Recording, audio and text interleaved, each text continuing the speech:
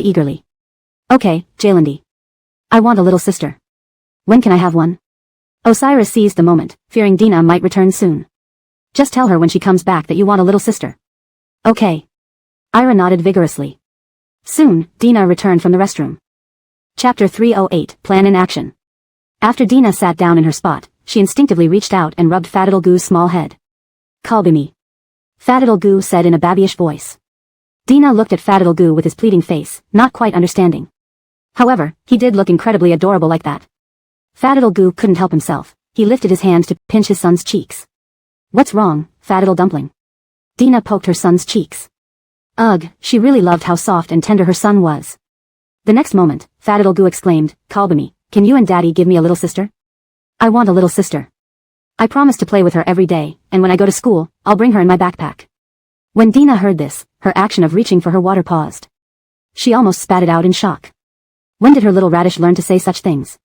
Thinking of this, Dina looked up at Osiris, a hint of inquiry in her eyes. Seeing Dina like this, Osiris's smile froze. Well, Odessa, it wasn't me. Kalbi, just now Jalandi made me say this. So when will you give me a little sister?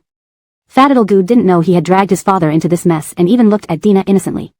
Osiris.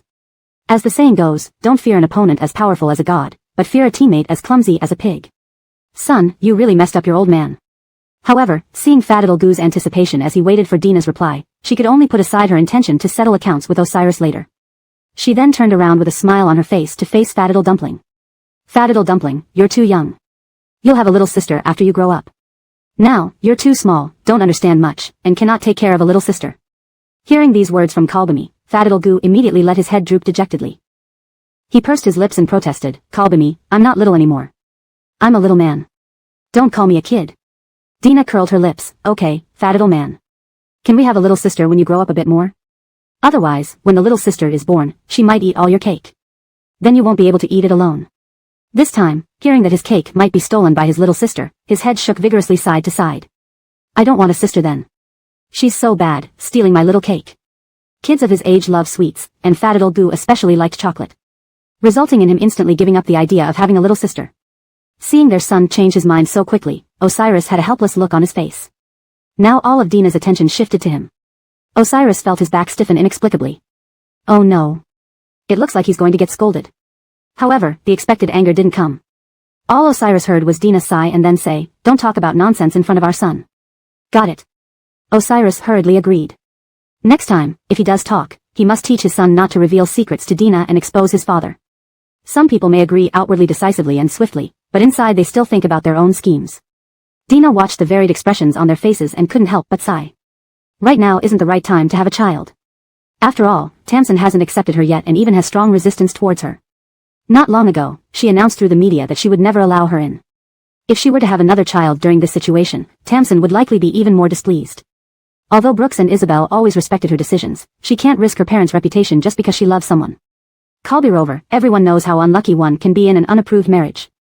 She also doesn't want her children to be born amidst insults. Once all rumors are handled and she gains Tamsin's approval, then their child can be born. When someone truly loves you, they will be concerned about their family's view and hope your parents like them. Not to get someone at any cost.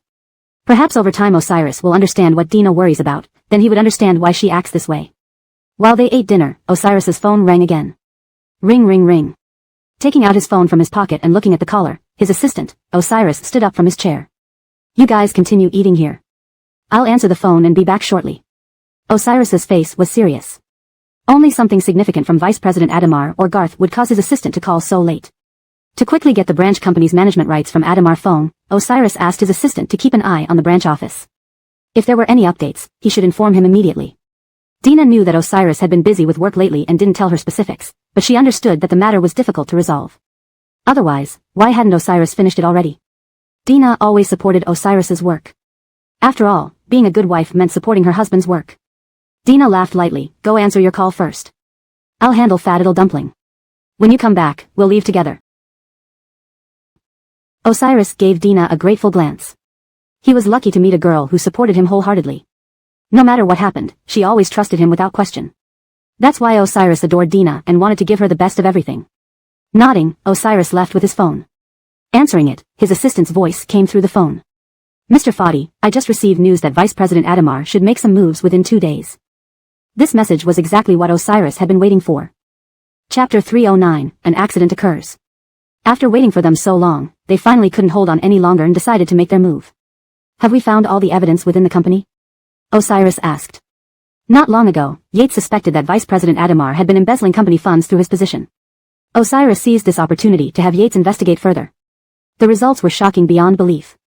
It turned out that Vice President Adamar had managed to siphon nearly 100 million in company assets using his influence. Although the company was still functioning normally, it had become a force spent. Only after receiving this result did Osiris understand why Vice President Adamar collaborated with Garth to sign those dual contracts. It was simply to hide things from him. Unfortunately, his sudden inspection caught Vice President Adamar off guard, even before he could prepare false accounts. Osiris had already revoked all of Adamar's authority. Adamar definitely wouldn't sit and wait for his downfall, he would try to make him disappear instead. Osiris smirked. Have you reviewed the contracts with the Damon family? Prepare all the evidence. If Vice President Adamar wants to play games, then I'll play along. The assistant shivered at his Rahim's sinister laugh over the phone. It was still summer, yet he felt an inexplicable chill. All evidence is ready now, but... Boss Fadi, are you sure about going along with their plans? Actually, we can call the police now. Vice President Adamar doesn't know we've gathered all the evidence. The assistant didn't think it necessary to complicate matters. You're wrong. I aim to crush his spirit. Kalbirover, what I really want isn't the assets he embezzled, but the percentage he holds. Those words immediately clarified things for Yates. Even if Osiris called the police, they'd merely return the assets to the company account. But Vice President Adamar would still retain shares in Oshi Group. After serving time or bribing officials, he could still use these shares to build another empire. Osiris, however, set this trap today to buy all his shares at low prices. Sending him into prison when he has nothing left would be the most devastating blow. When someone loses all power and ability, no allies would willingly help. Unfortunately for Vice President Adamar, he was too stupid. Even if Garth openly said he wanted to help him, would he still assist when the branch becomes just an empty shell? Once the branch faces imminent bankruptcy, Garth would seize all assets himself and wouldn't spare any help for Vice President Adamar. This kept Garth straddling both sides, benefiting from both without offending either. But Osiris sought revenge on everyone who double-crossed him. Since these two conspired together, he'd send them both down. Seeing his empire crumble to nothing should be quite the collapse, wouldn't it? After hearing Osiris's entire plan, Yates couldn't help but take a deep breath. He hadn't expected that just a few exchanges revealed that Boss Fadi had thought everything through. What kind of brilliant mind could devise such schemes? Investigate thoroughly how they plan to act. No matter what, we must cooperate. That's all for now, I have other matters to attend to. Osiris ended the call after giving instructions. He looked at his phone as it powered down, then silently put it in his pocket, his gaze filled with resolute determination. When Osiris returned to their spot, the mother and son had already finished eating and drinking, waiting for him. Jalandi, you're finally back. I'm sleepy, said Fadidal Cabbage Head, nearly falling asleep on his feet. Osiris smiled and picked up his son. If that's the case, let's go home. The three walked outside. Osiris placed Fadidal Cabbage Head in the back seat, where he quickly fell asleep. Because of the sleeping child, they drove cautiously, slower than usual. A trip that should have taken less than half an hour dragged on for nearly an hour, wasting the excellent performance capabilities of the sports car. After settling Fadidal Cabbage Head, Osiris and Dina took turns showering, washing away the fatigue. Looking at Dina fresh from her shower, Osiris couldn't resist pulling her into an embrace. His wife really resembled a fresh lotus blossom, stirring his heart. Dina was startled by the sudden hug and gave him a look of reproach. Hey, what are you doing? Dina pounded on his chest in surprise. Osiris chuckled and teased her nose before whispering seductively in her ear.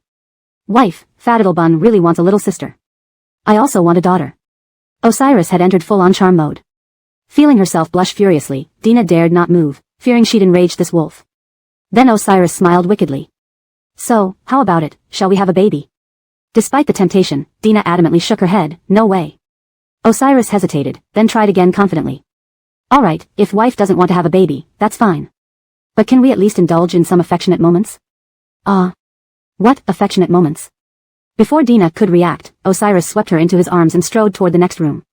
Tonight, they once again failed to sleep beside Fadidal Bun. Thinking of the morning when Fadidal Bun looked at them with protest for not sleeping with him, even asking why they hadn't, Osiris lied convincingly to Fadidal Cabbage Head. Dina felt a bit embarrassed. Son. Sorry for this white lie. Sometimes, you need to accept a well-meaning fib. By the end of the night, Dina felt as though her body might fall apart.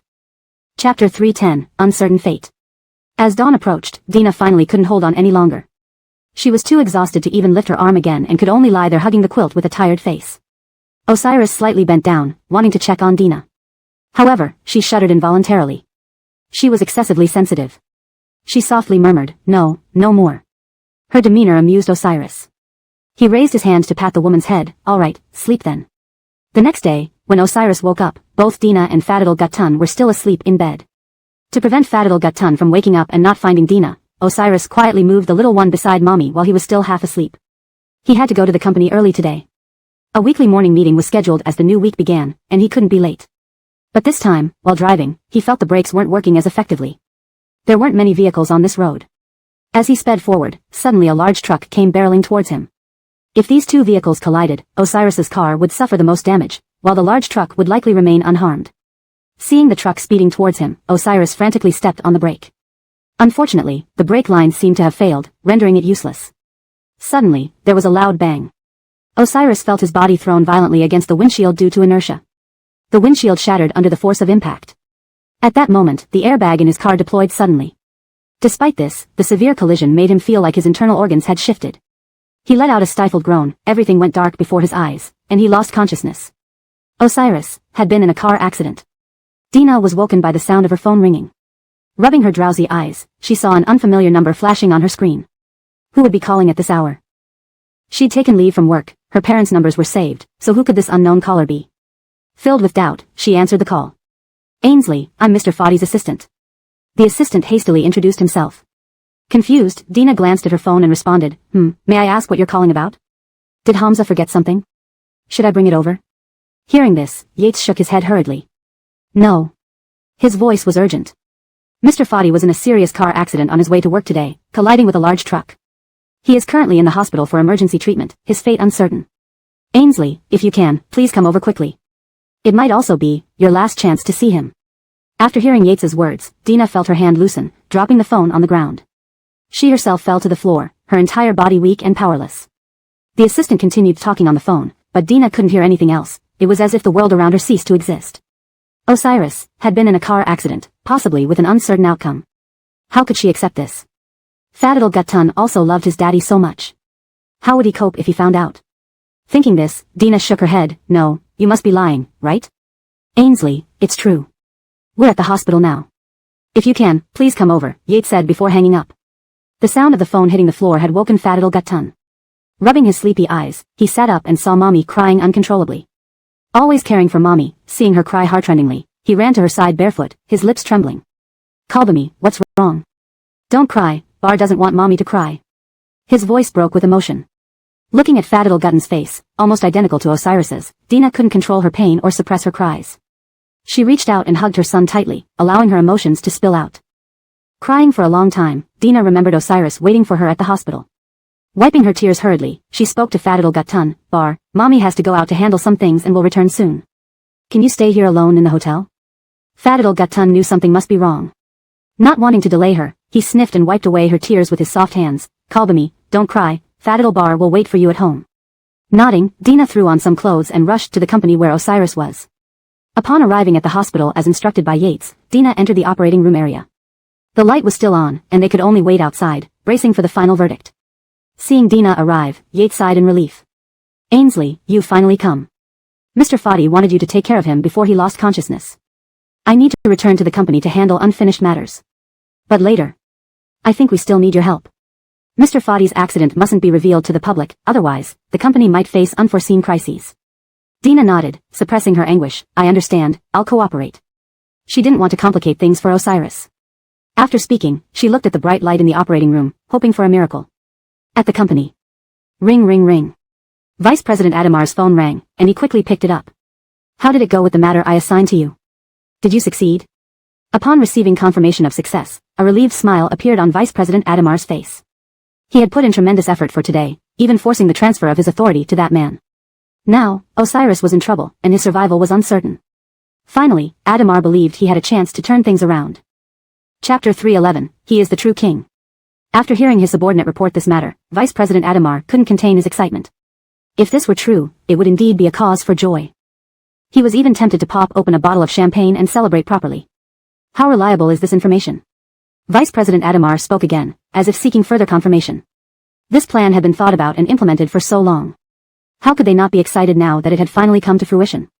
The person opposite nodded. I witnessed the accident with my own eyes, and the doctor said during the rescue that there was a high likelihood he wouldn't make it. With President Fadi's condition so precarious, if Vice President Adamar announces a comprehensive reform within the company at this time, everyone's intentions will be revealed very quickly. By then, even if he wakes up, it might be too late. Hearing his assistant finish these words, a sinister smile curled on the corners of Vice President Adamar's lips. Indeed. Before this, his prestige in the company was already much higher than Osiris's. Adding the shares he held recently, he was considered the most influential person in the company. Though it was just a branch company, it still held sway over other industries in City A. Even if Osiris remained in a coma or woke up, what difference would it make? At that point, nothing would matter, and he could take advantage of this time to fix all previous loopholes. Eventually, without relying on the Damon family, the company would be self-sufficient and get through the crisis. Thinking of this perfect plan, Vice President Adamar couldn't help but smile. Osiris probably never dreamed that after missing just one inspection, his branch company would be betrayed by its own people. Thinking of this, a cold smirk appeared on Vice President Adamar's face. President, what should we do next? Since the accident has happened, should our people continue monitoring? The assistant was still watching from outside the operating room. He had observed everything, including Dina kneeling and sobbing uncontrollably when told that Osiris might not survive. With even President Fadi's woman in such a state, it seemed this matter was nearly confirmed. However, Vice President Adamar was cautious. The fat was in the fire, he couldn't afford to fail at the last moment. Therefore, upon hearing his assistant's words, Vice President Adamar firmly refused. For now, stay put at the hospital. We've accomplished half of our mission. I don't want any more mistakes. This operation must succeed, no failures allowed. If it failed, he would lose not only the millions transferred out of the company but also the shares he tightly held onto. It could cost him his reputation and his freedom for the rest of his life. He certainly didn't want to rot in a dark, damp prison. Once one tasted the pleasures of power and wealth, one could never return to an ordinary life, content with mediocrity. Vice President Adamar's eyes shone with greed. He wanted more and more wealth to sustain his extravagant lifestyle. Laughing loudly at this thought, his assistant on the phone couldn't help but shrink his neck, finding their Rahim unsettling and frightening. Yes, President, I understand. After a brief exchange, they hung up. The assistant continued waiting near the operating room, eager to know how Osiris was faring and whether the surgery was successful. Seeing Dina sitting pale-faced outside the operating room, Yates couldn't help feeling a twinge of sympathy. Rumors had it that this woman was kept by President Fadi, yet she clearly cared deeply for him. Upon learning her benefactor's condition, Ainsley must have found it hard to accept. Especially considering the loss of her financial pillar and having to find another source of income, it was indeed difficult for Ainsley to process. Meanwhile, Vice President Adamar sat excitedly in his leather office chair. Leaning back, he rotated the chair, savoring the moment. Despite the task not being entirely secure, success was within reach. Thinking of soon becoming the ruler of this vast company, Vice President Adamar couldn't hide his smug satisfaction. Breathing the air in his office, he felt a sense of elation and intoxication. Tonight, they really should celebrate well, perhaps with some women joining the festivities. But first, there were more pressing matters. With Osiris in an accident, many unresolved issues needed addressing personally. The company still had several obstinate old shareholders who opposed him, especially after realizing his ambitions to take over the company. They sternly declared that since it was founded by Osiris, it wasn't Vice President Adamar's to covet. But now, with President Fadi's fate uncertain after the accident, it was natural for Vice President Adamar to assume all responsibilities. Smoothing his hair with a satisfied smile, he called out, Einar, come in. The assistant promptly entered, standing by the desk. Vice President Adamar, is there something you need assistance with? A serious look crossed Vice President Adamar's face. He rubbed his face heavily and sighed. I received some unfortunate news and need to inform all the branch company shareholders. Please contact them and arrange a meeting in the conference room at 10 o'clock this morning. Nodding without questioning, Yates replied. Yes, I'll do that right away. Turning around, Yates left Vice President Adamar's office. Soon, it was 10 in the morning, and notified shareholders arrived promptly. Chapter 312, Expelling People. The large conference room was already filled with people, all chattering noisily, unsure why Vice President Adamar had called them over. Today isn't the usual morning meeting day. What's happening? Why did he ask all of us to come? Things have been chaotic lately. Coming to the company every day is such a headache. Can't things be communicated over the phone if they aren't major issues? I heard something big happened. Let's just wait and see what Vice President Adamar has to say.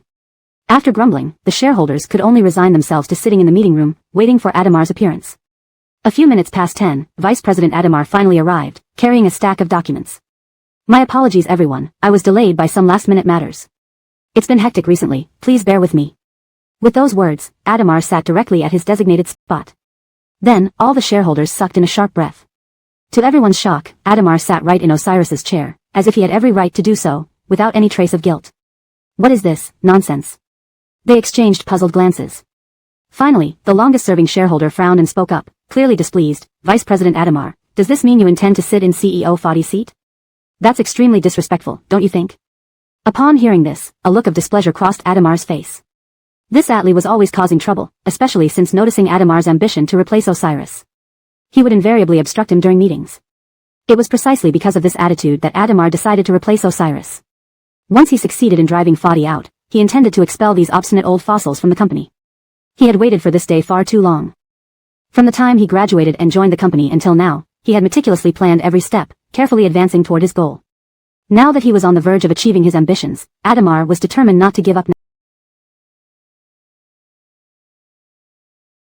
now. Glancing maliciously at the Atli seated nearby, Adamar sighed ostentatiously, feigning sincerity.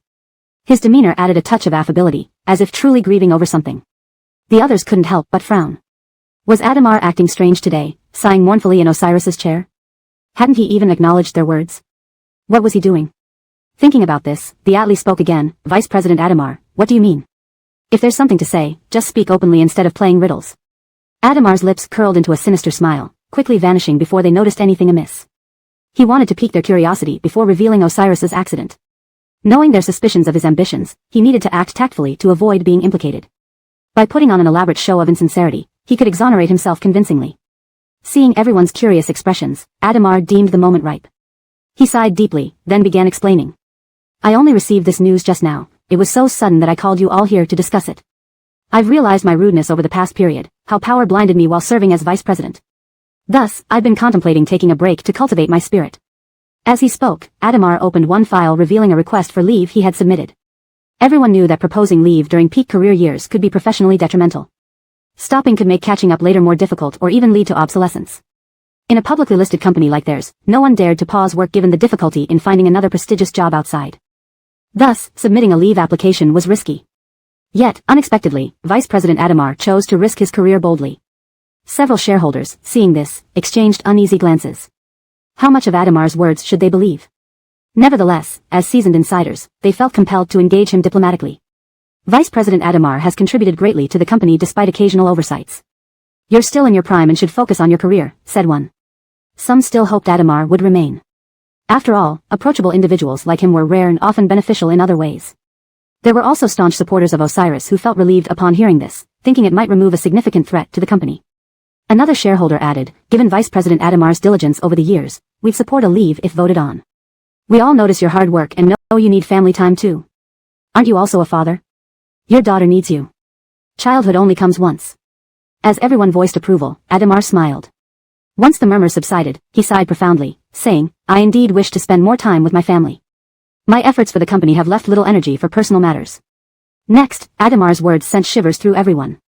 Unfortunately, I learned this morning that while CEO Fadi was driving to the office, due to excessive speed, his car collided head-on with an oncoming truck. Chapter 313, The Einar Gets Attacked. When I heard the news, I immediately sent my assistant to inquire. Unbelievably, he is still in surgery at the hospital. It's said that his condition is critical. Upon hearing this, everyone in the company fell silent, their expressions grim, and they didn't know what to say. Vice President Adamar sighed, our company cannot lack a decision-maker during this time. Therefore, I will step up for CEO Fadi to lead our company toward glory. The shareholders' faces showed a hint of inquiry when they heard Vice President Adamar's words. But this man was such a good actor that they didn't notice any anomaly. Still, some shareholders felt regret upon learning about Osiris's car accident. However, under the current situation, there was nothing they could do but go along with Vice President Adamar's decisions. After all, Adamar's capabilities were indeed commendable. Their company had just gotten through one crisis. There must be no more slip-ups. Kalbirover, these veterans had long been out of touch with making such high-level decisions and couldn't manage them instantly. So they had no choice but to hand over the decision-making power to Vice President Adamar for a last-ditch effort. Considering this, despite their unwillingness, the other shareholders had to grit their teeth and agree. There was simply no way for them to force Vice President Adamar to leave. Since no one objects, it's not early anymore, and there are no other matters. Everyone can. Vice President Adamar was preparing to dismiss everyone when the door to the conference room was suddenly thrown open, and a voice shouted loudly. No. Everyone turned their gaze towards the entrance, where they saw Osiris's personal assistant standing by the door. There was dried blood on him as he looked at Vice President Adamar with a serious expression. I absolutely refuse to hand over the company's decision-making power to you, Vice President Adamar. If CEO Fadi wakes up and finds out about this, he would definitely disagree, Yates spoke firmly.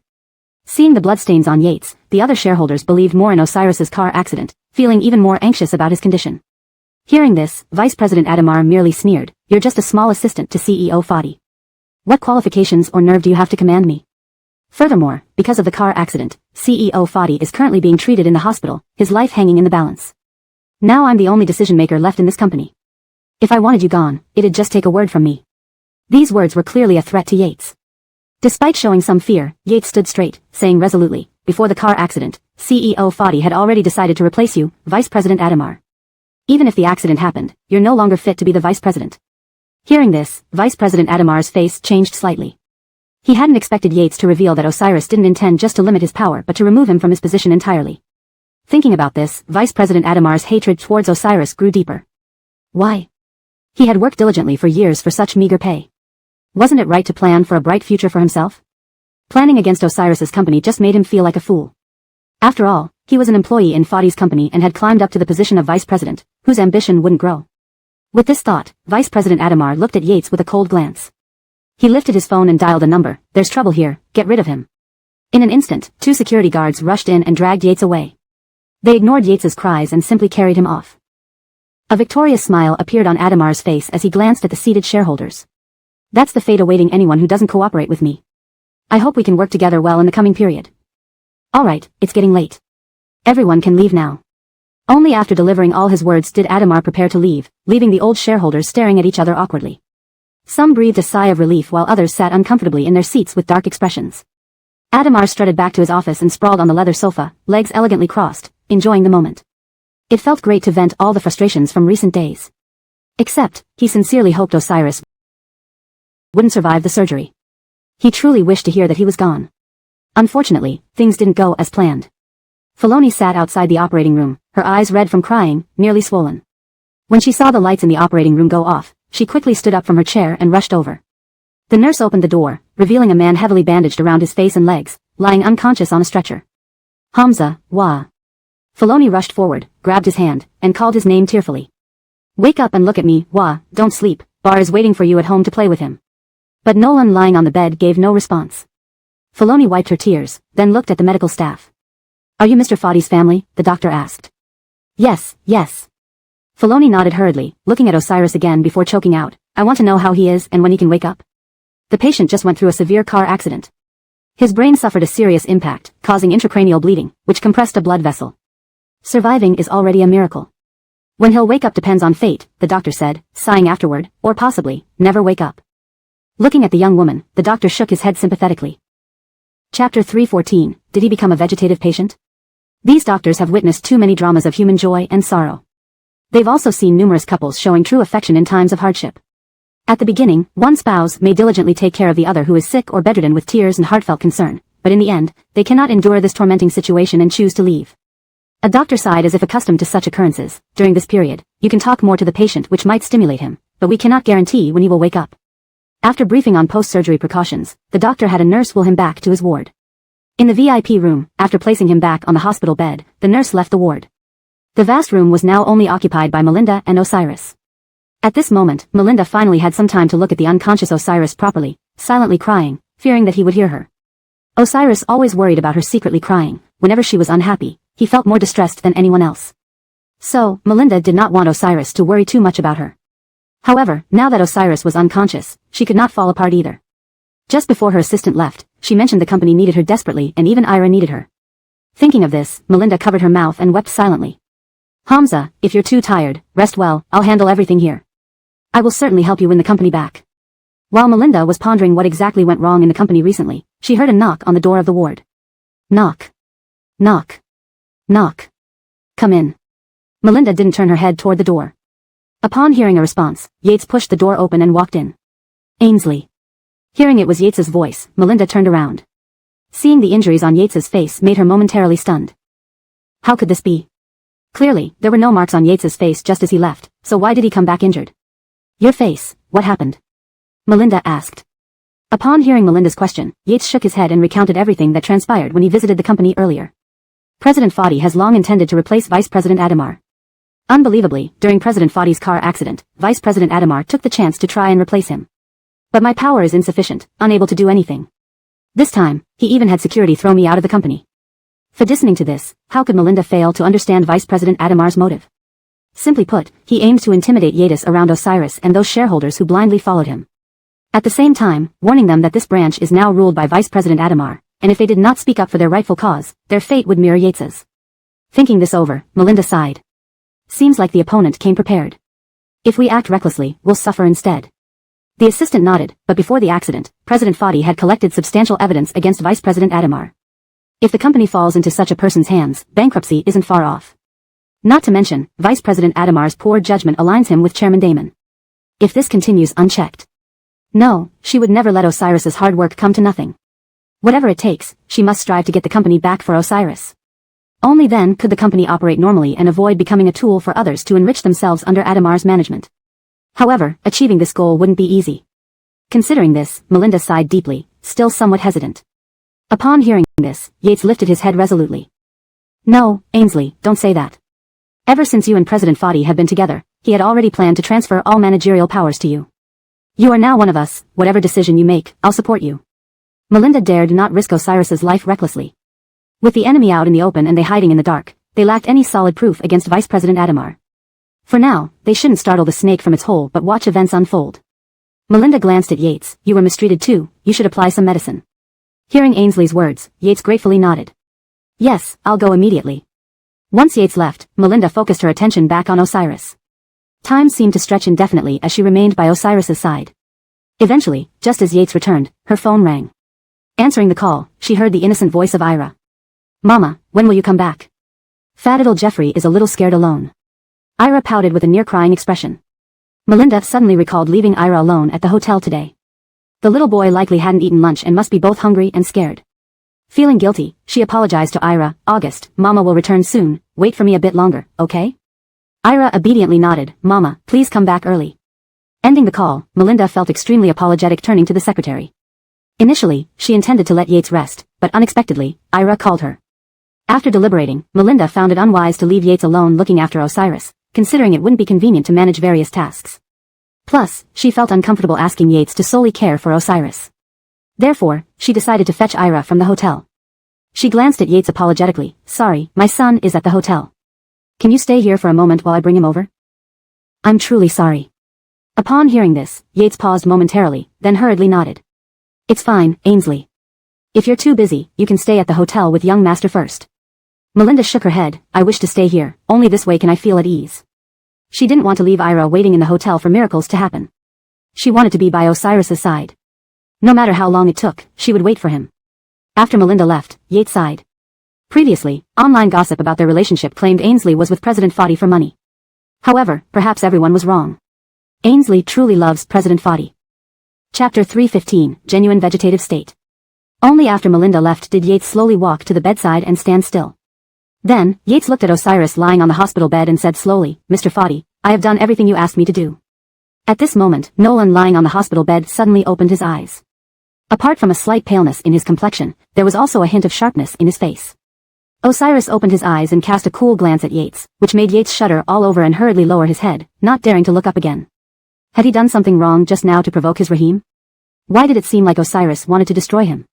After a brief silence, the first thing Osiris said was not about the company matters but, who told you to scare her? This sudden question left the young assistant somewhat puzzled. Scare whom? Seeing the confused expression on Yates's face, Osiris gritted his teeth and spoke again. Why did you lie to Melinda? He had been listening nearby while Yates was on the phone. Who would have thought that Yates would tell Melinda a bunch of lies about being critically ill and soon to die, scaring her into crying for several hours outside the operating room? Upon hearing Osiris's words, Yates could not help but be stunned for a moment before appearing completely innocent. Mr. Fadi, you've wronged me. Didn't you tell me before that no matter who I talk to, I should tell them that you were critically ill? Now Vice President Adamar has let the media widely publicize it and even stationed people outside the operating room. If we didn't say that, they definitely wouldn't believe it. Besides, Ainsley cried for a long time outside the operating room. The assistant stopped there, as further explanation wasn't necessary. Vice President Adamar was indeed a meticulous and suspicious person. Due to his suspicion that Osiris was faking it, he had sent several groups of people over to test the waters. Having Melinda sit outside the operating room, along with her facial expressions, was enough to dispel Vice President Adamar's doubts. But seeing her come in with red-rimmed eyes and a weak, almost fainting appearance, how could Osiris not feel heartache?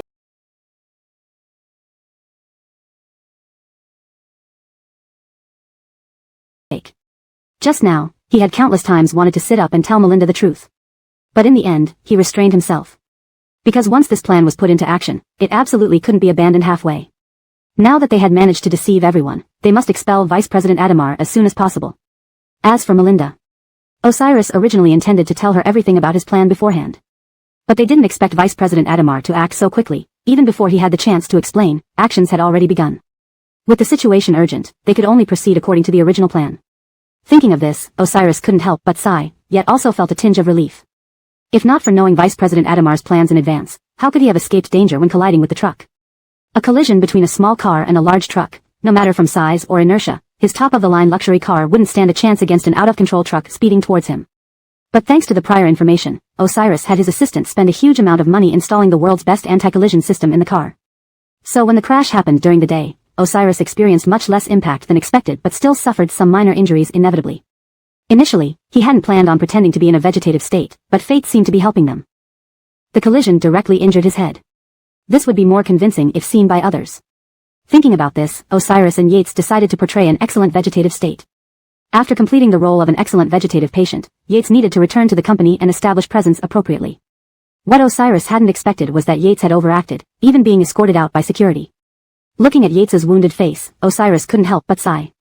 The assistant rubbed his slightly sore face. Mr. Foddy, does this count as work injury? Osiris, reimbursable. The assistant finally sighed in relief. This time, I happened to encounter Vice President Adamar convening a meeting with other major shareholders in the conference room, openly declaring that no management of the company during this period would be under his control. The assistant gave a brief overview of the current company situation. Upon hearing this, Osiris couldn't help but raise an eyebrow. A mocking smile appeared on his face. I didn't expect Vice President Adamar to be so greedy, not even waiting for the last few days.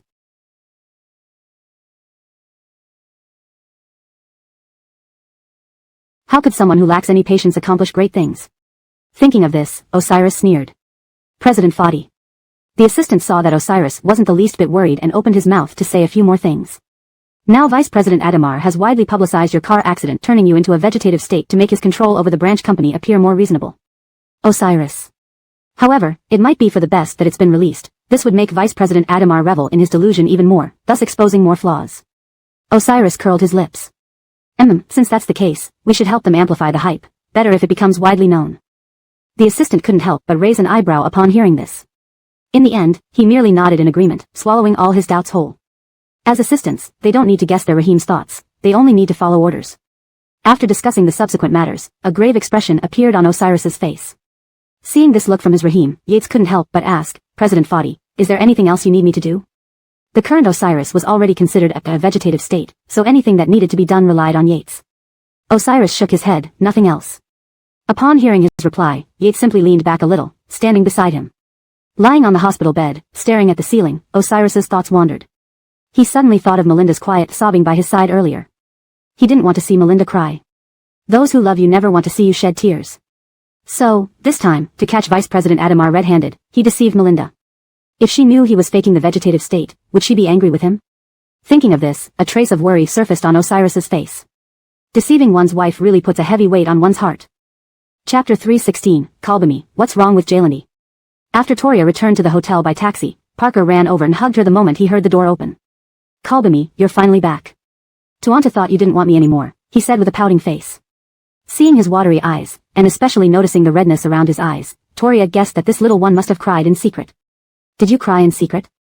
You said earlier you could stay alone in the hotel, but without mommy, you turned into a crying baby. Hearing these words, Parker shook his head quickly. Kalbami, I didn't cry because I missed you. Toria was stunned for a moment and then suddenly understood. Since Parker was young, she often left him home for work, so he should be used to it. Plus, during the past busy days, Parker was also frequently left alone in the hotel. So there's no way he would return just because he was afraid. Toria held Parker's hand and felt he was trembling. She couldn't help but feel guilty for neglecting him lately and squatted down, rubbing his head gently. Then why did you want mommy to come back? Toria asked patiently. Her son was a little flower nurtured by her, and she would listen to all his worries patiently. Hearing Toria's question, Parker couldn't suppress his worry and burst into tears. Then he raised his arms and hugged Toria tightly. Kalbami, sniff, my brother was watching TV in the room and suddenly saw Daddy driving and getting hit by a truck. Sniff, mommy, I saw Daddy bleeding. Is Daddy okay? Toria froze at these words. While she was only focused on attending to Osiris in the ward, she hadn't noticed the news pushed to her phone. Thinking of this, Toria put her son down and checked her phone. The hot search list was full of topics related to Osiris's hospitalization. Hashtag shocking news, Mr. Foddy from O'Shea Group met with a car accident. Hashtag who is behind Mr. Foddy's car accident, hashtag lately embroiled in public rumors, now Mr. Foddy has had an incident. Hashtag. Looking at these top 3 hot topics, Toria couldn't help but gasp and cover her mouth. She didn't expect the media to release news so quickly, even preparing videos and photos in advance. If there was no instigator, Toria wouldn't believe it. But why stir up a storm? Suddenly, she remembered what her assistant had told her when he came back from the company. Vice President Adamar seized all powers in the company under the guise of Osiris's hospitalization due to a car accident and even kicked out Yates. This implied that Vice President Adamar had been eyeing Osiris's power and this accident might just be an opportunity. Thinking about this, Toria suspected Vice President Adamar more. Kalbirover, not long ago, Kelly and Garth at the Damon family banquet weren't pushovers either. If they acted rashly because Osiris refused to cooperate, it wasn't impossible. Thinking about this, Toria found the matter perplexing. She looked at the comments from netizens and felt sorrow deepening within her. How could she not worry about Osiris? He was someone she loved with all her heart. Family, Mr. Foddy got in a car accident. Sob, my God. He's one of the few tycoons who haven't gone bald and still makes financial news interesting to read. No way, Mr. Foddy got hurt? I always thought they were protected by bodyguards when they go out. To think he collided with a truck, really shocking. Help, I watched that video, and there was blood everywhere. Now I'm too scared to come out from under my blanket. I heard through the grapevine that this accident doesn't bode well. Even Ainsley, whom he's supporting, is waiting outside the operating room, truly devoted, not running away despite the crash but waiting there and grieving. Netizens were discussing Osiris, even mentioning Toria's name. Holding her phone, looking at these comments, Toria felt a deep pain spreading in her heart. For them, their beloved, the father of her child, everything seemed to crumble. Seeing Toria like this, Parker's eyes reddened further, tears falling incessantly. Especially seeing Toria cry as well, the small child couldn't hold back his sobs any longer. Sob, Mommy, Daddy got into a car accident, don't cry. Jaylandi will wake up. Sob. Parker knew the answer from Toria's eyes. He liked Osiris very much, but the impact of the video was too great. A 5-year-old child simply couldn't accept this reality. Toria listened to Parker's choked cries, feeling sympathetic, and held him tightly. Tuantu, be good. Your daddy had a car accident, but he's out of danger now. He will definitely wake up. When he wakes up and sees you crying, he'll tease you for being a coward. So please stop crying, okay? Hearing Toria's words, Parker hurriedly wiped away his tears with his small hands. Kalbami's right, I won't cry. When Daddy wakes up, I'll tell him to drive safely in the future and never do such dangerous things again. So Mommy won't cry with me. These words made Toria smile slightly. Hashtag chapter 317, a call from Dev's parents. Fat-lifting her hand, she playfully scratched Ira's little nose. Since you're so worried about Jaylandi, let's quickly get your little backpack and go see him at the hospital. These words made the light in the little boy's eyes instantly brighten up as he hurriedly slid off the sofa, nodding excitedly. Yes. Let's go see Jaylandi now. However, just as the mother and son were about to set off for the hospital, Dina's phone rang again. Checking the caller ID, she saw it was a call from Dev's parents. She paused for a moment. The news of Osiris's car accident had already spread widely, so they must have seen it by now. To prevent further worry for the family, Dina opened her phone and answered the call. Before she could speak, Dev's father and mother's anxious voices came through the line. Odessa, we just watched the news and heard that Hamza was in a car accident. We even saw the original video. That figure is clearly Hamza. Old man, don't talk nonsense. Our future son-in-law is destined for good fortune. There's no way he could be in an accident. So, Odessa, is what the news says true or false? And you're asking if it's true or false too? Dina. She pinched the bridge of her nose, trying to alleviate her headache before patiently speaking. Kalbam, Jalen, what the news says is true. Osiris did have a car accident. Upon hearing this, Dev's parents, who had been arguing moments ago, fell silent immediately. They dared not say anything more, fearing it might upset Dina. After all, the impact on their daughter would undoubtedly be significant. Realizing this, Dev's parents gently consoled her. Odessa, don't believe what TV says. Hamza has always been lucky, there's no way anything serious could happen to him. He'll probably be fine in a couple of days. Yeah, sweetie, that rascal will be alright. He promised me that after you two came back, he was going to propose to you. Dev's parents exchanged comforting words one after another. Dina knew her parents were worried about her emotional state. Seeing that Ira also looked worried, she forced herself to maintain composure despite her inner pain. She didn't want her family to worry about her. Thinking of this, Dina couldn't help but reassure them. Kalbam, Jalen, don't worry. Hamza is indeed not in a critical condition. The doctor said it's just a matter of time, except for his head injury. Hearing this, Dev's father and mother sighed with relief. It's okay, Do you need us to come over later? Yeah, let us visit him. They say it takes 100 days for recovery from a bone injury. He needs rest during this period. Dev's mother was equally concerned about their future son-in-law. However, upon hearing these words, Dina shook her head in refusal. The doctor had mentioned that while Osiris's brain was injured, when he would wake up depended on fate. For someone like him who had experienced severe trauma, waking up would indeed be a miracle. If Dev's parents came and saw that Osiris wasn't waking up, they'd likely share her worries. Meanwhile, she had to manage the division's affairs, care for Osiris, and handle the daily sighs and concerns of her parents and Ira. She didn't want things to end up that way. She would talk about this again when she could accept the reality calmly. Kalbim, Jalen, there's no need. I'm very busy recently with Hamza's sudden accident and a lot of company work to handle. You can come after this hectic period. Understanding Dina's implication, Dev's parents nodded reluctantly but respected her decision. If that's the case, then we won't come over. But if you need any help, do tell us, and we'll do our best to assist. Right, Odessa, don't focus only on work and taking care of Hamza and August. Take care of yourself. If it gets too much, bring August back home. For listening to their warm concerns, Dina felt touched and choked up. Finally, she nodded and agreed, Kalbim, Jalen, I know. Thank you. After hanging up, Dina lowered her head and rubbed Ira's little head. Let's go to the hospital and see Jalandi. Dina masked all her vulnerability. She didn't want Ira to see or worry about her. She wanted to grow strong quickly and finish everything Osiris left unfinished. Only then could she take them home.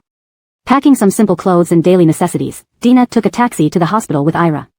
Upon entering the ward, Osiris closed his eyes immediately upon noticing them. Seeing Yates sitting on the sofa, Dina thanked him. Thank you for your hard work. From now on, leave it to me. Go home and rest. As for company matters, starting tomorrow, report directly to me. I've known about Adam RVP and will help Hamza regain control. The assistant's eyes lit up at Dina's words. Previously, President Fadi intended to ask Dina for help, and now she had readily agreed. It was evident that Ainsley loved her Raheem deeply. Nodding swiftly, Yates responded, understood. I'll prepare the documents tonight and bring them to you tomorrow.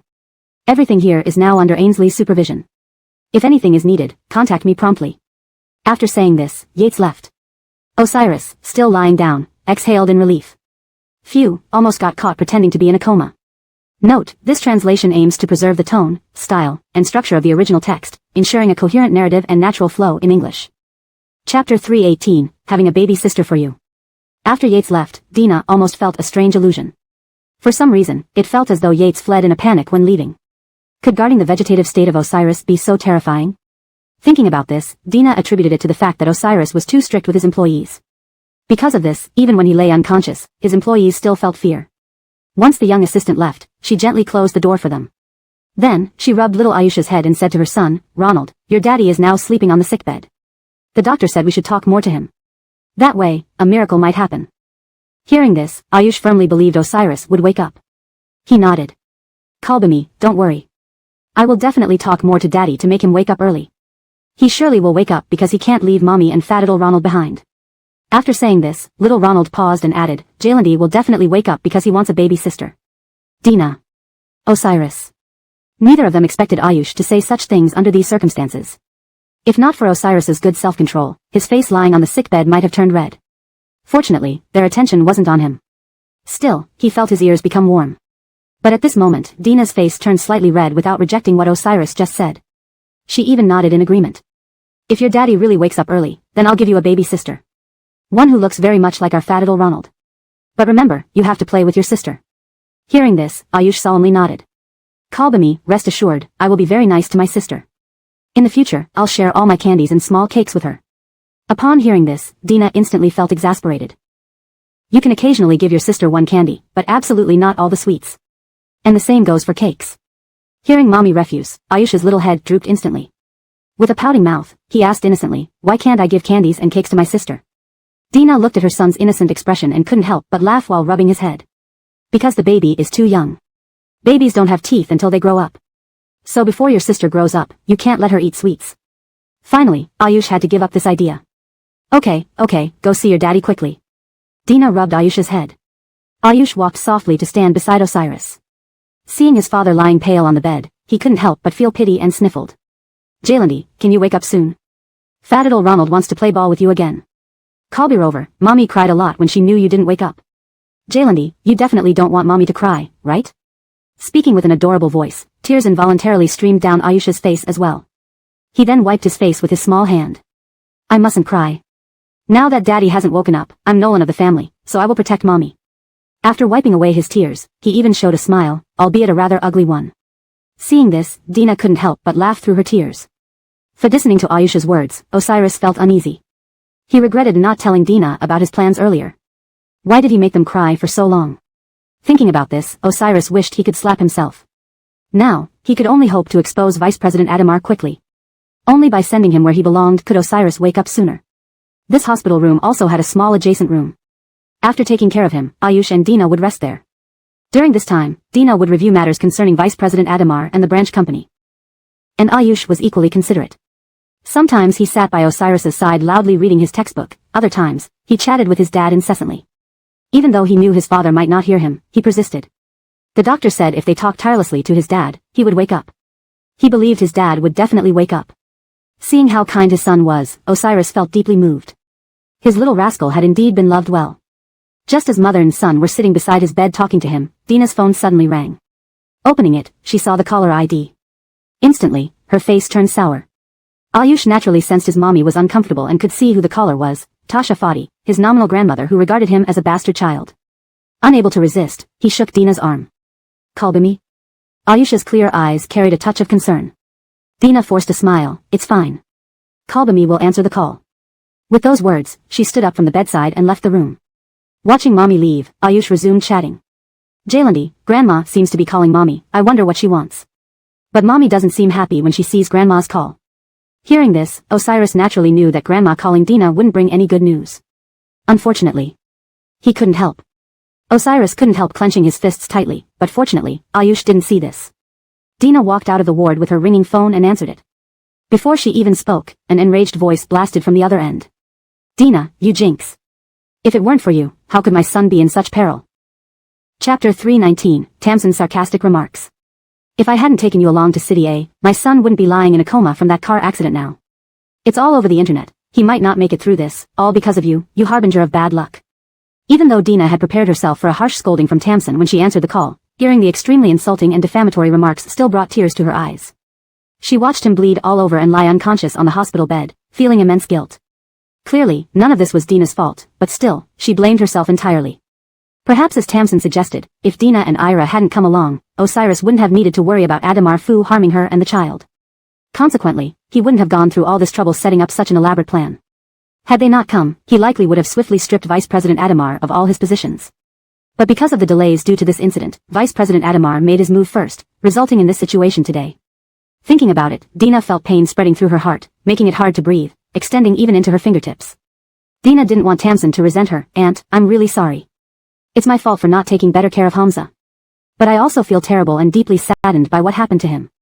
During his coma, I'll take good care of him. Even if he never wakes up, I will always stay by his side. So I hope you can trust me one more time. Tamsin merely sneered at Dina's words. When has my son ever needed your care? With our family's wealth and capability, we can arrange much better caregivers for him than you. Who do you think you are?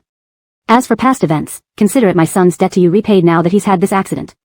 I hope you stay far away from him and disappear from his life. And take that child of unknown paternity with you. Hearing these words from Tamsin in one breath left Dina stunned, unsure how to respond. Aunt. Dina tried to say more but was cut off by Tamsin's sharp voice. Stop calling me Aunt. By calling me that, you're insulting me. I'll find a suitable wife for Hamza who can take care of him, support him, and help him professionally, not someone like you. At this point, Dina couldn't hear anything Tamsin was saying, only that she kept talking until the phone was abruptly hung up. Her mind was in turmoil. Could it be that everything is really happening because of her? No. All this was clearly Vice President Adamar's doing. If not for his greed for company assets and the CEO position, why would he set up such an elaborate plot? He even went to great lengths to orchestrate this accident. She had previously considered whether Garth could be involved, but the collaboration between Garth and Osiris's company was just a few contracts. Announcing the termination would earn them a hefty breach of contract penalty, so Garth had no reason to sabotage the agreement. The threefold breach of contract penalty equaled or exceeded the profit of a project. They would never be foolish enough to cause such damage to themselves. Besides, even if Osiris was injured, the real beneficiary wouldn't be the Damon family, eliminating any motive for Garth. After much consideration, the suspicion fell back on Vice President Adamar. Should Osiris face any misfortune, all divisional powers and administrative rights would fall to Adamar. An ambitious vice president wouldn't remain satisfied indefinitely with the vice title. Thinking this over, Dina clenched her fists firmly, determined to investigate and regain control of the company for him, ensuring Vice President Adamar faced legal consequences. Only then could she face Osiris's current comatose state with peace of mind. Recalling Osiris's moments before the accident, she wondered what thoughts raced through his mind. Was it unfinished business at the small company, or was it her and Ira? Reflecting on this, Dina sighed and shook her head. What was the use of speculating about the past when all she could do was watch things develop contrary to her hopes? Coming back to reality, she rubbed her eyes, only to feel tear trails. Apparently, she had been crying during her conversation with Tamsin. Calming herself, she pocketed her phone and entered the ward. Ira sat by the bedside, holding his father's rough hand tightly with his soft little ones, smiling and chatting non-stop. Upon hearing the door, he turned around and grinned widely upon seeing his mother. "Kalbami, you're finally back. Did Grandma bully you?" "Your eyes are red," said Ira, his head drooping instantly. Ira once longed for his grandmother to like him, but realized Tamsin not only bullied his mommy but also called him illegitimate. Though young, he understood those weren't kind words. Such remarks often dampened expectations and led to eventual disappointment, causing him to no longer hope for any connection with her. Seeing his mother being ridiculed again by Tamsin, Ira couldn't hide his empathy. "Kalbami, since Grandma doesn't like us, let's stop letting her words upset us, okay?" Dina stroked her son's fluffy head. His presence seemed to have a comforting effect, easing stress. Chapter 320, Even a vegetative state feels hunger. The hair of children is always soft, and coupled with Ira's thick and lush hair, rubbing his head was almost therapeutic in some way. Dina chuckled softly, "All right." Upon hearing his mother agree, little August's face lit up. Seeing that Dina even brought a box lunch for him, the little one obediently swung his legs as he contentedly ate the lunch inside the ward. Lying on the hospital bed as a vegetative state patient, Osiris smelled the aroma of the food and felt an odd sense of self-inflicted frustration. He regretted not informing Dina about this beforehand. Now, watching them take care of him in the ward, he had no chance to move around, let alone eat any food. This feeling was truly uncomfortable. Osiris even felt that if he didn't have something to eat soon, he would be starving to the point of seeing black. But all he could do was endure, fearing that his stomach might suddenly growl and break the tranquil atmosphere between the mother and son. Osiris couldn't help but complain inwardly. Why wasn't Yates hurrying over to shoo Dina and Ira away so he could eat something? Thinking about this, Osiris only felt a headache creeping in. "Ah." Osiris groaned, annoyed. Fortunately, this torment ended soon. After talking to him a bit more, Dina took Ira to rest. In the darkness, Osiris finally opened his eyes and moved his arm, which had been in the same position for a long time. Then, without making a sound, he took out his phone hidden under the pillow and quickly sent a message to his assistant. In the message, he told his assistant to make sure to take Dina and Ira away tomorrow. He needed to move around and have some food. Only then did Yates remember that their Rahim still needed to rest. Osiris. Inside a private room at a high-end club. Vice President Adamar and Garth sat side by side on the sofa. Perhaps buoyed by joyous events, Vice President Adamar looked radiant. He held a cigar in one hand and embraced a curvaceous woman in the other. Aya pressed her entire body against Adamar, her slender hands occasionally caressing his chest. Under her provocations, even Adamar's breathing became heavier. A seductive figure also clung to Garth. Both wore wicked smiles as the woman raised her glass. "President Adamar, President Damon, come on, drink up." It was rare to encounter such wealthy clients, especially from a conglomerate like OSHA Group. If anything significant happened tonight, the money they earned would likely surpass what they'd make in half a year or a year of regular work. Furthermore, they had been here long enough to know how to proceed. A mere glance between them confirmed what was to happen next. Sure, Adamar nodded while pinching the woman's buttocks again forcefully. "Oh, you're so naughty," the woman said coyly, though she continued pressing herself closer. Garth, with a sated expression, remarked, "Who would have thought, President Adamar? You've been quite surprising. I was shocked when I saw the news today. You really got Osiris admitted to the hospital. It's rumored that his brain tissue is dead, and who knows when he'll wake up. Now you can take over the branch company smoothly." Adamar smirked arrogantly at Damon's words. "Of course, I've thought of countless ways to seize control of the branch company, but this seems to be the best method." Previously, he planned to capture the two people Osiris cared most about, but he was too smart. If they were taken, it wouldn't be long before Osiris tracked them down and rescued Dina. Adamar knew he couldn't match Osiris's capabilities. So the best approach was to kill Osiris, solve everything in one go. Adamar finished the wine the woman offered, a hint of bitterness in his eyes. It's somewhat disappointing. I hired someone reckless enough to finish off Osiris, but that man has quite a strong constitution. Now he's just lying in the hospital as a vegetative state patient. Being a vegetative state sounds easy, lying in bed daily with people serving him, but it's rather tragic for a business legend to end up like this, unable to wake up. But this isn't bad either, Adamar smiled. At least for now, he can't do anything. Even if he wakes up miraculously later, what difference does it make? Now all company powers are in my hands. Even if he wakes up eventually, the evidence will be destroyed, leaving him powerless to challenge me. Why should rich people keep getting richer while office workers remain mere tools for making money? Adamar felt indignant. So even if he seized the company, so what? After all, Osiris had so much wealth, losing a branch wouldn't hurt him much. This thought made Adamar feel justified. Garth couldn't help but marvel at Adamar's brazen confidence. Before, he thought Adamar was just an ambitious coward who'd run if things got tough.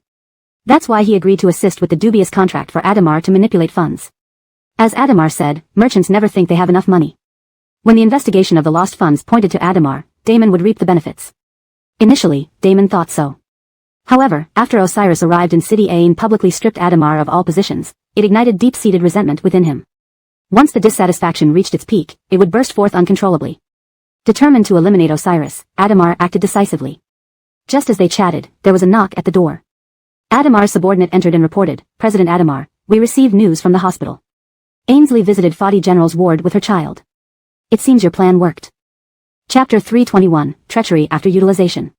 Vice President Adamar wore a confident expression after hearing these words. He swirled the wine in his glass, ensuring no grape residue fell, making the red wine appear even richer and more fragrant. "You've done well. We need to double down on this effort, ensuring everyone knows that Osiris is now nothing but a useless cripple and that I am the one truly in power." His subordinate nodded and slowly left the VIP room.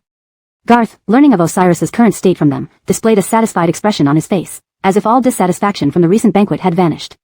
If not for Osiris's accident this time, he might have really terminated the contract with their merchant company. But now, there were no worries left. That dual contract could guarantee an additional income of tens of millions for their company. Though it was merely a fraction of what they needed, it could still help maintain operations and cover some deficits. Garth had initially collaborated with Vice President Adamar on the dual contract largely because the Damon family's business was already hollow on the inside despite its outward strength. The billion-dollar loopholes had left him unable to sustain it. However, Vice President Adamar's olive branch could resolve all his current problems. Although it was just a drop in the ocean, it would provide temporary relief. Therefore, even if Vice President Adamar had followed the original plan, Garth would never have returned that money to him. It had all been used to fill the Damon family's financial gaps. How could any be left for Adamar? However, Vice President Adamar, being the fool he was, inadvertently provided him some conveniences. Thinking of this, Garth smirked and narrowed his eyes at Vice President Adamar. "I didn't expect Vice President Adamar to be both intelligent and courageous. In the future, our two companies will certainly rely on your support." Hearing Garth's words, Vice President Adamar suddenly remembered the dual contract they signed recently. This dual contract was merely a means for him to take control of the company funds legitimately. Now that the entire company belonged to him, why would he hand over all the funds to Garth? What he needed to do now was eliminate this dual contract. Reflecting on this, Vice President Adamar's expression turned indifferent as he looked away meaningfully. "President Damon, you know that now that I'm in charge of the branch, I need to quickly gain the employees' loyalty. With the misappropriation of company funds during this period, the internal capital chain has long been broken. He couldn't take over an empty shell of a company or bear the risk of bankruptcy." Upon hearing Vice President Adamar's words, Garth's ingratiating smile disappeared instantly. "Vice President Adamar, what do you mean?" A chill ran through Garth's heart, sensing an ominous premonition. Yet, he pretended ignorance, unsure if his guess matched Vice President Adamar's intentions. Seeing Garth feigning innocence, Vice President Adamar raised an eyebrow and bluntly spoke his mind. "President Damon, surely you know that many products from your factory are substandard and working with us only lowers the quality.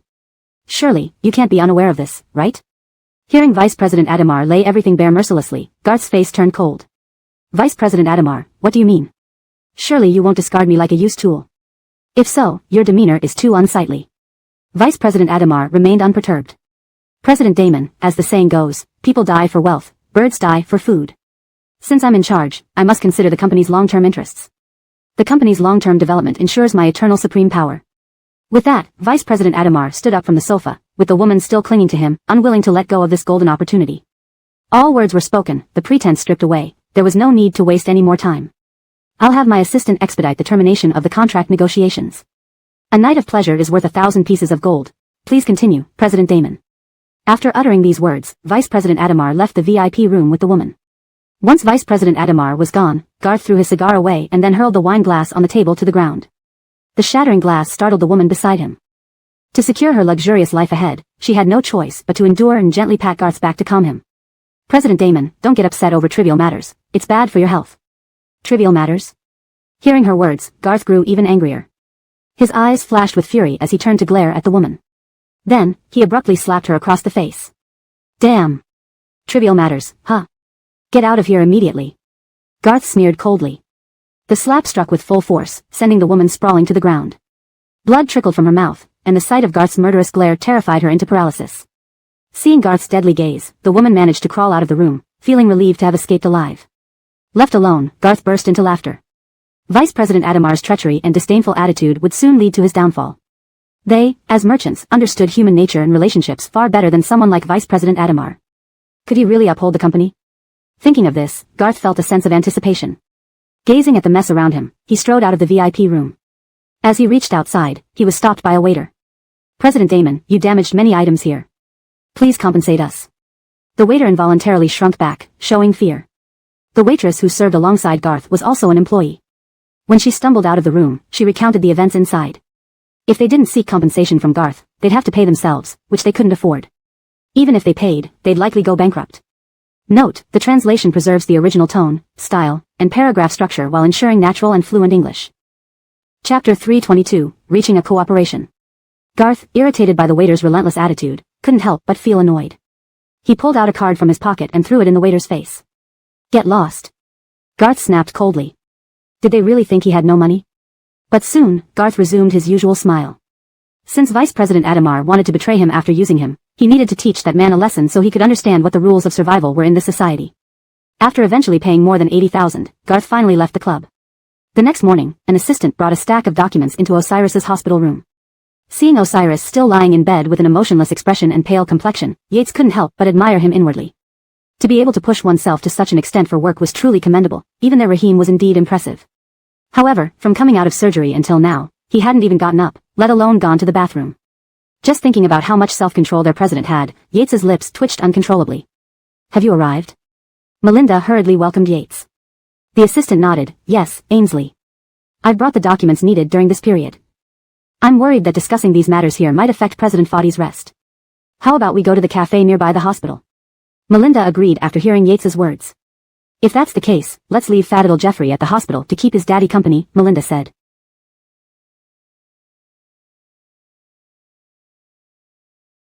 Hearing this, Yates knew without looking that their Rahim was already suppressing himself to the utmost. Fadil Master might also want to go out. After all, hospitals are places for treatment, so the air inevitably contains some bacteria. It would be better to let the little master go out for some fresh air. Kalbirover, the cafe has cakes that the little master likes. Why not take him there? Ira, being a child, instantly got excited upon hearing he could go out for treats. His eyes sparkled as he looked at Melinda eagerly. He was worried Mama wouldn't let him go. Fadil Radish Head wants cake too. Seeing her son's reaction, Melinda could only nod in agreement. If that's the case, then let's take Jeffrey along. But you can't interfere when Mama and Uncle discuss business, okay? Upon hearing Mama agree, Ira nodded vigorously. To show he wouldn't bother them, he even patted his small chest and promised, "Mama, rest assured, I won't cause any trouble." As the group left the hospital room, Osiris, who was lying in bed, sat up. Osiris. He felt inexplicably exhausted. But he still needed to take care of other matters. After arriving at the cafe, Yates handed all the documents over to Melinda. Having once been a manager at OSHA Group, she could understand what these documents entailed. When she realized that Adamar Budu had secretly embezzled so many company funds and signed a dual contract with Garth, Melinda stood up abruptly from anger. The company has been kind to Vice President Adamar, giving him such vast promotion opportunities, and he does this. It seems he was afraid of getting caught, which is why he did such a thing to Hamza. Thinking of how Osiris was still unconscious in bed, Melinda felt her nose turn sour, almost shedding tears. The assistant nodded. Actually, the Rahim knew about Vice President Adamar's secret actions long ago, but before he could act. I don't want his hard work to go down the drain.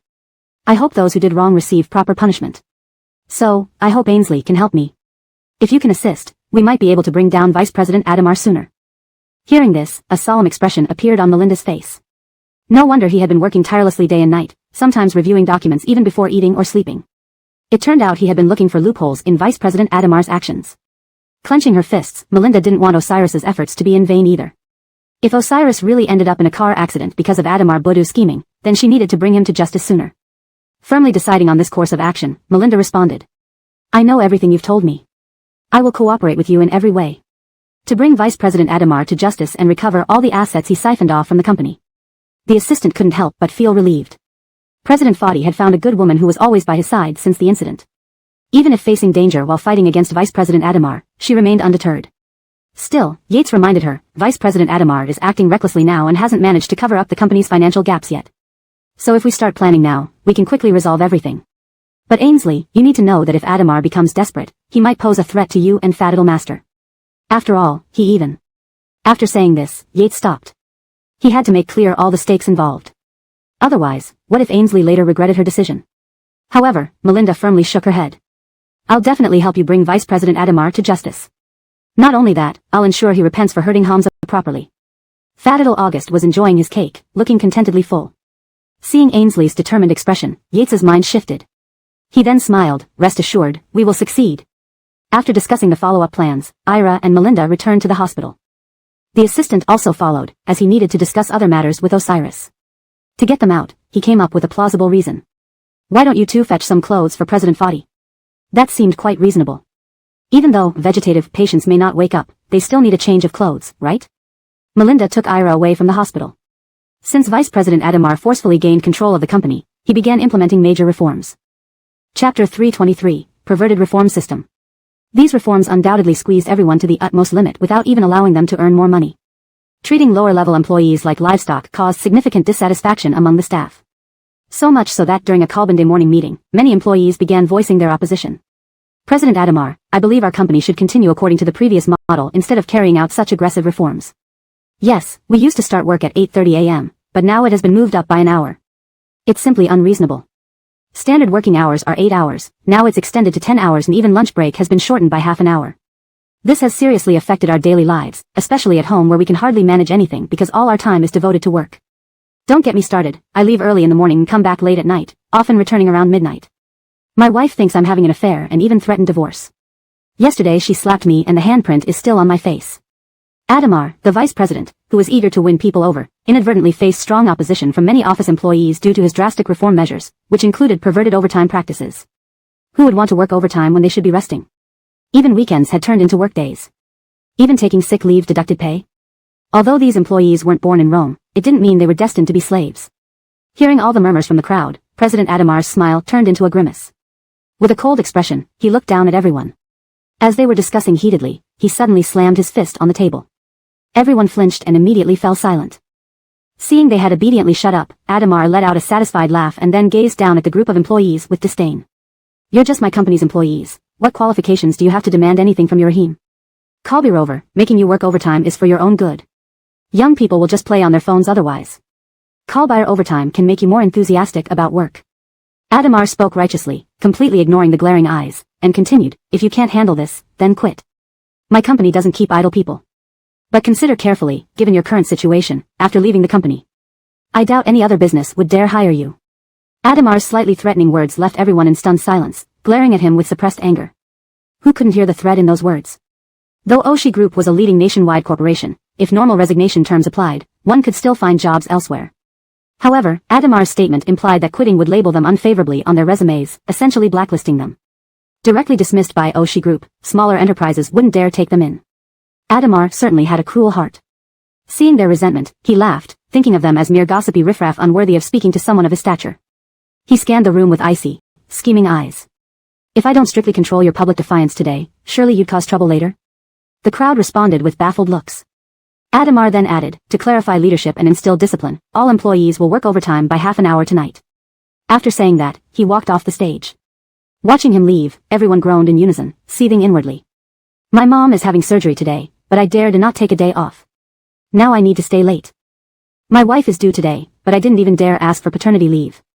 What made him so tyrannical all of a sudden? I really want to revolt. My body is already overworked, and I almost collapsed coming here today. Just hold on. Let's hope President Fadi recovers quickly from his coma and demotes Vice President Adamar again. As they complained, one employee discreetly slipped away and dialed a phone. Einar Tyson, Vice President Adamar just held a meeting where he announced increasingly oppressive labor conditions. Not only did he move the start time forward by an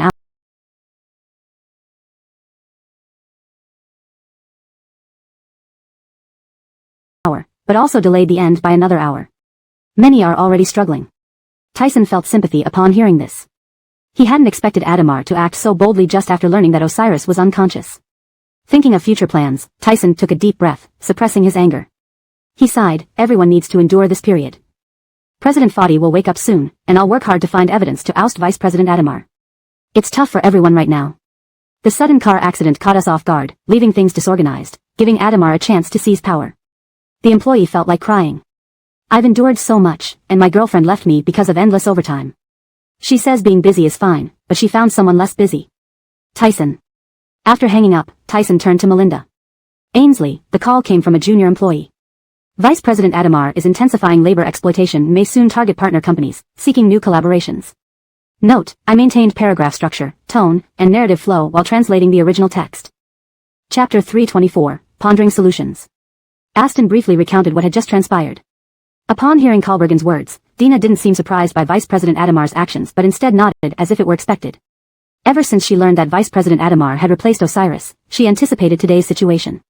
After all, some people act boldly while committing their schemes, only to become timid like mice afterward. Just like Vice President Adamar, when he suddenly possessed such a vast company, it felt unreal to him, akin to a dream.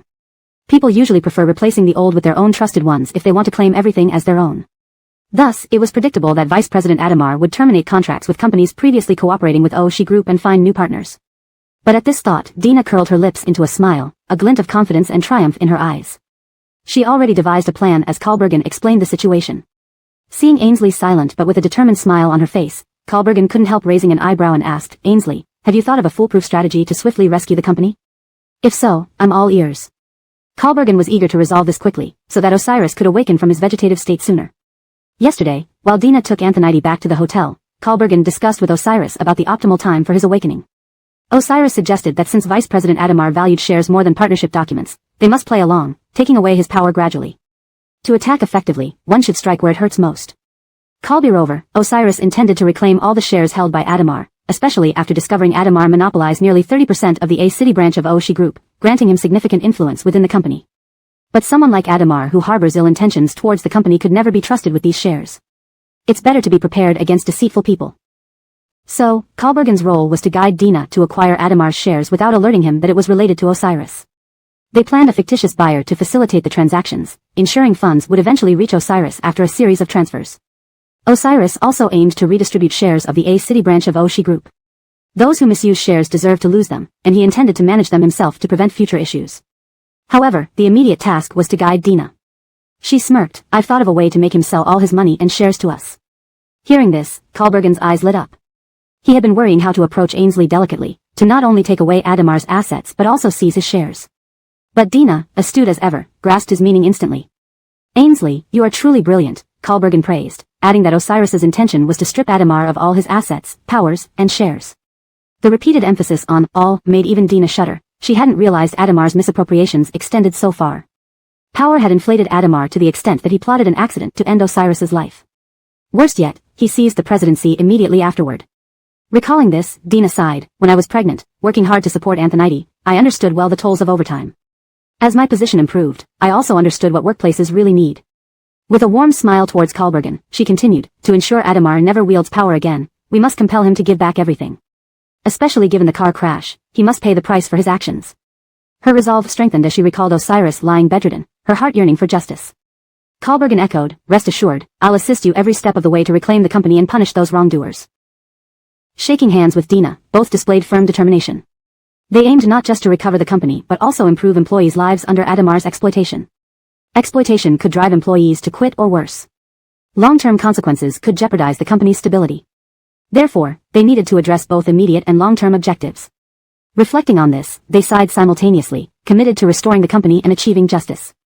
Chapter 325, Asking for Jalen's Help. Never did she expect this situation to arise suddenly, causing the company's employees so much trouble. After Einar Tyson sighed a few times, he redirected his gaze to Melinda. Ainsley, you mentioned that you have an idea. What is it? Melinda curled her lips. Of course, it's fighting fire with fire. Since he likes signing secret contracts, let's make a few and get them signed. Huh? Tyson's face showed surprise upon hearing these words. If it were only one secret contract, there wouldn't be any loss of assets or significant money.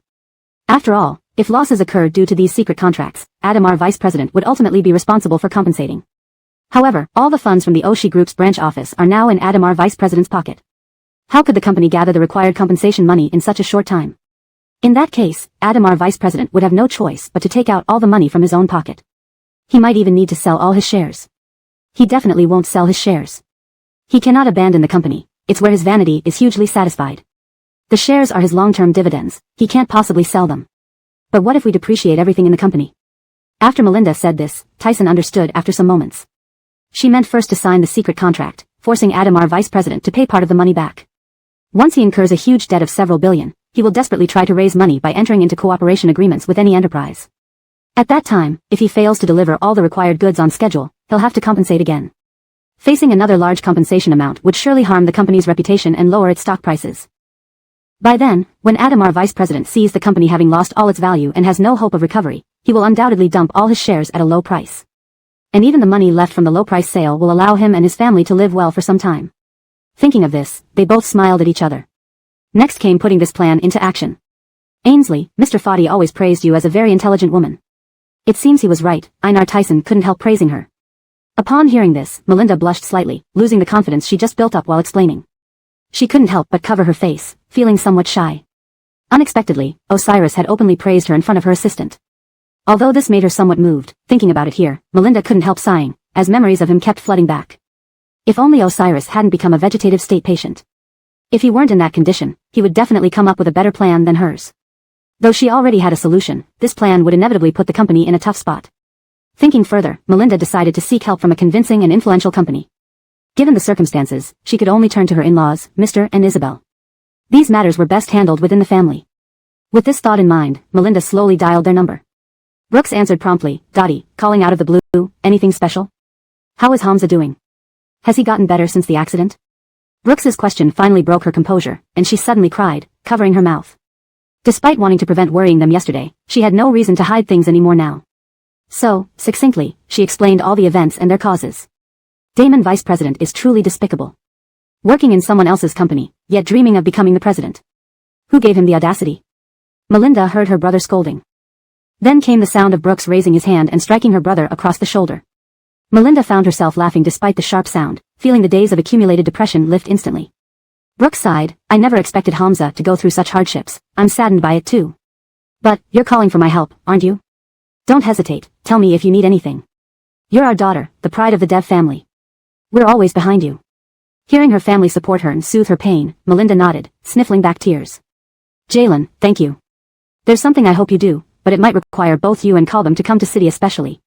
Brooks waved it off nonchalantly, we're old now anyway, should be traveling the country. This gives us an opportunity to visit City A. I've heard the seaside there is fantastic. We can set our minds at ease after resolving your issues there. But remember, pace yourself concerning Hamza's matter. Don't overwork yourself, okay? Melinda nodded, touched by her father's concern. I understand, Jalen. After hanging up and giving some brief instructions, Melinda returned to Osiris's ward with Tyson. For Savannah's rest, Melinda and Tyson agreed that she would be there during the day and he would stay at night. With no other relatives nearby, this arrangement was inevitable. Seeing Melinda return, Savannah ran to hug her, Kalbami, you're finally back. Fadidal Twan misses you so much. Kalbami discussed some things with Uncle Tyson. Let's go home after these matters are resolved, okay? Hearing about going home, Savannah eagerly nodded. When Jalandi was at home, he was great. If we take Jalandi home, he will wake up early. Then, Jalandi can accompany me and Mommy. Children always speak without reserve, but he genuinely wished for his father to get better quickly. Chapter 326, Termination of Contract. They didn't have so many complicated thoughts.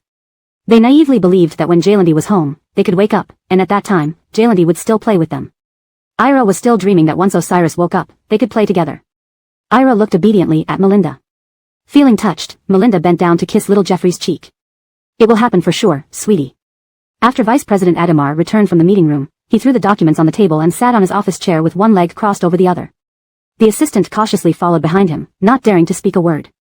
Ever since Adamar became the so-called president, his temper had grown increasingly erratic. Sometimes, even a slight dissatisfaction would result in him hurling documents at someone's head. How could they withstand such treatment? So, after Adamar sat on his office chair, Yates just stood by, looking down at their toes and trying to minimize their presence. If Adamar had no tasks for him, he'd definitely be dismissed. But the next second, Vice President Adamar glanced at Yates standing in front of him and suddenly said, "Go get the agreement we signed with Damon's company a few weeks ago." The assistant raised his head upon hearing this and hurriedly nodded again while lowering it. "Please wait a moment, Mr. Adamar. I'll go right away." After saying this, Yates turned around and left the office. Vice President Adamar gave a cold laugh. Within minutes, Yates returned with the agreement in hand. "Mr. Adamar, here you are." Vice President Adamar glanced through the document before laughing lightly. "Return this to the Damon family and tell them we're terminating the contract." Initially, when cooperating with the Damons, they already lacked the funds needed for operation. If this collaboration was cancelled, their business might quickly crumble and wouldn't be able to sustain operations any longer. Thinking about the imminent bankruptcy of the Damon family, Vice President Adamar felt a wave of excitement. Now, the Damon family is considered the top family in Cydia due to their years of reputation. But if the Damon family were to be destroyed, their company would surely rise to the top. Then, the women who idolized him would be plentiful. With this thought, a gleam of unrestrained joy spread across Vice President Adamar's face. Some people can't take themselves too seriously all the time. Hearing that Vice President Adamar wanted him to discuss termination with the Damons, Yates froze in place. He was just a junior assistant yet was asked to negotiate termination with a Major Rahim. Wasn't Vice President Adamar underestimating him? But if he didn't go, considering Adamar's methods, Yates had no choice but to leave Adamar's office with tears in his eyes. I understand, Mr. Adamar. I'll pack up and head over to Guy's company right now. Once Yates left, Vice President Adamar let his legs down and placed them elegantly on the table. He then lit a cigar, breathing in the aroma of tobacco and indulging himself with closed eyes. Power truly is a wonderful thing. It can make one addicted and unable to pull away. Once, he watched as the wealthy played the game of power, and now, this power finally fell into his hands. Slowly, he would control all the employees and gradually surpass Usha Group. However, with their current status as a branch company, everything was inconvenient. Considering another name change would be better. After all, the chairman was hospitalized after a car accident and now lay in uncertain condition. How could he wait patiently for him to return? With this thought, a sneering smile spread across Vice President Adamar's face. Even those born with silver spoons ultimately strive hard for half their lives, only to pave the way for others. The assistant hesitated and even felt some fear as he approached Guy's office. Seeing the nervous expression on Yates's face, Damon couldn't help but scoff. Is your Rahim a coward, afraid to meet me? He sent a junior assistant like you? Does he think he's the savior? However, seeing Adamar's treacherous behavior, Damon also decided to terminate the contract. This breach penalty could support them for a while, and other matters would be dealt with later. After all, Adamar's bold move would surely create many enemies. As for the outcome, everyone could watch and see. But Damon's family wasn't planning to involve themselves in this chaos. Realizing this, Yates didn't even need to waste words. Damon immediately signed the document. This surprised even Yates. He thought Damon might resist signing the termination agreement, but knowing Adamar's nature, Damon seemed eager to sign it.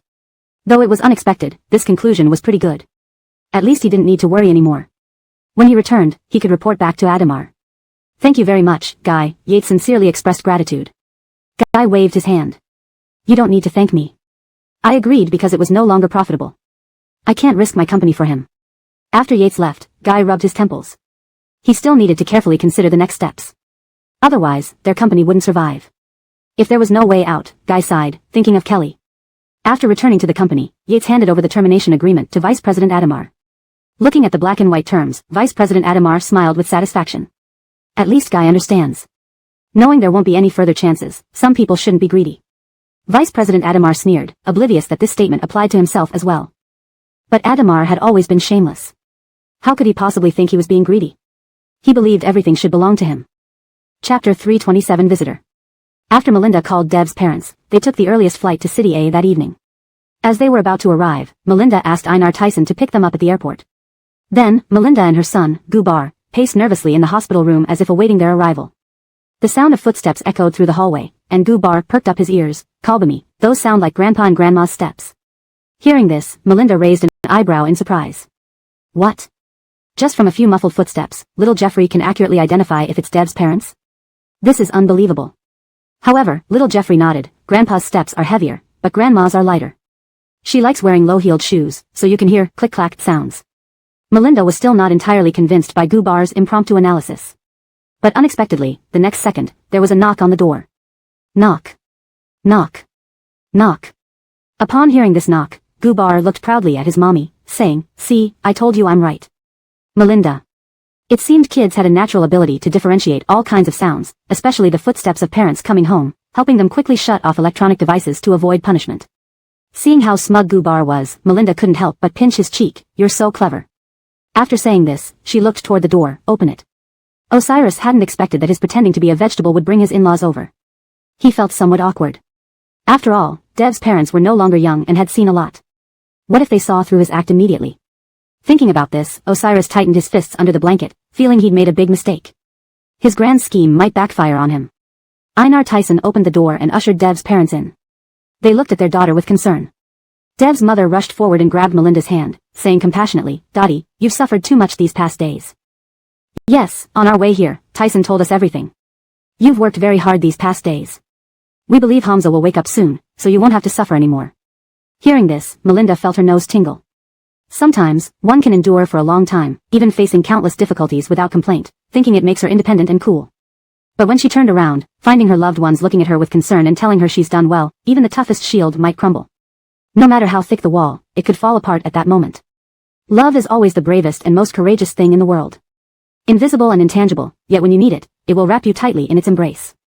Touched by what Dev's parents said, Melinda's eyes welled up with tears, her long-suppressed grievances surging to the surface. Kalbam, Jalen, if only I hadn't come to City A with him, he wouldn't have to worry about me and Jeffrey. Maybe he would have arrested Vice President Adamar much earlier. But because he had to worry about my and Jeffrey's safety, he was cautious every step of the way, making it harder for him. In the end, Vice President Adamar acted first and put him in this situation.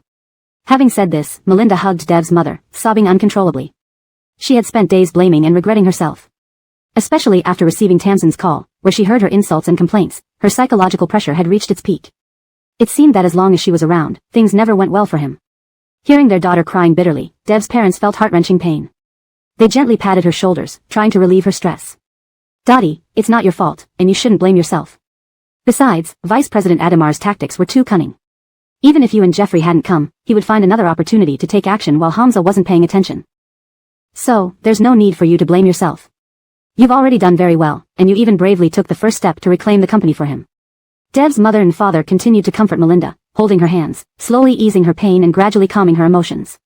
Seeing their daughter slowly emerge from her suffering, Dev's parents sighed with relief. They didn't want their daughter to suffer because of this. If possible, they wished Melinda would always be happy. After comforting Melinda, Gubar pulled on his grandmother's clothes. Grandma, you must have been tired after traveling such a long distance. Fat little Jeffrey misses you so much, he said, smiling at Dev's mother. Seeing Gubar looking adorably at her, Dev's mother reached out and ruffled his hair. I missed you too, our little Jeffrey. Dev's father nodded in agreement. Yes, just recently, every morning we could hear Jeffrey chattering at home. These past days have been so quiet.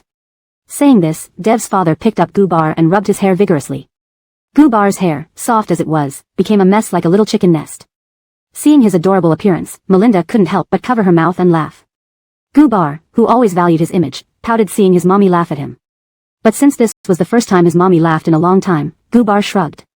Forget it. If this could make Kalbami happy, he didn't mind keeping the chicken nest hairstyle for a bit longer. After all, he loved his mommy the most and would gladly sacrifice a little of himself for her. In comparison, Gubar thought, her happiness mattered more than his appearance. Chapter 328, Almost Lost Everything.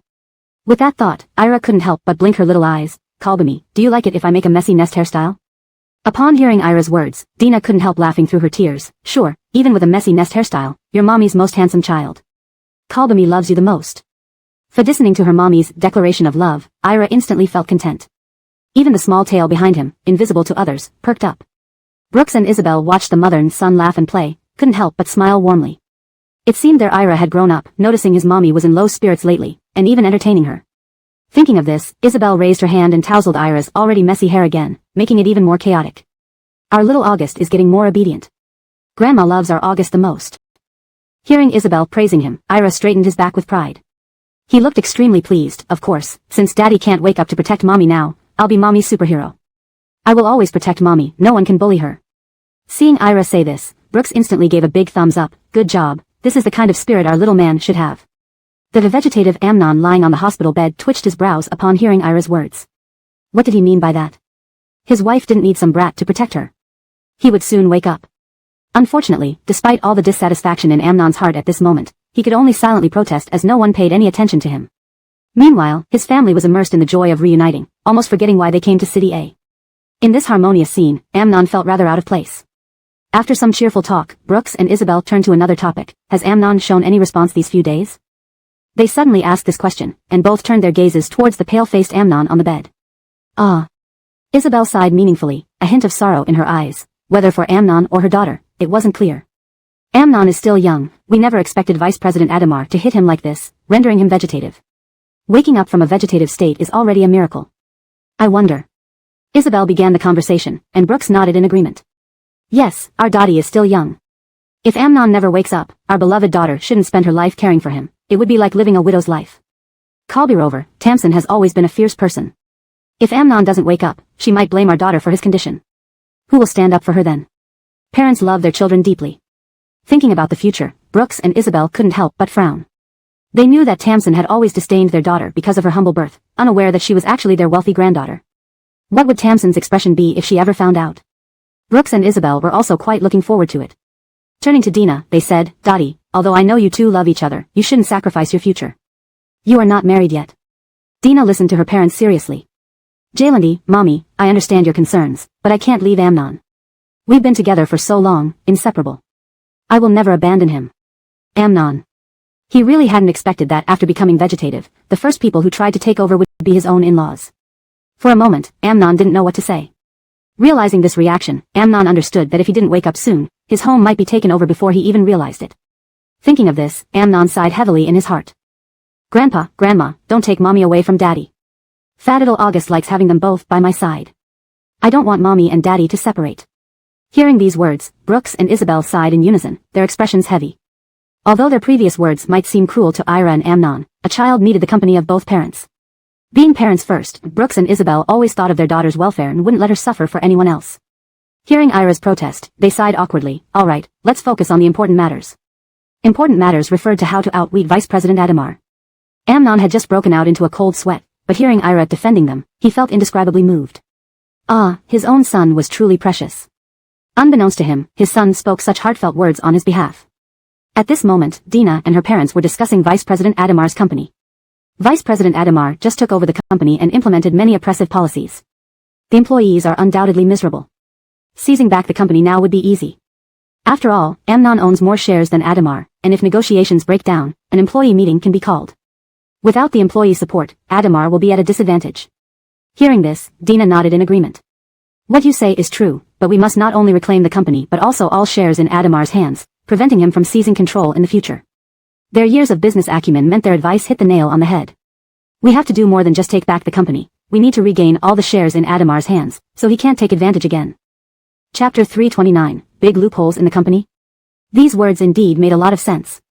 After all, Vice President Adamar had already done several such things before. And most importantly, Vice President Adamar had quietly taken over 40% of the company's shares without anyone noticing, which showed just how big his ambitions were. "If that's the case, what do you plan to do?" Brooks asked Dina about her subsequent plans. Dina briefly explained her plan. After hearing their daughter's plan, Mr. and Isabel smiled with relief. "Your father and I used to worry about how you would manage on your own when we get old. Although you have an older brother who isn't very capable, it's still necessary to leave some security for you. After all, we know that the Foddy family has a Tamsin who is overly snobbish and not very fond of you. If you don't have any private savings, your life won't be too good." After saying this, Isabel suddenly laughed in reflection. "But we didn't expect that you've grown so much during this time, coming up with solutions for such major problems." This made them feel very relieved. Now that their daughter could handle herself, as parents, they naturally felt proud of her. For listening to Mr. and Isabel's praise, Dina blushed and lowered her head shyly. "Kalbim, Jalen, I will keep growing." Both nodded. "Once you arrange everything, we'll follow your plan step by step. It seems feasible. There shouldn't be any problem because when the time comes, Vice President Adamar, driven by greed, will seize every opportunity." Dina said firmly, "However, for now, we don't need to do anything. Vice President Adamar will find a way to cut off the previous branch company's cooperation with other companies. We'll look for new partners after that." Brooks smirked. Who would have thought someone trying to take over others' companies would do such things? Dropping all existing business partners like that, why not start a new company? Hearing this, Dina chuckled. Maybe they have thick skins. After discussing the next steps, they stopped talking about work. It was rare for the whole family to gather. They enjoyed watching Ira laugh and play together, sharing a warm moment at the hospital. Except for Osiris. Sure enough, as Dina had predicted, a few days after taking power, Vice President Adamar began drastic reforms and proposed contract terminations with other cooperating companies. Upon learning that the current person in charge was Vice President Adamar, employees from the branch company came with termination agreements, and these partner companies signed them quickly. During this period, everyone in the industry had heard about what Vice President Adamar had been doing. No one wanted to get involved. If something went wrong, who would cover the losses for their cooperation? So getting terminated early would result in a substantial penalty fee and also serve as a preventive measure. Companies knew becoming the controlling party wasn't entirely justified for Adamar. Everyone in the business world knows when there's a huge setup like this. But they remained spectators with a hands-off approach. In City A, OSHA Group entered aggressively as an outsider, overshadowing local companies despite not participating in direct competition due to its superior strength. Companies seeking partnerships preferred to choose OSHA Group. Thus, many local businesses ended up wanting to cooperate with OSHA Group while smaller local industries faced challenges.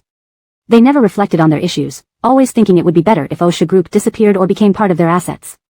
Given this situation, they were happy to see this but weren't willing to let their companies sink into the mess. When all cooperating companies signed the termination agreements, the company paid billions in compensation and even borrowed significant amounts from banks. Upon hearing his assistant report on the terminated contracts, Vice President Adamar laughed. We'll seek new partnerships and sign fresh contracts, preferably finding companies we haven't cooperated with yet. The assistant raised an eyebrow, confused by these moves.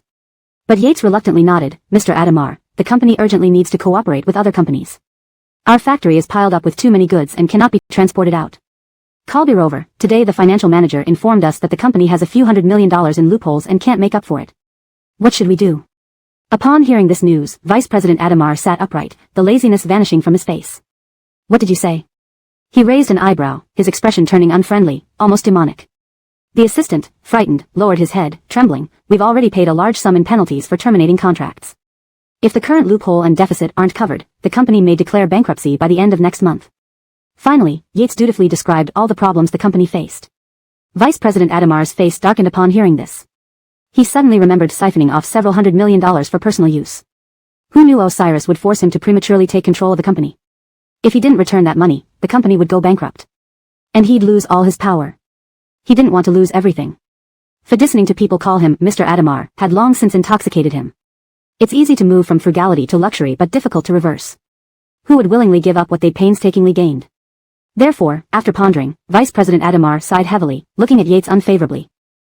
Chapter 330 The Olive Branch. I will find a way to inject this money into the company's accounts, but to save costs and increase revenue, starting today, everyone's salary will be reduced by $1,000 per month. The assistant was baffled. At this moment, Yates was almost in tears after hearing Vice President Adamar's words. Who knew what the employees would think? They had been working overtime, waking up early and staying late every day, only to have their salaries slashed. To add insult to injury, they now worked 3 extra hours each day. How could they maintain their morale? The assistant even imagined that if other employees found out about this, it might lead to a massive upheaval. Indeed, when the decree was issued, many people did protest. Unfortunately, Vice President Adamar dealt with them swiftly, expelling them from the company and tarnishing their resumes so they couldn't find work in the same industry. Witnessing this, the employees of the OSHA Group's branch finally calmed down, keeping silent despite their grievances. In the end, they could only watch helplessly as their salaries were cut by about $1,000.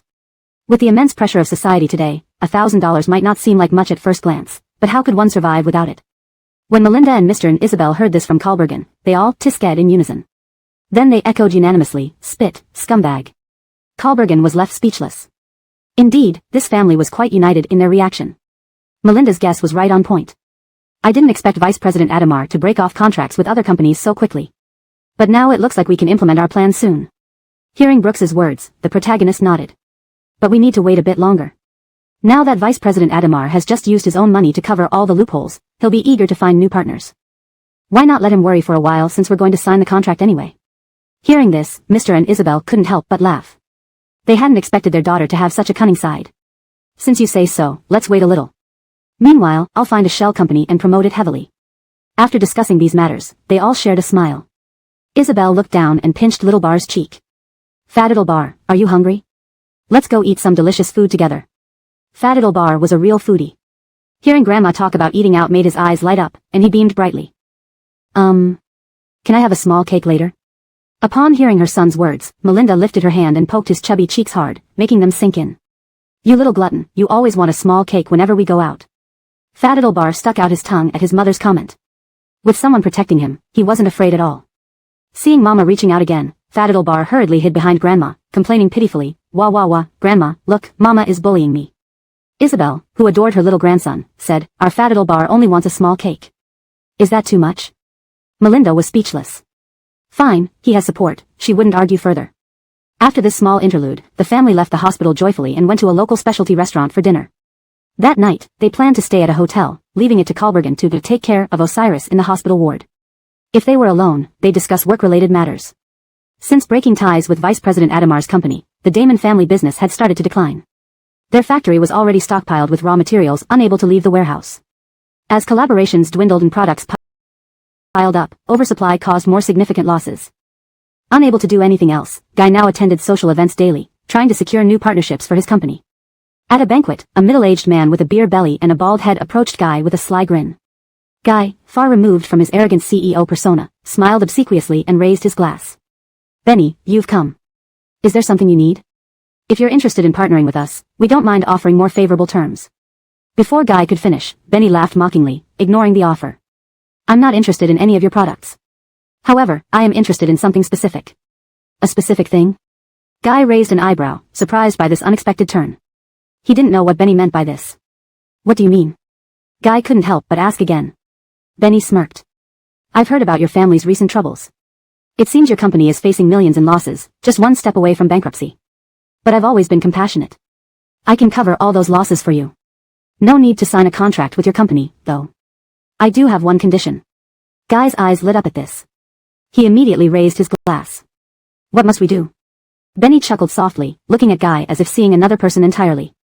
I've heard that President Damon has a well-protected daughter. I caught a glimpse of her at a party recently, and I haven't been able to forget her. Would President Damon be willing to arrange for her to marry me as my second wife? Hearing this, Guy raised an eyebrow in surprise. He never expected Benny to target his daughter. There was no way he could agree to this. After all, he had heard about Yang's chaotic personal life. Despite Yang being around 40, it wasn't acceptable. Hashtag chapter 331, wavering. Seamus's private life was notoriously chaotic. Guy was well aware of Seamus's affairs. While others were content with one wife, Seamus had married 3.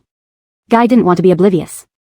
So before engaging with Seamus, he thoroughly investigated his background.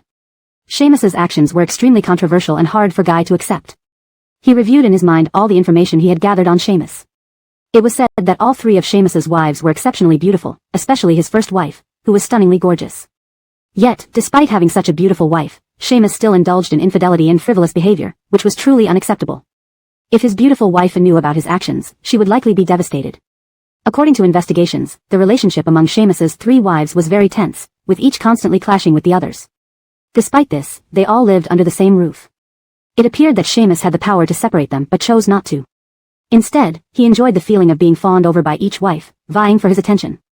Recently, Guy had also heard about an incident that had spread throughout their social circle. However, Seamus treated it as if nothing had happened. One of his wives had been beaten to death by him.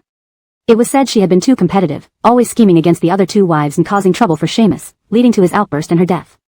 This incident became so public that it ended up involving the police. But with Seamus's wealth and connections, he escaped unscathed.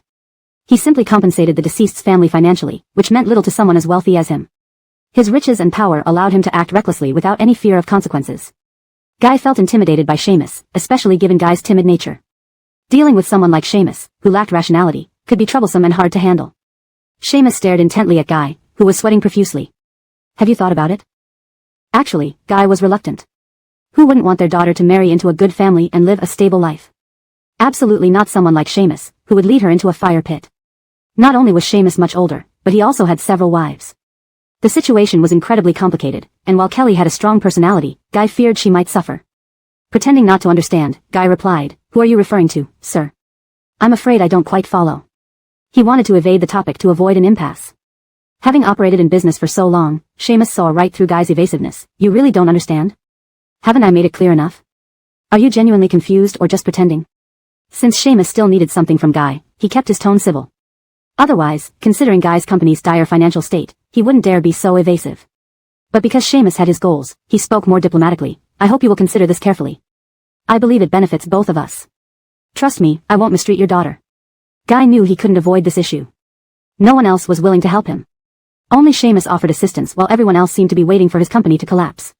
Even longtime business partners abandoned him during this crisis. The stark contrast between his company's prosperous days and its current state was disheartening.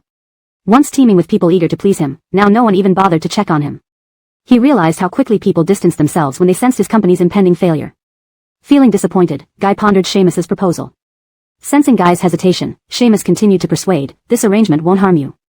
Remember, I'm the only one who can help you. If you reject me, you know what problems your company will face, don't you?" Indeed, Seamus had hit on Guy's weak point. The company's issues were indeed a major concern. He couldn't bear seeing his hard-earned success crumble. If he could overcome this crisis, things would improve. Being strong was the only way forward. Looking at Seamus with a troubled expression, Guy was conflicted. Understanding this, Seamus pressed further. "I wish to marry your daughter, Kelly. Do you agree?" Guy was momentarily startled. The age difference between Seamus and Kelly was significant, almost 20 years. It was clearly a case of an old man marrying a much younger woman. He cared deeply for Kelly and didn't want her to suffer. Raised in luxury, she had never endured hardships. Guy knew she would likely refuse if he brought up this marriage proposal. The problem was complex. After some thought, he decided, Seamus, I must decline. There's no way my daughter would agree to this. Hearing this, Seamus's face darkened. Surprisingly, his tempting offer hadn't swayed Guy. Perhaps the terms weren't enticing enough. Believing no one could resist money, especially given Guy's financial struggles, Seamus smiled calmly. He was determined to convince him. How much do you want? If you agree to let Kelly marry me, everything can be negotiated. Whatever you ask, I'll provide. You can't refuse this offer, can you? Guy was taken aback by Seamus's persistence. He hadn't expected such an offer. Clearly, Seamus had genuine intentions towards Kelly and insisted on her specifically. Otherwise, the money could have gotten him multiple wives. Chapter 331, Hesitation. Seamus's private life was a complete mess. Guy was well aware of Seamus's affairs. Colbus people would marry one wife, but not Seamus. He had married 3. Guy didn't want to be in the dark, so he thoroughly investigated Seamus before dealing with him. What he found out about Seamus's actions left him shaken and disapproving. Seamus's behavior was far from socially acceptable, which Guy found hard to tolerate. Recalling the information he had gathered, Guy remembered that Seamus's 3 wives were said to be quite beautiful, especially his main wife, who was exceptionally charming. Despite having such a beautiful wife, Seamus still indulged in extramarital affairs, which was truly unacceptable. If his beautiful wife ever discovered his deeds, she would likely be devastated. According to the investigation, the relationships between Seamus's 3 wives were extremely strained, often leading to open hostility. Yet, they all lived under the same roof. It appeared Seamus wasn't incapable of separating them, he simply chose not to. He seemed to enjoy the attention and competition among them for his favor. Recently, Guy also learned of an incident that had spread widely within their circle. However, Seamus treated it as if nothing had happened. One of his wives had been beaten to death by Seamus, reportedly because she had been overly jealous and frequently caused trouble for him. In a fit of rage, Seamus had killed her. The incident escalated to the police, but with his wealth and connections, Seamus managed to avoid any consequences, merely compensating the deceased's family financially. Colbinay was no object to Seamus, he wielded his wealth and power with reckless abandon. Seeing Seamus now, Guy felt a deep sense of apprehension. Guy was cautious by nature, and Seamus, being unpredictable, was troublesome to deal with. Seamus stared at Guy, causing him to break into a sweat. Have you considered my proposal? Seamus asked. Guy was not enthusiastic. Who wouldn't want their daughter to marry into a good family and live happily? There was no way he would willingly push his daughter into such a precarious situation. Moreover, Seamus was older, with multiple wives, making the situation even more complicated. Given Kelly's strong-willed nature, Guy feared she might suffer. He pretended not to understand. Who are you referring to? I must be missing something. Guy wanted to dodge this conversation, fearing an unresolvable outcome. With years of experience, Seamus knew exactly what Guy was trying to do and saw through his attempts to evade. Do you really not understand me? I thought I made myself clear, Seamus pressed. Due to his need for Seamus's help, Guy dared not provoke him despite the company's financial woes. Recognizing this, Seamus softened his tone. I hope you can carefully consider this. It could be mutually beneficial. Believe me, your daughter will be well taken care of. Guy knew he couldn't escape this issue. No one else was willing to help him. Only Seamus offered assistance. Others stood by, hoping his company would fail soon. Even longtime business partners showed indifference during this crisis, leaving Guy deeply disappointed. Now faced with Seamus's offer, Guy needed to think carefully. Sensing Guy's hesitation, Seamus continued his persuasion. This deal benefits both of us. Remember, only I can help you now. If you refuse me, you know what will happen to your company. Indeed, Seamus had struck a chord with Guy. The company's future was a pressing concern. Guy couldn't bear to see his hard work come to naught. If they could overcome this crisis, the company might turn around. Faced with Seamus's proposition, Guy's expression grew grim. Seamus sensed his hesitation and stated clearly, I want to marry your daughter, Kelly. Do you agree? Caught off guard by Seamus's directness, Guy hesitated. There was a significant age gap, nearly 20 years, between Seamus and Kelly. This was clearly inappropriate. Kelly was pampered and unwilling to endure hardship. Guy knew she would strongly oppose this marriage. After careful consideration, Guy made his decision. Seamus, I have to refuse you. Seamus's face darkened. Despite offering tempting conditions, he hadn't fully swayed Guy's resolve. Seamus realized he needed to up the ante. No one could resist money, especially when in dire need. Smiling confidently, Seamus suggested, tell me how much you want. If you agree to Kelly marrying me, everything is negotiable. Whatever price you set, I'll pay. Startled by Seamus's persistence, Guy was impressed by his determination. Clearly, Seamus was genuinely interested in Kelly and believed she was irreplaceable. Otherwise, the sum Seamus offered could secure several wives. Guy, however, remained firm in his decision to protect his daughter's happiness. Chapter 332, Not the Tiniest Flaw. After pondering 3 times, Guy was ultimately dazzled by the money. Combined with the immense pressure from the company's problems, he sought a method to mend the situation without substantial loss. Marrying off Kelly seemed like a perfect solution. However, Guy still hesitated. Seamus sensed that Guy started to consider it seriously and capitalized on his advantage, saying, "Consider this. This business deal is incredibly advantageous. You won't find another chance like this." Continuously luring Guy into the deal, after some contemplation, he indeed became swayed, especially under Seamus's persistent encouragement. Ultimately, almost in a daze, Guy agreed, "All right, Seamus, I agree to this." Seamus, full-faced with an unpleasant smile, was clearly delighted despite being unappealing. In reality, Guy did not like Seamus much, thinking that his appearance was inferior to his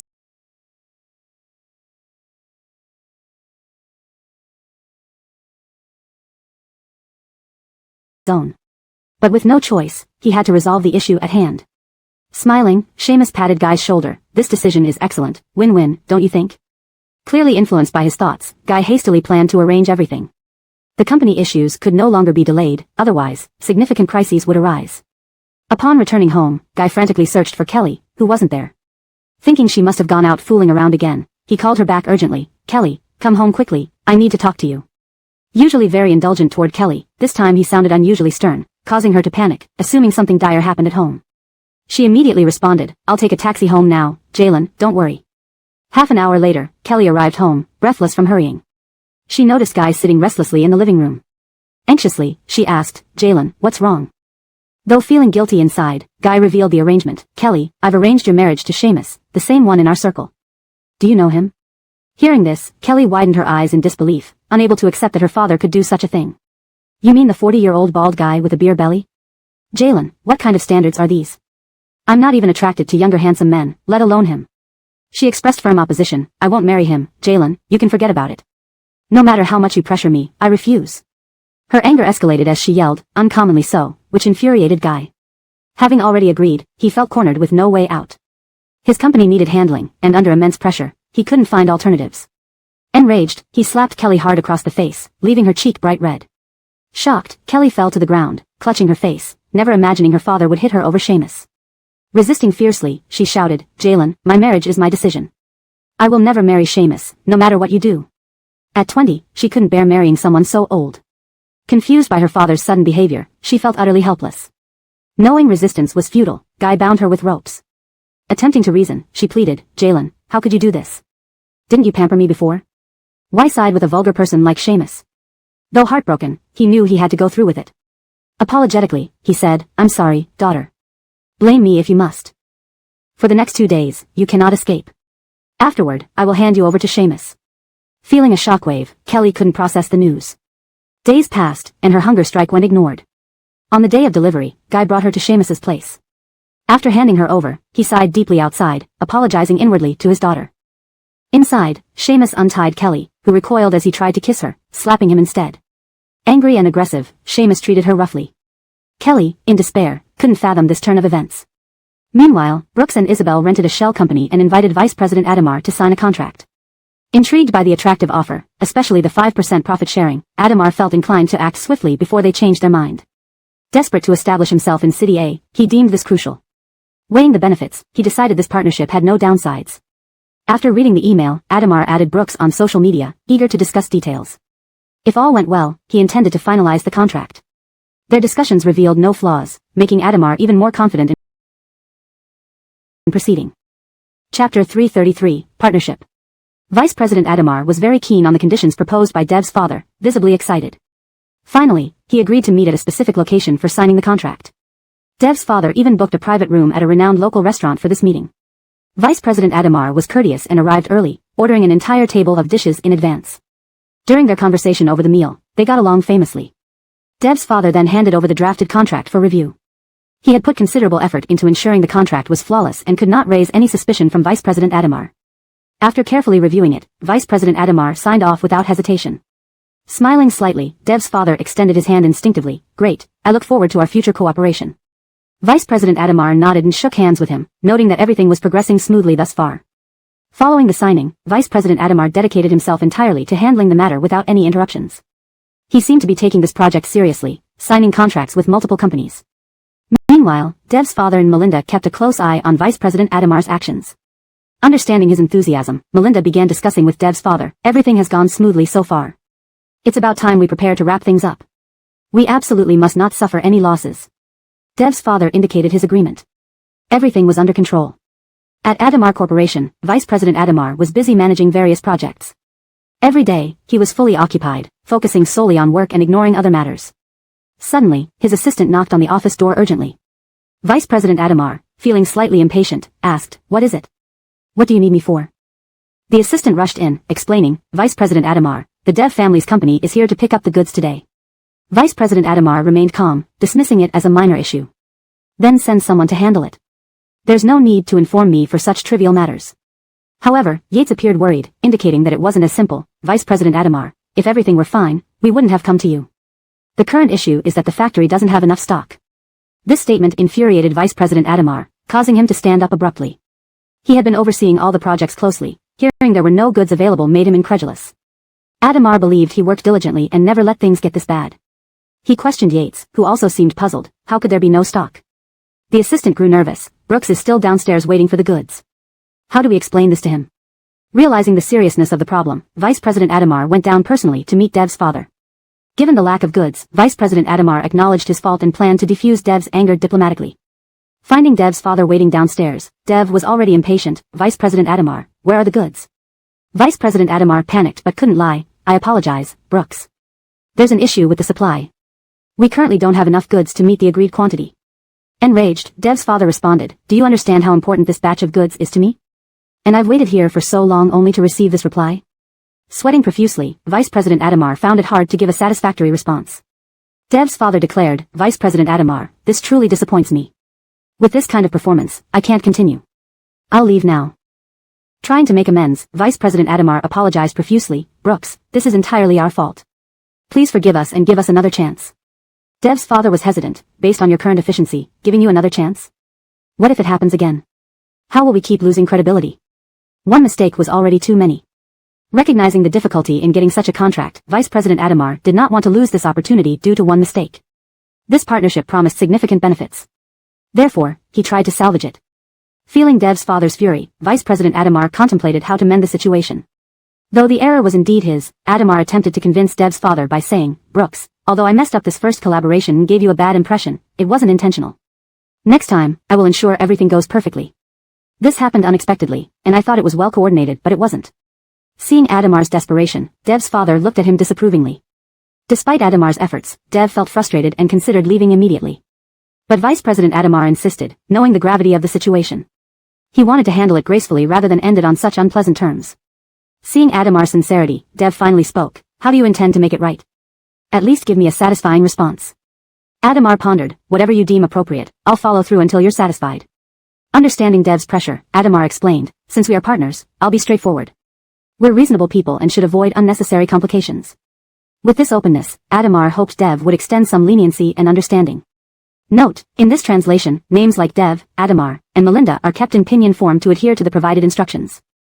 Chapter 334, Closing the Net Quickly. "Mr. Adamar, what you have to say, just say it directly. Otherwise, it will be impossible to keep Brooks here any longer. Revealing a bit about our situation is not much of an issue since we are all in this together. The thing is, Brooks, the company currently does not have much capital flowing through, so we hope for a little more leniency." Upon hearing this, Brooks visibly cooled down compared to before. He gave a slight smile with the corners of his mouth curling up. But Mr. Adamar indeed couldn't quite understand Brooks's intentions. His eyes were filled with confusion as he tried to figure out the deeper meaning behind that smile. Could it be that Brooks was laughing off his frustration? Suddenly, Brooks's face returned to normal, and he looked at Mr. Adamar as if he had something heartfelt to say.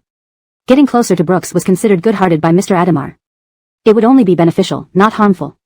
After all, there were 2 signed contracts, which would last until their expiration, requiring cooperation for a considerable period of time. The relationship wasn't easily resolved. However, Mr. Adamar was also very worried that this inability to deliver goods would lead to being terminated by Brooks. This contract did offer many benefits. No one else would provide him with such advantages. Contracts like this wouldn't be around long if he didn't seize the opportunity. They'd be snatched up quickly by others. Therefore, Mr. Adamar was actually quite anxious. Such good contracts were rare. That's why he signed the contract so quickly without much deliberation. Seeing that Brooks was no longer angry, Mr. Adamar took this as a positive sign. Brooks knew that Mr. Adamar admitting his difficulties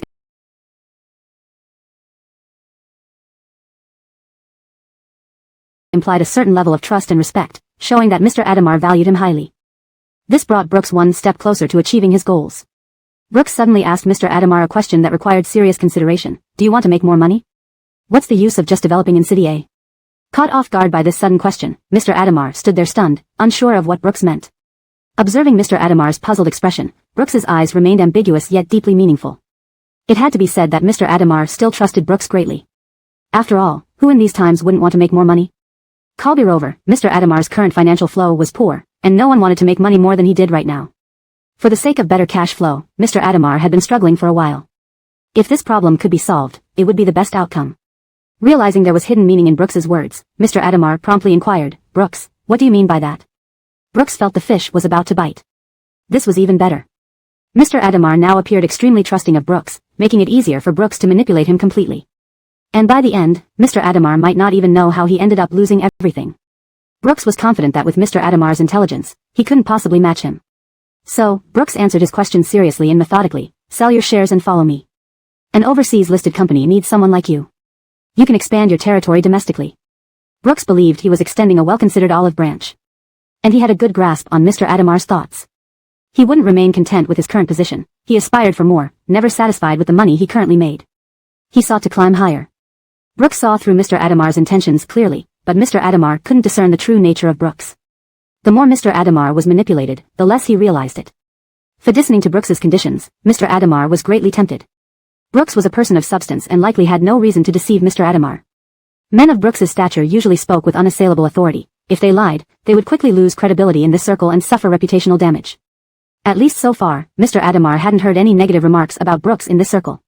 Perhaps it was because he didn't dig deep enough, or perhaps it was due to Brooks's upright character. Opening up, Mr. Adamar revealed his thoughts. Brooks, I feel a connection with you, so I'll be straightforward with you. Brooks nodded, knowing what Mr. Adamar was about to say.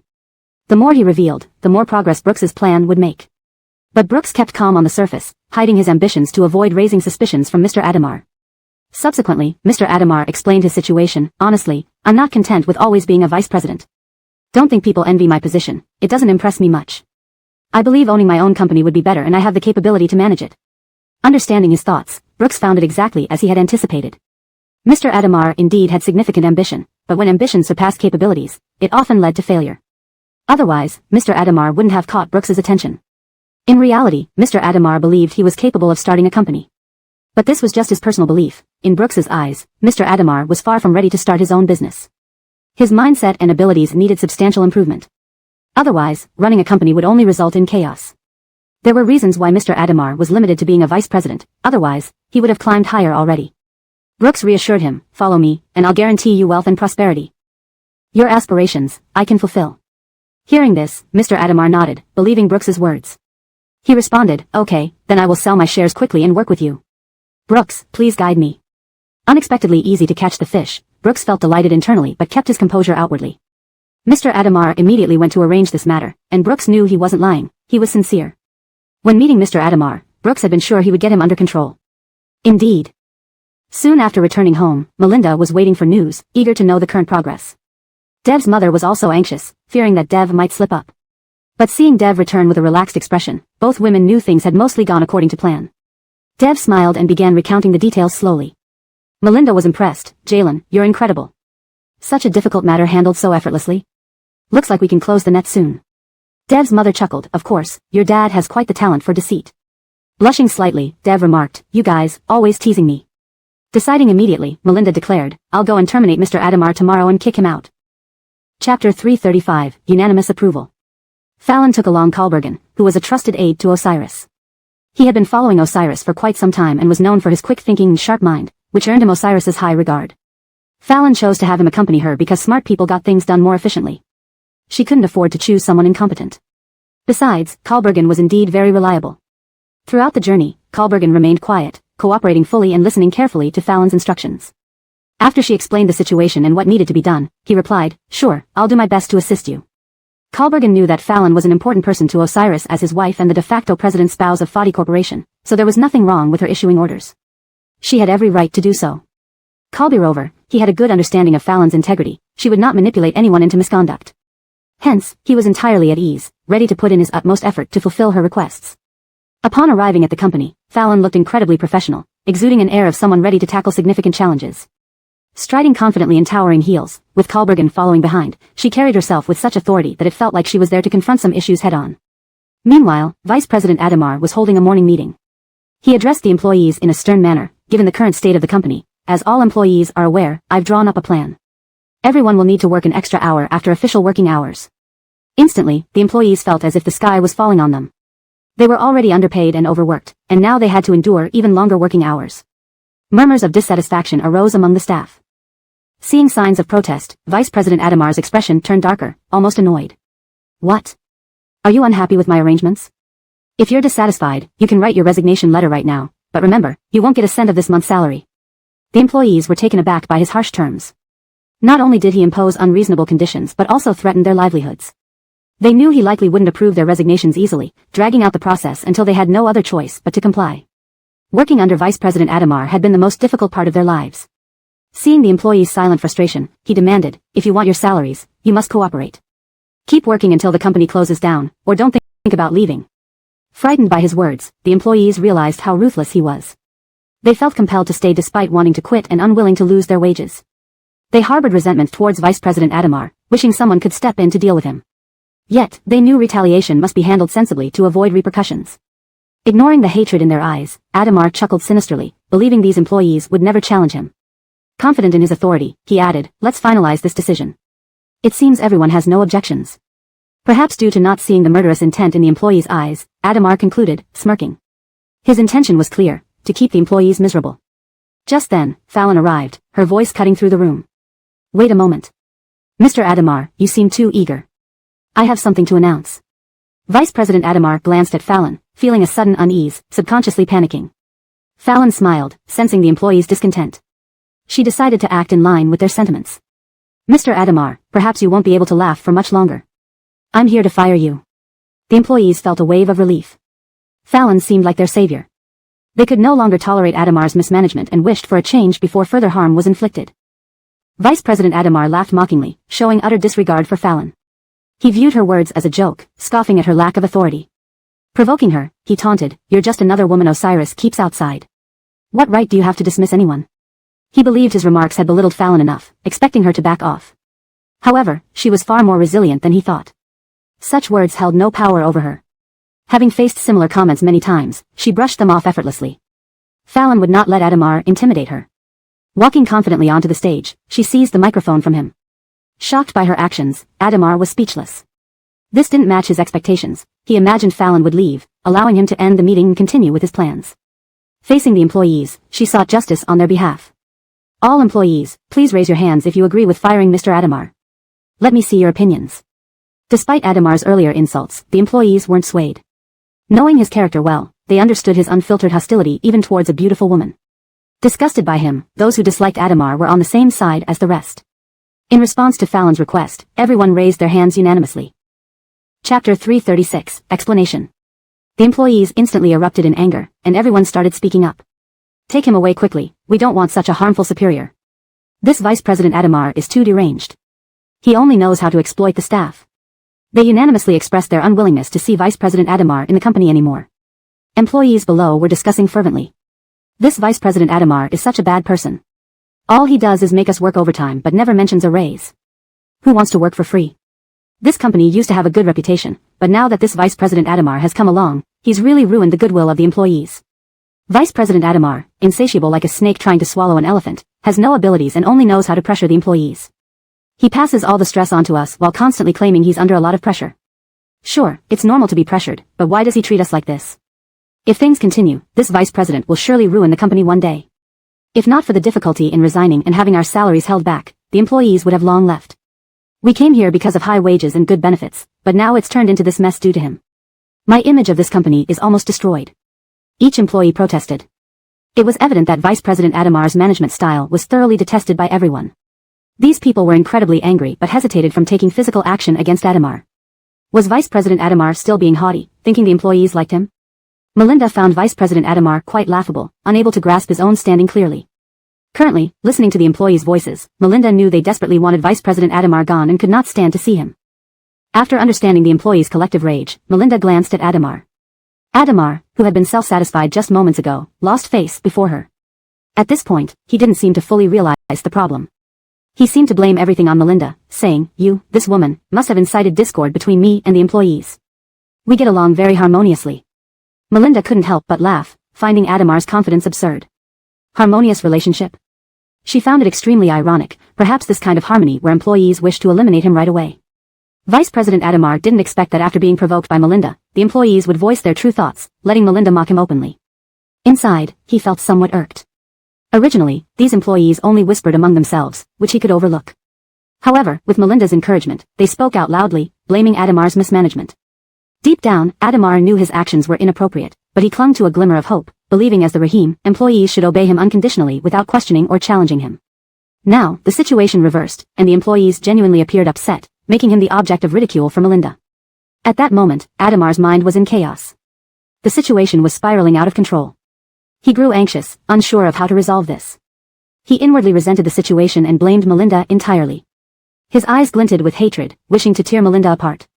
Melinda noticed that Adamar seemed startled. If this continued, Adamar might be overwhelmed by the backlash. Seeing the situation unfolding, Melinda planned to expel Adamar as scheduled. If she didn't drive him away, she wouldn't be Melinda. Expelling Adamar seemed natural and fitting. She said, a company should be democratic and respect all employees' wishes. Before she finished, Adamar's expression twisted. He stepped forward to refute Melinda, interrupting her speech, seemingly unwilling to let her win over the crowd. Adamar sneered, "You're nothing but a mistress. What grand words are you spouting?" Melinda gave Adamar a cold stare, annoyed with him. Knowing Melinda wasn't easy to deal with, Adamar became wary of her intense gaze. Still, Adamar decided to get rid of her. Afraid to approach directly, he opted for others' intervention. "Security, remove Melinda. This woman is twisting facts." Who let her in? Truly blind. His shouting alerted the security personnel nearby, who indeed approached. Watching the security guard closing in, Adamar smiled smugly, "Melinda, wait to be thrown out." Seeing Adamar unaware of the real situation, Melinda's lips curled into a dazzling yet piercing smile. "Is that so? Let's wait and see, Vice President Adamar." As the security guard arrived, Adamar excitedly ordered, "That's the woman, take her away." Unexpectedly, the security guard stood behind Melinda without laying a hand on her. Furious at the guard's inaction, Adamar bellowed, "What are you doing? Do you want to lose your job? Think I won't fire you immediately?" Unperturbed, the security guard replied, "Go ahead, Vice President Adamar, try it." Even a simple guard dared defy him. Adamar was livid. Looking at the unresponsive security guard and rebellious employees, Adamar fumed, "Why do you all listen to Melinda? Has she brainwashed you?" Confused, he wondered if Adamar had grown accustomed to unquestioned obedience in the company. Feeling increasingly uncontrollable, Adamar panicked. It was the first time he faced such a situation. Noticing Adamar's worsening expression, Melinda chuckled. Since Adamar didn't understand, she needed to make it clearer for him, ensuring he understood why he was being ousted. "Vice President Adamar, there's something you might not know. Right now, you have no authority left. Didn't you notice?" Skeptical, Adamar half believed her. To him, Melinda was someone who got her position through Osiris and had no real strength. How could she compete with him? Adamar couldn't comprehend Melinda's boldness and how she controlled the situation. Melinda felt exasperated seeing Adamar still unaware. She clearly explained it, so why didn't he understand? Was he pretending? Note, in maintaining the paragraph structure and line breaks as instructed, the translation reflects the original narrative flow closely. Chapter 337, Public Sanctions. Vice President Adamar was shameless, deliberately belittling Melinda to elevate himself as if he had contributed greatly and heroically to the company. He said arrogantly, "Anyway, you hold no position in the company. You can't offer any help. You're merely a mistress. I won't listen to you." In reality, Vice President Adamar despised Melinda, believing she lacked skills and relied only on men. Moreover, he took pride in his own superiority over her. Yet, ironically, he didn't like people like Melinda either. They both mutually disliked each other. Melinda felt that Vice President Adamar's words were too harsh. He repeatedly called her a mistress, which infuriated her. She stared at him with visible anger in her eyes. "Stop calling me a mistress so frivolously. How disrespectful of you, Vice President Adamar. How did someone like you even become a vice president? Do you think you are so capable when all employees wish for your immediate dismissal?" Undoubtedly, Melinda was sharp-tongued, and it infuriated Vice President Adamar. Her articulate retorts could likely cause him to faint from frustration. Adamar continued arguing, not believing he couldn't win against Melinda. "You think you're something better just because you're a mistress? With such limited insight, you dare challenge me? You really have no idea how insignificant you are, Melinda." Despite clearly stating her displeasure, Adamar still wouldn't stop calling her a mistress, making Melinda furious. "Vice President Adamar, don't tell me you didn't understand me. If you dare say, mistress, one more time, you'll see what happens." Seeing signs of Melinda's anger, Adamar grew very irritated by her disturbance. He declared, if I want to keep saying it, what can you do?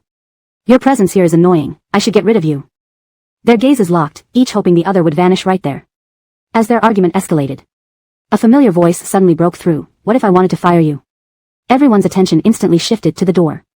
Osiris entered the room under everyone's astonished gaze. The shock on everyone's faces, including Melinda's, was palpable.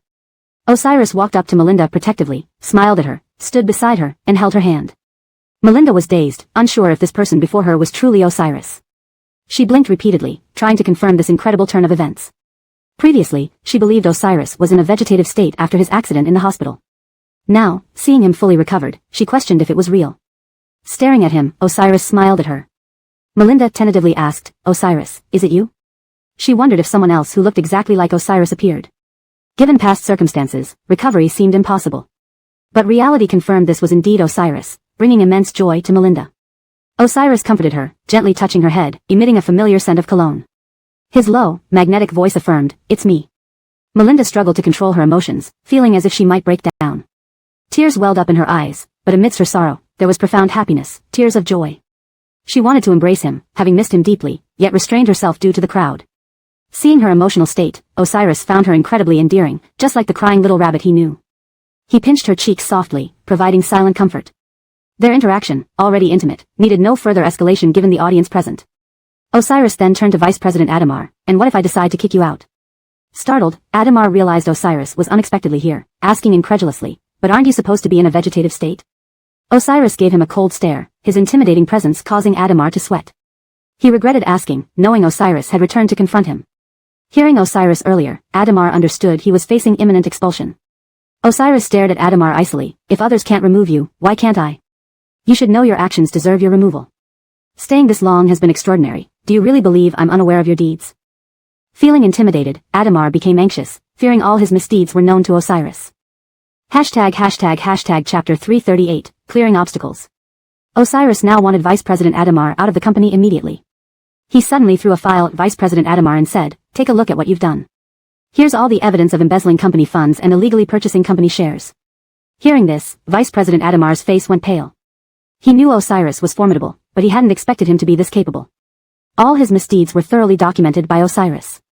Vice President Adamar could no longer keep his face as he realized he couldn't stay in the company any longer.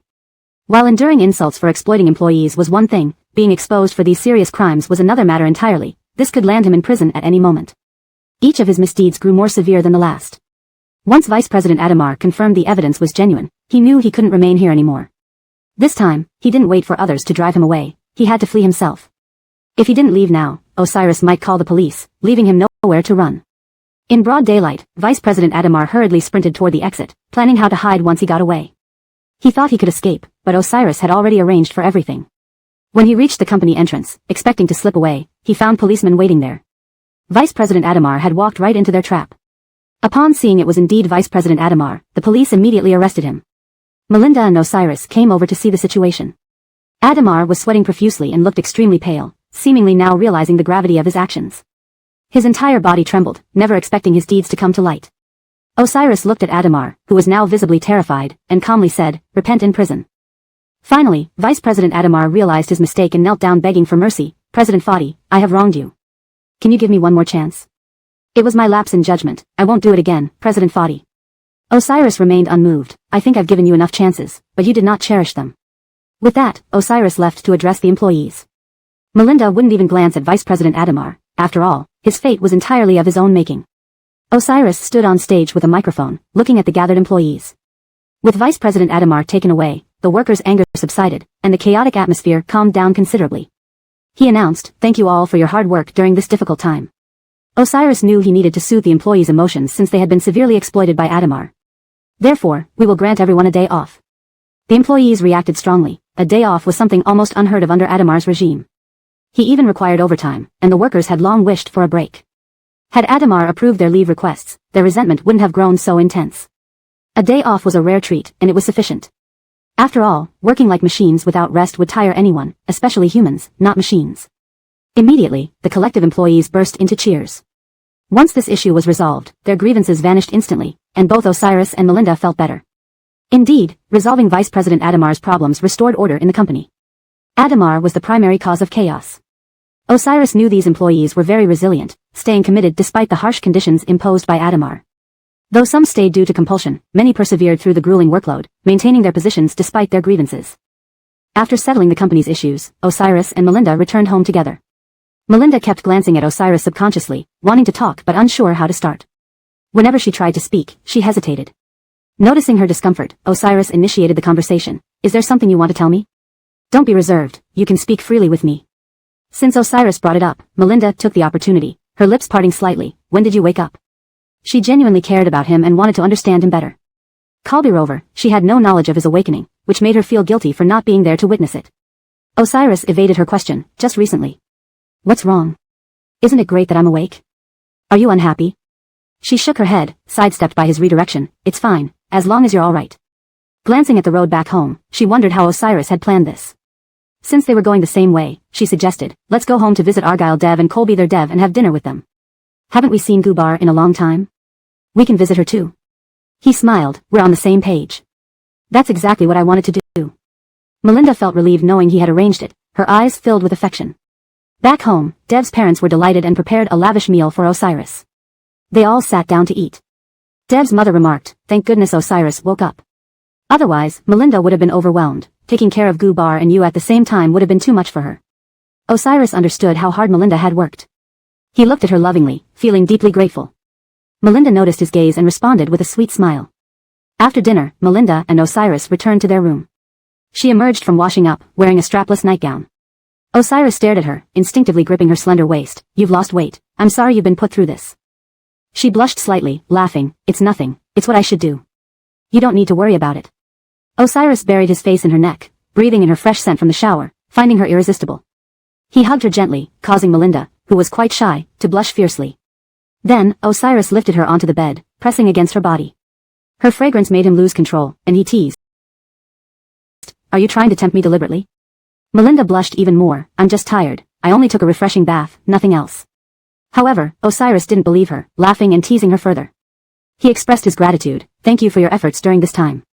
Then, he kissed her lips gently, causing Melinda to freeze in surprise. Chapter 339, A Bold Idea. The next day, Dina and Osiris were both free. After resolving the matter with Vice President Adamar, the two of them were in high spirits. Ira woke up very early that morning. He climbed onto the bed where Dina and Osiris were lying and snuggled between them. He was playing around on the bed, giggling happily. Osiris liked to hold Dina and subconsciously reached out his hand. However, he felt as if Dina had shrunk. Confused, he instinctively looked up and blurted out, Dina, how did you become so skinny? When he realized he was holding Ira, Osiris was greatly shocked. Ira chuckled with glee, Jalandi, did you mistake me for Kalbami? At that moment, Dina was also awakened by the commotion. She quickly picked up Ira and returned him to his room. Recalling the previous night, Dina blushed subconsciously, thankful they hadn't gone too far. Otherwise, Ira might have seen something inappropriate when he sneaked into their bed. Dina didn't want to wake up but was stirred by Ira's and Osiris's conversation. She yawned and got up to freshen up and dress. After finishing, the family enjoyed a warm breakfast together. Ira started to be rowdy again. Kalbami, Jalandi, can we go out to play? I haven't been to the amusement park for so long. August really wants to ride the attractions there. Let's go together. Dina stared at him. Why are you only thinking about playing all the time? You're obsessed with fun. For such a young age, Ira replied confidently. What else should kids think about besides playing? Dina was momentarily speechless. Indeed, at his age, it was natural for Ira to love playing. Although Dina wished for Ira to be like those prodigies, skilled in many languages from a young age, Ira was naturally energetic and couldn't sit still. While she had high expectations, she also wanted him to grow up happy and not feel too much pressure as her son. Ira pleaded persistently, and eventually, Dina relented. Alright, finish your meal nicely, and then Kalbami and Jalandi will take you to play. Upon hearing this, Ira immediately became more spirited, eating much faster.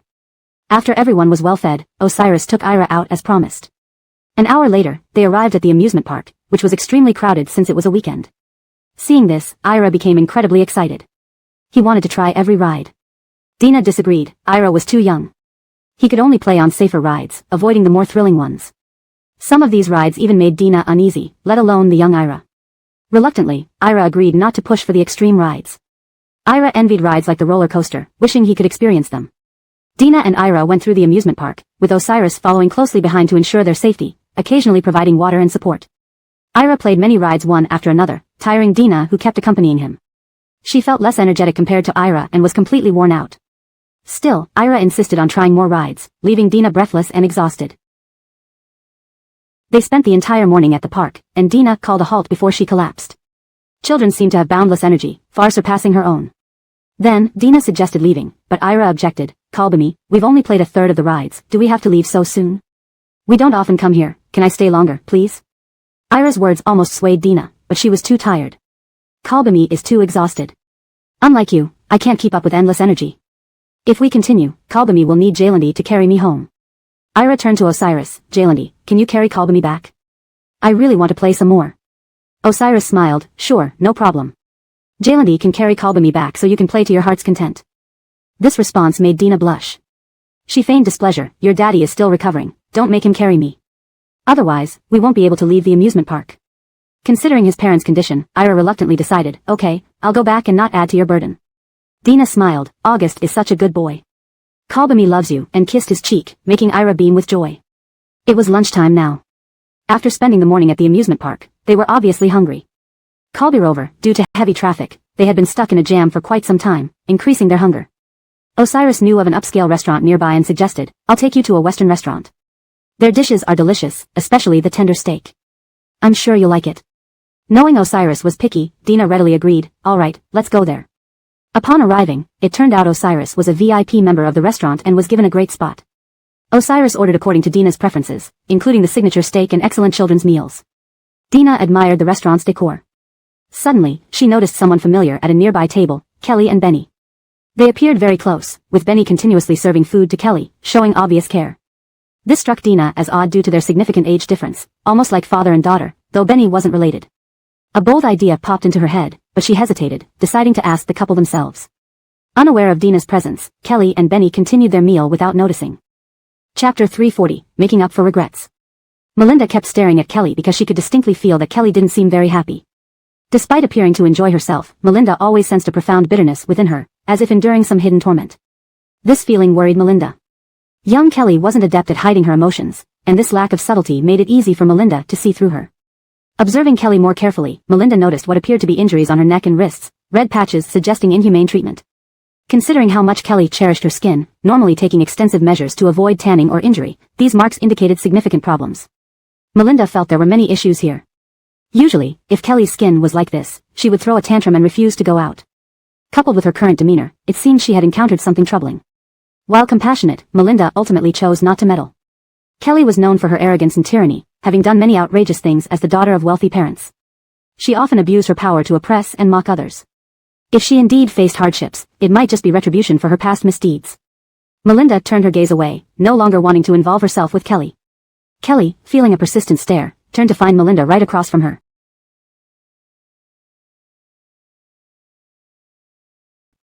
Immediately, she realized why she had that sensation earlier. The drinks at this Western restaurant were delicious, specifically chosen by Osiris for their beauty-enhancing properties, which Melinda enjoyed immensely, finishing 2 cups in one go. She suddenly said, Osiris, I'm going to the restroom.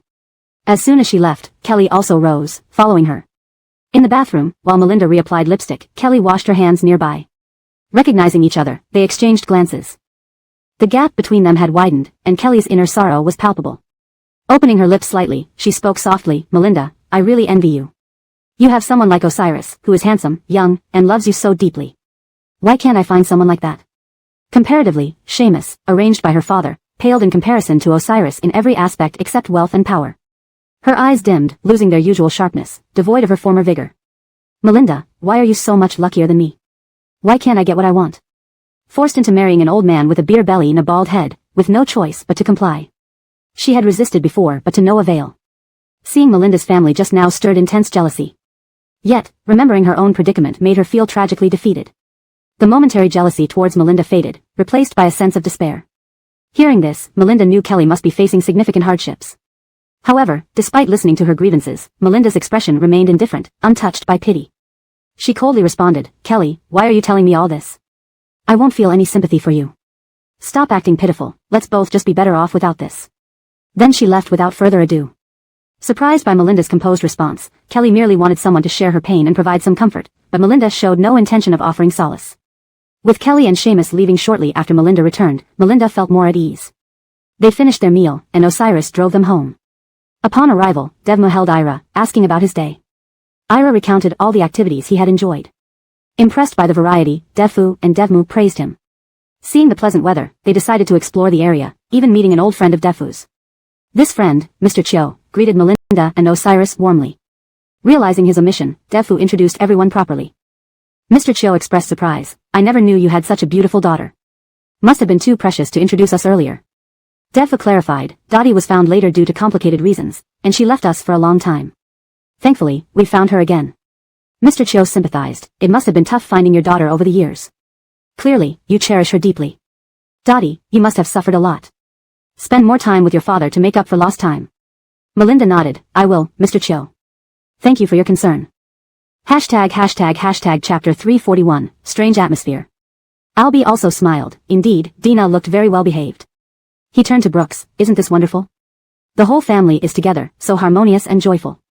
Brooks understood the deep meaning in Albie's words. Yes, it's rare and I'm very happy too. Albie then stared at Osiris, who had been somewhat overlooked as all attention was on Dina. He noticed that Osiris was exceptionally handsome. You, my son-in-law, are just incredibly handsome. No wonder your child is also so handsome, clearly inheriting the best traits from both parents. Osiris responded politely to his elder. Thank you for your praise, Albie. Albie kept looking at Osiris, feeling increasingly familiar with him. You look so familiar. Kalbire and more familiar. I think I've seen you on the news before. Wait, let me think. What's your name? This was because Albie was someone who regularly watched the news and had a good memory of most people who appeared on it. But perhaps there were too many faces he remembered, so for a moment he couldn't recall who Osiris was. After some thought, Albie suddenly realized, you wouldn't be the CEO of Fidici Group, Osiris, would you? You look exactly like him. Osiris didn't expect Albie to recognize him, but he felt there was no need to hide his identity. He nodded. Yes, I am Osiris. Albie was utterly shocked. Osiris was a notable figure and not someone to be underestimated. Albie started showering Osiris with even more praise. I've heard of you. They say you're a business legend, a domineering CEO who has achieved tremendous success in the business world. And yet, you're still so young. I always thought that people with such high accomplishments were middle-aged men, but here you are, so young. Hearing Albie's excessive praise, Osiris chuckled. Not really, I'm still working hard. Albie liked Osiris even more and chatted enthusiastically about many topics, making Osiris quite uncomfortable.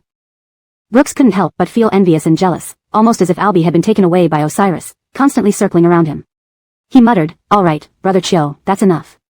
Look at how embarrassed my son-in-law is. Only after noticing how truly embarrassed Osiris was did Albie finally stop. After returning home, Dina received a message from Tamsin. She sent her the address of a cafe and asked to meet her. Kalbirover, Tamsin used some rather persuasive words, clearly unwilling to allow Dina to refuse. Dina instinctively wanted to decline, but Tamsin was a formidable person who resorted to moral coercion. Eventually, Dina reluctantly agreed to meet her. She did not tell anyone else about this meeting. If Osiris knew, he would surely insist on coming along. Dina had a pretty good idea why Tamsin wanted to meet her. Although Osiris could definitely help resolve most issues, Dina preferred to handle them independently. She believed she could manage without him. Relying entirely on Osiris wasn't practical, especially since she felt capable of handling this herself. Arriving at the cafe, Dina pushed open the door. Tamsin was seated at a conspicuous table, sipping coffee.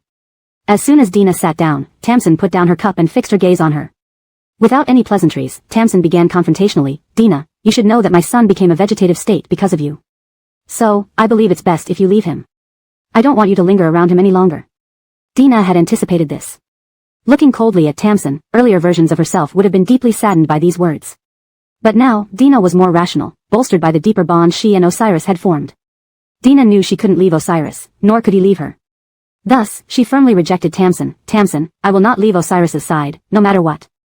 Tamsin hadn't expected this change in Dina. In such a short time, she had become someone who dared to defy her.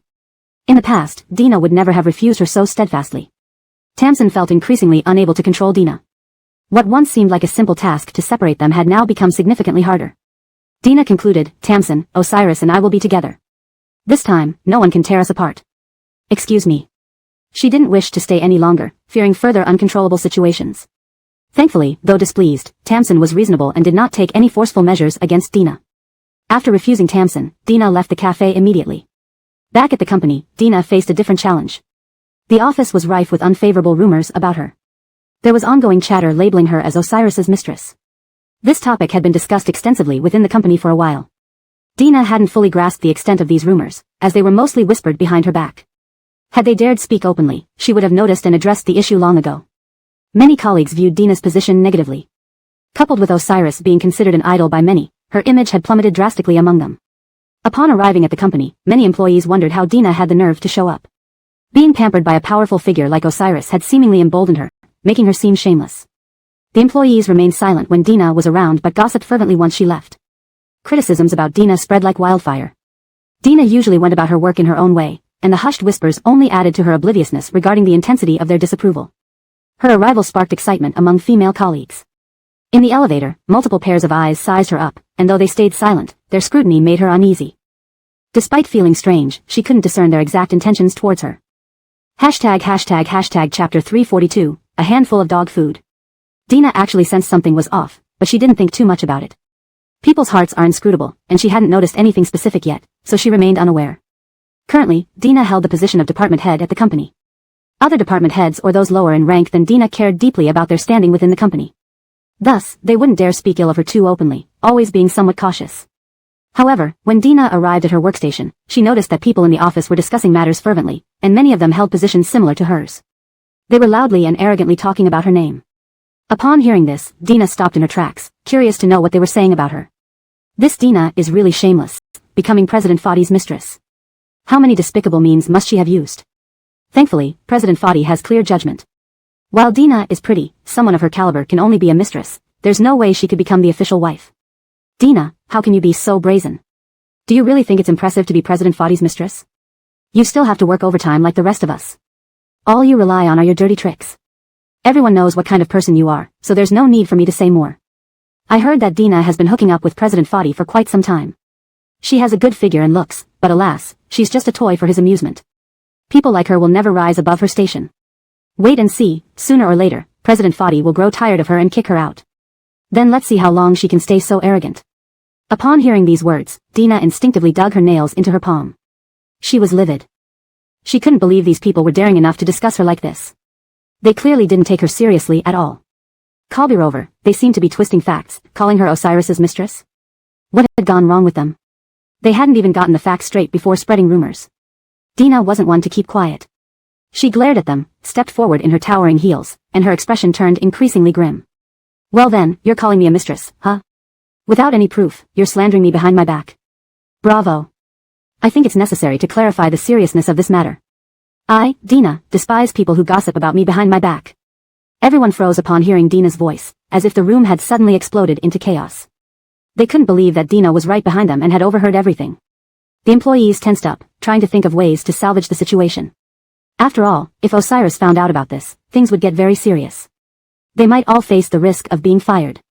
At the moment, everyone believed that Dina was Osiris's most favored mistress. So, they unanimously believed this. Dina stared at the employees who had gossiped about her, determined not to let them off easily. If she forgave them today, they would only become bolder in the future. Though they were colleagues, Dina rarely interacted with them. She was practically a familiar stranger to them. She ordered, "You all, come with me." The colleagues hesitated, unsure whether to follow or not. But since Dina was urging them, they eventually followed her out. With too many people around, an uproar in the office would indeed be unsightly and hard to control. They grew anxious, fearing Dina's retribution. If she reported this to Osiris, things would spiral out of control. Recognizing the severity of the situation, they all agreed to accompany Dina outside. Seeing Dina's anger, it seemed unlikely she'd forgive them easily. Once in the hallway, they immediately softened their tone, speaking in unison, "Dina, we were wrong. Can you please forgive us? We apologize, can you accept that?" Dina remained unmoved, coldly eyeing them. The damage they caused was immense. An apology alone wasn't enough to fix this. It felt insincere, as if they were just trying to avoid consequences. Dina saw through them. She stated firmly, "No, I will punish you. There are many projects recently, and I'll make you work overtime until my anger subsides." Her colleagues were hesitant, pleading with a unified line, "Dina, please don't do this. Can you forgive us? We won't do it again. We're truly sorry." Just then, Osiris happened to be passing by and noticed Dina looking upset. He came over to inquire about the situation, causing the employees to panic even more, fearing their worst. Osiris asked, "What's going on, Dina? Why are you bringing these people out here?" Dina thought it wouldn't hurt to tell Osiris since the issue had already become public. "Osiris, these people were gossiping about me behind my back, calling me your mistress. They talked about it enthusiastically and vividly. How could I not be angry?" Osiris glanced at them coldly. The employees broke into a sweat, none of them daring to speak. Osiris exuded an intense aura that left them feeling suffocated. They couldn't utter a single word of mercy as they watched Osiris, filled with dread. Suddenly, Osiris spoke coldly, I don't like employees who spread rumors. Dismiss all of them, they're no longer needed. By backing Dina, Osiris showed his support. Dina, however, wondered if this response was too severe. Is that a bit too much? Though she was furious, she hadn't intended this outcome. Osiris insisted, it needs to be firm. Word of this incident spread throughout the company, making many employees wary and avoiding gossip about Dina altogether. All these employees were fired at once. As they packed up their belongings, they dared not protest, knowing they couldn't afford to upset Osiris. After these people left, Osiris asked, Dina, are you feeling better now? He gently stroked her head. Did it make you feel terrible to hear those things? Osiris led Dina into his office, ignoring others' gazes. Dina instinctively tried to pull away, but Osiris held her hand tightly. Witnessing this scene, the other office workers felt like they had just eaten a handful of dog food. Chapter 343, Building Relationships. On the weekend, Devmu and Dina chatted at home. They shared a common interest in watching romantic dramas. Recently, there was a very popular romantic drama that updated at 10 o'clock every night with 2 episodes airing until midnight. However, Devmu usually went to bed early and always missed this time slot, making it impossible for her to watch it. Similarly, Dina had to put Ira to bed very early as well, and sometimes she would fall asleep alongside him while tucking him in. Therefore, they often didn't have much time to catch up on episodes in the evening. Fortunately, the shows were rebroadcast during the day, allowing them to make up for missed episodes then. At that moment, they were watching one such rebroadcast to fill in the gaps. Devmu headed to the kitchen to prepare something, taking advantage of the commercial break. Shortly after, she returned with an elegant fruit platter. Dina, come, have some fruit. Devmu loved fruits and hardly disliked any kind. Dina picked up a piece with a fork and fed it to Ira. Son, eat some fruit, it's rich in vitamins. Ira opened his mouth, accepting the fruit from Dina, who also thought that it might not be good to keep feeding him like this now that he was older. Handing over the fork, she said, Ira, you should learn to eat by yourself. Ira didn't object, he nodded and started eating with gusto. Seeing this, a smile appeared on Dina's face. She mused that if he got used to being fed, it could become a problem. She patted Ira's head, this is great. Taking care of yourself is wonderful, I'm proud of you, my son. Ira smiled, eating on his own was actually quite simple for him. The show began, and Devmu and Dina stared intently, captivated by the main character's good looks. Dina kept discussing it. Nowadays directors are getting better at casting, where do they find such attractive actors? Just looking at them is a pleasure. It instantly brightens your mood and builds anticipation for what's coming next. Devmu also admired the actor's appearance, yes, and the script is well chosen, perfectly structured, and gripping. This show never gets old. Dina, it seems we have similar tastes. How else would we both be so engrossed in the same drama? Dina smiled, feeling their relationship grow stronger and deeper. The show had its fair share of comedic moments and heart-wrenching scenes. A preview promised laughter, but in the actual episode, there was a conflict between the protagonists involving love and hate, which made both Devmu and Dina wipe away tears subconsciously. For Ira, romance was too abstract and beyond his understanding. He looked at them puzzled and asked in a soft voice, Kalbami, why are you crying? Is it because the show is scary? Should I turn it off for you? Without waiting for a reply, Ira reached for the remote control intending to shut off the TV. Startled, Dina quickly grabbed the remote before he could do so. She sighed, we're crying because the show is touching, not because it's scary. You watched it too, did you find it scary? Considering her words, Ira shook his head, it's not scary, but mommy, you're crying because of the show. Wouldn't it be better if you stopped watching? I don't like seeing you sad. Can we choose something happier? Dina tried to explain, no, we cry because it's moving, you just haven't grown up enough to understand yet. Indeed, Ira was still young and didn't fully grasp adult emotions. Ira didn't argue, recognizing his lack of understanding. The show ran for 2 hours. During the sweet scenes later on, Ira observed their reactions, finding it even more perplexing when they smiled broadly. He commented, you ladies are truly peculiar creatures, swinging from happiness to sorrow. Immersed in the cliched plot, Devmu and Dina didn't notice his remark. As the show ended, Ira yawned continuously, confused about why Devmu and Dina got so worked up over the show, which made little sense to him. After checking the time, Devmu suggested, why don't we go shopping? I want to buy you a dress, how does that sound, daughter? Please don't refuse me. Sensing Devmu's sincere intention, Dina felt compelled to agree, alright, Kalbam, let's go. We'll get ready now. Devmu lit up immediately. She remarked, I haven't been shopping in ages. Let's have fun today. I won't come back unless I'm happy. In fact, Devmu was quite passionate about shopping. Once she found clothes she liked, she wouldn't leave without buying several pieces from luxury brands. She had considerable spending power, fortunately supported by Dev-Fu. Seeing Ira repeatedly yawning, it was clear he was confused and sleepy from not fully understanding the drama. After changing into regular clothes, they had been wearing pajamas while watching. The duo also applied some light makeup before leaving. Dina dressed quickly, picking out one of Nolani new outfits given by Osiris, each of which she adored. She then applied a quick, light makeup look in front of the mirror using only high-end cosmetics. Knowing the ins and outs of skincare products, Dina had accumulated enough knowledge to become a beauty blogger, though she saw it as a tiresome job. Once ready, Dina invited Ira along, but he declined. "I'll stay home. I don't want to disturb your bonding time." Translation completed, maintaining the original structure, tone, and style. Chapter 344, Something is not quite right. Dina didn't expect that little Ira could be so mature for his age. She looked at him in disbelief, pinching his cheeks. "Really? You're sure you don't want to go? If you do, Kalbami will buy you candy. How about that?" The offer of candy was indeed tempting, but Ira still managed to stay rational and instinctively declined. No. August doesn't want to be a bother. The reason for his refusal was that he had accompanied them shopping before. Women's stamina when shopping was truly terrifying. They could shop from day till night without stopping, expending energy only reserved for shopping, as if they were energized by it. It was truly horrifying. Dina was especially energetic. She could walk many steps while shopping all day, even continuing with sore legs. This left quite an unrealistic impression. The last time Ira followed Dina shopping, his feet ached for days afterward. Since then, he made up his mind to decline going shopping with her whenever possible. If he couldn't resist, then it would be another matter. Dina hadn't anticipated that Ira would be increasingly difficult to persuade. Megan came over to persuade Dina. "How about this? I'll buy August some toys. Would you like to come?" Toys were more enticing than candy, and Ira was tempted. However, the thought of refusing lingered in his mind. Despite his young age, Ira had strong willpower. He insisted, No. You guys go. August isn't interested in shopping at all. Neither candy nor toys can change my mind." Dina and Megan exchanged glances. It seemed Ira was growing up, as neither toys nor candy could sway him anymore. There really were no other options now. Dina stared at Ira to confirm his decision. "So, you're sure you don't want to come?"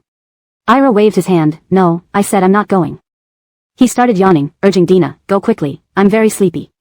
Go to sleep for a bit, and when I wake up, you should be back."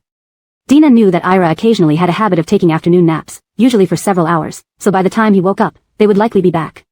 Seeing that Ira really didn't want to go, Dina didn't force him. "All right, then Kalbami will go. Ira, go to sleep." As a mother, Dina still subconsciously worried and urged Ira to rest before leaving.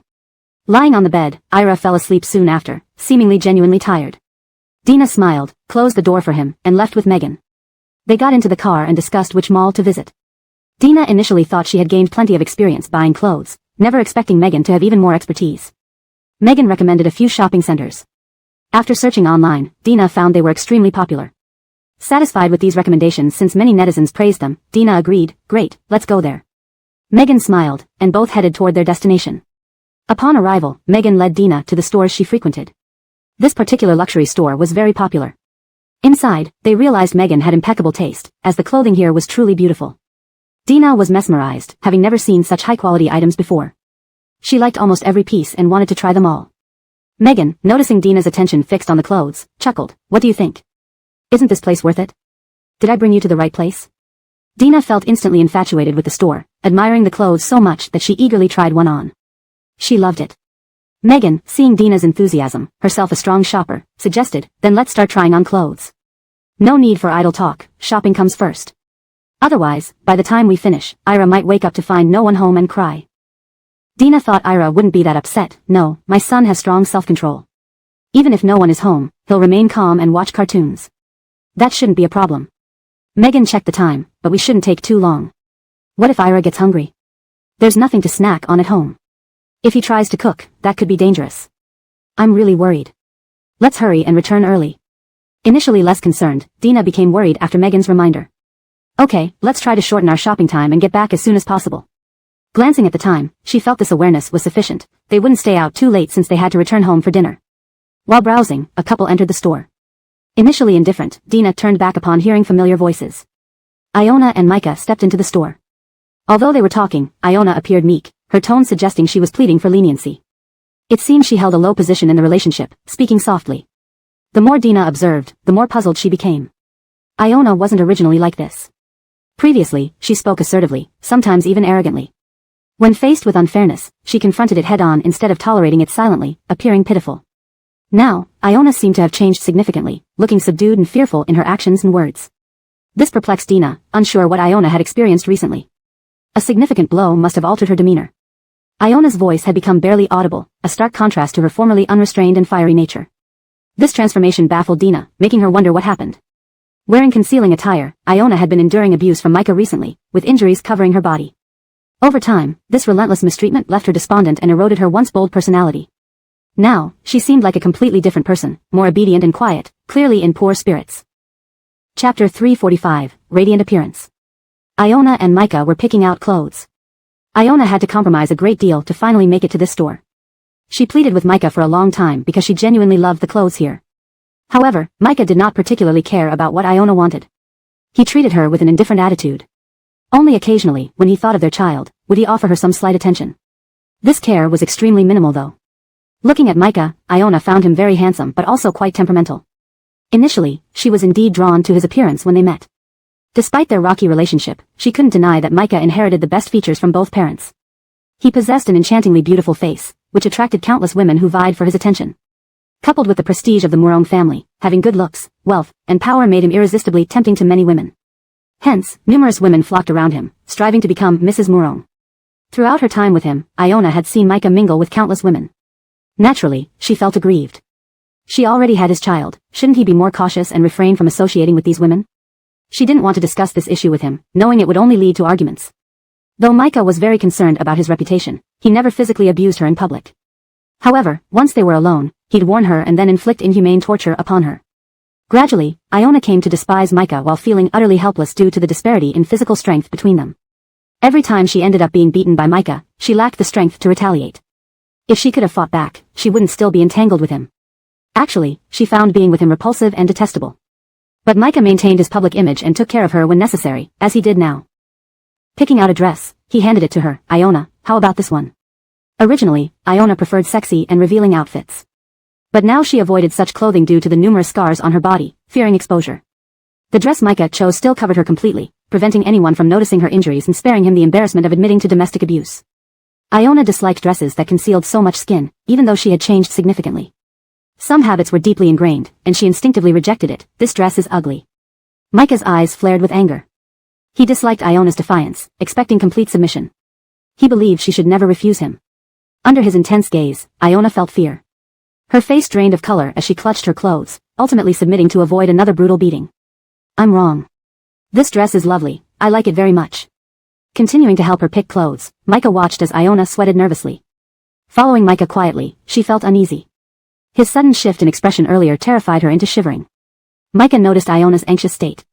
In reality, she was reminiscing about his violent behavior towards her. She couldn't bear it but didn't know how to resist. Micah refused to let her go, treating her neither gently nor allowing her freedom.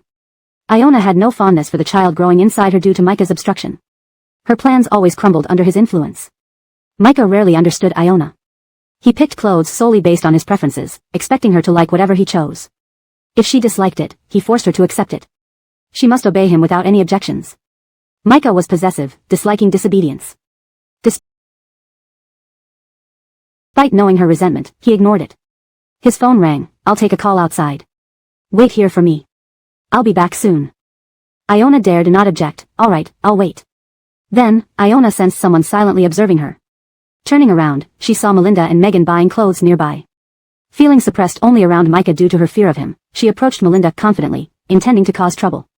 Noticing Melinda holding a limited edition item, Iona's eyes grew cold as she sneered, Melinda, do you really think climbing up to Osiris makes you a phoenix? You're overestimating yourself. Seeing Megan chatting warmly with Melinda, Iona couldn't help but ridicule. Two penniless individuals dare enter such a high-end brand store. Know your place, even spending all your savings won't buy you anything here. One piece alone costs decades of effort. Think again. Her tone was arrogant. Melinda realized this was the Iona she knew, despite the contrast just moments ago. Megan felt angered. Despite Iona's beauty, her words were harsh. She couldn't hold back her irritation. Preparing to retaliate, Melinda noticed Iona's severe bruises. Therefore, Melinda smirked, retorting Iona's arrogance. Iona, don't just criticize us. What have you been through lately? Your situation isn't much better, is it? Chapter 346, Situation Reversal.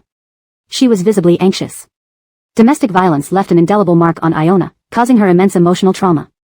She feared being caught in such a situation by others. To her, it would be devastating if people found out she lived like this.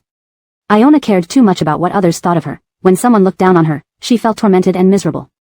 Summer watched as Iona's anxiety deepened, a smirk forming on her lips. The more nervous Iona became, the more Summer believed she had hit upon the truth. She suspected that Micah had been abusing Iona for some time. What puzzled her was why Iona stayed with Micah despite his treatment of her. Given how fiercely she could berate others, Iona didn't seem like someone who would let herself be victimized. Summer couldn't quite understand her mindset. If she had married someone so ill-suited, shouldn't she have sought freedom rather than remain with him, enduring continuous torment? What Summer could easily see through, Iona should also be able to. Was it possible Iona loved Micah so deeply that she couldn't extricate herself? Was it really worth sacrificing her well-being for one man? Clearly, it wasn't. Iona grew increasingly nervous, unwilling to let Summer read her too clearly. With sharp words, she retorted, "Summer, it's none of your business. Stay out of my affairs. I warn you, who do you think you are? My problems are complicated, they're not something you can just interfere with. You're thinking too much." Summer hadn't intended to provoke trouble, but Iona had brought up this matter first. Seeing her anxious demeanor, Summer wouldn't let it go. "Now you know fear? Afraid I'll uncover the truth? Let me tell you, Iona, forget it. For talking to me like that, you deserve a piece of my mind." The current Summer was becoming more difficult to deal with. In reality, Iona wasn't afraid of Summer or concerned about losing an argument with her. What terrified her most was the possibility that Summer might learn about the prolonged domestic abuse from Micah. She felt humiliated at the thought of Summer knowing everything. She couldn't imagine how much ridicule she would face, and probably feel she deserved it. Iona's heart raced, but Summer wasn't Micah. After calming slightly, she retorted, "Summer, what are you being arrogant about? I bet any of these clothes here are beyond your means. How dare you come shopping in such an expensive place? Don't dirty or damage the clothes, you'll never be able to compensate for them even if you work yourself to death." Summer was enraged. "Iona, are you judging people by their appearance? Who said I can't afford these clothes? Would I be here browsing if I couldn't? Really brainless, you don't have a clue, no wonder your life is in shambles." Iona's expression darkened instantly. She knew Summer would mock her this way. Enraged, she wished she could tear Summer apart. "Summer, do you think you're so great? Just because you think you can handle everything and control everything, doesn't mean you understand my struggles." Of course, Summer had no idea what hardships Iona had faced. She had no time to understand Iona, who was a negligible figure in her life, unconnected in any significant way. Summer smiled, "Why should I understand your troubles? Am I responsible for what you've gone through? Iona, think about it. If you were a decent person, you'd act with principles and rules, and wouldn't have let your life turn out like this." Summer's words held considerable truth, but Iona refused to listen, even though Summer had nothing to do with her situation. However, Iona glared fiercely, unwilling to let Summer off. "Summer, do you think you can lecture me from your moral high ground? What gives you the right? Is this life I live what I want? I want to fight back, but I don't know how." As she spoke, Iona gradually lost confidence. It wasn't because of Summer, but mentioning her life always made her think of all the abuse she suffered at Micah's hands, leaving her uneasy and instinctively panicking. She couldn't accept it, as it was a mental barrier she couldn't overcome. While they were quarreling, Micah, having finished giving instructions to his assistant outside the store, came in. He noticed Iona arguing with Summer and Megan, unsure what was happening.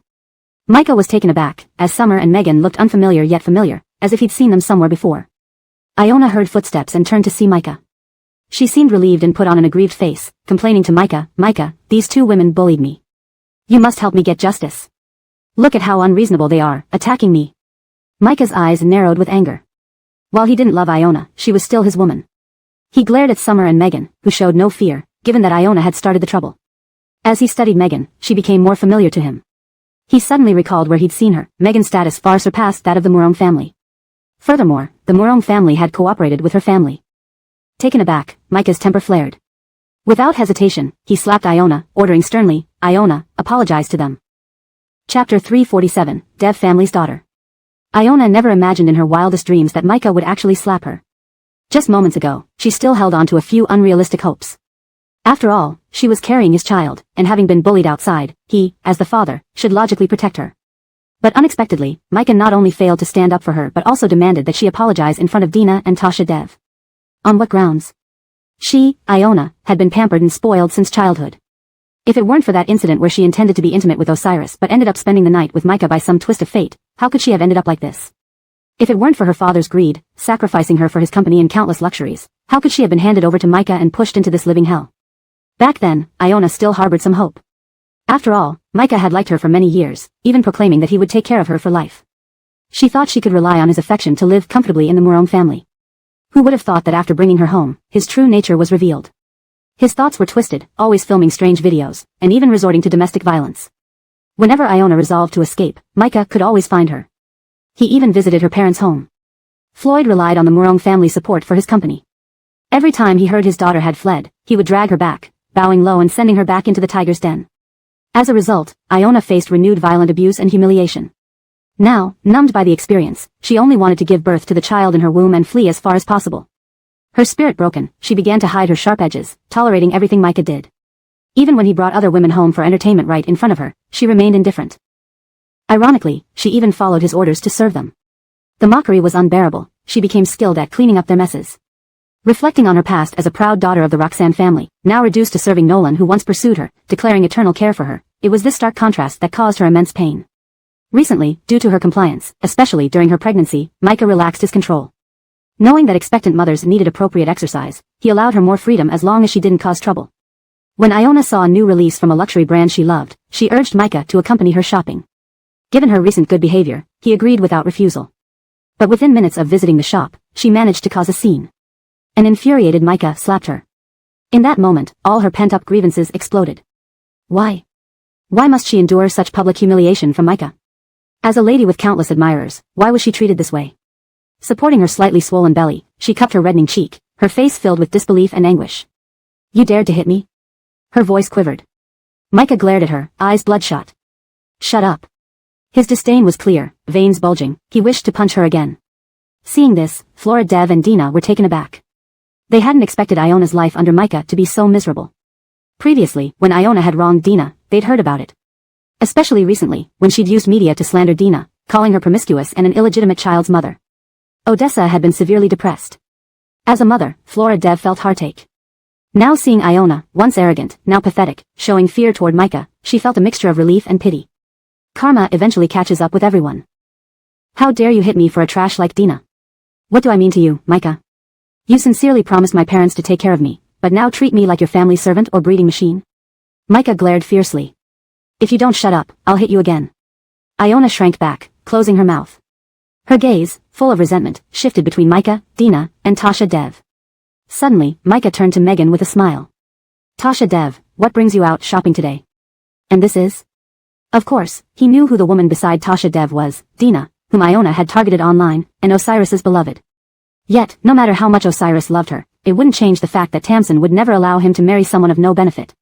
Hence, Micah had never paid attention to Dina. Seeing Tasha Dev and Dina together, walking intimately, Micah was puzzled. How could they be together? Tasha Dev, lovingly turning to Dina, patted her hand.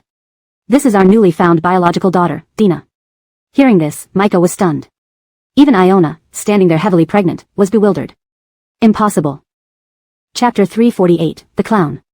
Previously, there were rumors that after Melinda was kicked out by the Gu family, it turned out she was merely the child of a villager from the countryside. Because of this, Zelda had reservations about her marrying Osiris. After all, who would want their son, a proud scion, to marry someone who understood nothing and even had a bunch of rural relatives to support? Mentioning them made everyone feel as if they were talking about a disgrace. So, face-conscious Zelda would never allow Osiris to pursue such a woman. The Fadis, being the top wealthy aristocrats of this generation, would not marry someone so unrefined. But who could have imagined that Melinda, in the end, would transform into Dev family's young miss, equal in standing to the Fadi family, or even surpassing it in influence? Mike and Megan spent their entire lives searching for their long-lost daughter. Even their only son could not forget his missing sister. Now that they finally found their long-lost sister, they would naturally shower Melinda with love and care. Micah was somewhat surprised, not expecting these underlying connections. He stood in a daze before he finally recovered his voice. Congratulations, Isabel. I didn't realize Ainsley is your long-lost daughter. I genuinely wish you happiness now that you found your daughter. Megan's smile faded, revealing a sharpness that hadn't been there before. Over the years, Mike and Colby there had built their company together, with Megan playing an instrumental role. Many collaborations had been secured single-handedly by Megan, showing that although she usually appeared gentle, she was serious and efficient when dealing with matters. For this reason, whenever Megan was not smiling, she carried a stern look. Particularly when she looked at others coldly, it chilled people to the bone. Years of managing the company had given her an aura of authority. Even after handing over management to their son, their many years of sharpness remained undeniable. Megan fixed her gaze on Micah, her lips curved slightly, her eyes intimidating. This stare silenced even Iona, who had been causing trouble moments ago. What did she just hear? Iona often used Melinda's humble background against her, even telling Zelda how poor and undignified she was. But now everything has changed dramatically. Iona ended up with a man she doesn't love, one who abused her. Meanwhile, Melinda became a wealthy heiress. If Zelda knew, she certainly wouldn't oppose their marriage anymore. She knew Zelda well. She never cared about whom Osiris married but what status and benefits that person could bring to the Fadi family. Iona felt absurdly amused. Despite all her efforts, it came to naught. Megan ignored Iona's shock and held onto Melinda's hand while turning to Micah. Second young Master Murong, we haven't seen each other for some time. This lady here is. Megan deliberately asked, pointing at Iona. From her condition, it seems she's several months pregnant. Who knew that second young Master Murong also got married and had children? Next time I'll prepare a small gift for your wedding. Micah quickly shook his head. With this tigerish woman offending Melinda, and knowing how much the Dev family doted on their daughter, how could he not know? There had been news earlier that the Dev family had already found their lost daughter, but to protect her, they kept it secret. Before Micah could respond, Megan continued, however, to me, second young Master Murong's taste seems a bit off. As the saying goes, choose a wife for her virtue. One should find a virtuous and competent wife who can stay at home to raise the children and support her husband's career, not a promiscuous woman with a scandalous reputation. Hearing this, Iona felt a burning humiliation. Each word seemed to mock her inadequacy to match Micah. She recalled the photos circulating online recently, which exposed her indiscretions with different men. When Micah saw those photos, he beat her savagely. Iona clenched her fists and involuntarily should be translated to. Iona clenched her fists and involuntarily shrunk her neck. For better fluency and natural reading in English, it can be revised to. Iona clenched her fists and instinctively pulled her neck back. This matter remained a thorn in Micah's side, not tolerating any mention of it. After all, he was initially attracted to Iona's purity. Who would have thought that beneath that facade lay a woman who had casual liaisons with numerous men? To marry such an unchaste woman would be an insult to him. At this moment, Iona smirked. Unworthy of him? She was unworthy. What kind of woman would choose a violent man like him? Micah nodded hurriedly. Lady Dev, your advice is noted. Having been through it myself, I can see what kind of woman isn't suitable for marriage. Your words have enlightened me. Megan raised her eyebrows. It seemed Micah wasn't fond of Iona. Her provocation would likely lead to more suffering for Iona once she returned. So be it. It was this woman who first defamed her daughter. Now Megan was merely giving her a taste of her own medicine. Since second young Master Murong understands, that's good enough. I'm just offering my thoughts as an outsider. However, choosing a spouse reflects one's standards. We Dev family might reconsider our cooperation with you. Your family matters are yours to decide. It's getting late, and I still need to take Dottie to pick out some clothes. This shop feels too chaotic, I won't linger here. Please make yourselves at home. As soon as she finished speaking, Megan pulled Melinda away.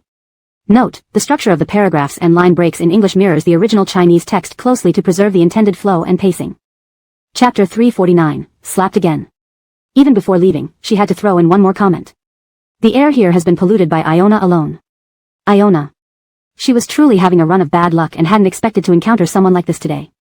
Iona cursed inwardly and then suddenly felt a strong wave of low pressure and anger beside her. She instinctively trembled and turned her head to look at Micah. Murong. Iona stumbled back 2 steps. At this moment, Micah had an icy expression, exuding overwhelming fury. Iona felt that his fist might land on her face at any second. Everything that just happened wasn't my fault. I didn't know Dina was the daughter of that madam. I only said a few things to her. Iona stammered, explaining herself while her hands were shaking. Due to the commotion, many people had gathered around them, even the store staff had come out to watch. In the next instant, they saw Micah raise his hand, striking Iona's face with a slap. Ah! Iona lost her balance and fell to the ground. She felt a sharp pain in her abdomen. Being 3 months pregnant, she naturally felt maternal love towards the child. Instinctively, she raised her hands to protect her belly, afraid of hurting the baby. Iona frowned, a hint of resentment in her voice. What are you doing? You bitch, I'm telling you this now. If the cooperation between our Murong family and the Dev family is cancelled, I will never forgive you. Dev family. At this moment, Iona realized how significant the Dev family was. The Murong family relied on many collaborations with the Dev family. If today's incident led the Dev family to terminate their cooperation, the shares of the Murong corporation would plummet dramatically. Thinking about this, Iona involuntarily shrank back. If it really came to that day, Micah might very well kill her in a fit of rage. Iona hastily got up from the ground and grabbed Micah's trouser leg. Murong. I really didn't know that Dina was from the Dev family, and I didn't recognize Tasha Dev. I didn't know anything, don't blame me, I've already learned my lesson. Saying this, she was trembling and shedding tears of fear. Hearing Iona mention Tasha Dev, Micah seemed to recall what she had said earlier. Every word from Tasha Dev reminded him that this woman used to be promiscuous, wearing a facade of purity but being involved with many men behind the scenes. Miss Roxanne, looks like your photos with other men have become quite famous even among middle-aged and elderly circles. Micah narrowed his eyes, filled with danger. Iona felt chills down her spine and reached out to hold his wrist. No, those are all past issues. Back then, I thought it was right to be with them, but when young, I lacked understanding. Murong, let bygones be bygones, please don't dwell on it.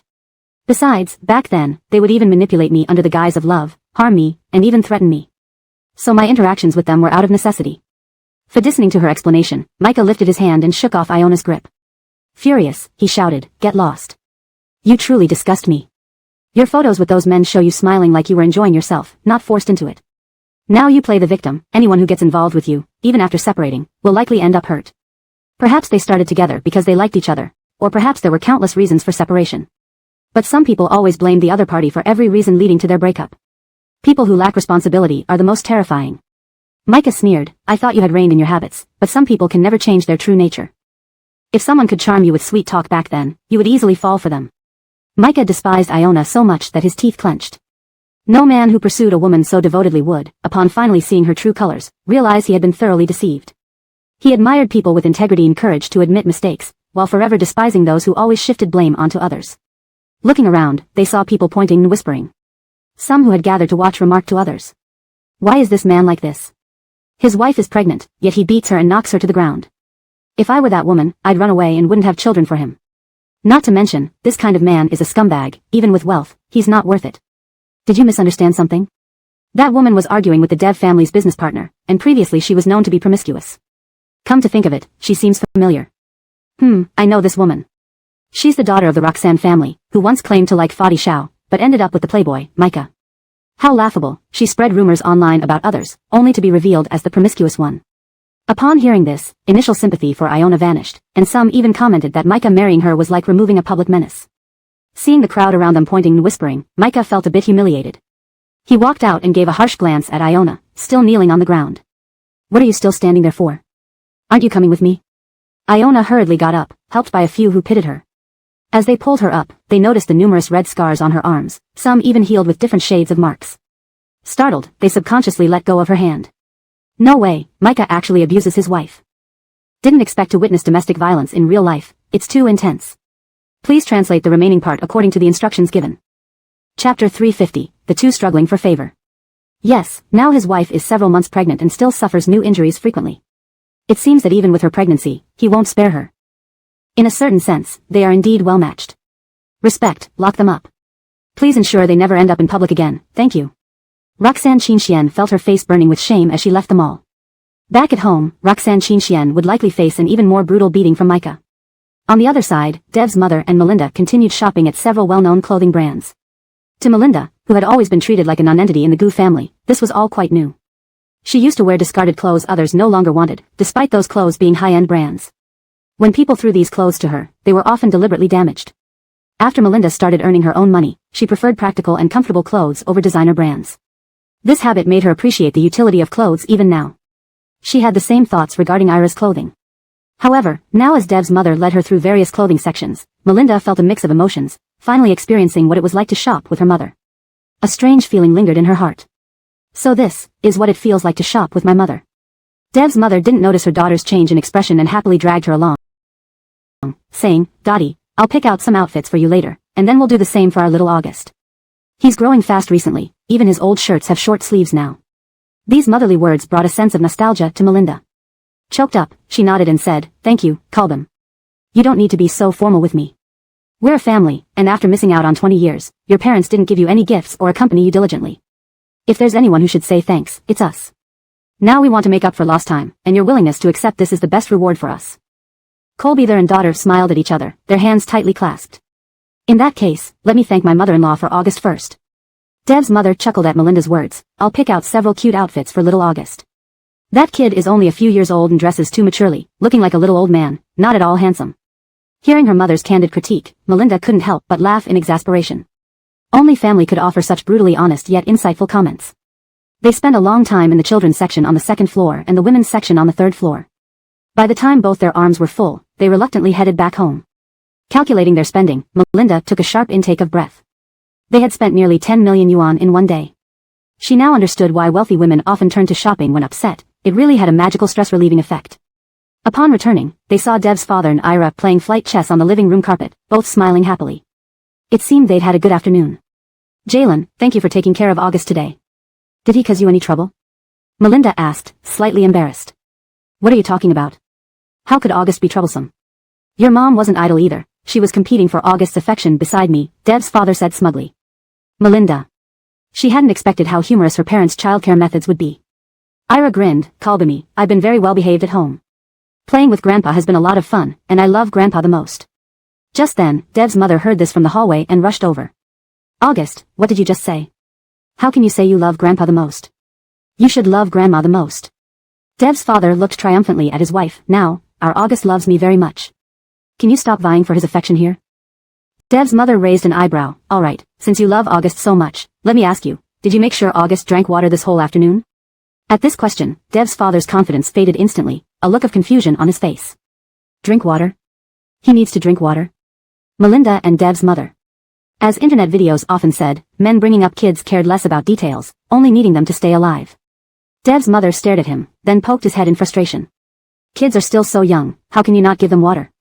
What if they get dehydrated or sick? Don't you know anything? Hearing this relentless criticism, Dev's father touched his nose, slightly aggrieved. I remember when our son was little, we never made him drink water. Dev's mother, great. Now I realize it's a miracle our son grew up healthy. Watching her parents bicker, Melinda was both amused and helpless. Her parents had built such a vibrant relationship over the years, despite leading a rather ordinary life. She envied that deep bond. Seeing them argue, Melinda intervened. All right, stop arguing. Let August drink water now. He's healthy and doesn't often get sick. Don't worry, Kalbam and Jalen. Relieved, Dev's father and mother sighed in unison. If anything happened to their grandson, Dev's mother wouldn't easily forgive her husband. Watching the two squabble, Melinda sighed. Suddenly, the doorbell rang. Grateful for the distraction, Melinda jumped up. Kalbam, Jalen, the doorbell rang. I'll open the door while you keep chatting here. Laughing inwardly, she dashed away, wondering what it felt like to have parents who competed for their child's affection. Truly indescribable. Translation notes. Maintained the paragraph structure and line breaks as requested. Kept character names consistent, like Melinda, August. Ensured the translation is natural and coherent with previous context.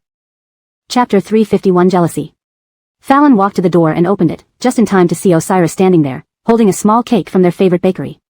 Lansu. When Osiris saw Fallon open the door, his deep eyes lit up with joy. People who love each other are always happy to see one another no matter how long they have been together. You're so busy at work, it's too tiring for you to come here after work. Fallon felt a pang of concern. Osiris had just slipped into slippers. As he looked up again, a doting smile spread across his face. Since you don't want me to be too tired. He leaned slightly forward, his thin lips brushing against Fallon's ear. Then marry me quickly. This way, I won't have to run back and forth every day, and can still see you. Hearing this, Fallon blushed instantly. She playfully swatted his chest and lowered her head, her cheeks flushed red as she said, annoying, always teasing. Osiris caught her hand, playing with it gently. Alright, no more joking. If we keep fooling around, Fadidal Jeffrey will come over. Fallon raised an eyebrow upon hearing this. Who was it that started being inappropriate first? Yet, now he took all the initiative, shifting the blame entirely onto her.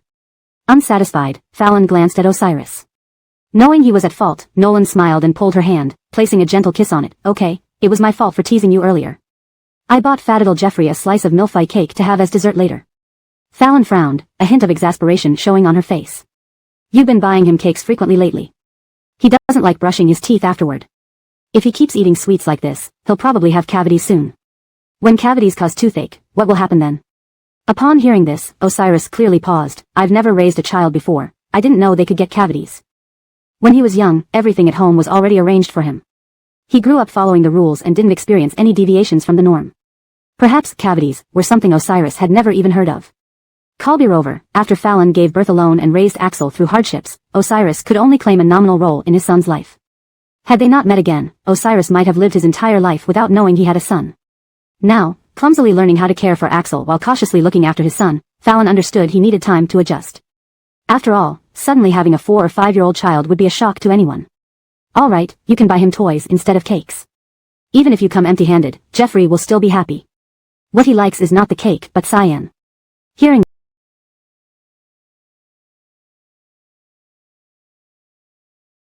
this, Osiris felt a soft stirring in his heart.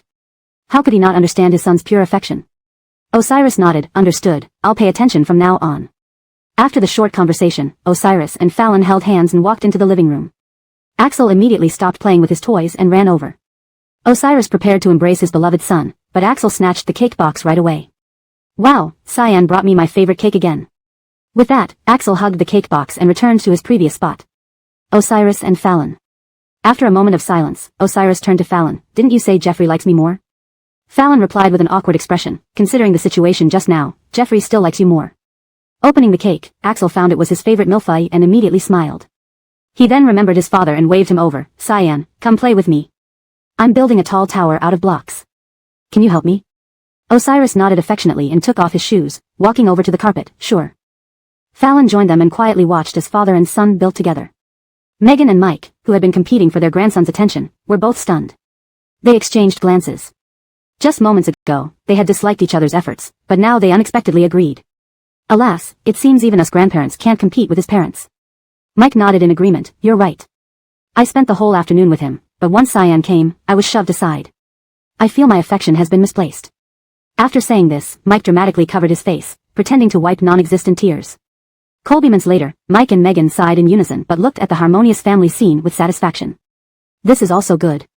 Sometimes seeing Jeffrey being so thoughtful makes me think about how hard our daughter must have worked raising him alone. Megan's eyes welled up. Ever since recognizing her own daughter, whenever she thought of all the hardships her daughter endured while pregnant and raising her child single-handedly, she felt teary-eyed. She knew the struggles of raising a child. Back then, Fallon had barely enough money and was raising a child on her own. How painful must that have been? Thinking of this, Megan felt even more heartbroken. Hearing this, Mike quickly put an arm around his wife, gazing at her sympathetically. Don't be sad. We should be thankful we found our long-lost daughter and can watch our grandson grow up. Chapter 352, She Should Go Home. We can make up for our past shortcomings towards our daughter by doting on our grandson. This can be a way to compensate them both. Megan nodded upon hearing Mike's words. Yes, thankfully, both our daughter and grandson like us. But I think they probably love me the most since Dottie and I are the closest. Megan paused here, contemplating who Dina and Gubar loved the most. Mike immediately objected when he heard this. How can you say that? They should love me the most. After all, it's often said that daughters are their father's little sweaters. Dina. Osiris couldn't help but interject, amusement flickering in his eyes. Why did they suddenly start competing for favor? Talking about this gave Dina something to rant about. It's because today, Kalbim and I went shopping. When we came back, Bar was playing happily with Jalen, so Kalbim and Jalen started comparing who Bar loves the most. They haven't reached a conclusion yet, and you showed up. After understanding the situation, Osiris also laughed, a hint of helplessness in his voice. It's clear they are very sensitive about this issue and extremely persistent. Both Osiris and Dina chuckled at this, their faces showing a touch of exasperation. As she spoke, there was a deep sense of contentment on her face. In the past, while living as an adopted daughter in the Gu family, she had never imagined that one day she would be so happy, being cherished by her biological parents as if she were their prized jewel. Now, it felt like a dream, having loving parents, a devoted husband, and an obedient son.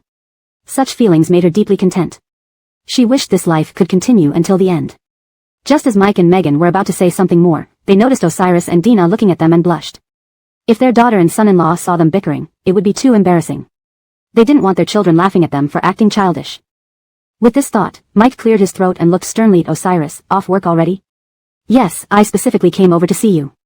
Mike and Megan were very satisfied with this son-in-law. Seeing Nolan with a serious face, Megan nudged him with her shoulder.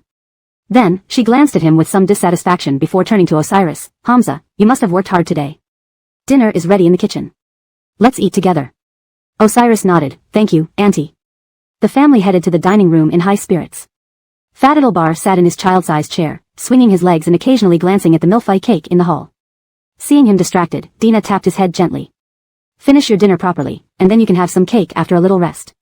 If you don't behave, your father and I will finish the entire cake today without leaving any for you. Upon hearing this, Bar's big eyes widened with fear. He whined pitifully, Kalbimi, you mustn't take my cake. Saying this, Fadil Tuan quickly picked up his bowl and stuffed rice into his mouth hastily. His cheeks quickly became covered in grains of rice. Everyone was amused by Fadil Tuan's eating antics.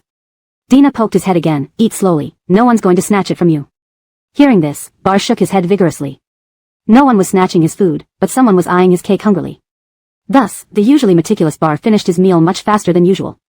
Once done, he swiftly climbed off his chair and ran to the hall to be with his beloved cake. He planned to enjoy it in half an hour, and definitely not share with anyone else. They're adults, if they want cake, they can buy their own. He huffed. Osiris and Dina couldn't help but laugh, their hearts melting at their son's antics. Mike and Megan smiled softly. You two are already parents. Why do you still like to tease Fadil Tuan? Exactly. Look at how Fadil Tuan is now, clinging tightly to his cake. If he cries later, I'll blame you too. For listening to the elders' comments, Dina and Osiris just exchanged amused glances and nodded, we know. After chatting for a bit, Megan suddenly remembered something. Oh right, I almost forgot. Today, while shopping with Odessa, we encountered someone. Curiosity piqued, everyone turned their attention to her. Who? Mike asked first. Megan smiled faintly, Iona and the playful second young master of the Morong family. Apart from Dina, everyone else was taken aback. Mike and Megan had come over specifically to support Dina after learning about the gossip involving Iona, so they knew what Iona had done to her. However, Osiris and Dina didn't want to worry the elderly too much, so they didn't ask much about the situation and only learned bits and pieces from online sources. Naturally, these secondhand stories weren't comprehensive. However, they had seen enough online to know Iona's true nature, especially after seeing her bad-mouthing Dina alongside Tamsin at a hotel entrance. That incident had firmly placed the Roxanne family on the Dev family's blacklist. Similarly, they disapproved of Tamsin for failing to see through Iona's malicious intentions and joining in on the defamation. The Dev family was known for being protective, especially of their long-lost daughter. Chapter 353 Preparing for the Feast.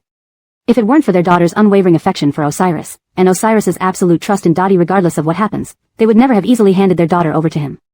After all, even after they got together, they might still be separated because of difficult roles like Tamsin. Kalbirover, what if Tamsin caused trouble later? If she played the role of an evil mother-in-law, targeting Melinda everywhere, given their daughter's personality, even if she suffered grievances, she would endure silently to maintain peace in the family. Thinking of this, Megan and Mike could also worry countless times at midnight. But fortunately, Iona soon revealed her true colors. They thought that after marrying the second son of the Morong family, she would have restrained her temper since this second son was not someone easy to deal with. Especially seeing that she was beaten all over her body, Megan and Melinda felt some sympathy towards her. This sympathy wasn't pity. But before they had sympathized for a few seconds, she lashed out fiercely at them as if she had been spurred by gunfire. Very well, Megan directly brought up the business cooperation between them and the Morong family. Micah slapped Iona across the face, looking as though he wished to strangle her. After Dev mentioned what had happened in the market today, Mike and Osiris both frowned involuntarily. They hadn't expected that Melinda and Megan would actually run into Iona. Osiris then recalled that before going to City A, he had planned to drive the Roxanne family out of Jingdu, preventing them from standing firm there ever again. However, something happened in City A that delayed them for so long, piling up so much official work upon return that he didn't even have time to think about other matters. Hearing Megan now, Osiris snapped back to his senses, realizing he couldn't delay the previous plan any longer. Some things need closure eventually. Mike similarly furrowed his brows angrily upon hearing the news. He stood up, slamming his hand on the table with fury. That's outrageous. I can't believe the Roxanne family's young lady dared to bully my daughter. Do they really think climbing the Morong family tree will ensure their safety? Mike's eyes widened in anger. Upon hearing her grandfather suddenly raise his voice, Ira couldn't help but look up. But these were not things kids should consider, so Ira continued playing with his building blocks. Megan, hearing Mike speak sternly, hurriedly gestured for him to lower his voice. Speak softer, don't scare August. I just remembered this and wanted to tell you. Megan's words successfully made Mike sit down. Then everyone fell silent.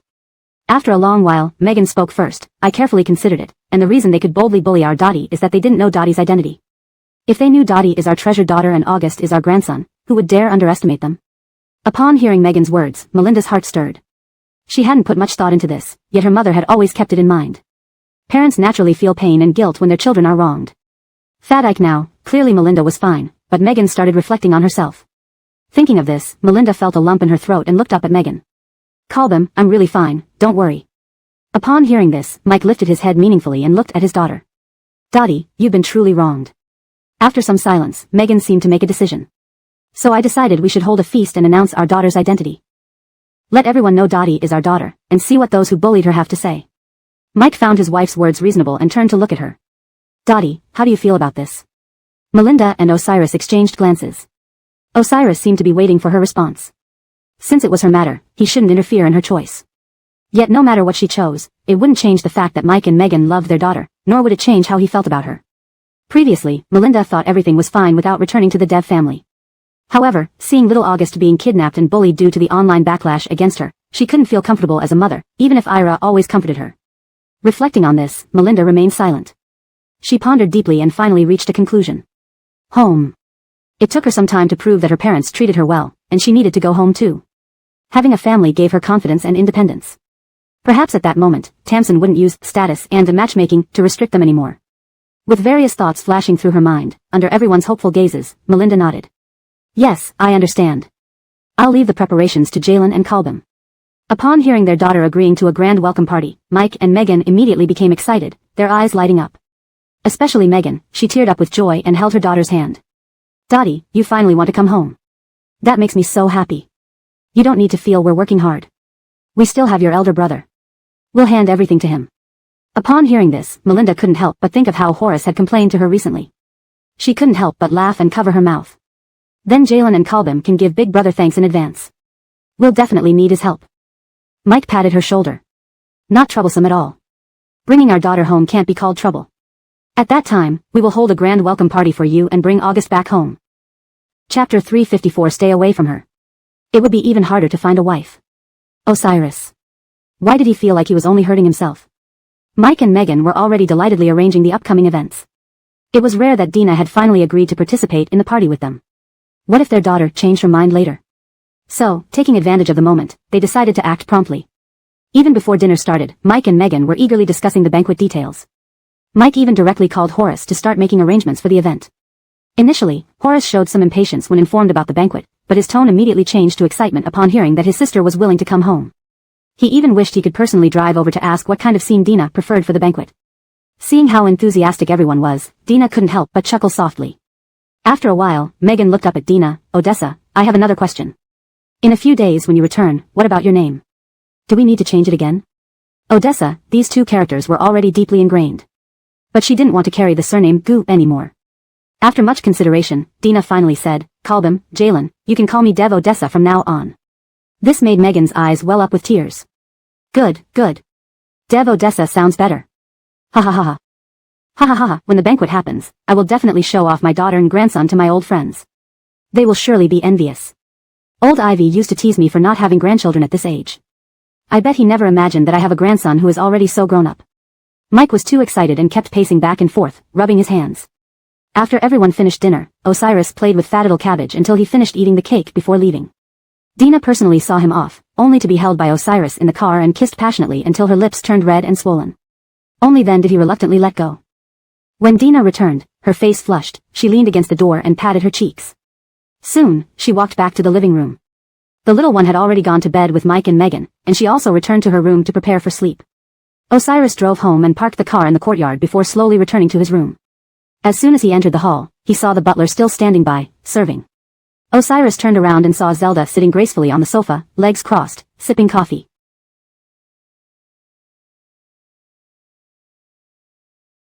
Osiris raised an eyebrow. Colbin, why aren't you resting so late? If I rest early, will I still be able to wait for you to come back? Zelda asked with a hint of coldness on her face. I don't want to see you chasing after Ainsley again. She is not someone who belongs in your circle. She doesn't deserve you. Upon hearing this, all traces of concern disappeared from Osiris's face. He looked at her coldly. Colbin, if there's nothing else, please go to sleep. I'm tired. Just as he was about to leave, Zelda stopped him. Hamza, I've told you many times, that woman doesn't match you. Why are you still so stubborn? Osiris looked at his mother, unable to suppress a sneer. Turning around, he met her gaze without fear. You say she doesn't match me, but don't Ivy One and Iona match? One kidnapped and killed people behind closed doors, and the other tried to drug me. Is this what you call the behavior of a rich man's daughter?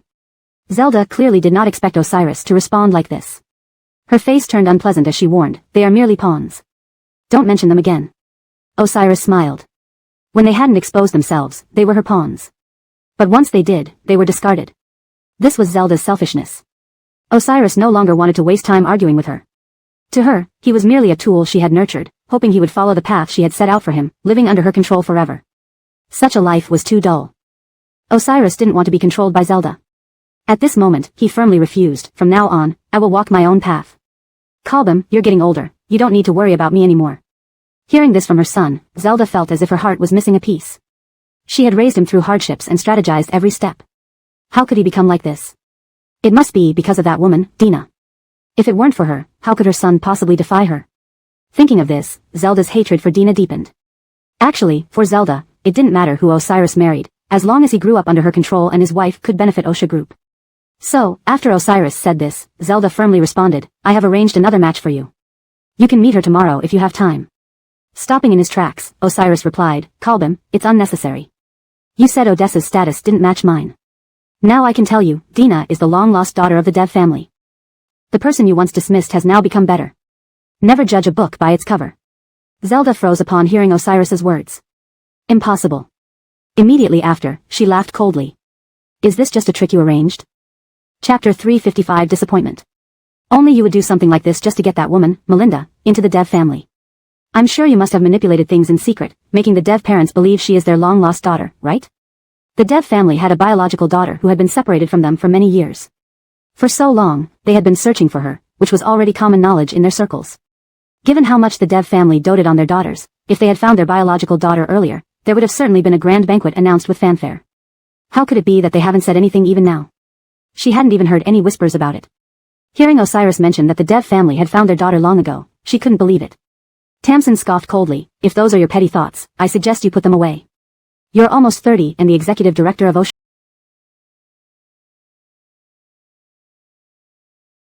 Group. Don't act immaturely. Hearing Tamsin's words, Osiris, who had clung to a final glimmer of hope, darkened his gaze. Then, a mocking smile appeared on his face. Don't trouble yourself over me. As for whether Melinda is the Dev family's long-lost daughter, let them decide. How could I intervene? Tamsin leaned back gracefully on the sofa, crossing her legs elegantly. The ceramic teacup in her hand still emitted the aroma of freshly brewed coffee. Her gaze was contemptuous yet commanding. Hamza, remember, you were raised by me, and you should follow the path I've laid out for you. Those women who lower your value, stay away from them. Don't do anything to displease me. This time, the match I arranged for you is someone I met while studying abroad years ago. I've investigated her thoroughly. Nothing like Ivy 1 will happen again. I'll arrange a meeting for you as soon as possible. Osiris never imagined Tamsin would be so insistent on arranging a match for him. And more importantly, Tamsin's prejudice against Melinda had deepened to an alarming degree. Osiris narrowed his eyes and, this time, he didn't back down. I don't need you to worry about my future. During this period, you should rest at home. Wait until the Dev family sends their invitation personally, and please make sure to attend it then. As for matchmaking, since you are so enthusiastic about helping others find matches, why don't you arrange one for yourself? Tamsin didn't expect her beloved son, whom she had raised with great effort, to say such things. She stared at Osiris wide-eyed, too angry to utter another word. Kalbam, I thank you for raising me, but I'm an adult now, capable of independent thought and self-reliance. Even leading OSHA to new heights. Therefore, I hope I can handle my future matters myself. You're getting old now. It's time for you to rest. If you get bored at home, I'll have my assistant arrange a trip for you. After hearing this, Tamsin choked on her words. She couldn't believe her son was willing to send her abroad just because of a woman. Fine, fine, fine. Since you're so sure Melinda belongs to the Dev family, I'll wait and see if they recognize her. Osiris sighed. Kalbam, you truly disappoint me. Dottie wants to treat you well, but you pretend not to see it. August is your grandson, yet you refuse to believe it. Your stubbornness might trap you in a dead end. After saying this, he looked at Tamsin in disappointment. Take care of yourself. It's late, get some rest. Osiris turned around and walked upstairs. Tamsin watched her son leave resolutely and couldn't help looking up. She slammed her coffee cup on the table, causing a loud noise. In the quiet hall, it was deafening. The butler saw Tamsin and Osiris like this and wisely lowered his head, afraid to bring trouble upon himself. Look, my son has grown up, having his own opinions. Who would have thought he would defy his mother? I am his birth mother who carried him for 10 months, how could I harm him? Tamsin, watching Osiris's manner, pinched her temples in pain. The butler sighed after hearing the lady's words. Ma'am, sometimes I think what young master says makes sense. Call me Rover, I once saw Ainsley's son, and the little guy looks exactly like the young master did when he was little. Hearing the butler's words, Tamsin fell silent. Could Osiris be telling the truth? Could the child beside Melinda, called Ira, really be her grandson? No. Even if that woman had her grandson, so what? They weren't married, yet she had an illegitimate child. Colby Rover, Iona mentioned before that Melinda was promiscuous. Before being with Osiris, she hooked up with many wealthy figures. Having given birth to Ira, she probably used the child as leverage to extort money or marry into the Foddy family. Tamsin harbored no fondness for Melinda. But now it seemed her son was utterly devoted to this woman. Saying too much would only make Osiris despise her further. Tamsin sighed, rubbing her aching temples. She sat back on the sofa, her expression serious. She was contemplating her next move. Ultimately, she decided to start with Ira. She wanted to see if he was truly Osiris's child as he claimed. As for Melinda, that could be discussed later. Feeling resolved, Tamsin felt relieved and stood up slowly, turning to look at the butler. Find out where Ira goes to school. Tomorrow, I want to pick him up, she instructed. The butler's face lit up upon hearing this. He thought Tamsin had accepted that Ira was her grandson. However, upon hearing her intent to silently take Ira from school, what was Tamsin planning? Despite his questions, the butler had no right to question her. He nodded in agreement. Yes, ma'am, I'll arrange it. Translation, Chapter 355. Disappointment. Only you would do such a thing just to get that woman, Melinda, into the Dev family. I suspect you must have secretly manipulated the situation to make the Dev parents believe she is their long-lost daughter, didn't you? The Dev family had a biological daughter who had been separated from them for many years. For so long, they had been searching for her, which was already common knowledge in their circles. Given how much the Dev family doted on their daughters, if they had found their biological daughter earlier, there would have certainly been a grand banquet announced with fanfare. How could it be that they haven't said anything even now? She hadn't even heard any whispers about it. Hearing Osiris mention that the Dev family had found their daughter long ago, she couldn't believe it. Tamsin scoffed coldly, if those are your petty thoughts, I suggest you put them away. You're almost 30 and the executive director of OSHA Group. Don't act immaturely.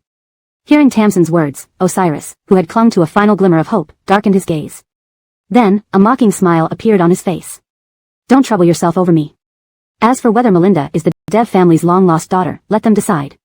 How could I intervene? Tamsin leaned back gracefully on the sofa, crossing her legs elegantly. The ceramic teacup in her hand still emitted the aroma of freshly brewed coffee. Her gaze was contemptuous yet commanding. Hamza, remember, you were raised by me, and you should follow the path I've laid out for you. Those women who lower your value, stay away from them. Don't do anything to displease me.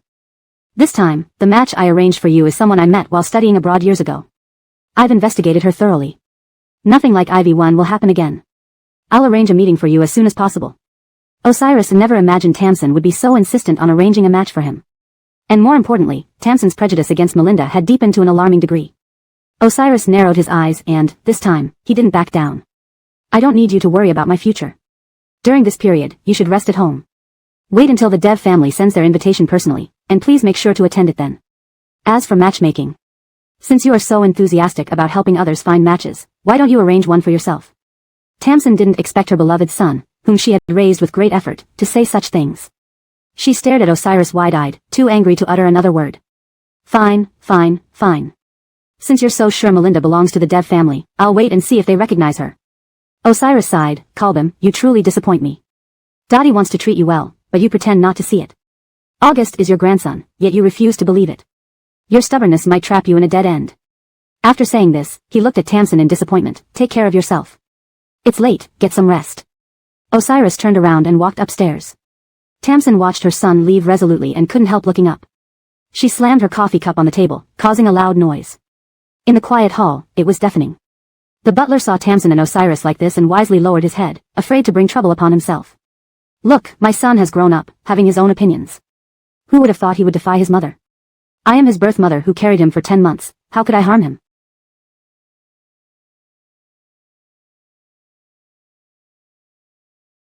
Tamsin, watching Osiris's manner, pinched her temples in pain. The butler sighed after hearing the lady's words. Ma'am, sometimes I think what young master says makes sense. Kalbirover, I once saw Ainsley's son, and the little guy looks exactly like the young master did when he was little. Hearing the butler's words, Tamsin fell silent. Could Osiris be telling the truth? Could the child beside Melinda, called Ira, really be her grandson? No. Even if that woman had her grandson, so what? They weren't married, yet she had an illegitimate child. Kalbirover, Iona mentioned before that Melinda was promiscuous. Before being with Osiris, she hooked up with many wealthy figures. Having given birth to Ira, she probably used the child as leverage to extort money or marry into the Fadi family. Tamsin harbored no fondness for Melinda. But now it seemed her son was utterly devoted to this woman. Saying too much would only make Osiris despise her further. Tamsin sighed, rubbing her aching temples. She sat back on the sofa, her expression serious. She was contemplating her next move. Ultimately, she decided to start with Ira. She wanted to see if he was truly Osiris's child as he claimed. As for Melinda, that could be discussed later. Feeling resolved, Tamsin felt relieved and stood up slowly, turning to look at the butler. Find out where Ira goes to school. Tomorrow, I want to pick him up, she instructed. The butler's face lit up upon hearing this. He thought Tamsin had accepted that Ira was her grandson. However, upon hearing her intent to silently take Ira from school, what was Tamsin planning? Despite his questions, the butler had no right to question her. He nodded in agreement. Yes, ma'am, I'll arrange it. Chapter 356, She Will Investigate Again. After Tamsin finished her instructions, she got up from the sofa with a sigh of relief, preparing to go for a beauty sleep. People of her age could easily get old if they stayed up late at night. Especially since she had to visit Fadidal August the next day. This time, she had a specific purpose. She wanted to see if this child was truly her own grandson. Last time, Tamsin had also taken Fadidal August's hair to do a paternity test with Osiris. The results indicated no blood relation between the child and the Fadi family. He wasn't one of their kin. However, Osiris later reminded her that the hospital which received the hair for testing had been bribed by Iona beforehand. Now that something happened to Iona and her behavior became so repulsive, Tamsin doubted whether there were any other mistakes in the initial paternity tests. With this thought, she decided to investigate thoroughly. Feeling better after planning out the following day, Tamsin's anxiety gradually subsided. Osiris came out of the bathroom wearing a bathrobe after taking a cold shower. Drops of water slid down his hair and cheeks, then gently touched his barely visible abdominal muscles before finally disappearing into the hollow of his stomach. His usually neatly combed hair hung loosely, and the faint scent of cologne lingered on his body. At this moment, Osiris appeared more gentle and peaceful than his usual stern demeanor. He walked slowly to the bar in the room and picked up a bottle of red wine, slightly letting it breathe before pouring half a glass into a goblet. He raised the goblet with his slender fingers and took a sip, allowing the sweet yet slightly bitter taste to spread across his palate. The aromatic notes of alcohol helped calm the restlessness in his heart. Unexpectedly, the obstacle in his marriage turned out to be his mother. Osiris couldn't understand why Tamsin, who herself had suffered from an arranged marriage, insisted on making them repeat the same mistake. Speaking of love, perhaps from the start, what she cultivated was merely a pawn to inherit the company. Currently, Tamsin found it hard to accept the deviation from her plans. Her refusal to acknowledge these discrepancies led her to suppress them. But regardless, Osiris was determined to walk with Jillian. No matter how difficult the future might be, he wouldn't give up. Thinking this, Osiris drank the entire glass of red wine. Standing before the giant floor-to-ceiling window, he overlooked the vast scenery, gazing at the bustling city. In his mind, tranquility and noise intertwined, painting two distinct worlds. After much contemplation, the most important task now was to make the Roxanne family disappear from Kyoto. Back when the second son of the Murong family had aided him, Osiris decided to give the Roxanne family and Iona a chance. As long as they didn't cause trouble, he would let them live under the protection of the Murong family, even if just by their mercy. For the Roxanne family and Iona, the real threat wasn't Osiris but Micah, who had an aggressive personality and tendencies towards domestic violence.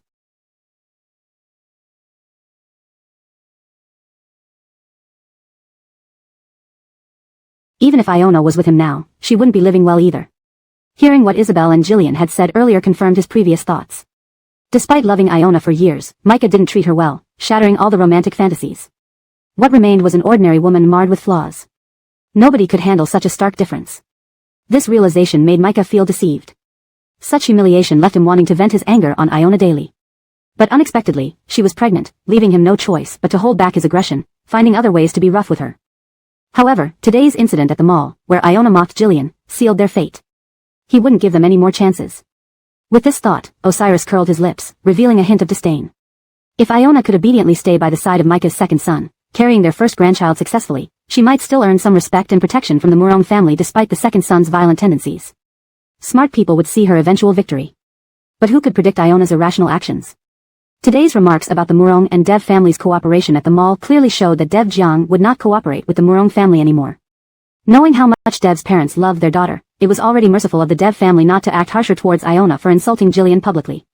Osiris had a premonition that the events to come would keep everyone busy and tired. Nevertheless, he would stand firm and never let anyone separate his family of three. Putting down the goblet on the bar, he walked quickly to bed. Apart from handling company matters, he needed to arrange thorough investigations of the Roxanne and Murong families soon. He must give them a memorable farewell gift. At the Murong residence, Iona, dressed as a maid, was mopping the floor in the hall, looking utterly exhausted.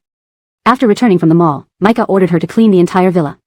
Just 3 months into her pregnancy and the fetus barely stable, Iona already felt pain in her lower abdomen, almost as if it were sinking. Despite the pain, Iona kept quiet. The worried expressions on the faces of the housekeeper and other maids, who cared about the baby, the Murong family's first child, didn't change anything. Though the Murong elders hadn't agreed when the second son brought this woman home, they valued the unborn child immensely. Chapter 357, Cheese Flavor. If the child were to be lost, how would they explain this to those in the old residence? But second young master Micah was known for his stubborn nature. There was no way they could plead with him on Iona's behalf. Thus, they could only stand by and watch as Iona, her small belly slightly protruding, worked tirelessly. The last time she complained about the pain in her stomach to Micah, he had responded with even more brutality and beatings. Just as Iona finished mopping the living room floor, Micah suddenly appeared from the entrance, drunk and embracing a woman. Seeing his alcohol-fueled swagger, Iona instinctively frowned but clenched her fists tightly, enduring the humiliation as she approached him.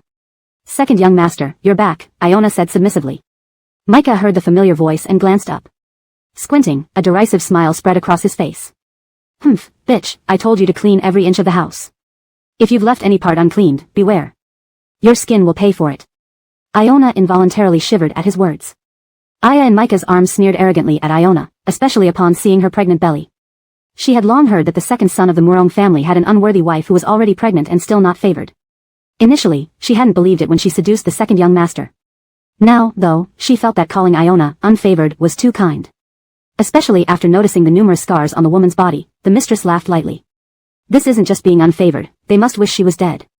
Feeling superior, the woman pouted. Second young master, when I came in, I couldn't possibly change shoes while you held me, right? Her eyes then turned to Iona. Hearing this, Micah's large hand slid down to the woman's buttocks, squeezing gently. Aya blushed and playfully punched his chest. You're such a troublemaker. He felt a tingle all over hearing her coquettish voice.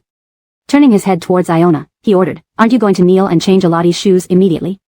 Iona clenched her fists tighter, feeling deeply humiliated. Despite her fall from grace, she was still a daughter of the Roxanne family and had never endured such disgrace. Yet facing Micah's cold gaze, she gritted her teeth and knelt down. Alati lifted her leg teasingly as Iona removed both pairs of shoes and replaced them with slippers. Without acknowledging her, they strode past her into the living room. Iona stood, clutching her stomach, only to hear Micah bark, Iona, you've barely cleaned half the floor. Aren't you going to finish it? She flinched at the order. Sighing, she endured the intense pain in her abdomen and returned to the living room. Her eyes pleaded silently as she looked up at Micah. Second young master, my stomach is hurting terribly. Could you please let me rest tonight? I know I made a mistake this afternoon, and I won't do it again. Please, can you let me rest? By now, several months into her pregnancy, she had developed a special bond with the unborn child within her. Though she despised the child's father, the child itself was innocent. Especially during her most difficult times, this tiny life inside her gave her solace. Gradually, Iona began to look forward to the new life growing inside her. Even if only for the baby's sake, she would endure this suffering and strive to give birth.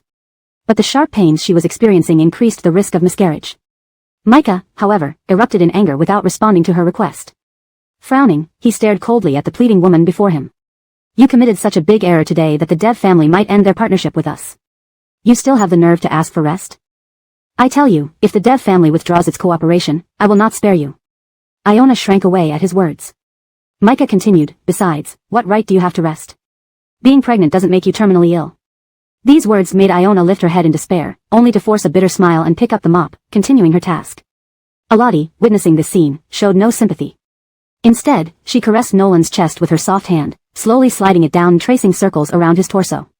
Second young master, you were so handsome just now. My heart is truly moved, I love you so much. Micah relished the compliment, raising an eyebrow in satisfaction. He then asked without any reservation, what flavor do you want tonight, vanilla, strawberry, or orange? Alati blushed and laughed coyly before cuddling into Nolan's embrace. How naughty you are to ask this in front of so many people. She then glanced back at Iona. And your nominal wife is still here. Wouldn't she be upset to hear this? Micah waved his hand dismissively. Whatever I say, that woman has no right to interfere. Speak boldly, don't mind her. Alati blushed and lowered her head. Mr. Murong, I want cheese flavor. Micah threw his head back in laughter and squeezed the woman's waist. Playing hard, yet I like it.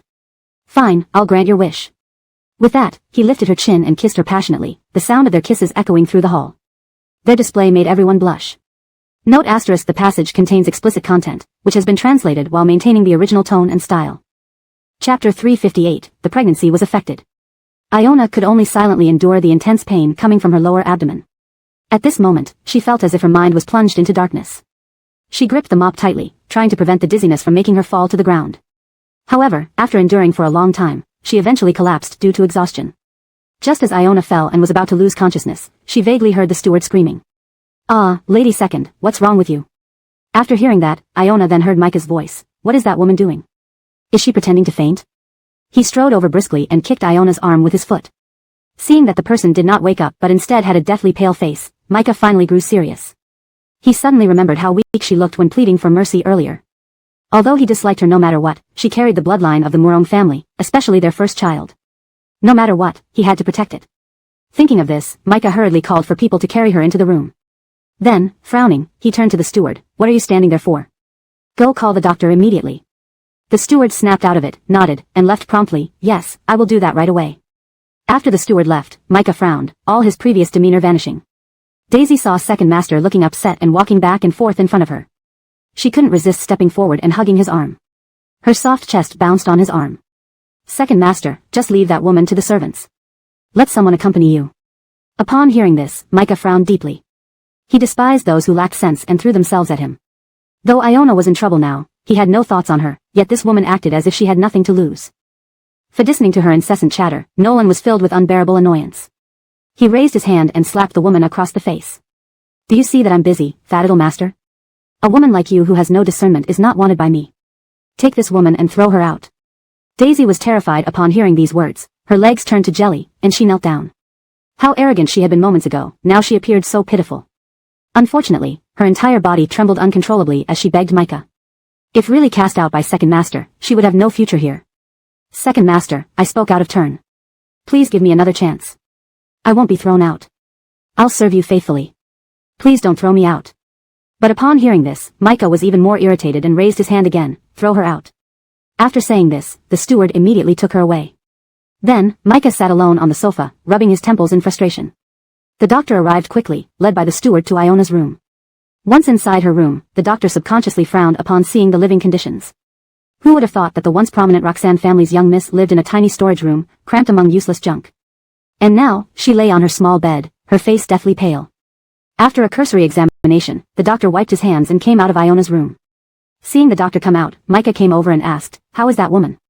"You just need to ensure the safety of the baby in her belly, ignore everything else." Upon hearing this, the doctor sighed, "I've given her a fetal protection injection. She needs plenty of rest and mustn't overexert herself. If possible, it would be better to move Lady Second to a larger room. That previous room didn't allow for proper ventilation. Pregnant women easily lack oxygen, which can affect the fetus." Micah, annoyed by the doctor's lecture, waved his hand impatiently. "Fine, I understand the rest. You can leave." After the doctor left, Micah went to Iona's room, glancing at her disdainfully. Now she's no longer the prominent Roxanne family's young miss, and she still acts so delicate. What a drama queen. Saying this, he turned and left the cramped storeroom. Even as he left, he stepped cautiously, avoiding anything dirty in the room. After hearing the door close, the pale woman lying on the bed kept her eyes closed, but a tear trickled down from the corner of her eye.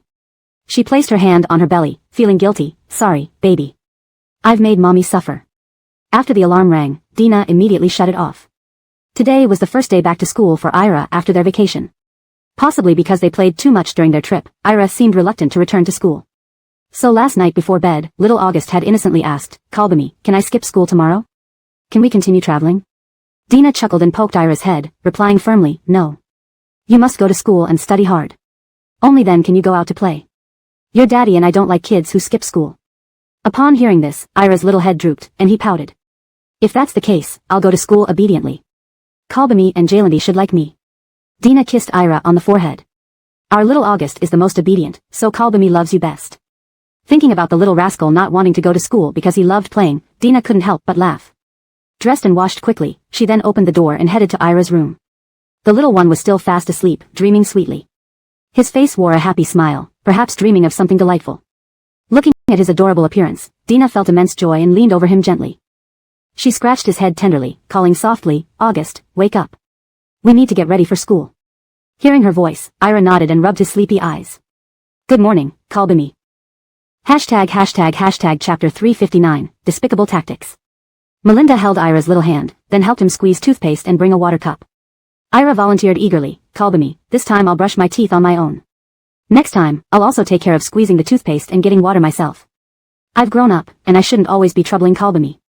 Surprised by Ira's sudden change, Melinda felt immense admiration. She subconsciously patted Ira's head. Our August has really grown up, learning to be independent and not giving Kalbami any more worries. Ira smiled, of course. Still somewhat uneasy, Melinda kept an eye on him as he brushed his teeth and rinsed his mouth. When Ira reached for the towel, his height made it difficult.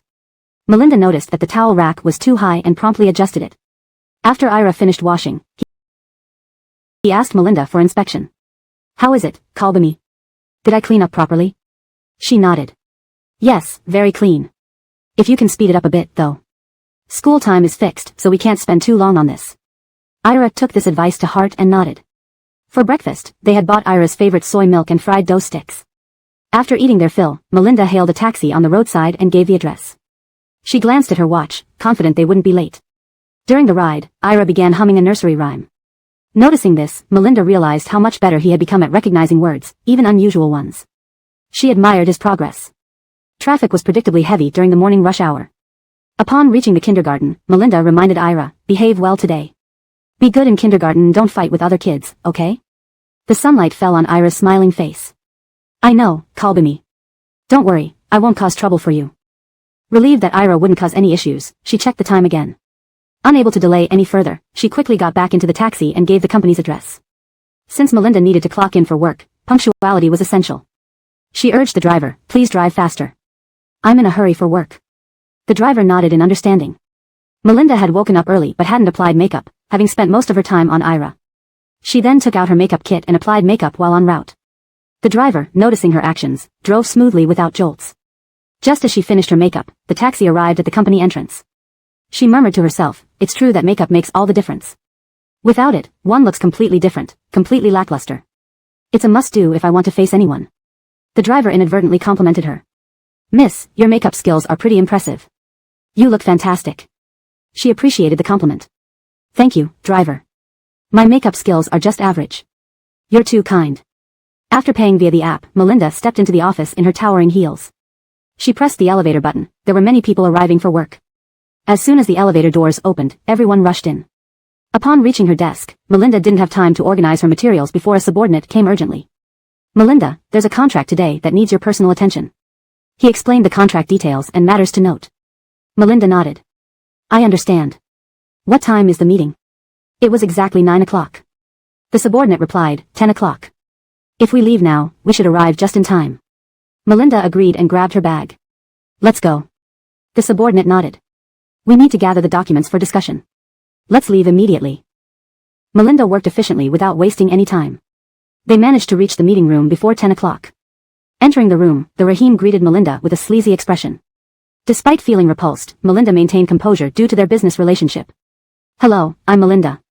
I'm here to discuss cooperation. The Rahim nodded. Understood. Please sit down.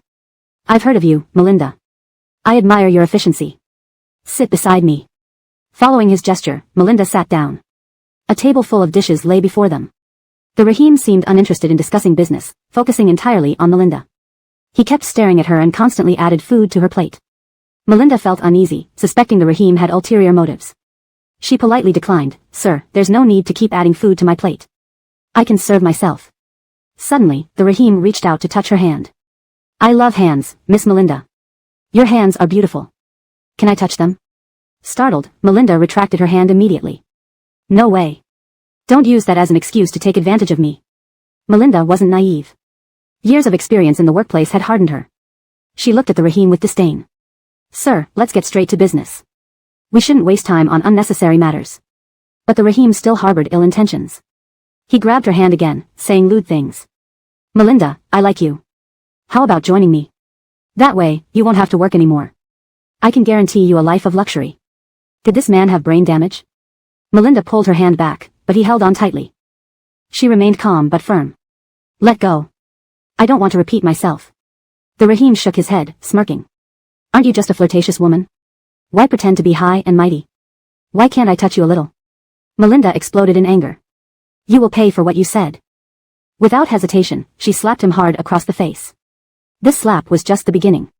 She continued slapping until his face swelled up like a pig's head, making his already unappealing appearance even worse. The Rahim never expected Melinda to react so violently. Unfazed, she continued assaulting him. Chapter 360, Punishment for Inappropriate Behavior. This incident became quite serious, with the Rahim incessantly yelling about calling the police. You crazy woman, I will call the police and have them arrest you. To everyone's surprise, Melinda turned out to be quite capable. The Rahim had thought she looked like someone who couldn't harm a fly, but unexpectedly, she was incredibly strong. She hit so fiercely that the Rahim couldn't defend himself at all.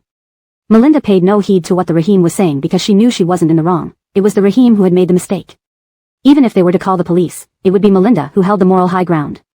Melinda retorted, call the police then. Go ahead, are you afraid to? I'll call them for you. She then took out her phone, dialed 110, and explained the situation. Police, this is what happened. We were discussing a business deal when the Rahim tried to take liberties with me. I gave him a beating. We're in room 860 of Houching Entertainment Complex, please come over. The Rahim hadn't expected Melinda to actually call the police. Not only did she not leave, but she also refused to let the Rahim go. He never imagined this woman could be so brutal, leaving him bruised and battered. When women get angry, nobody can withstand their fury. The Rahim had relied on the advantage men have over women in terms of strength to try and take liberties with Melinda. Little did he know, he'd be beaten so badly that he began questioning his existence. Soon enough, the police arrived and found Melinda and the Rahim. While waiting, Melinda had been worried, but the Rahim kept crying out in pain and didn't do anything further, likely out of fear.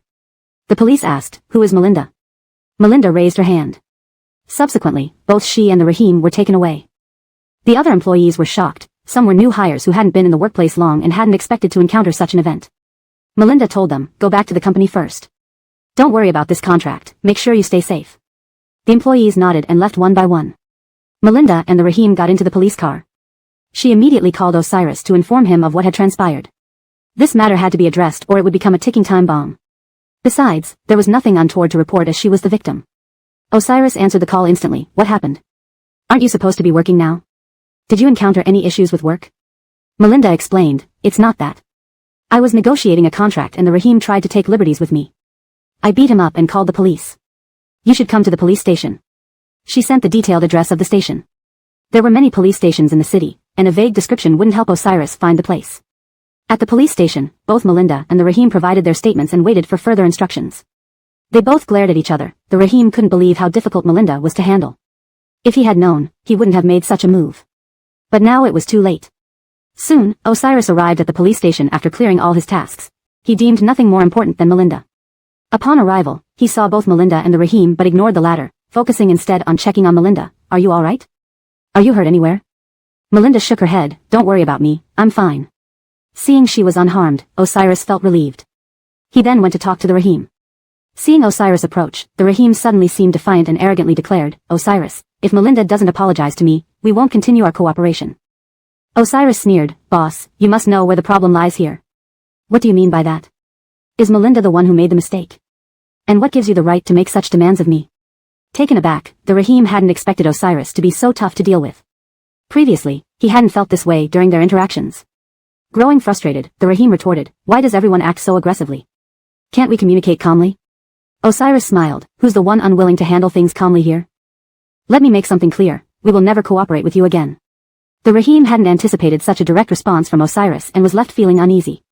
Osiris stared at the Rahim with eyes filled with anger, making him feel terrified.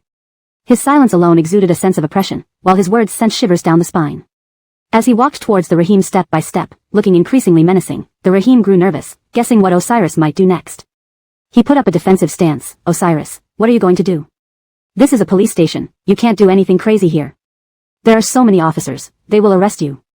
Osiris ignored him, chuckling slightly, "Do whatever you want, but I won't regret my actions."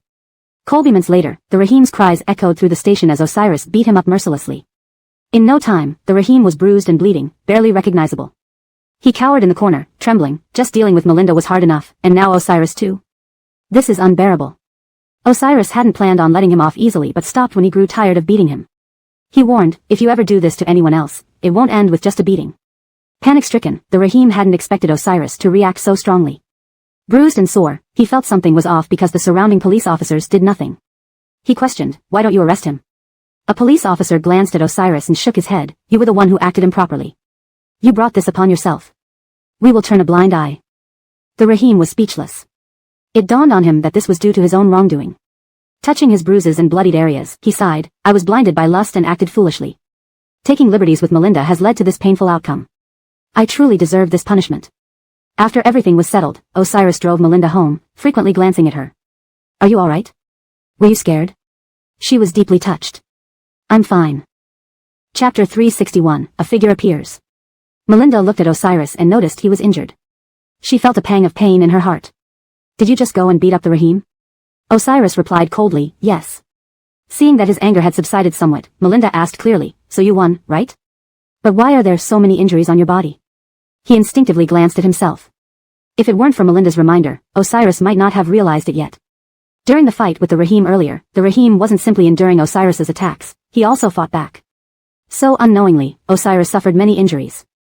However, Osiris was too focused on fighting to notice this. Even though some wounds were bleeding, he barely felt any pain. Melinda looked at Osiris worriedly, thinking it must be very painful. She frowned and said, "That Rahim really went all out. It's like he wanted to kill you." At that moment, Osiris instinctively glanced at Melinda. "Right, are you okay? When I was beating him, he did retaliate. When you attacked him, did he hit you back?" Melinda shook her head, understanding the Rahim thoroughly. "I think he believed I would let him do as he pleased and wouldn't dare to fight back.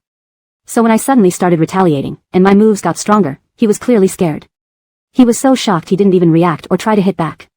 He just kept letting me hit him." Osiris sighed in relief, as long as you're fine.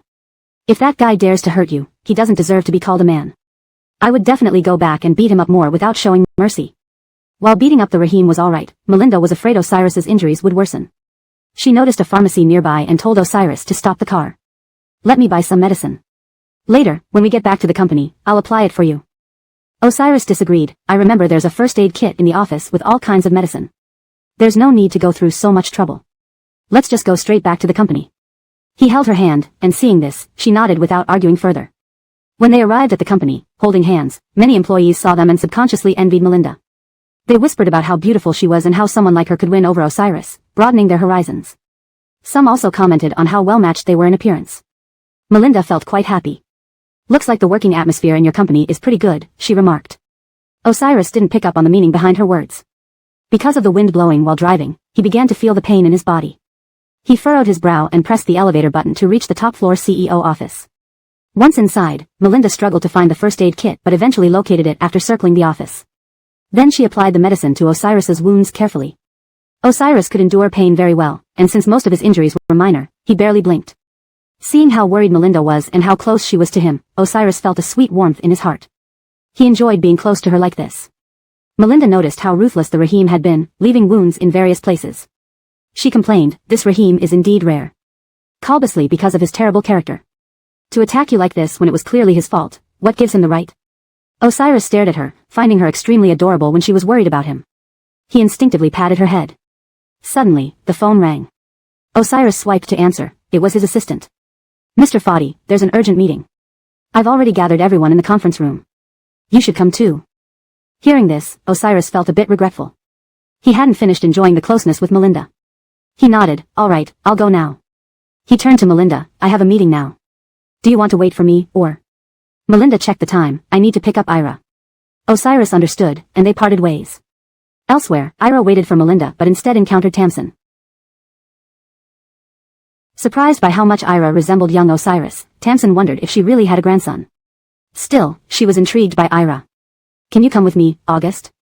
Has your mommy not arrived yet? Don't be afraid of me. I won't hurt you. Ira knew this woman was Osiris's mother, which made her his grandmother. Assuming family ties meant safety, she lowered her guard. After considering, Ira agreed, okay, I'll go with you, but when I need to see Kalbami, you have to take me to her immediately.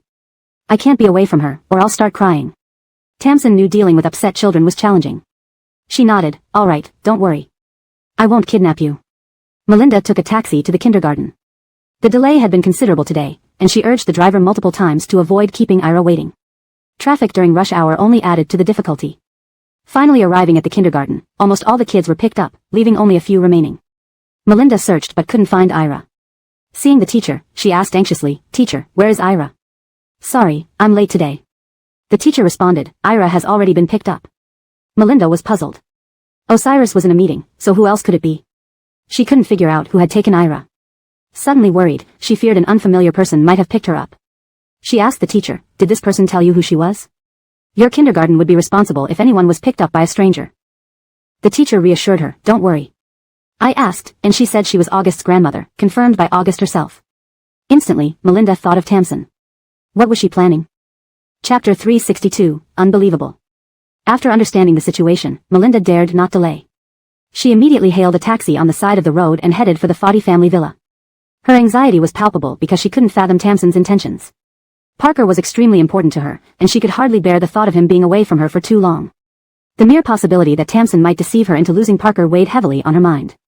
Melinda murmured softly, Parker, wait for Kalbami, I'll be there soon, coming to pick you up. She urged the driver, please go as fast as you can, I'm in a hurry. The driver had noticed Melinda's anxious demeanor since she got into the car and responded sympathetically, sure, I'll do my best to get you there faster. The driver seemed quite agreeable, and Melinda, clutching her phone and gazing out the window at the scenery, felt a growing tension within her. Less than an hour later, they arrived at the Fadi family villa. Outside, Melinda pressed the doorbell, but no one came to open the door for a long time. Confused and uncertain, she kept ringing the bell. Finally, a servant came. Is something wrong with the Fadi family? Only you are left to answer the door? I've been ringing for ages, and no one has come, Melinda asked, bewildered. The servant, seeing how distressed Melinda was, decided to reveal the truth. Tamsin ordered that no one should let you in. That's why none of us wanted to come. Even though I did, I can't open the door either, or I'll lose my job. Understanding the servant's risk, Melinda thanked him sincerely. Thank you. As the servant turned to leave, Melinda had one more question. Is Parker safe? Is he all right? The servant nodded. Seizing the moment while the servant wasn't paying attention, Melinda stealthily took a set of keys from him. Once the servant left, she tried each key until she finally managed to unlock the gate. She placed the keys in an obvious spot with a note of gratitude. Entering the hall, she found Tamsin leisurely sipping tea, looking completely relaxed, which starkly contrasted with Melinda's panicked state. Walking straight up to Tamsin, Melinda said, Tasha, please return Parker to me. Tamsin nearly choked on her tea, surprised that Melinda had found a way inside. She had clearly underestimated her. You forbade anyone from letting me in. How did you manage to get here? Whatever means you used, Melinda, you have my respect. Tamsin exclaimed. Melinda wasn't about to explain her methods, that's irrelevant. Why did you take Parker? Your actions have frightened me. Tamsin didn't want to argue, but she was firm. Regardless, I will not return Parker to you now. I will give him back when it's appropriate, not now. Confused by Tamsin's words, Melinda pleaded, Tasha, as a mother, you understand the bond between mother and child. Can you please let Parker come with me? We won't disturb you. Anticipating Melinda's persistence, Tamsin remained resolute. All of you, come here. You're paid to serve me, yet you let her in. Now, get rid of Melinda immediately or all of you will lose your jobs. Servants quickly gathered and escorted Melinda back outside the villa gates. Frustrated, she called Osiris, but the call went unanswered. Recalling that he had been in a meeting, she sighed. Osiris must have his phone on silent. What should I do now? The pressure mounted, and she felt increasingly helpless. She couldn't bear the thought of Parker being taken away by Tamsin. Trusting her intuition, she believed that Tamsin would eventually return Parker if she showed her genuine emotions. Suddenly, thunder rumbled and heavy rain began pouring down. Melinda knelt at the entrance, pleading repeatedly, Tamsin, please return Parker to me. He is my life, I beg of you. Drenched in rain, she remained steadfast, tears mixing with raindrops as they fell to the ground. Inside the house, Tamsin heard nothing of Melinda's cries. But despite this, she was somewhat affected by Melinda's emotional display. In another room, Parker was engrossed in playing games, blissfully unaware of the drama unfolding outside. Taking advantage of Parker's distraction, Tamsin snatched a few strands of his hair and handed them to a doctor, saying coldly, investigate this immediately. I want results as soon as possible. The doctor nodded, understood, Tamsin. I'll expedite the process and inform you as soon as we have results. About an hour later, a servant reported, Miss Melinda is still kneeling outside, pleading for Parker's return. Should we ignore her? Irritated at the mention of Melinda, Tamsin waved dismissively, let her stay out in the rain if she wants. Ignore her. At that moment, the doctor returned with the results. Upon seeing Tamsin's stunned expression, he confirmed, your suspicions were correct. Parker is indeed your biological grandson. Tamsin froze, speechless, staring at the doctor in disbelief. Chapter 363, Return My Child. It turned out that Ira was really her biological grandson. Upon learning this news, Tamsin's gaze towards Ira changed. Ira was obliviously eating a small cake given by a servant, his pale cheeks smeared with sweet cream. Noticing Tamsin's eyes on him, he hesitantly pushed the remaining small cake towards her. Grandma, do you want a small cake? It's really delicious. Tamsin forced a smile, her eyes filled with indescribable warmth as she said softly, no need, Grandma doesn't eat. Oh. Ira withdrew his hand in confusion, ate a couple more bites of the cake, then looked up and asked, Grandma, I miss Kalbami. When can I see Kalbami? Although Grandma treated him well, giving him toys and cakes, he still wanted to see Kalbami. When Tamsin heard Ira mention Melinda, her expression grew cold but quickly returned to normal before the child could notice. What's wrong, August? Are you unhappy being with Grandma? Afraid Tamsin might misunderstand him as disliking her, Ira hastily said, no, I like Grandma very much, it's just that. If you like Grandma, why don't you stay here for a while? Grandma has some things to take care of outside. You're a good boy and won't be troublesome, right? Tamsin interrupted him, smiling warmly. Ira nodded instinctively, he was a good boy. Alright, Grandma will go busy herself now. If you need anything, just tell the servants. They'll satisfy your needs. Watching Tamsin's figure disappear from sight, Ira realized belatedly that he was supposed to see Mommy, not stay longer. He felt somewhat disappointed, even the small cake didn't taste as good anymore. But he had already promised Tamsin to be a good boy and not disturb her work. Kalbami always said kids shouldn't lie. He would talk to Tamsin again when she came back. As soon as Tamsin stepped out of the room, her expression turned cold. She glanced sideways at the servant and asked, is Melinda still kneeling outside? The servant hesitated for a moment before nodding. Tasha, it has been raining for quite a while outside, and she has been kneeling all this time. If something happens to her body, wouldn't Master find out and think it's not good? Tamsin shot him a cold look, what are you implying? Do you think Melinda is more important to my heart than my own son? Realizing he had spoken out of turn, the servant trembled. I apologize, Tasha. That was my mistake. Tamsin snorted and turned away to leave. She did not care about Melinda's health. The only thing this woman had done to her satisfaction was bearing her a grandson. Thinking about how Ira shared similar bloodlines with her, Tamsin's eyes softened. The boy looked exactly like his father when he was young, and even in some facial features, he resembled her. Such a wonderful child should not be raised by that woman. Melinda had already taken away her son, she could not let her snatch away her grandson.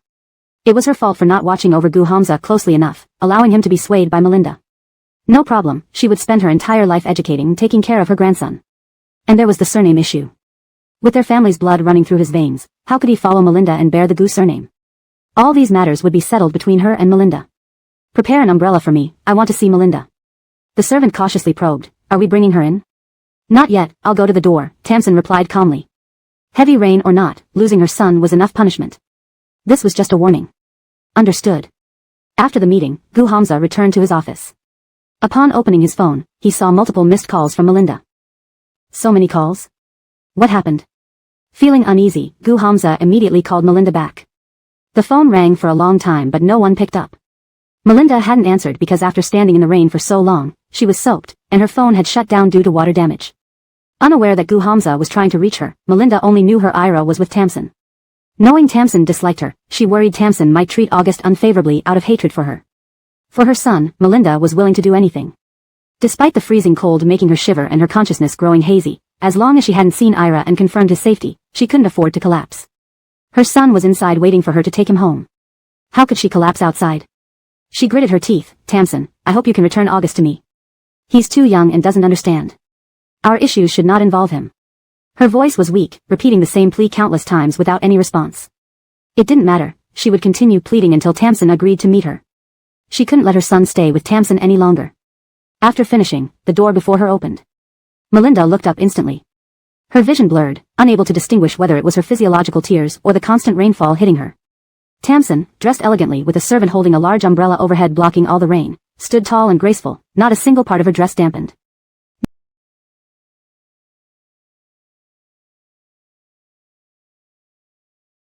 Meanwhile, Melinda was drenched, appearing as a bedraggled mess from head to toe.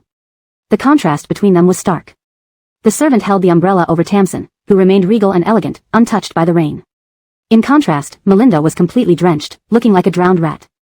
Estimating the gap between them, Melinda pleaded again, please, give me August back. He is my child. Tamsin sneered, not yours. I have proven he belongs to our family. His blood runs with the Fadi family lineage. He is our family's young master. Melinda bit her lip. Her secret had finally been uncovered by Tamsin. But from Tamsin's attitude, it seemed she wouldn't harm her son. I'm not unwilling to let August come to the Fadi family. He has grown up with me, relying on each other. I can't live without him, and he can't live without me as his mommy. She thought of Ira in the room, repeatedly asking for his mommy. Chapter 364, The Ungrateful Wolf. Tamsin's eyes dimmed. No, absolutely not. Ira must not return to Melinda's side. She had to replace Melinda and become the most important person in Ira's life. She wanted Ira to recognize only her as his grandmother. Tamsin said, August should receive the best education and enjoy an elite lifestyle, rather than run around aimlessly by your side. Kalbirover, he has Fadi family blood running through his veins. You, Melinda, have no qualifications to raise him. Melinda was filled with anger but suppressed it when she remembered that Ira was still in Tamsin's hands. How audacious of Tamsin. He was her son, and Tamsin said she wasn't qualified to raise him. If she wasn't, who was? Leaving her son in the care of Tamsin was something even a madwoman wouldn't do. Tamsin, don't joke. August was carried for 10 months by me. As a mother yourself, you should understand what I'm feeling. Please, give my son back. Though Melinda's face was pale and her body shaky, her gaze was resolute. The butler standing aside couldn't bear it any longer. He quietly left, found a place where Tamsin couldn't overhear, and without hesitation called Osiris. Osiris answered quickly, hello? What's wrong at home? His voice was urgent, and car noises could faintly be heard from the background. The butler whispered, young master, I'm calling secretly. Tamsin went to the school and took young master August away from Ainsley. Ainsley is kneeling outside the house now, begging Tamsin to return young master August. He briefly explained the situation to Osiris. Osiris's breathing grew heavier, and his anger seeped through the phone. It's raining so heavily, and you let Dottie kneel outside. Yes, young master, please come back quickly, the butler urged. Fearing discovery, he hurriedly ended the call and returned to his inconspicuous position near the door. Tamsin was unaware of the butler's actions. Here's the deal, how much money will it take for you to return the child to our Fadi family? Melinda was finding it hard to suppress her rage. How could she return the child to them? He was hers. Tamsin, August has his own mind and isn't an item to be bought or sold. Let August choose whom he wants to stay with. If he chooses you, I'll say nothing more.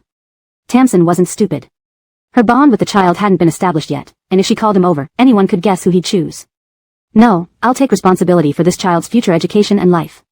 Don't force my hand, because of Hamza's relationship with you, I've tolerated you for long enough. Don't push me too far. Sorry, Tamsin, but August is also my bottom line. You can do whatever you want to me, but please spare August. Tamsin laughed coldly. I'm his biological grandmother. Do you think I'm heartless and would torment my own grandson? Melinda fell silent. She wouldn't worry if it were anyone else, but with Tamsin, she couldn't take the risk. Her silence was an answer, making Tamsin tremble with anger. Filthy woman, daring to think such thoughts about me. If not for your witchcraft on Hamza, you'd have been driven out long ago. Melinda knew Tamsin was furious but couldn't focus much. Her head was foggy, and dizziness was starting to overwhelm her. The rain masked the sound of Osiris's screeching brakes as he rushed toward the old residence. Seeing Melinda kneeling on the ground confronting Tamsin, Osiris noted her pale face and Tamsin's angry expression. As he approached, Tamsin noticed him and stopped berating Melinda. Melinda turned around and saw Osiris walking towards them in the rain. Osiris's eyes were fierce, his face serious. Seeing him like a savior, Melinda said shakily, "Rescue August. Don't let him stay in the old house." Her words faltered. Seeing Osiris brought some comfort, and the dizziness she'd been fighting surged once she relaxed. Suddenly, Melinda lost consciousness and began to fall backward. Osiris quickly caught her. Holding her in his arms, he felt the chill in her hands and the feverish heat in her body. Dottie, wake up." After 2 calls, there was no response. Confirming that she had fainted and had a high fever, Osiris's expression darkened. Tamsin remained unnervingly calm, showing no remorse for pushing someone to the brink of unconsciousness. "Hamza, why are you back? Did you finish your work?" Osiris ignored her attempt to divert attention, picking up Melinda. Facing Tamsin, he said, "If anything happens to Melinda, I won't forgive you." His tolerance had limits. Tamsin, relying on her role as his mother, had repeatedly bullied Melinda and today had pushed her into unconsciousness. What if next time, he never saw Melinda again? Tamsin's heart ached. Staring fiercely at Osiris, she snapped, "Hamza, how dare you speak to me this way? I'm your mother."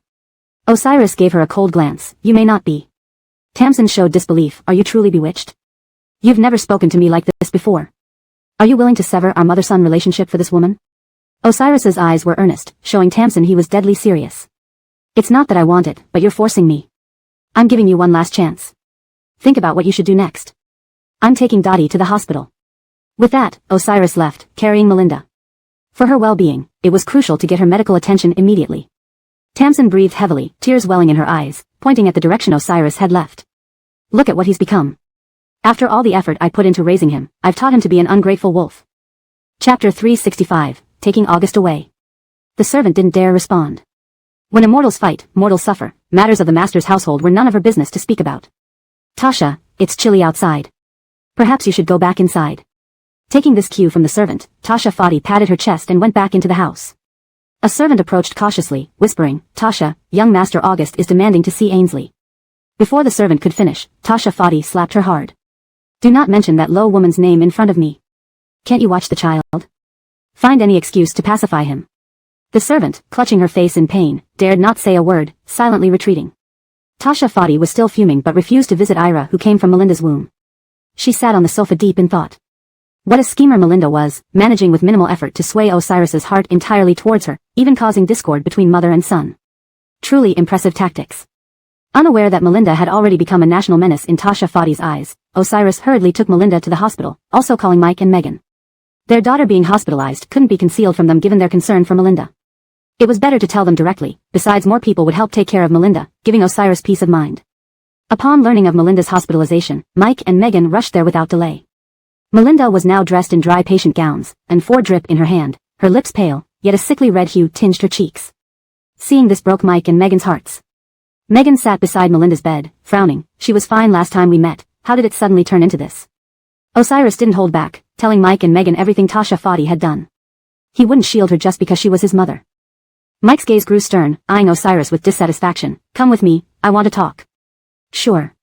Osiris followed Mike out. They didn't go far, finding an unoccupied ward. Mike began, "Ordinarily, one shouldn't speak ill behind someone's back, but seeing Dottie like this, I can't mince words." Osiris guessed what Mike was going to say and listened quietly, head lowered. "We entrusted Dottie to you, not for her to suffer in your family. Even without your family, Dottie wouldn't fare worse, possibly better. I agreed to you two being together because I believed you could make Dottie and August happy. But if Melinda and August suffered due to him, Mike wouldn't hesitate to take them away. If not for Osiris's clear support for Melinda and his honesty in revealing the truth, Mike might have been less amicable, perhaps even driving Osiris away outright. After all, she was their precious daughter. They cared deeply for Melinda and resented seeing her mistreated by Osiris. Understanding this, Osiris made no excuses. Apologizing openly, he said, "Sorry, it was my fault for failing to protect Dottie and August, but please rest assured, I will handle it." His eyes showed no intention of trivializing the matter. Mike was satisfied with his response. "I'll leave it to you then. Give me a satisfactory answer." "Don't worry." Returning to the ward, they saw Melinda had awakened. Megan carefully fed her water. "Take it slowly." At the sound, Melinda turned, spotting Osiris, and immediately asked agitatedly, "Where's August? Did you bring August?" Osiris froze, having been so focused on rushing Melinda to the hospital that he'd forgotten about Ira at Tasha Fadi's. "Dottie, calm down. I'll go get August right away, just wait a moment." Melinda's eyes were red and tearful. "Please hurry, I want to see August." Osiris felt his heart soften. "Yes, I'll be quick. Go back to sleep, and I promise when you wake up again, August will be by your side." Melinda, being ill, was easily reassured, nodding and closing her eyes eagerly. Osiris nodded at Mike and Megan before swiftly leaving. He promised Melinda to return August quickly. Besides, it was time to have a serious talk with Tasha Fadi. Without clearing things up with her, this issue would only be temporarily resolved.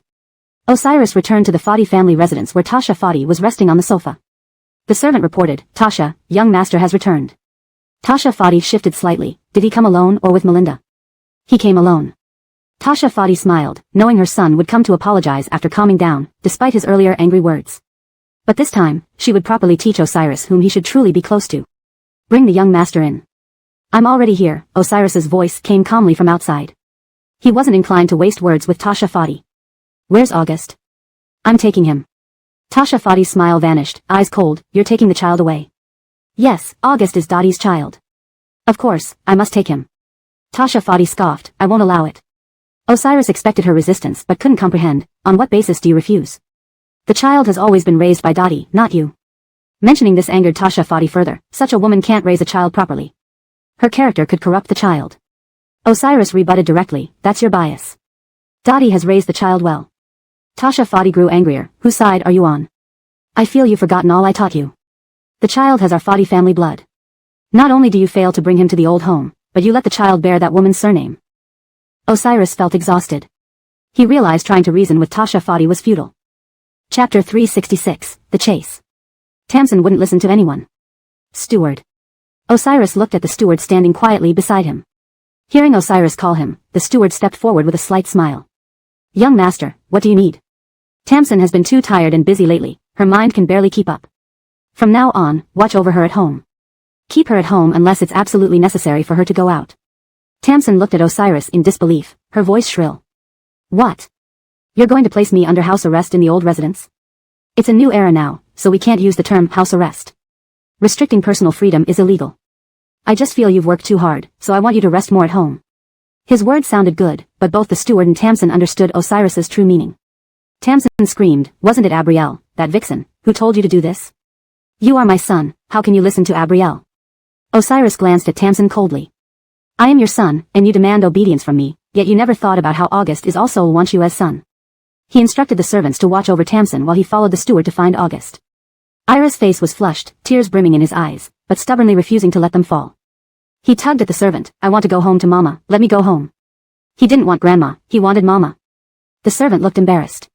"Sorry, fat little master, please don't cry. Whatever you want, I will get for you, but I can't let you leave until Tamsin says so." But August wanted nothing else, he only wanted to go home. Suddenly, a voice came from outside the door. August looked expectantly at the door. Was someone coming to take him home? The servant hurriedly opened the door. "Young master." Osiris ignored him and squatted down, opening his arms to August. August's eyes lit up, and he threw himself into Osiris's arms. "Jaylandi." Osiris softened. "Yeah, Jaylandi's here to take you home. Do you want to go back?" August nodded vigorously. "I want to go home, I miss Mama, but Grandma won't let me." He grabbed Osiris's sleeve and whispered, "Actually, I'm a little scared of Grandma. She doesn't seem to like me and won't let me go out." Osiris gently picked up August. "August is a great kid, it's okay now. Jalen will take you home to Mama, alright?" "Okay." August snuggled into Osiris's shoulder, feeling reassured as they left the room. After descending the stairs, both Osiris and August saw Tamsin in the hall, her eyes red and surrounded by people watching her. Scared of Tamsin's gaze, August buried himself in Osiris's embrace timidly. Osiris patted August's soft body reassuringly. Don't be afraid, August. While his actions were gentle, his gaze toward Tamsin was cold. Tamsin watched helplessly as her son carried August away. Osiris, if you still consider me your mother, leave the child with me. She glared at Osiris's retreating figure viciously. Osiris paused, then continued without turning back. A mother who couldn't see reason or care for her grandson was too much for him to bear. Kalbirover, leaving the child with her would be sending lambs to the slaughter. He didn't want August to relive his own pain. Tamsin hadn't expected Osiris to act this way. Panting angrily, she tried to chase after him. But before she could take a few steps, she was blocked by the servants. One servant hesitated and whispered, Tasha, young master said you can't go out. Infuriated, Tamsin slapped the servant. Who gave you the right to stop me? She stormed out as the servants exchanged glances. What should we do? Should we stop her? Forget it. After all, she's the madam. Family matters are not our business. If we block her, she might get hurt, and we can't stand by and watch. You're right. The rich have their troubles too. Alright, let's get back to work. Tamsin chased after Osiris, but he was already far ahead, and all she saw was him carrying the child into a car. Without hesitation, Tamsin pulled the driver aside and got into a car. Follow young master's car. The car slowly started moving away from the old residence. Tamsin's heart raced, eyes fixed on the vehicle in front, terrified of losing sight of it. She had to get the child back, she couldn't let Abrielle have him. In the hospital room, Abrielle was still sleeping soundly. Brooks and Isabel, not wanting to disturb her, found a place to rest outside the ward. Osiris carried August to the hospital. August blinked. Why did we come to the hospital? Is Mama sick? Mama has a minor illness and is very weak. August must be obedient, alright? Sure, I've always been obedient. I want to take care of Mama. Osiris's eyes filled with affection. Behind them, Tamsin caught up and entered Abrielle's ward. Seeing Abrielle, Osiris hadn't spoken when Tamsin sneered sarcastically, pretending to be weak. A little rain and you're like this? Who do you think you are? You'd better realize your place and stay away from my son.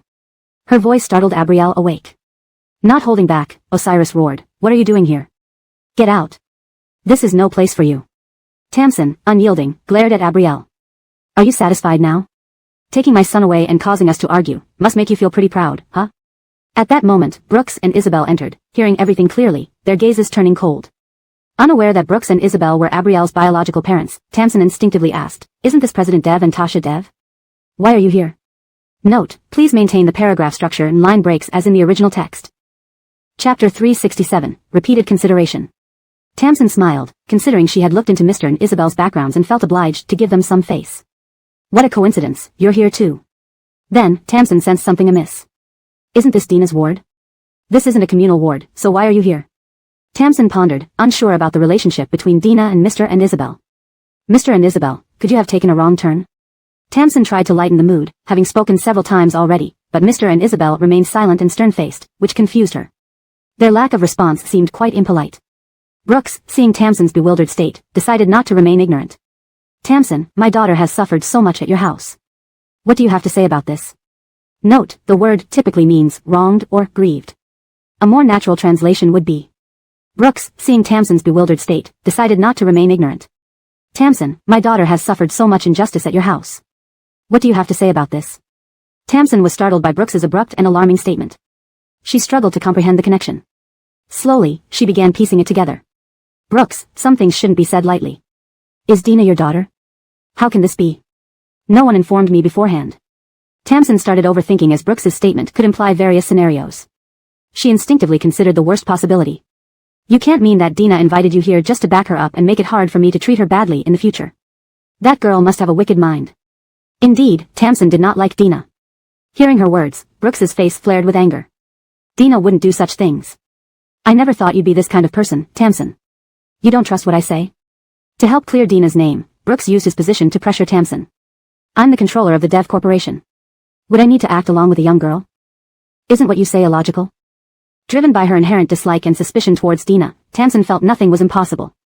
Dina isn't as simple as you think. She is full of ulterior motives. It's hard for me to win against her. Brooks's gaze darkened as he stared at Tamsin. I didn't expect that after hearing about Tamsin's good reputation, meeting her personally reveals that she's not as described. For listening to Brooks's sarcastic comments, Tamsin felt a surge of anger. Her reputation meant everything to her, even though she harbored malice privately. How am I different from the rumors? All because of Dina. If she told you all this, you'd better distance yourselves from her. Tamsin sneered. Claiming Dina is your daughter must be fabricated evidence. People like her want to rise above their station. It's delusional. No matter what, Tamsin refused to believe Dina could be the Dev family's daughter. She emphasized repeatedly, Mr. and Isabel, I don't mean to belittle you, but please investigate this matter further. Don't let Dina deceive you. Tamsin just couldn't accept the reality. She always held a low opinion of Dina and couldn't bear to see her succeed. Brooks, initially unwilling to engage with Tamsin, found it exhausting but couldn't tolerate her defamation of Dina. He decided to present concrete evidence and handed over a document. He spoke earnestly. Whether she is our daughter will be evident from this file. Tamsin opened the document half-doubtfully. Then, she was dumbfounded. It contained DNA results confirming Dina's biological relation to Mr. and Isabel. She clutched the paper tightly, checking it multiple times to ensure no mistake. The white sheet clearly stated the truth. Moreover, it was verified by a reputable hospital known to her. Glancing incredulously at the bedridden Dina, Tamsin still struggled to believe it. But despite her reluctance, the evidence stood firm. Brooks quelled any lingering doubts. We didn't come here to put on a show. Dina is indeed our child. This development was troublesome. Knowing the power of the Dev family, who were equally formidable as the Fadis, Tamsin realized she couldn't afford to offend them. Any conflict would end disastrously for both sides, a scenario she wanted to avoid. In an instant, Tamsin softened her tone, devoid of the previous arrogance and without any hint of doubt. She sounded almost submissive. Mr. and Isabel, I truly didn't know this situation. I had no idea Dina was your daughter before now. Tamsin's expression soured as she realized the Dev family's backing made Dina untouchable. To cross the Dev family would be perilous.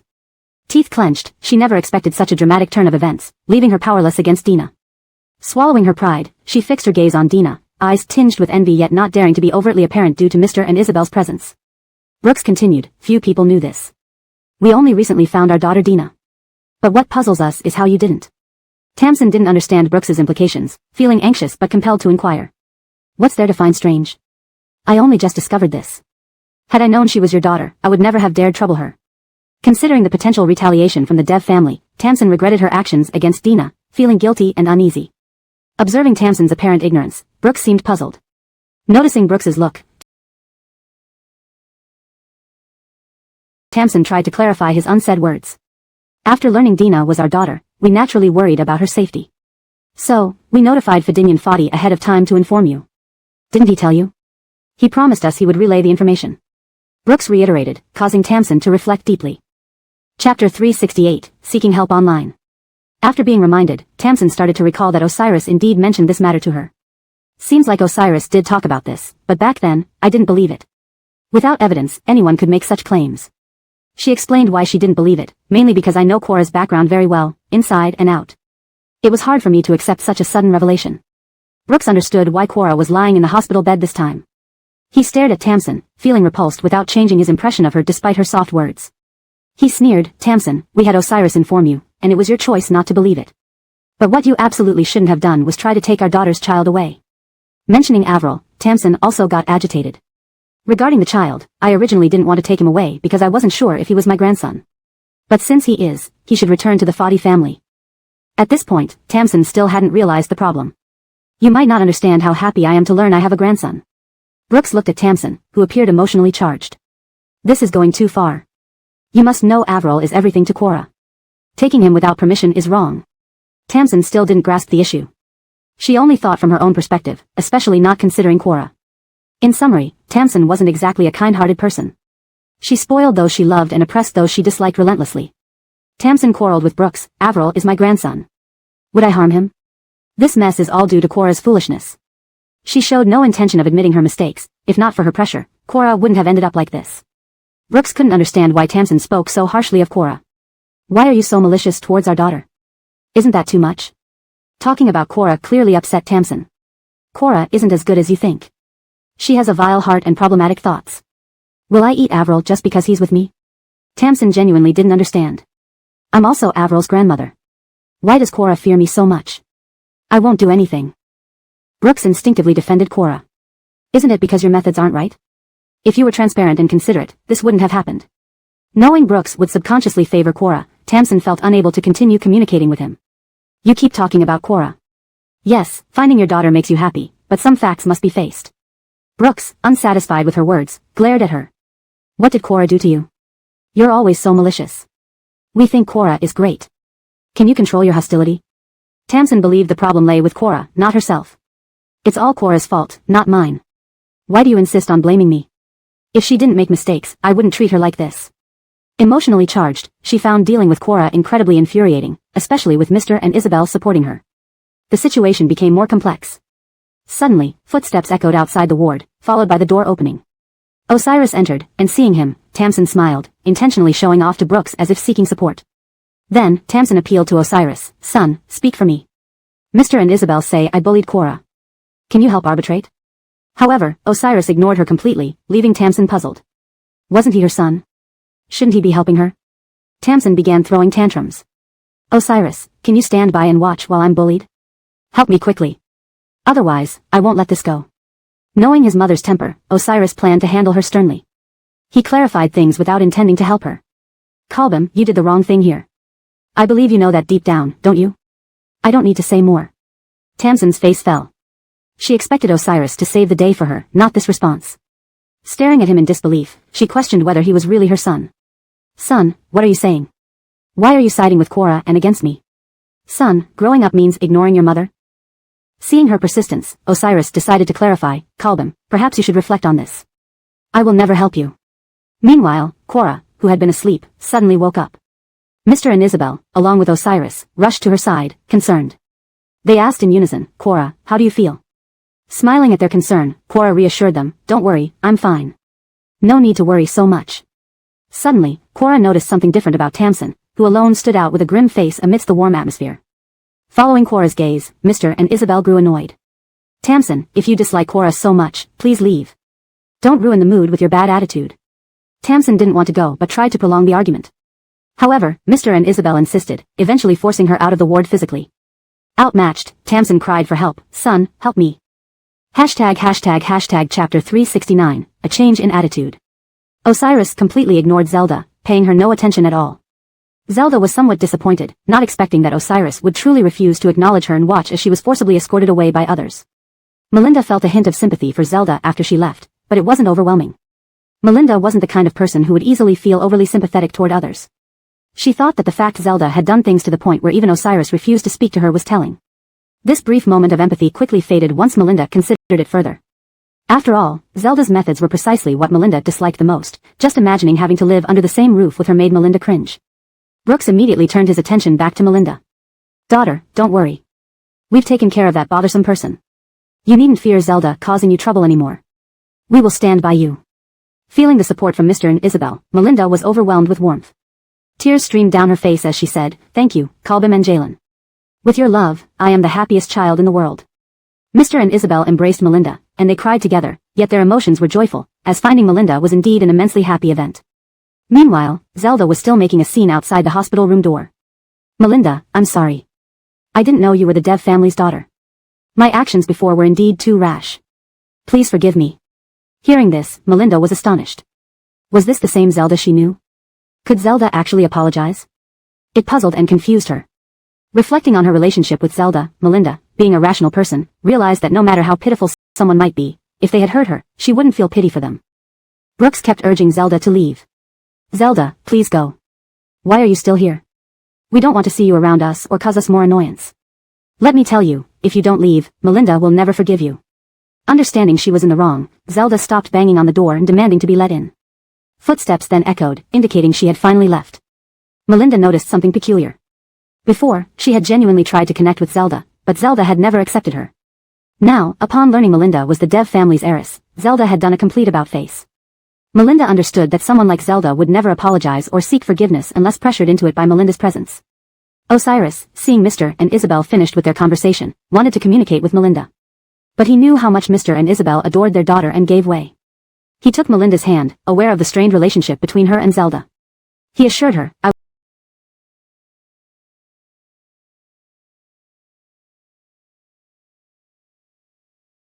will take care of my mother's situation. You don't need to worry too much about it." Knowing Osiris was a man of responsibility, Melinda nodded and smiled at him. Seeing her pale lips, he couldn't help but feel tender concern. Inside the ward, the family was warm and harmonious. Brooks had brought pork congee. "Daughter, we specially asked someone to prepare this congee for you. It's not too oily and quite light. We've checked with the doctor, it's fine to eat. Have some. Melinda nodded. To her surprise, Brooks was extremely doting, even planning to feed her personally, which made her uncomfortable. Jalen, Kalbam, I'm not a child anymore. I can eat on my own. Thank you so much. In the end, she ate by herself. The ingredients were fresh and not greasy. It was the best congee Melinda had ever tasted. Her eyes lit up. Kalbam, Jalen, it's delicious. I really like it. Mr. and Isabel felt delighted hearing her praise. Earlier, when Osiris arrived, he had brought Ira along. Being small and quiet, Ira had almost been overlooked. Ira touched Melinda's forehand and examined it closely. Melinda instinctively patted his head. Sweetheart, did Grandma do anything bad to you? Mentioning Zelda, Ira seemed unhappy. Grandma was nice to me, but she didn't let me see Mama. How could I not see Mama? Grandma is mean. Ira had faced many challenges trying to see Melinda. Initially, Zelda had played with him, and he thought she was nice. However, her refusal to let him see Melinda changed his opinion of her. Melinda confirmed multiple times, did Grandma yell at you or hit you? Ira shook his head. No, Grandma didn't do that. Children didn't lie, so Melinda felt reassured. He stared at the needle in Melinda's hand. Mama, does it hurt to get in for? When August gets a fever and has to get shots, I always cry. Mama is so brave. Ira admired Melinda. If it were me, I'd be too scared to have a needle inserted. Mama is amazing. Melinda laughed, looking fondly at Ira. It's not too painful, sweetheart. Don't worry too much. Mama is fine, it only hurts for a little while. Seeing Melinda's expression, though weak, not showing much pain, Ira felt relieved. Melinda looked at Osiris gratefully. Osiris noticed and approached. What's on your mind? You look like you want to say something. Melinda didn't hide her gratitude. Thank you for bringing Ira back. I can't imagine how unbearable it would be without him. I don't want him to be away from me for long. Osiris understood her feelings. A mother's attachment to her child was natural, especially since Melinda and Ira had spent so much time together. Being apart would be painful for both of them. Osiris felt apologetic. I'm sorry it took so long to bring Ira over. And regarding my mother, I deeply regret what she has done to you. Hashtag chapter 370, office topic. That evening, Deb's parents stayed close by, continuing to watch over Melinda in the hospital. They would immediately offer help whenever she had any needs. Deb's father was very satisfied with Melinda. Daughter, we'll be with you tonight. If you need anything, just tell us, no need to hesitate. Hearing this, Melinda nodded, her eyes filled with gratitude. Still recovering from a serious illness, her voice was somewhat hoarse. Thank you, Kalbam and Jalen. You've been so kind and hardworking. Osiris glanced at the time subconsciously, then apologized, saying, Melinda, I wish I could stay to accompany you, but I have business to attend to tomorrow and can't stay here for long. I need to go home first, but I will visit you when I have the chance. Melinda understood, Osiris was someone who took his career seriously, and work dominated most of his life. He always put his work first instinctively. Alright, while I'm not around, take care of yourself. Osiris chatted with Melinda a bit longer, reluctant to leave her. Isidore also placed her lollipop in Melinda's hand.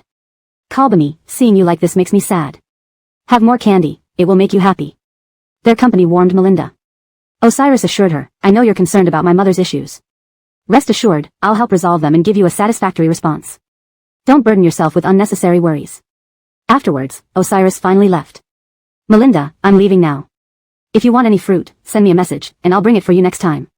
Melinda nodded and bade farewell to Osiris, as did Dev's parents. With Dev's parents around, he felt reassured. He drove back to the Foddy residence, parked the car, and entered. His expression turned stern. Tamsin was sitting on the sofa in the living room, casually scrolling through her phone as if she had nothing on her mind. Osiris glanced at her subconsciously and stopped her because she seemed to panic and wanted to retreat to her room when she saw him return. Kalbam, wait a moment. I need to talk to you about something. Seeing Osiris take the initiative to communicate, Tamsin smiled warmly, trying to establish a closer relationship. Son, your mother also has something to discuss with you. I no longer oppose your relationship with Melinda. The Dev group is impressive, and you should improve relations with her to promote cooperation between our families. She was someone who adjusted her stance based on circumstances. If Melinda were insignificant, Tamsin would have continually suppressed her. Now that things had changed, she tried to get closer to the Dev family. She no longer opposed Melinda or interfered with Osiris's relationship with her, all for the sake of family interests. Tamsin had always been someone driven by self-interest, so this sudden change wasn't surprising. Osiris said, you don't need to worry about this matter. Kalbam, you should go abroad for a while. He looked at the butler and instructed, Lloyd, book a flight ticket for Colby there. He explained his plan more thoroughly. Kalbam, go abroad for some leisure time starting tomorrow. Understand? Haven't you wanted to travel for a long time? Stay as long as you like. Shocked, Tamsin stared at him incredulously. Are you trying to kick me out? Seeing the butler busying himself, Tamsin felt flustered. Osiris nodded. Yes, that's exactly what I mean. Since you didn't value the opportunities one gave you, take this time to cool off abroad. After speaking, Osiris left. Tamsin sank into the sofa, complaining bitterly. The son I raised with such effort turns against me for another woman. What law is there for this? She called back the butler who was about to leave. Did you really book the flight? In her agitation, she tried to grab the butler's phone. The butler firmly held onto his phone, distancing himself from Tamsin and planning to escape. Tamsin, this is Master Fadi's order. Please don't make things difficult for me. I will send you the information later and drive you to the airport tomorrow. Feeling like she was losing her mind, Tamsin fumed, Melinda, I didn't think you had this much power. The next day, despite her unwillingness, Tamsin was arranged to leave by Osiris. He personally instructed his staff to pack her belongings and sent several people to escort her to the car. After handling Tamsin, Osiris went to the office. Employees were buzzing with discussions about last night's news. Osiris didn't usually indulge in gossip, so he didn't intervene. However, in the elevator, hearing many conversations repeatedly mentioning the Dev family piqued his interest. He glanced at his assistant. What news was there about the Dev family yesterday? Send me the link. The assistant began investigating. As all employees had worked overtime yesterday, he hadn't had time to follow these news stories. However, younger employees kept themselves updated online. Upon receiving the link, Osiris paused at the elevator door to read it. Last night, the Dev family announced they had found their lost daughter and planned to reunite her. After reading part of it, Osiris headed to his office. Passing through the employee area, he heard everyone discussing the matter animatedly. Do you know, Dev family's news? Oh my god, after all these years, the Dev heiress has finally been found. Who knows who it is? The Dev family is one of the top families. I envy her so much. Once the Dev heiress returns, her life will soar to new heights, enjoying the highest treatment. Oh, how wonderful it would be if I were the Dev heiress. Oh, if only such an opportunity to rise from rags to riches would come to me. Being adopted by such a prestigious family sounds blissful. Employees buzzed with excitement and curiosity about the identity of the Dev heiress. Osiris noticed the topic had become a hot point among them, each face filled with admiration. Back in his office, still hearing the ongoing discussions, Osiris picked up his phone and resumed reading the unfinished Dev family news. Note asterisk the chapter maintains its original structure and style, translating directly from Chinese into English. Names are provided in pinyin format, ensuring accuracy. The story's coherence is preserved, maintaining a natural flow without grammatical errors. Chapter 371, Bitterness Turned to Sweetness. Osiris saw that the Dev family had already released the news, a good thing. Although they hadn't yet announced Melinda's identity, it kept everyone guessing. He knew that for Melinda, the past hardships were finally turning into sweetness. No matter what status she held, Osiris would never abandon her. He loved Melinda for who she was. Meanwhile, Melinda messaged Osiris to discuss some matters. Seeing her long message while having free time, he proposed a call to clear things up. Soon, Melinda called, and Osiris picked up instantly. She seemed quite embarrassed, catching him off guard. Why did you call if you're not going to speak? Melinda slowly explained, I saw the news Dev family released. Now many people are messaging me, asking if I am the Dev family heiress. Feeling pressured, Osiris reassured her, no matter what, the Dev family heiress is you, no doubt about it. You can respond to these messages as you see fit. Osiris couldn't quite understand why she felt embarrassed. So, are these comments pressuring you? If you have any thoughts, feel free to share with me, there's no problem. Because no matter when or where, Osiris was Melinda's strongest support. He would always protect her. On this point, Melinda could rest assured. What he promised would never be retracted. Melinda gradually expressed her feelings. Suddenly becoming the Dev family heiress feels surreal. Many people are guessing if it's me, and I find it hard to reply. For listening to Melinda, Osiris understood it affected her but didn't seem to reach the level of stress. How are their messages? Tell me so I can analyze them for you. Melinda responded, they're just complimenting me, saying I look like a typical heiress and have that air. They're very envious, I've never been praised like this before. Finally, Osiris understood why Melinda felt embarrassed. Despite her apparent strength, she had a thin skin. Anyone would feel uncomfortable with such continuous praise, especially Melinda. How are you responding to them? Osiris wanted to understand more. I haven't replied yet, there are too many messages, overwhelming me. Melinda found replying extremely challenging and probably couldn't keep up. Call be over, this was spreading online. Many netizens were guessing who the lost Dev family heiress might be. The reason many suspected Melinda was that an old photo of the Dev family heiress resembled her greatly. However, there are many people who look similar, so proper evidence was needed to determine her identity accurately. Osiris suggested, you can post a unified reply on WeChat Colbiments. If you don't want to reply, then don't. The Dev family will soon reveal your identity publicly, so there's no need to worry. Finding comfort in confiding in Osiris, Melinda had felt lost in handling the situation. A rational mind was indeed necessary to analyze it properly. Otherwise, Melinda wouldn't know how to deal with it. It was making her feel somewhat stifled inside. Okay, I'll follow your advice, she agreed after understanding his points. Solving this issue, Melinda subconsciously checked the time, knowing Osiris was working. You should get back to work, I won't disturb you further. Thanks for helping me handle this. Osiris laughed, his voice crisp and soothing, almost minty. No problem. If you have any troubles, feel free to come to me anytime. I'm happy to help. Melinda hung up, feeling guilty for disturbing his work. In the hospital ward, Brooks communicated with Melinda. Daughter, the doctor said you can be discharged tomorrow. We want to invite you to a party to announce your identity. Both Isabel and I have agreed, it's essential you come. Melinda nodded. Of course, I'll attend. Don't worry, I'll be there on time. After receiving fluids today, Melinda was discharged and taken back to the Dev residence by Brooks. The Dev family was a prominent clan. Melinda hadn't expected their home to be comparable to the Dev and Fadi family villas. Brooks cared deeply for her, arranging a spacious room fully equipped with everything she needed. Additionally, he had customized several elegant dresses for her. Picking which suited her best, Brooks remarked, Daughter, I'm not sure which style you prefer, so choose yourself. Tomorrow, we must shine. Brooks was very handsome, and Isabel had been stunning in her youth. Melinda inherited the best genes from both, making her exceptionally beautiful. Thus, Melinda looked exquisite in any dress. Subconsciously, she noticed the designer labels, realizing they were high-end and exorbitantly priced. This amazed her. Jalen, you don't need to buy me such expensive dresses, nor do you need so many options. Brooks emphasized again, it's necessary. We've been separated for too long, and we must make up for it somehow. Knowing Brooks's determined nature made arguing pointless, Melinda stopped discussing it. That evening, Brooks sent out invitations, eager to include everyone he knew. Melinda sensed how seriously Mr. and Isabel took this banquet. Early next morning, Melinda started preparing, getting dressed in one of the chosen gowns because the event began at 9. Osiris arrived early with little Gubar. Dressed formally, the reunited family of 3 brought immense joy to Melinda. At 9, vehicles started arriving at the Dev residence. Mr. and Isabel welcomed guests, all of whom gathered within an hour, curious about the Dev family heiress. Once everyone was seated, Brooks led Melinda on stage. Thank you all for taking time out to visit the Dev family. You must be curious about the Dev family heiress. Here she is, held by my hand, Melinda. Finally, the Dev family heiress has returned. This translation maintains the structure and flow of the original text while ensuring clarity and natural English expression.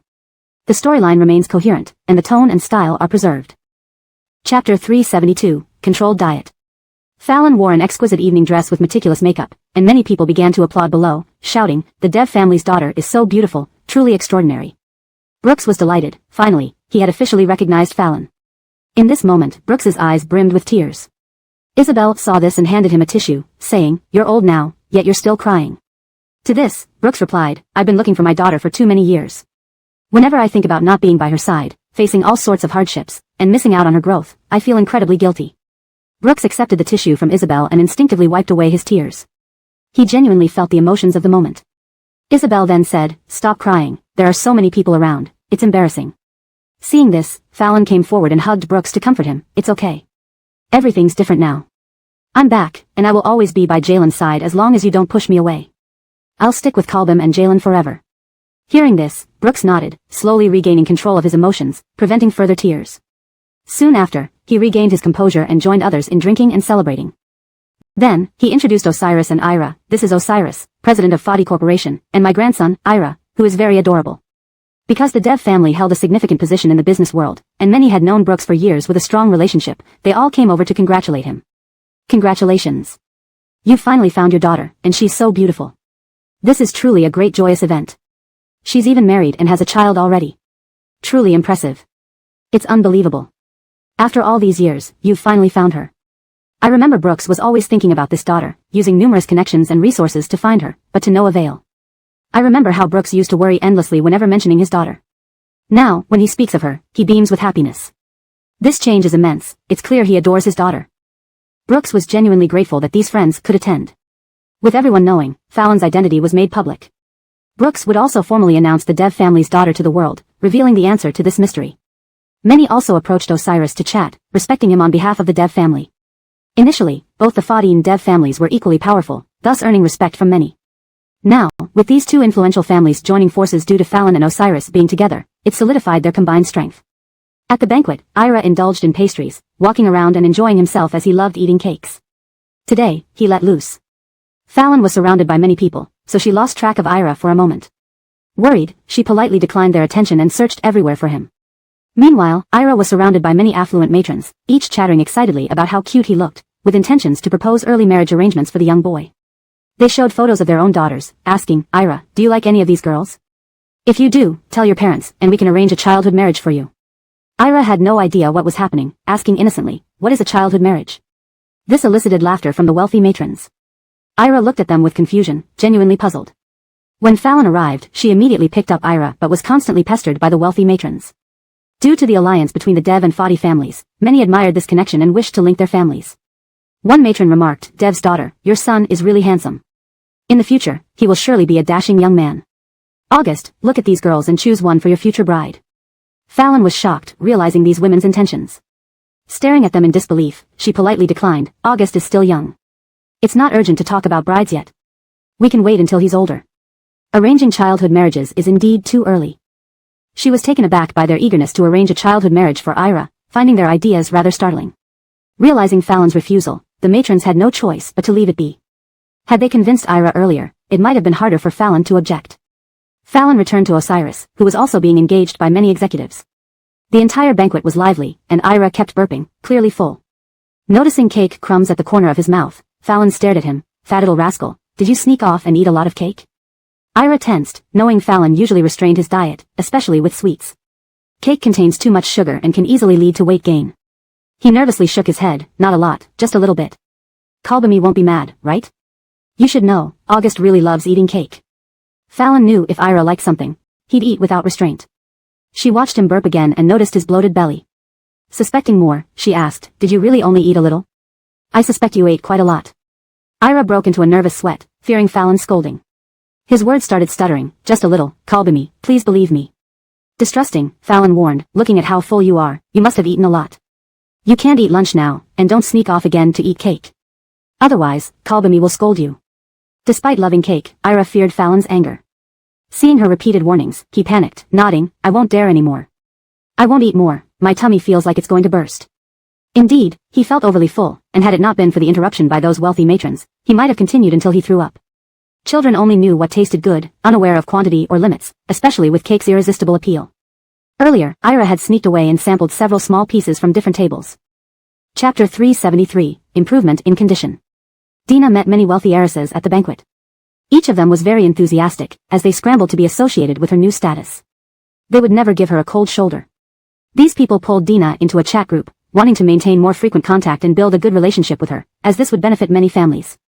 To Dina, being acknowledged by the Dev family felt like a dream. She still felt a bit dazed, finding it hard to believe. She had never enjoyed such high-level luxurious treatment or been so valued before. Although she experienced these during her time with Osiris, she always felt unsettled within. Osiris noticed Dina's distracted appearance and wrapped his arm around her shoulders, asking, what's wrong? You look so absent-minded. Dina came back to her senses, giving him a smile, it's just that becoming heiress Dev feels like a dream. Hearing this, Osiris knew that Dina had suffered a lot. Even though he was very considerate and loving towards her, there were still factors beyond control, like Tamsin's existence, which pressured Dina. Thankfully, he had solved this thorny issue now. He gently said, it may feel unrealistic, but it is true. Don't worry, this dream won't end. Accept it at ease. Hearing this, Dina felt reassured. With Osiris around, she instinctively felt secure, a feeling no one else could provide. She relaxed considerably and leaned into his embrace. Parker saw all this, wearing a pained expression. Noticing something was amiss, because he wasn't usually so emotional, always cheerful, Dina approached him, gently asking, what's wrong? Are you feeling unwell? Osiris, also looking at Parker, felt something odd. He wasn't like this earlier. After running around, he looked sick. Did you eat something random again? Actually, Parker had wanted to speak up earlier but feared getting scolded, so he didn't dare. Now, with an extremely uncomfortable stomach, tears finally streamed down his face, especially since Osiris saw through him. Parker confessed, Kalbami, let me tell you the truth. My tummy feels bad. I ate too much cake earlier. Upon hearing this, Dina's expression changed drastically, as if about to explode, making Parker shudder subconsciously. He sweet-talked, Kalbami can't get angry, when people get angry, they're scary. Baby too will cry. He continued, trying desperately to appease her, Kalbirover, mommy looks so beautiful today. Mind your image and don't get mad, okay? Dina was originally furious but gradually calmed down upon hearing this. Staring at Parker, she asked sharply, tell me the truth, how many pieces of cake did you eat? If you don't tell the truth, your tummy will hurt for longer, and mommy won't help you. Parker looked at Osiris, pleadingly calling, Jaylandi. This time, Osiris was on Dina's side, I won't help you either. Listen to your mommy. Suddenly, Parker felt a strange suspicion that their love was real, and he was just an accident. Feeling aggrieved, he was close to tears again. Seeing this, Dina spoke gently, just tell mommy the truth. Kalbami won't blame you. Tell me yourself. Still hesitant, Parker knew he had eaten too much due to greediness. His stomach felt so stuffed it hurt. Frowning, he counted using his fingers and then said tearfully, 10 pieces. Hearing 10, Dina nearly exploded. Usually, 1 piece made her think it was already too much, yet he had secretly eaten 10. No wonder his belly was round. How overfilled must he have felt? Dina's expression darkened, frightening Parker, who quickly apologized, sorry mommy. The cake was so delicious. Baby too forgot to control himself and ate too many. It wasn't intentional. Please understand me. Dina couldn't find words to express her anger, staring at Parker repeatedly, saying, you aren't allowed to eat any more food today. If you continue, we'll need to go to the hospital because of the pain. Indigestion among children is common but terrifying. Dina hadn't expected that neglecting him for just a moment would lead to this. Seeing this, Osiris calmed Dina down, don't be mad. Kids eating too much happens. I'll massage baby two's tummy and make him exercise to relieve the situation. Though not directly scolding him, Dina's stern look made Parker swallow nervously while Osiris massaged his tummy patiently. Then, he made Parker run several laps, after which he felt significantly better. Dina, determined not to let Parker eat anything more today, adjusted her own mood, knowing she was the main event and shouldn't overreact. Osiris encouraged Parker to apologize to her, Kalbami, I'm sorry. Forgive me. If I do it again, punish me. At least this gave Dina an outlet for her anger. Initially relieved, Parker soon felt anxious. Seeing Parker's adorable plea, Dina's anger subsided by half. She stroked his head, reminding him, next time, before indulging, think whether mommy agrees with you eating so much. Don't lose control when seeing delicious food, okay? Dina realized it was likely due to the crowd and Parker's constant running around that caused her lack of supervision. She rubbed Parker's tummy, do you still feel uncomfortable? He shook his head, indicating no. He glanced at Osiris, Jaylandi ran a few laps with me and massaged my tummy, making me feel much better. Hearing this, Dina felt reassured, less irritable. With his condition improving, Parker started bouncing around again, far less uncomfortable than before. Dina, knowing he was gradually recovering, reminded him, play within mommy's sight. Don't run too far away, or mommy won't be able to find you. Hashtag chapter 374, think of a way. The banquet concluded at 6 in the evening, and everyone gradually dispersed. The Dev family had been bustling all day long, but as the guests left one by one, tranquility returned to the house. Dev's father invited Melinda's family of 3, let's go eat. Our nanny has prepared a feast. Melinda nodded. When they reached the dining table, she was pleasantly surprised to see that Dev's father had put in extra effort, preparing dishes she loved. She felt valued, which lifted her spirits. However, Dev's parents' enthusiasm seemed a bit overboard, with every dish catering to her tastes, making her feel somewhat embarrassed. Kalbam, Jalen, you could have also prepared some dishes that you like. It's unnecessary for you to cater entirely to my preferences, it feels odd, she remarked. Dev's father chuckled, this is the result of discussions between your mother and me. We'll improve next time. This banquet was very important for you, so we paid special attention to your preferences. Ira stared at the food but had no appetite and quietly slipped off his chair, leaving Dev's parents puzzled and instinctively wanting to pull him back. Melinda explained, August is too fond of sweets. He ate 10 cakes in one go this afternoon and didn't eat anything at noon. I guess he's not hungry now. Let's just let him be. Understanding the situation, Dev's parents did not force Ira to stay at the table. He quietly played with toys in a corner without disturbing anyone. Today, Ira had played all day. After dinner, Melinda gave him a bath. He must have been tired because he fell asleep early. Osiris then took Melinda up to the rooftop. Confused, she asked, why are you bringing me up here? Suddenly, Osiris looked up at the sky. He said, almost instinctively, count down from 3, and then look up. There will be a surprise. To add an air of mystery, he covered her eyes and counted down for her, 3, 2, 1. Then he released her. Suddenly, fireworks burst across the sky, and there were words spelled out, Melinda, I love you. Staring at the message in the sky, she read aloud, Melinda, I love you. Blushing deeply after reading the words, Melinda looked at Osiris with eyes filled with affection. He smiled, how do you feel? These fireworks were specially arranged for you. She nodded, I love it. Anything you prepare for me, I'll love it. Her cheeks were flushed red, and Osiris couldn't resist holding her close. The two gazed at the sky full of fireworks for several minutes until they finally faded away. Then he suddenly spoke, Melinda, will you marry me? Hearing this, Melinda was stunned, staring at Osiris for a long while, feeling her mind go blank. He smiled again. So, what do you say? Will you accept or not? Asking this question, Osiris seemed quite confident that she would agree. His gaze towards her was full of deep affection. Seeing this, Melinda began thinking. The word agree was on the tip of her tongue, but the main reason she hesitated was that she was a person who cherished rituals. She pulled back her response and started making demands. You really moved me, and I want to say yes. But, didn't you forget something? Osiris was baffled. Indeed, women were not easy to please. Even when everything seemed within reach, she still didn't give her consent. He looked at her perplexedly. What else do you want? I can fulfill any condition you set. Determined to meet her requests, whatever they might be, she knew how anxious he was and that he had overlooked something. She reminded him, you haven't even proposed yet, and you're already thinking about getting me to marry you. I want a grand proposal. Can you do that? Upon hearing this, Osiris understood her point. She wanted a ritualistic moment. He smiled. I get it. But when I plan it carefully, you cannot refuse me. Otherwise, all my efforts will be in vain, and I'll be heartbroken.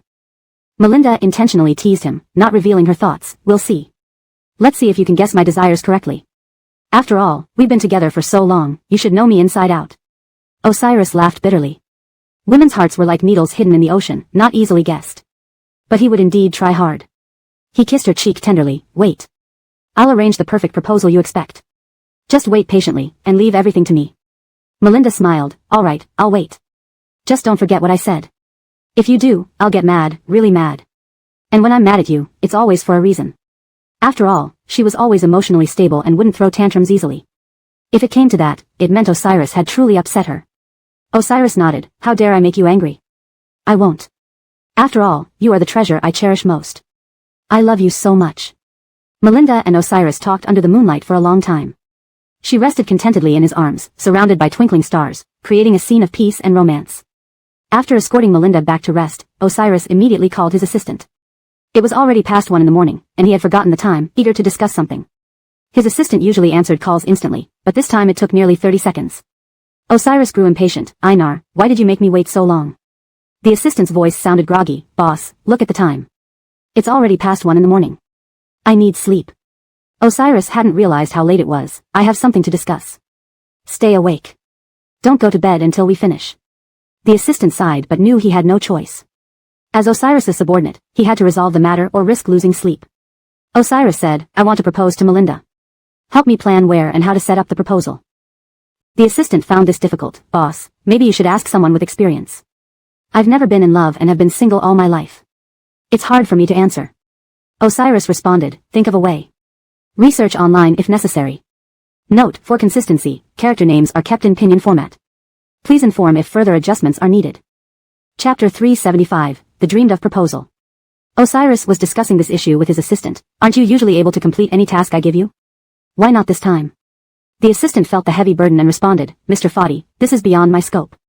How would I know what kind of proposal Ainsley likes? I'm not a worm in her stomach. He immediately explained why he dared not take on this task. Mr. Foddy, I'm worried I'll mess this up. If I do, will you blame me? He answered, yes, and I'll lose my temper. So, if I assign it to you, you'd better do a job that satisfies me. Faced with this, Yates really couldn't handle it anymore. Mr. Foddy, find someone else for this task. I can't take responsibility for this. I fear that even after racking my brains, I'll still get scolded by you. If it were work-related, no matter how challenging, Yates would never back down. But for a proposal, he truly felt at a loss. Osiris intentionally put pressure on his assistant. Knowing him too well, if there were no pressure, he might just come up with a mediocre plan which could lead to a failed proposal. And then, he'd have no choice but to scold Yates. So, he was just speaking the truth, while Yates cried over the phone, Mr. Foddy, can you let me sleep soundly? Discussing this late at night, I won't be able to sleep all night due to anxiety. Can you bear to see me like this? In fact, except for being patient with Abrielle, Osiris was extremely cold to others. Thus, he said something that almost made Yates explode, I can, as long as you're not the one troubled, I should be the one feeling distressed. On the verge of breaking down, Yates felt despondent. His mood had been fine until affected by Osiris, swinging like a roller coaster. Mr. Foddy, I think this matter is best handled by you yourself. He had been listening carefully and now asked, what do you mean? He wanted to understand Yates's thoughts. Hearing this, Yates quickly analyzed the situation. Mr. Foddy, isn't Abrielle your lover? You must have a deep understanding of her. Otherwise, you wouldn't have the intention to propose, right? The assistant tried to guide Osiris. He replied coolly, HM. Hearing this, Yates started a scheme, planning to shift the responsibility back to Osiris. He didn't want to handle this arduous task. He gathered his energy to make the point clear, knowing otherwise his sleep would suffer. Since you understand her well, don't you have an idea about her preferences or her dreamed of proposal? Wouldn't it be easier if you told me roughly what she wants, so I can arrange it? This matter brought immense pressure to Yates, and he was justified in saying this. Indeed, he knew nothing about Abrielle and was unsure where to start with the proposal. To properly address this, he definitely needed information from Osiris. However, now there was a problem. I don't have a clue either. Asking her directly, she might think I don't know her well enough, Osiris admitted.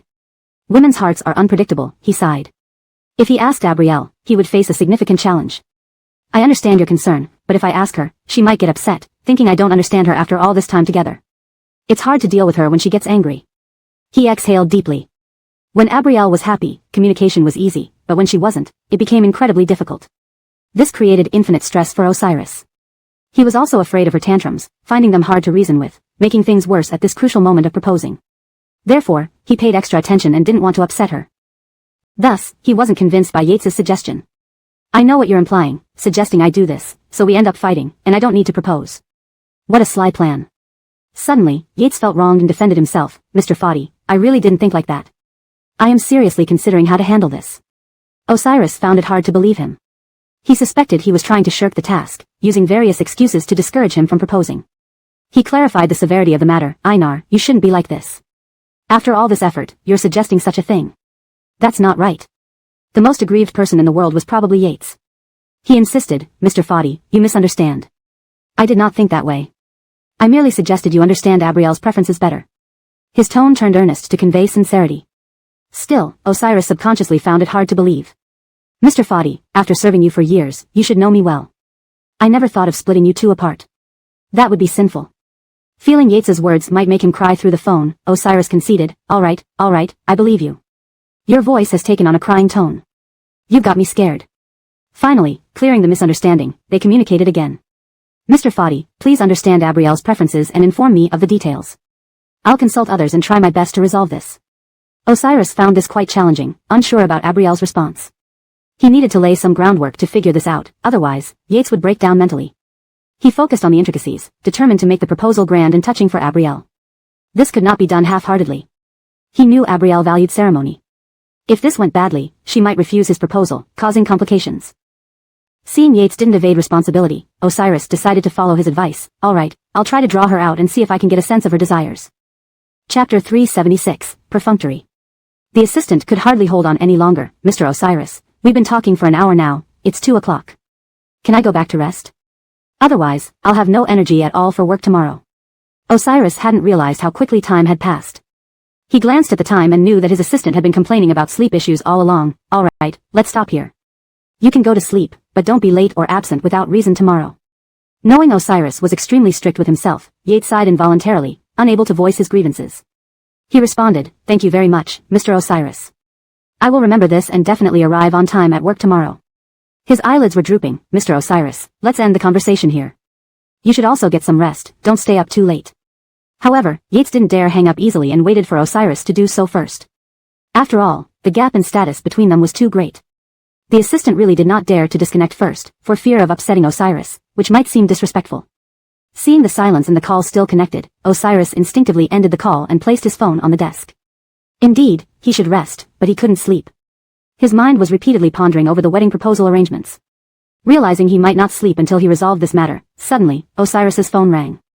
He instinctively answered, hello, what's up? The caller was Hendrix, the son of Ivy Corporation, who asked casually, Osiris, are you asleep? I want to invite you out for a drink. What do you say, are you coming? At this moment, Osiris was preoccupied. Normally, he would politely decline, but now, he couldn't fall asleep, consumed by thoughts of the proposal. He suddenly wanted to numb his senses with alcohol, wishing his mind could just shut off and drift into unconsciousness. Hendrix, noticing Osiris's silence, presumed he might be declining. Come on, it's my treat. Just pick whatever drinks you want. After hesitating, Osiris, unable to bear his current state, changed his mind. It had been quite some time since he last went to a bar. Send me the location, I'll come. Surprised by Osiris's quick agreement, Hendrix excitedly said, you finally decided.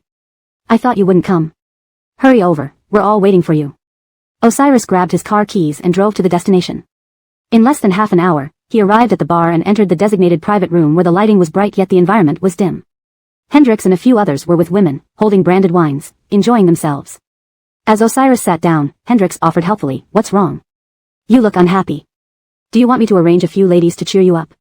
Feeling irritable and hating such company, Osiris only had one person in his heart, Dina. "No need. I don't like these women. I already have someone I love, and I find others repulsive."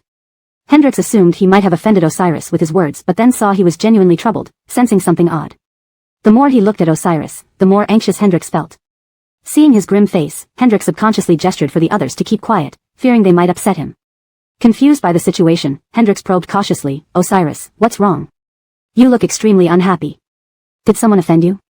Tell me, and I'll help you settle the score." Osiris sighed deeply. Realizing there was a story behind it, Hendrix urged him to reveal what was bothering him. Finally, Osiris confessed, "I want to propose but don't know how to arrange it. Help me think of some ideas." Although he had discussed it with his assistant, Osiris recalled he still needed to ask Dina some things, finding the proposal challenging, a significant mental hurdle for him. Hendrix responded, "I thought it was something serious." "Proposing? For all major issues, you, Osiris, remain calm. Why is a small proposal giving you such trouble? You're acting unusually." It wasn't just Hendrix exaggerating, it was true. Usually, Osiris handled billion-dollar projects without batting an eye, yet this small problem seemed like a big challenge, leaving Hendrix bewildered. Curiosity piqued, Hendrix interrogated, "Is it because this girl means so much to you? Who would have thought that the invincible Mr. Osiris would become so anxious over love? Unexpected indeed." Hearing Hendrix joke, Osiris felt this issue wasn't stressful to him. "So, how do you think I should set up the proposal? I can't come up with a plan." Hendrix's response was surprisingly casual, "Of course, seek advice from professionals. Get a wedding planning company to handle it. What else can you do? Are you planning to manage everything yourself?" Osiris's true intention was revealed. "I indeed want to create a detailed plan and have people set up the scene myself. Wedding planners' schemes are too cliché, lacking sincerity. This would obviously be perfunctory." Unaware of Osiris's high standards, Hendrix was somewhat helpless and frowned, thinking of ways to help solve his worries. With several brothers around, Hendrix rallied them. Tutu, Osiris wants to propose. Help brainstorm some ideas." Everyone got enthusiastic discussing proposals. "Of course, hire a wedding planner. Isn't this a simple question? Why be so troubled? If it were me, I'd definitely do this. It's already quite difficult to organize. Yes, planning everything yourself is too taxing. Who would want such pressure? Many choose wedding planners to design their plans, saving time and effort. I think getting a wedding planner is best. Don't make it too complicated, or you'll break down. Planning a proposal isn't just adding unnecessary trouble to yourself." Although Hendrix organized everyone to offer suggestions, Osiris didn't like their ideas. He found their advice even worse than silence. Didn't he know better? These suggestions were far too perfunctory for him, reflecting their lack of understanding. Chapter 377, Self-Satisfaction. Coleman heard these people's words and instinctively rolled his eyes, not bothering to hide his emotions. After all, he didn't take these people seriously. At present, the Lee Corporation was far ahead of everyone else in terms of status, so none of them dared to offend him. He wasn't trying to be difficult either, it was just that their suggestions were impractical. With disdain in his tone, he said, "You're all single, what do you know?" Suddenly, they felt deeply hurt. Even though Coleman usually did not hang out with them, his insights were indeed sharp. It was evident that despite having female companions around them, these people were merely playing around and hadn't established any serious relationships. They were all still single. Coleman's insight was always sharp, making it impossible for him to miss such a simple situation, especially given his extensive experience in identifying people from the business world. With just a few glances, he could tell their exact state. His words left everyone momentarily speechless, not knowing how to respond. Coleman was simply too perceptive. It was astonishing that he could see through this. They couldn't understand how he spotted this issue and felt completely baffled. Though no drinks had been served yet, Coleman was already feeling tired, even a bit sleepy. He looked at the group and said, "I'll go first. You guys enjoy yourselves. I need to work tomorrow, so I can't stay up late." Bristol glanced at the brothers who were respectfully bidding farewell, then they all chimed in unison, "Goodbye, Inochi." Coleman waved and pushed open the door. After returning home, Coleman slept soundly but restlessly. That night, he repeatedly pondered over the proposal issue as if his daytime thoughts had spilled into his dreams. At 9 in the morning, Gigi went to work on time. Upon arriving, she found her colleagues chatting. She asked, "What topic are you all discussing? It looks lively." The colleagues did not hide anything from her. "A new colleague is joining today, apparently quite capable. This way, our workload can slightly decrease." Gulanchu understood and paid little attention since the person was just a stranger to her, not worth much thought. Soon, a female colleague arrived, carrying many gifts, introducing herself to the office. "Hello, my name is Krista. Nice to meet you, please guide me." She distributed branded chocolate gift boxes, and her generosity won immediate favor among everyone. Then, while absorbed in her work, Gulanxue noticed Krista placing a box of chocolates on her desk. Realizing this, Gulanxue appreciated her gesture, saying, "Thank you." Krista smiled, and Gulanxue observed that this new colleague was quite beautiful, wavy hair, soft curls, exquisite makeup, elegant without being garish, radiating beauty. Gulanxue admired her several times before refocusing on work, marveling at how someone could be both stunning and highly capable. The phrase, "someone more excellent than you is still working hard," seemed to be validated here. She fully immersed herself in work. Coleman had stayed up late the previous night and needed a long time to feel refreshed the next morning. Now he wouldn't easily doze off, or else he'd lose his usual severe demeanor in front of employees. Upon entering the office, he inspected the work. Just then, Krista sat down at her post. Seeing a handsome man approaching, other employees got excited, whispering about Coleman. Krista couldn't believe anyone could be so strikingly handsome. She didn't know his identity yet, but sensed it wasn't ordinary. Perhaps due to her own high confidence, she decided to try catching Coleman. As Coleman neared, she approached. "Handsome guy, your looks perfectly match my taste. How about leaving your contact for easier future communication?" She quickly pulled out her phone, showing a social media QR code, hoping Coleman would scan and add her. Other employees were dumbfounded by this bold move, worried about the outcome. They exchanged low whispers after accepting chocolates from her, concerned about Krista's fate on her first day. However, Krista remained oblivious, giving Coleman a seductive smile. Coleman looked at her coldly, distant in tone. "Focus on your work instead. Work diligently." In fact, when Coleman was silent, Krista was somewhat anxious, unsure if he would reject her. Given his elite status, being chosen by him was improbable. Hearing him neither explicitly refuse nor discourage her, she misinterpreted it positively. She thought he might have some interest and wouldn't outright reject her. Believing it was Coleman's reluctance to refuse her, she smiled inwardly, watching his retreating back admiringly. She encouraged herself internally, thinking it hopeful to win him. Muttering to herself, "Just wait. I'll get you eventually, handsome, it's only a matter of time." She even took pride in her beauty and sweet voice, believing these qualities made Coleman hesitant to scold her. Chapter 378, Staring Contest.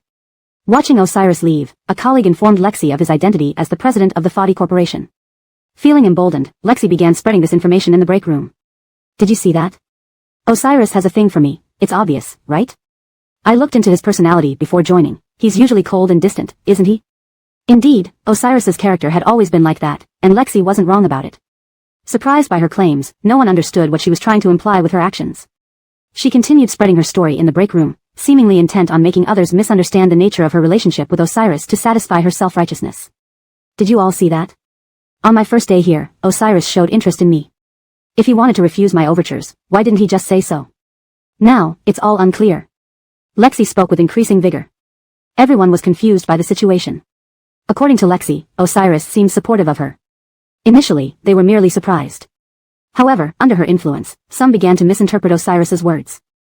But no one was unaware of Melinda's relationship with Osiris. Influenced by Lexi, however, everyone started to feel there was something strange about the whole affair. Observing Lexi getting more and more presumptuous, wanting everyone to know about her supposed affair with Osiris within the company, they realized her actions were not ideal and felt obliged to give her a gentle warning to avoid any trouble. "Lexi, we must tell you something. Osiris has someone he likes, it's Melinda. They have a good relationship, and they work at the same company. Perhaps you misunderstood. We also don't understand why Osiris didn't outright reject you. Maybe he did leave room for hope, but we think he might not have intended to. You're new here, and it's unlikely Osiris would be interested in a new colleague. So, it might be your misunderstanding. As for him showing concern for you, perhaps you should refrain from spreading that around." Lexi remained delusional, staring at these colleagues while misinterpreting their good intentions. "You are all jealous of me. Look at how Osiris gazes at me, he obviously likes me." She became increasingly arrogant. "You've all been here for so long without catching Osiris's attention, yet he shows me favor on my very first day. You're just feeling out of balance, aren't you?" Meanwhile, Melinda had come to the break room minutes earlier to grab a coffee when she unexpectedly encountered many people gathered around, gossiping about Lexi's fabricated story about her relationship with Osiris. Hearing all this, Melinda's expression grew darker. Lexi still had no clue who Melinda was since she hadn't memorized all the employees' names and faces yet.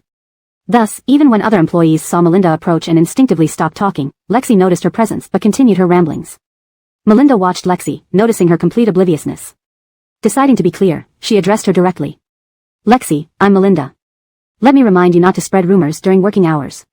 Upon seeing Melinda, fearing conflict, all other employees left the break room instantly, leaving only Melinda and Lexi behind. The tension between them resembled a battlefield. Lexi looked at Melinda, sensing a threat and unable to respond.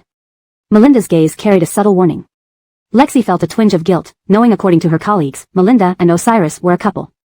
Interfering with their relationship seemed inappropriate. Staring at each other in silence, the atmosphere was eerily tense. Eventually, Lexi poured herself a cup of coffee, intending to leave. Suddenly, Melinda spoke. Lexi, you're new and don't understand many things. I can accept that. But you should know which matters are worth discussing and which aren't. You're an adult, you shouldn't need me to remind you, right? Lexi's face darkened but, considering Melinda's connection with Osiris, she dared not escalate the situation. She regretted not realizing earlier that Nolan earlier was Osiris and that he had talked privately with Melinda for so long. Had he been single, she would have used all her tricks to win him over. Afraid of Melinda's intimidating aura, Lexi hurried back to her desk. Melinda, after pouring her coffee, glanced towards Lexi's station, noting Lexi avoided eye contact, making it evident they were on bad terms. Everyone around speculated in private but dared not eavesdrop.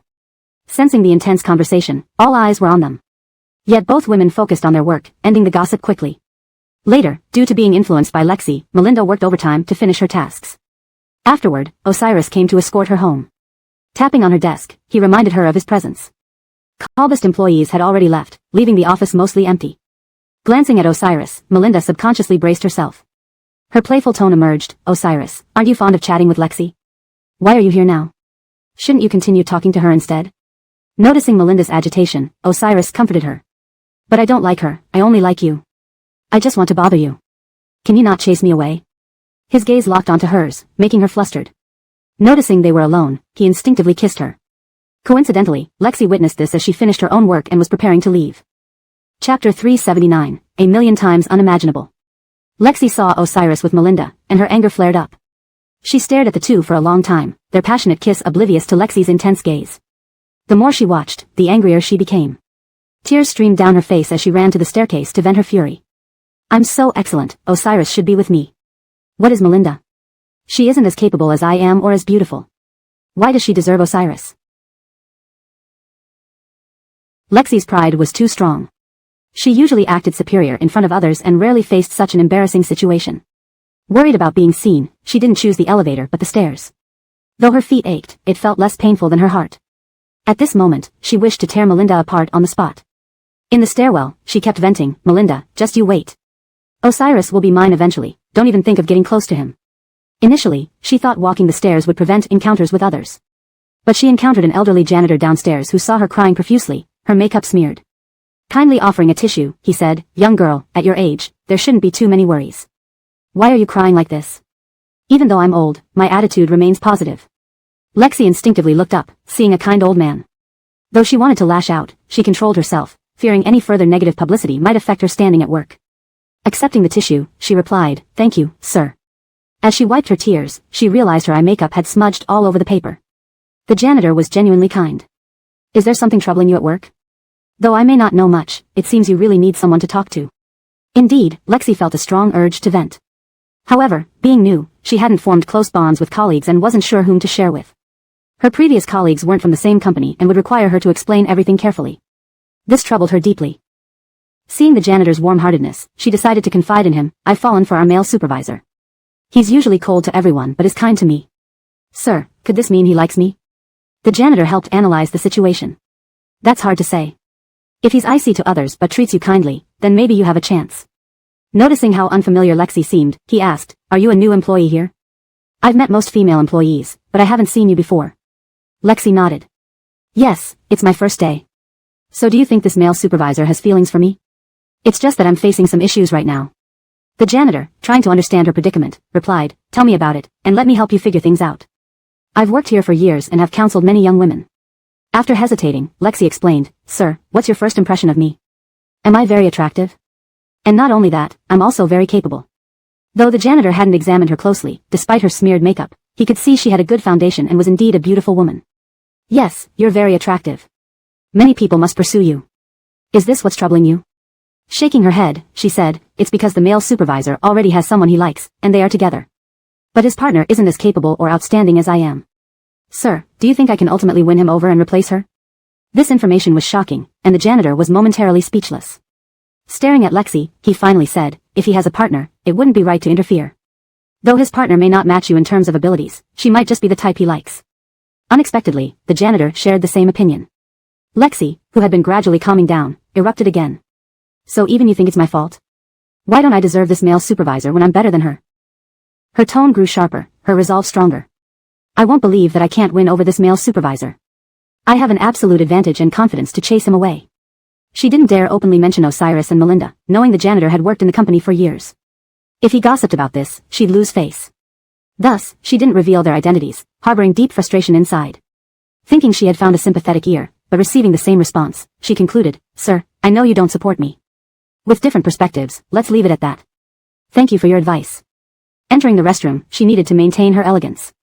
What if she encountered Osiris soon? She couldn't bear to meet him in her current disheveled state. She took out her cosmetics and quickly freshened up, looking at her beautiful reflection in the mirror. "Melinda, Osiris belongs to me. Just you wait." With that, she angrily left the office, still emotionally unstable, her mind replaying the scene of their kiss. Suddenly, she noticed a Rolls-Royce parked outside the Foddy Corporation. Her attention shifted, her anger somewhat diminished. Wondering who could afford such an expensive car, she looked around. Unexpectedly, someone got out of the car and started walking toward her. Hesitant, she stopped, unsure if her thoughts were mistaken. Perhaps the person wasn't looking for her. Yet, to her surprise, they were indeed looking for her. Chapter 380, Thorough Investigation. A very handsome man stood before her, dressed in a suit and towering in height. However, Lexi could immediately tell that this man was not the owner of the Rolls-Royce. Despite his impressive appearance, he lacked the air of nobility, something Lexi, who had seen a fair share of wealthy circles, noticed right away. She scrutinized him with a puzzled expression once she realized he was looking for her. "What do you need from me?" Janice wore a serious demeanor, speaking officially without any underlying intentions. "Hello, I am the CEO's assistant. Our CEO would like to invite you over. You can consider it." Lexi found it unbelievable that someone so wealthy and influential, yet a complete stranger, wanted to meet her. She instinctively brushed her hair behind her ear, inwardly feeling proud. After all, it seemed natural for someone of her caliber to be noticed. Her only hope was that Osiris wouldn't regret rejecting her today. She agreed, "Sure, I'll go see your CEO." Although she accepted mainly due to vanity, she still thought it through. If this were a scam, they wouldn't have a Rolls-Royce, which is extremely expensive.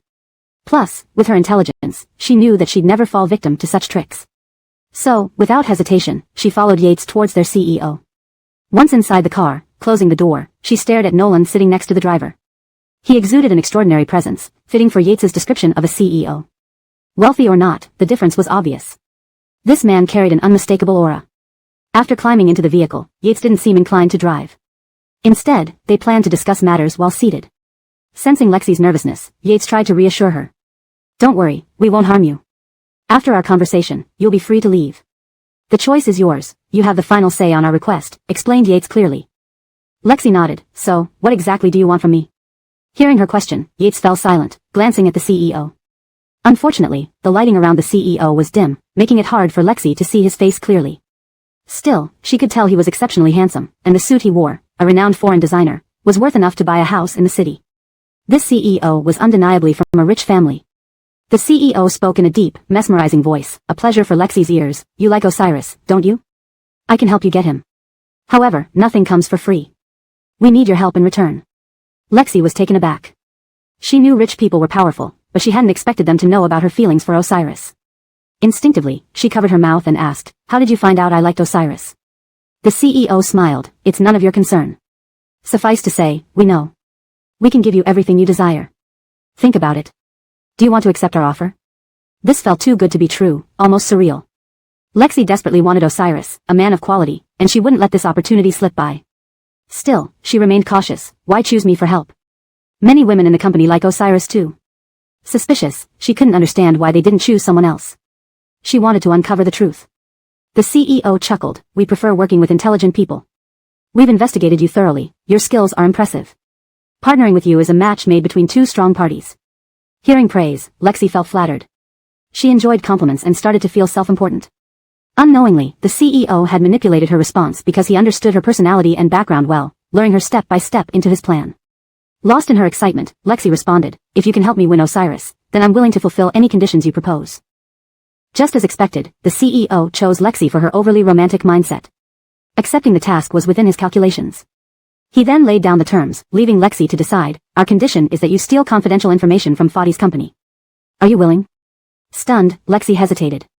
Stealing company secrets wasn't a minor issue. She knew the potential consequences. She pondered, if caught, it would lead to legal trouble, not to mention the seriousness of corporate espionage. And this is essentially theft. With years of experience in the workplace, she shouldn't underestimate such risks. She retorted, "Such a task should be left to a seasoned employee to avoid suspicion." I've only been here one day. Isn't it suspicious if I do this? Her recent employment made her a prime suspect. If the secrets vanished soon after her arrival, others might point fingers at her.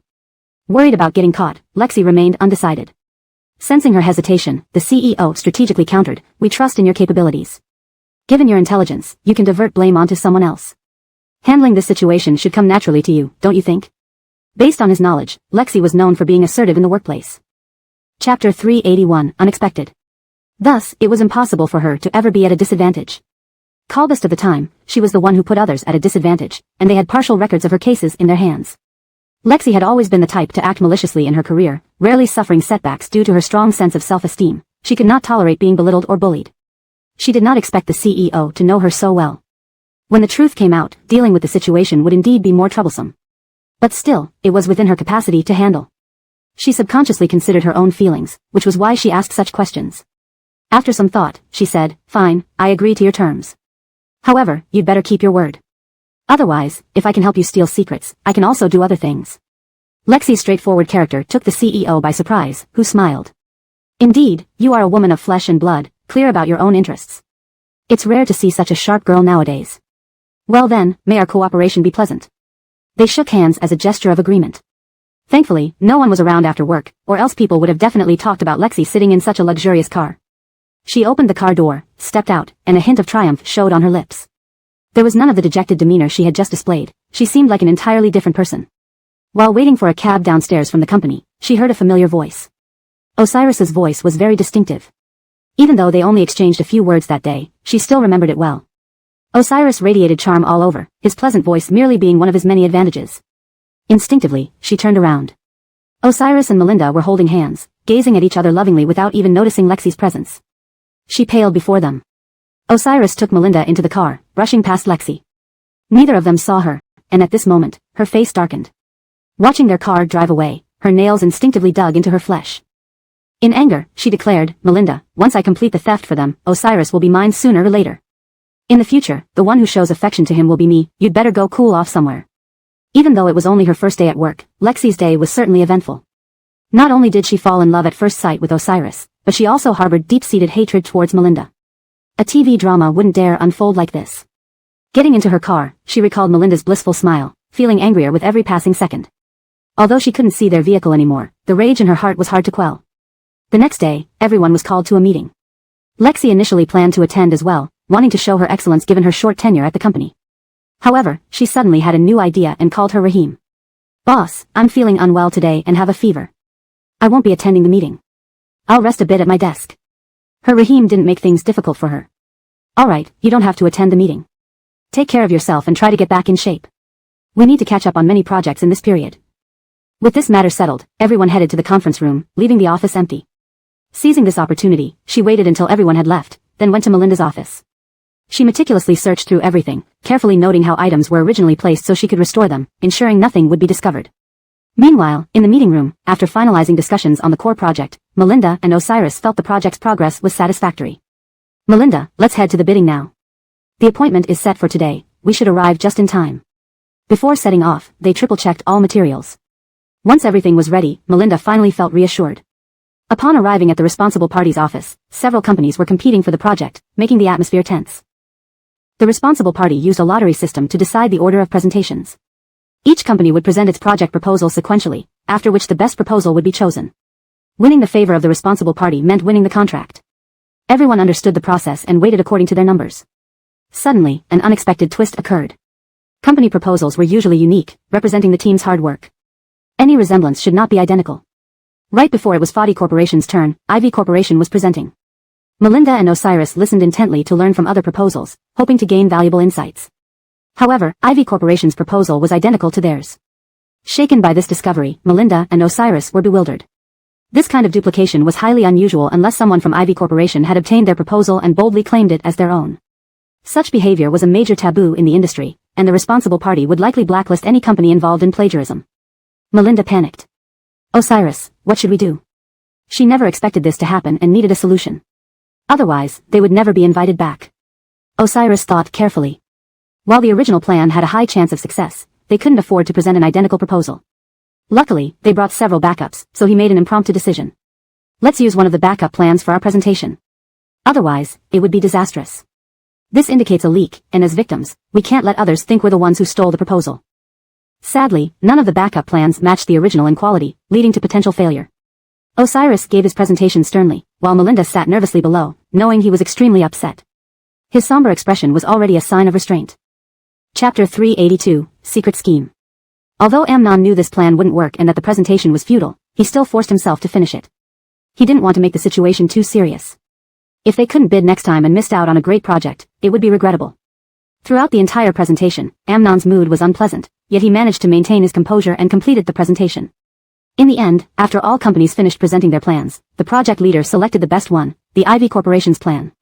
Dina and Amnon were disheartened. They had intended to win, but Ivy Corporation took it away.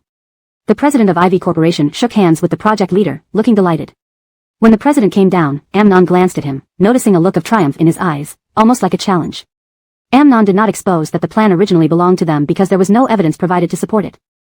Without evidence, it was mere speculation, and nobody would believe them. Amnon decided to investigate thoroughly and not let it go. On the way back, both Amnon and Dina remained silent, trying to figure out which part of the process had gone wrong for the project details to leak. Finally, Amnon spoke first. Dina, I have a question. Was anyone else aware of that plan? He looked directly into her eyes, wanting an honest answer. Dina was equally puzzled. She had been thinking about it for a while but found no clue. It's too far-fetched. How could Ivy Corporation's plan be exactly the same as ours? This can't be possible. She refused to believe it, and Amnon speculated, why didn't we just expose the mat then? His plan was clearly plagiarized from ours. Since they're identical, how could we not report it on the spot? We should have defended our rights. We deserve to win. Just seeing the project leader choose the Ivy Group's plan made Dina feel complex emotions. Their plans were the same, and they couldn't have stolen others' ideas. They had put in so much effort and created everything themselves. Throughout the whole process, Dina had participated actively, working tirelessly with everyone. It was impossible for their plan to match anyone else's completely. Dina reiterated, there's a big problem here. How did the Mat get our project plan? We need to find the answer or this will keep happening. Amnon replied, yes, I also wanted to say something but held back. You don't need to hesitate, the plan is indeed ours. He explained, we need evidence to accuse the Mat. We must proceed cautiously. Since we haven't found any loopholes, we'll need to act slowly. The problem became apparent during the bidding presentation, when we realized our plan had leaked. We had no idea who was responsible, which made things complicated. Dina responded, there must be a mole within the company. If we hadn't brought other backup plans, we'd be out of the competition by now. Without those alternative plans, they might have lost the bid outright. Even though these plans weren't as competitive, they still filled the gap. If they had stuck to the original plan, a conflict would have ensued, questioning ownership. Worse, the project leader might have rejected both plans and chosen another company instead, leaving both parties disqualified. Therefore, Amnon had come up with a compromise. Don't worry, Dina. The Mat won't be smug for long. If he dares to scheme against us, he'll pay the price. Dina noticed something. The Mat sure has good judgment. Knowing our plan could take the lead, he chose ours over others. He must know our company's strength well. Amnon analyzed, indeed. Len Corporation is leading among all groups, so he showed good insight. Len Corporation was ahead in the city's corporate landscape, but this also revealed the president's audacity. He dared to steal our group's project plan, disregarding me, Amnon said darkly. He'll suffer. For now, we'll catch the mole, then find ways to deal with him. She understood, the mole issue is severe. We need to catch this person and not keep suffering. Hard work shouldn't be exploited. They exchanged glances, planning to trap the mole. After some discussion, they had a plan. Despite having no clues yet, they were confident in finding the mole soon. Given the numerous employees in the company, they needed a smart plan to catch the mole rather than exhaustively checking each individual. Upon arriving at Len Corporation, everyone awaited results. Usually, they secured bids without fail. However, upon seeing the gloomy expressions on Dina and Amnon, everyone grew uneasy. Apologizing, Dina said, sorry, everyone. We didn't get the cooperation as planned. Everyone was shocked, questioning the outcome. Dina hesitated to explain but understood they sensed something was amiss. Thus, they didn't press further. Dina felt it was time to enact the plan. It's unfortunate, but another big project is coming up. Let's work hard and secure it. Hearing this, Lexi slipped out quietly, smiling slyly as she called the Mat to inform him. Chapter 383, Setting a Trap. Lexi hid in the stairwell, as this area was usually deserted. She dialed Ernie's number, but he seemed busy, and it took nearly a minute for him to pick up. His voice was deep and magnetic with an allure that could charm others. Busy, what is it? He was brief and to the point, which made Lexi think that if she hadn't encountered someone exceptional like Osiris first, Ernie might have also been within her standards of preference. But capturing Osiris seemed more important at the moment, so she got straight to the point. Ernie, Osiris is planning to bid on another company now. Lexi had already completed her previous task and should have severed ties with Ernie after that. Unfortunately, Lexi was always greedy. Having obtained Osiris's interest wasn't enough. She wanted more benefits, leading her to make audacious demands again. This time, Lexi did a good job and was quite efficient. The project they secured would bring substantial benefits to the Ivy Group, especially as it was a project Osiris had targeted, making it even more valuable. In all fairness, Ernie felt he owed Lexi some gratitude. Your work in stealing the project plan this time was indeed impressive. We managed to secure the project successfully. Lexi, aware that Ernie had met Osiris earlier, couldn't help but feel a bit nervous. Did Osiris talk to you? Did you expose me? Ernie laughed. You're overthinking it. We're on the same boat here. What benefit would I gain by exposing you? Clearly, the downside would outweigh the upside. Merchants valued profit most, and his thorough analysis calmed Lexi significantly. You're right, Ernie. We are a community of interests, so you need to ensure my safety as well. We must not slip up, otherwise, we'll suffer significant losses. Lexi thought herself clever, but little did she know, she had already fallen into Osiris and Tabitha's trap. From the moment she called Ernie, she began falling step by step into their meticulously laid plan without realizing it. Indeed, it was foolish, but Osiris's plan was ingeniously crafted. Without such a scheme, deceiving someone as cautious as Lexi would have been impossible. Call be over, Tabitha had just announced something to many people, making everyone believe it without doubt.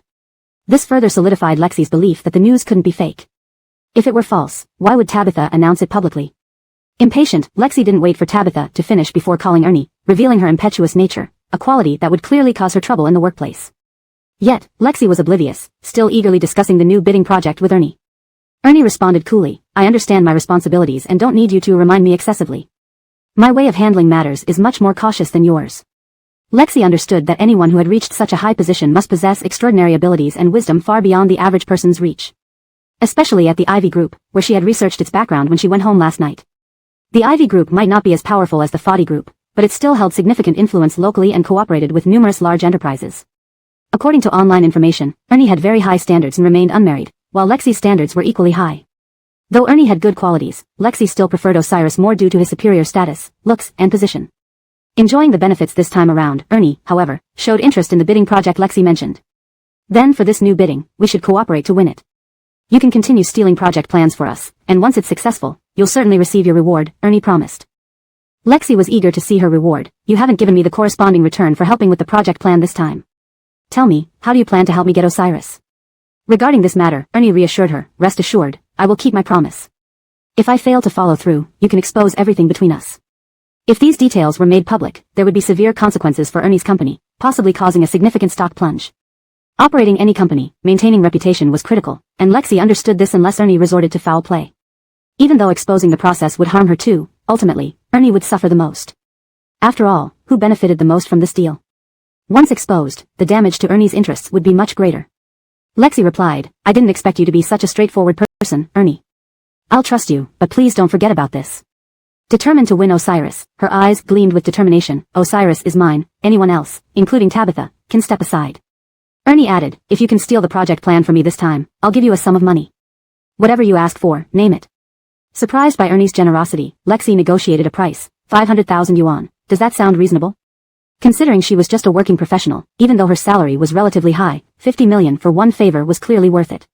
Earning that much would normally take her 1 to 2 years, and being a big spender herself, Lexi spent a lot on luxury bags to display her taste and purchasing power. Ernie didn't expect her demand to be so simple, much simpler than securing Osiris. That's no big deal. Even if you asked for 1 million, it wouldn't matter. Lexi, thinking Ernie was understating her worth, seized the opportunity to increase her demand. Please note, for better readability, I've made some minor adjustments to the narrative flow and punctuation. Let me know if you'd like any further revisions.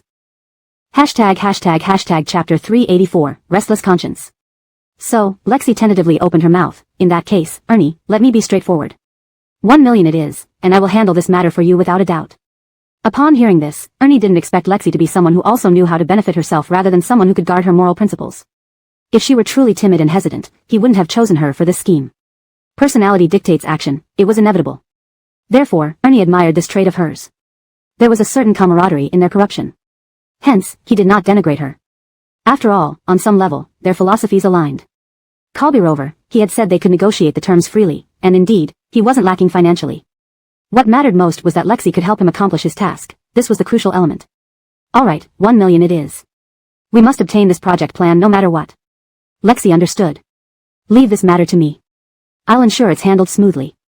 Having worked with Ernie once before, I trust you completely. After all, Lexi believed she held leverage over Ernie because she was a pragmatist, not an innocent girl.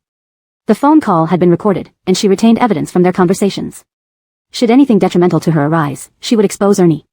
The saying, Nolantis stalks the cicada unaware of the oriole behind, was applicable here. Exposing the matter was the worst-case scenario, and if avoidable, it should be avoided. However, every possibility couldn't be ruled out. If it came to exposure, she would do everything to exonerate herself and place all blame on Ernie. Dealing with someone like Lexi required either higher intelligence or a more ruthless demeanor, otherwise, one would easily be outplayed by her. She was well versed in all the unwritten rules of the workplace. To rise to her current position wasn't merely a testament to her abilities but also her IQ, a combination essential to her success. She glanced at the time on her phone. Ernie, let's wrap up here. Everything has been discussed. I'm calling from the stairwell during working hours. Because just now Melinda had gathered everyone for an announcement, providing a buffer for the conversation. Now, I can't stay away from my post too long, or else someone might hear us talking or come looking for me. It would be bad. You hang up first. The significant difference in status between Ernie and Lexi made her very cautious. Hanging up directly was impolite and could be seen as disrespectful. So she waited for Ernie's acknowledgement. Understanding her concerns, Ernie replied, all right, remember your tasks, no need for me to remind you. The call ended, and Lexi returned from the stairwell. A colleague approached her. Lexi, Melinda assigned tasks. Why weren't you at your post? Lexi panicked slightly but recovered quickly. If not for her awareness of prolonging the call, things could have turned out worse. She laughed awkwardly, masking her anxiety. I had a stomachache and took a moment to rest. It's better now. Sorry for leaving my post for so long. Did you guys worry about me? Seeing that Lexi looked fine, showed no signs of discomfort, the colleague relaxed. If you still have a stomachache, I have some medicine. Just let me know if you need it. They both returned to their workstations. Lexi kept an eye on Melinda, who was assigning tasks. Despite their animosity, Melinda did not use her authority to punish Lexi but distributed tasks based on the company's protocols. Yet, despite this, Lexi disliked Melinda. She muttered under her breath, Melinda, wait and see. Osiris will always be mine. Just wait until you're out of the picture. Originally, Lexi's workload was light enough to finish by 6, allowing her to leave on time. But today, she deliberately prolonged her work until 8, waiting until many colleagues had left, including Melinda and Osiris, whom she saw depart. Seizing this opportunity, Lexi entered Melinda's office, thinking no one knew what she was doing. Unbeknownst to her, a pinhole camera was installed in the office, and Melinda and Osiris had pretended to leave. They watched from the surveillance room, observing Lexi enter the office surreptitiously. Her behavior indicated she was searching for something, likely classified documents. Exchanging glances, they deduced her intentions accurately. Melinda was astonished. This Lexi has some nerve, starting to steal within days of joining the company. Osiris hadn't anticipated it would be Lexi either. We suspected it would be a seasoned employee with such audacity. Who knew it was Lexi? Initially, they assumed the thief would be someone familiar with the company. New employees were too risky to suspect. After confirming Lexi's motives, Melinda asked, should we confront her now? We found our culprit, she can't get away with this. Osiris shook his head. Not yet. We need patience. Have you forgotten our plan? If she succeeds this time, it benefits us. Indeed, Melinda had been too eager. Realizing this, she resumed watching the surveillance with Osiris. They hoped Lexi would find the confidential documents. Sure enough, Lexi eventually located them, checked the contents, then left the office promptly. She stashed the documents in her bag and exited the building. Watching her go, Osiris and Melinda exchanged knowing smiles. The next day, Osiris feigned ignorance. Melinda, how's the document progress? We must succeed with this project after failing the last one. Melinda appeared disheartened. I didn't want to hide it from you, but the confidential documents are missing. They've been stolen. At this moment, Lexi arrived with signature documents and overhearing the conversation, felt a surge of unease. Chapter 385, Pretending to Cooperate. Fallon deliberately probed Lexi. Lexi, I seem to remember that you were the last one to leave the office yesterday. Did you see anyone come into the office? Lexi hadn't expected Fallon to ask her. She was nervously on edge, worried that Fallon might suspect her. She felt that Fallon must have been doing this on purpose. Thus, Lexi conceived a malicious plan and suddenly said, yes, I know who took the confidential files. Boss Foddy, let's talk outside, it's not convenient here. Her implication was clear, she treated Fallon as an outsider. Since only the three of them were in the office, she didn't want Fallon to hear what she had to say. Osiris and Fallon exchanged glances, understanding each other's thoughts. Then, he followed Lexi out, finding a less crowded spot. He asked, so, what did you see last night? Who took the confidential files? He looked genuinely anxious, as if the project was crucial. Lexi firmly believed him. Boss Foddy, I suspect Fallon took the files. After all, she left very late too and has always been in charge of the files. How could others get access to them? Lexi relentlessly tried to frame Fallon. Osiris knew who the real culprit was and sensed Lexi's dark nature. Clearly, she had done it herself but now tried to pin it on Fallon. As a result, his opinion of her plummeted. Osiris decided to clear Fallon of suspicion, for if he didn't, Lexi would spread these lies. He needed to nip this in the bud. Lexi, since you're new, you may not know much about Fallon. She is trustworthy and highly respectable. Let me tell you, if you accused someone else in the company, I might believe it, but not her. I don't believe it, Osiris stated firmly. Lexi couldn't believe that Osiris trusted Fallon so unconditionally, instantly cutting off any suspicion against her without hesitation. She stubbornly persisted, clinging to Fallon. Boss Foddy, please believe me. It's very likely that Fallon did it. If not her, then who? Determined to tarnish Fallon's reputation, Lexi wouldn't back down. Osiris realized what kind of person Lexi was. He no longer wanted to engage with her. Seeing her continue to slander Fallon, Osiris could no longer tolerate it. You don't know Fallon. Please stop defaming her. Lexi continued to argue, intent on ruining Fallon's reputation. She clung to the idea that Fallon was the culprit. Boss Foddy, please believe me. I saw Fallon acting suspiciously in the office last night, and she's in charge of the files. It must have been her. She might be feeling guilty right now. Lexi intended to keep slandering. Osiris couldn't bear it anymore. He couldn't stand Lexi's defamations against Fallon. Lexi, I didn't expect you to be an employee who enjoys framing others without evidence. Prove it. He continued, if Fallon really did it, this project is important to her. Doing this would not benefit her at all. For listening to Osiris's words, Lexi subconsciously felt afraid. He was clearly furious, which made her hesitate to continue. She still wanted to leave a good impression on Osiris and didn't want to upset him. So, she explained, all right, I shouldn't have suspected Fallon without evidence. It's my fault. Boss Foddy, don't be angry. I'll leave now. As she left with the files, Osiris understood Lexi's true nature, a malicious liar. Fallon was up against a difficult opponent. Osiris felt compelled to devise a scheme to make her suffer for falsely accusing Fallon. Though Lexi left, she still harbored resentment towards Fallon. She knew that Osiris favored Fallon and protected her unconsciously. Unaware that both Fallon and Osiris knew she was the perpetrator, Lexi instinctively thought Osiris was defending Fallon. Her animosity focused entirely on Fallon. She planned to make life difficult for Fallon in work-related matters, showing no mercy. Fallon had assigned urgent tasks to everyone and frequently checked their progress. Normally, Lexi was the least of her concerns. However, this time when Fallon came by, she noticed Lexi hadn't started her work, causing confusion. Fallon asked, are you feeling unwell? Or what's going on? Lexi intentionally put on an attitude, her tone filled with complaint, I'm fine. You're the one who's sick. I'm just in a bad mood and don't want to work. Fallon, understanding her implications, sternly reminded her, finish your task quickly. Don't delay or I'll get angry. Lexi didn't believe her. Looking at Fallon's delicate appearance, how could she be more intimidating than her? Perhaps seeing Fallon as an easy target, she replied, I think it can wait a bit longer. Given the urgency of the deadline, Fallon pointed out, I need this file before I leave today. It's a day's worth of work. If you don't start now, you won't finish on time. Lexi remained indifferent, prompting Fallon to lose her temper. If you don't want to do it, you can quit now. Don't waste time here. Hearing this, Lexi realized she still needed to benefit from the company and hadn't anticipated Fallon's fiery temper. Reluctantly, she began working. Fallon kept a close eye on her to prevent any slack, making Lexi feel pressured. But she acknowledged that she initiated this conflict. Meanwhile, Dallas received the documents Lexi had sent, assuming he could make another big profit like before. Dallas didn't scrutinize the document details, confident that anything from Foddy's group was excellent. He instructed his subordinates, execute this plan immediately and snatch this project. Time flew by, and the day for the construction project bid arrived.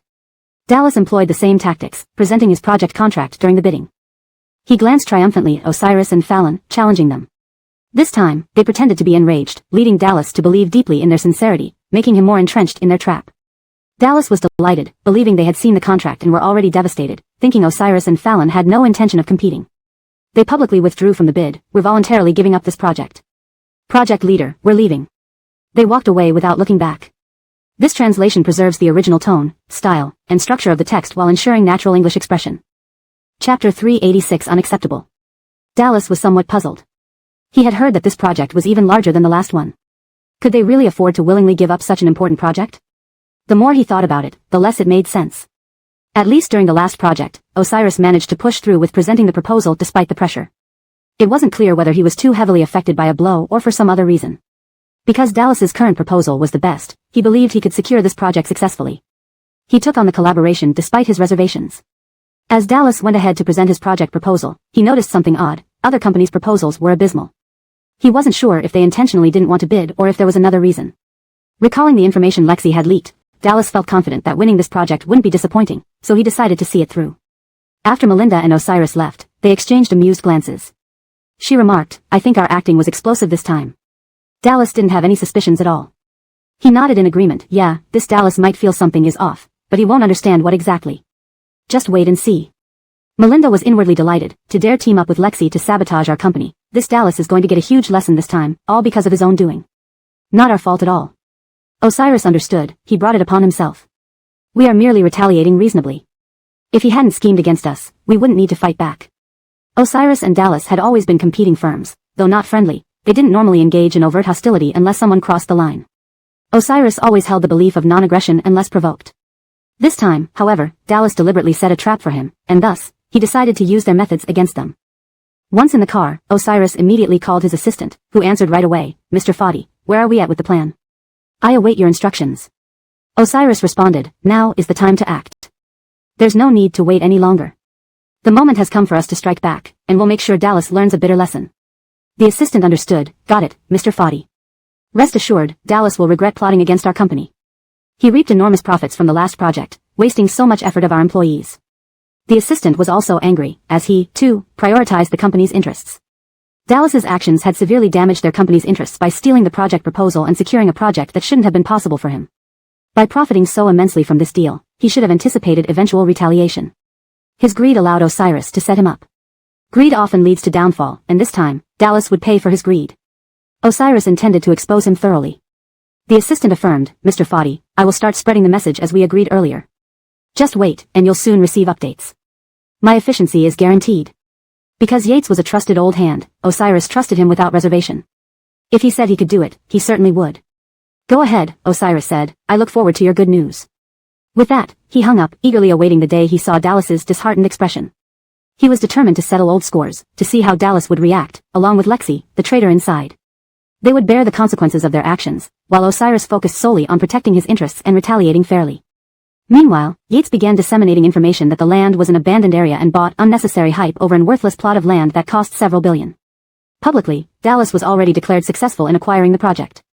Soon after, Yates's messages spread widely. Netizens mocked Dallas, and previously good public sentiment towards Ivy Group vanished overnight.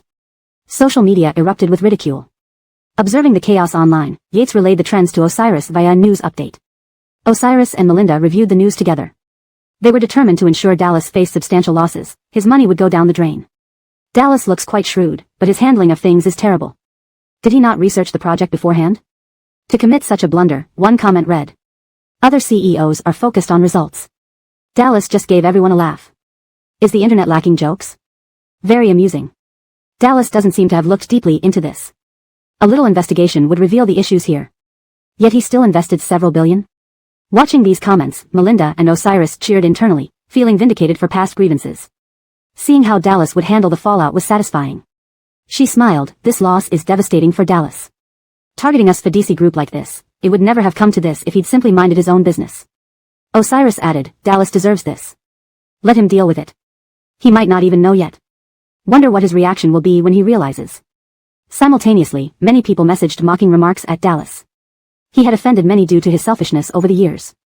Even some sympathetic souls warned him indirectly, causing his confusion to deepen. Initially celebrating potential success, he grew uneasy. Immediately, Dallas called his assistant. What's going on with this land? Investigate now and report back. His tone revealed his urgency.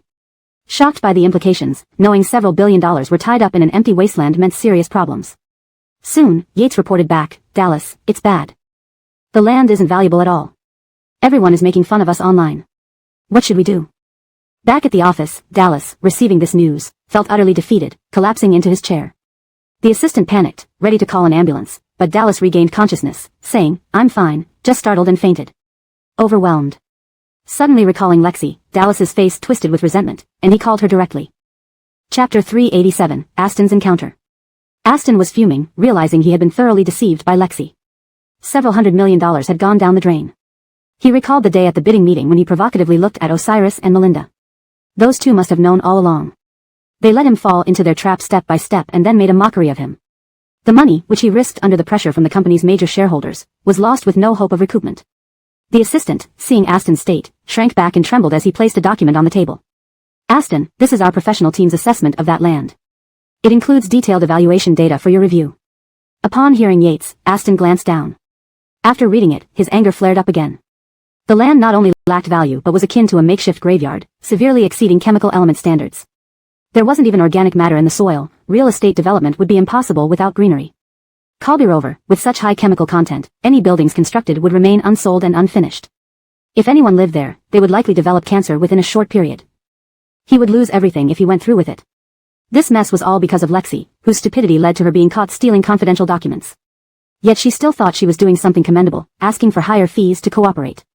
Infuriated by the several hundred million loss, Aston called Lexi instinctively. When the call connected, Aston clenched his fists tightly. He felt an uncontrollable urge to punch Lexi right now. At that moment, Lexi was diligently working, wanting to catch Osiris's attention even though she knew opportunities were scarce. When her phone rang, a colleague alerted her after it had rung for a minute. Realizing this, Lexi paused from work, thanking her colleague. She valued good relationships with them, believing it would make future endeavors smoother.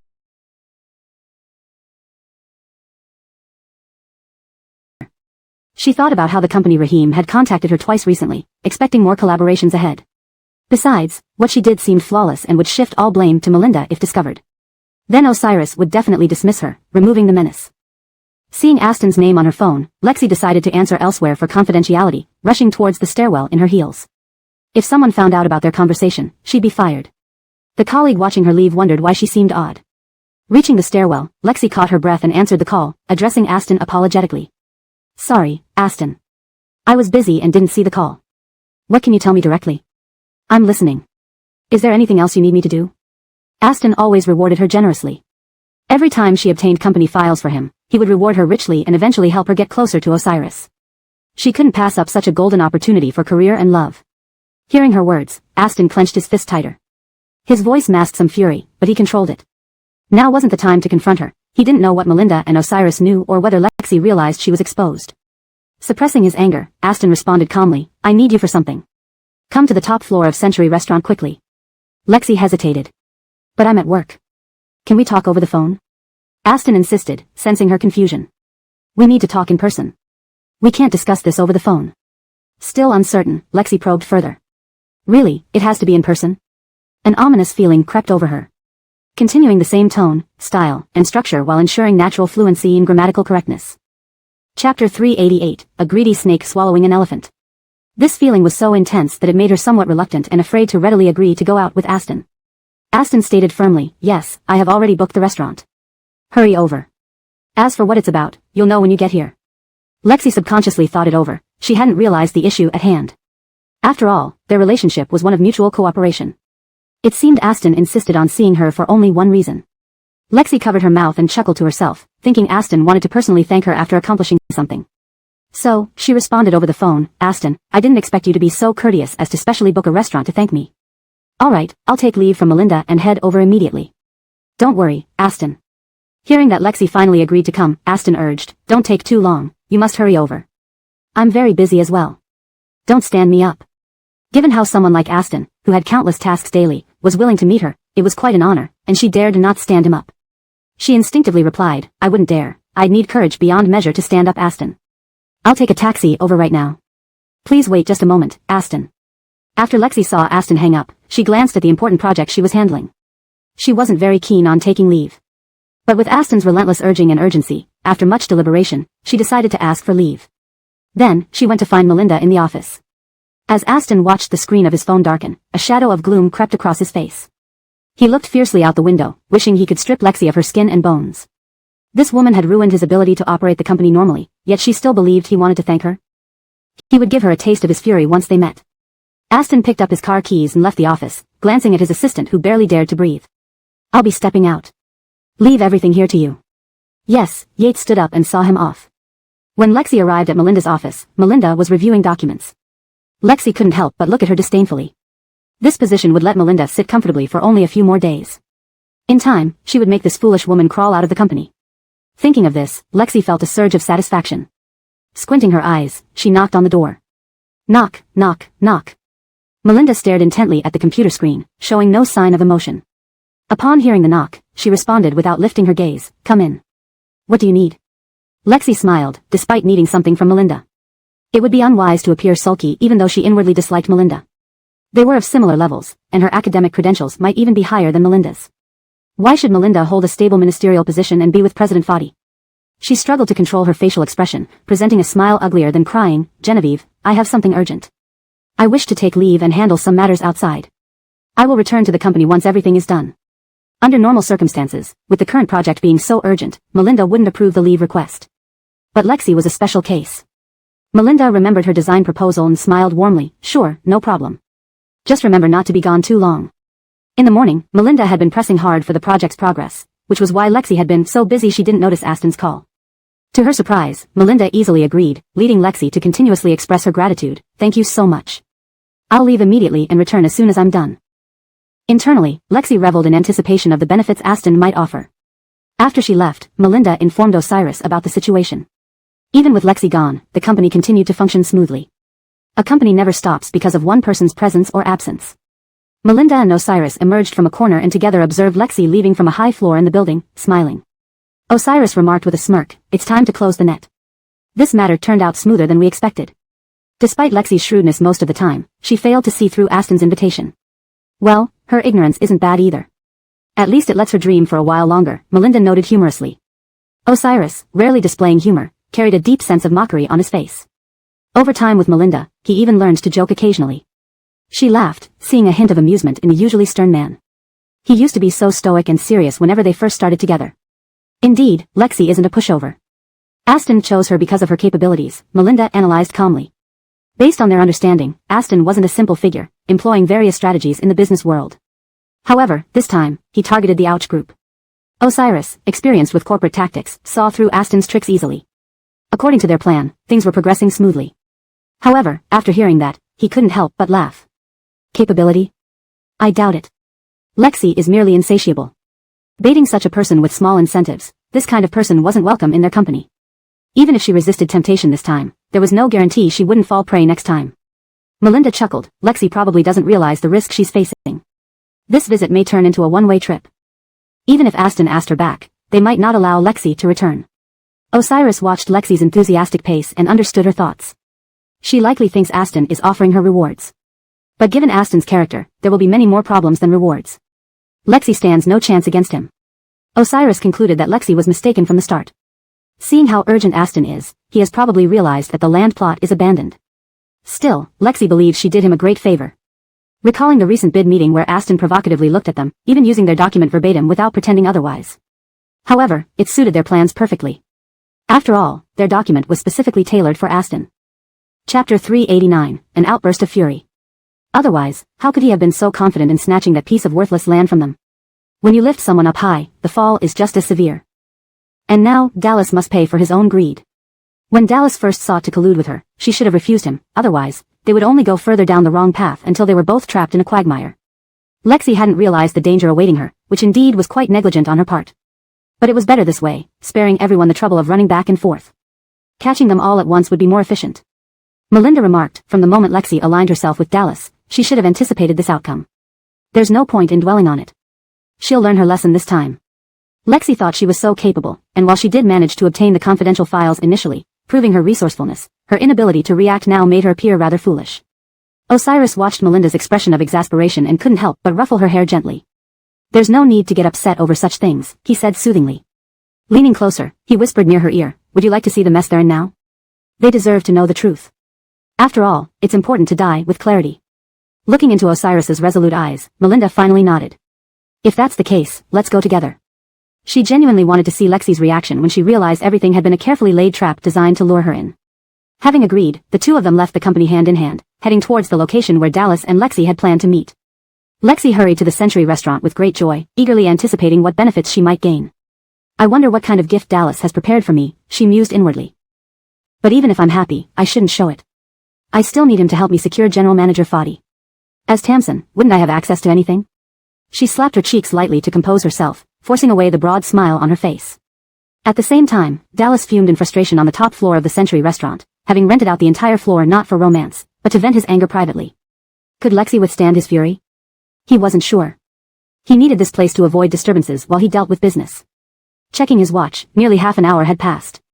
Why was that woman taking so long to arrive? Dallas had chosen this restaurant specifically for its proximity to the Foddy Corporation and its privacy. Being a man who valued his reputation, he wanted to avoid being witnessed by others or caught by the media during any heated moments. Such exposure could cause unnecessary trouble and harm his company. Guided by a waiter, Lexi ascended the stairs, her cheerful mood contrasting sharply with Dallas's irritation.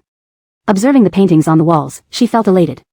Clearly, Dallas had put great effort into this meeting, reserving such an upscale restaurant.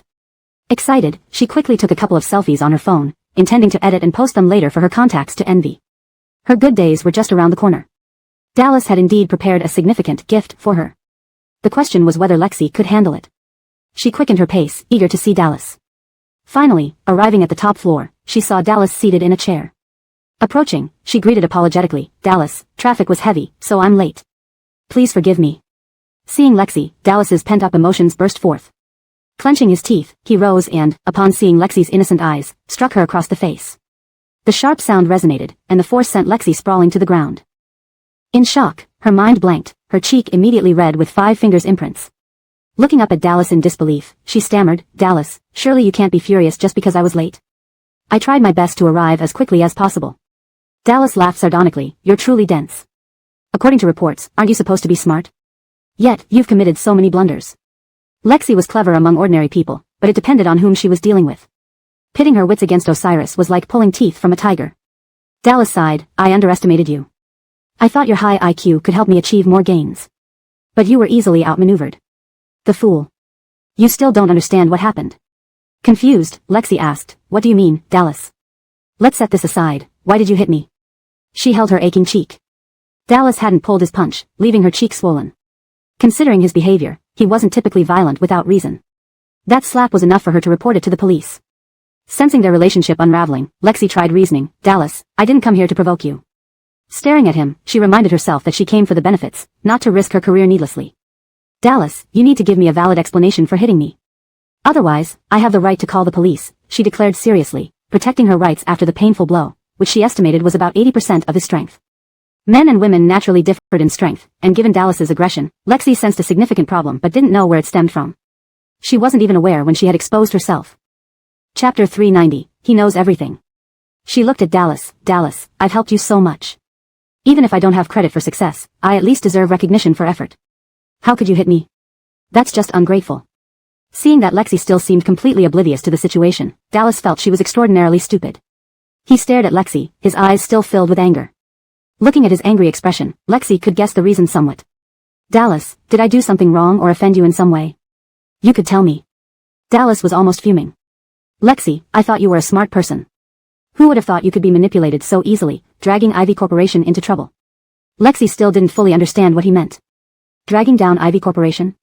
"Dallas, I followed your instructions carefully, and went through great lengths to steal the confidential information." She began recounting her difficulties. "Dallas, I risked getting fired, helping you steal valuable secrets. If discovered, it would be very dangerous for me." Kalbirover, Foddy Corporation was a renowned company in the industry that everyone aspired to work for because of its excellent salary and high demands on experience. Working there was a huge endorsement of one's ability. Lexi cherished her opportunity at Foddy Corporation. "Dallas, if not for my fondness for Osiris, I wouldn't have cooperated with you. Now you treat me this way after using me?" She argued with Dallas. "Dallas, you shouldn't be like this. It's clearly excessive. Can you explain where exactly I went wrong?" Dallas wasn't unwilling to bring up the matter, but he was too enraged. Mentioning it made him feel like he was about to explode.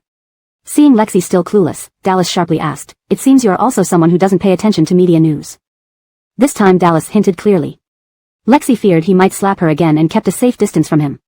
She instinctively took out her phone to search for recent news related to Ivy Corporation and found hot land-related news. After reading it all, she was stunned, seeming not to believe it. How could this be? "Dallas, this land should be very valuable." She couldn't understand. Could it be that someone envied you securing this project and deliberately spread fake news to create a buzz and make you give up the project? What she said was common in business, but Dallas had already verified from multiple angles whether this land was valuable. Because Lexi wasn't an expert, she couldn't comprehend the analysis and pictures online. She would remain an ordinary employee at Foddy Corporation if she understood more. She was still confused and voiced her thoughts. Dallas was speechless with anger and took out the land evaluation report, tapping on the paper. Look at these, and you'll know if the information in the news is true. Examine it closely, don't miss any details. Lexi covered her face, flipping through the report without missing a word. After reading it, she couldn't help but doubt it. She never expected that the land was truly abandoned. She tried to justify herself. Could this be a scheme to discredit Ivy Corporation, so they prepared these pieces of evidence? Callously, Lexi didn't believe it. I went through great lengths to get this secret. Are you telling me it was a waste of effort and emotion? Not only Dallas, but even Lexi was angry. She looked at the land evaluation report. This must be fake. It can't be real, I don't believe it. Lexi analyzed by herself because she was unwilling to believe that the project she painstakingly helped obtain was worthless abandoned land. Still disbelieving, she kept looking for excuses. Dallas, could we have been deceived? They might force you to give up the major project, so maybe they tricked you. Dallas, seeing Lexi still in disbelief, said firmly because he had conducted thorough investigations. There's no deception. This piece of land is indeed abandoned. I've investigated it several times.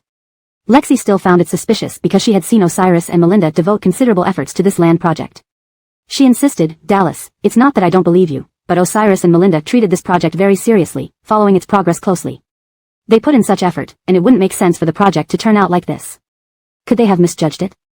Is it possible Osiris also made a mistake? Lexi was utterly confused. After all, every project Osiris targeted always yielded huge profits. The entire company had been busy preparing for this project for quite some time. Lexi had personally handled the project plans.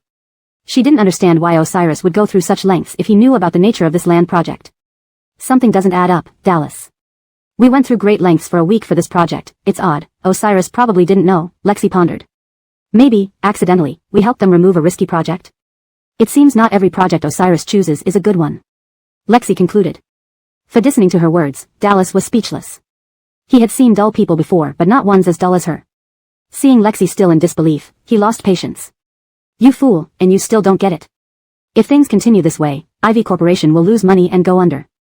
Despite being scolded, Lexi still didn't fully understand, mainly because she trusted Osiris's abilities so much, believing he would never be wrong.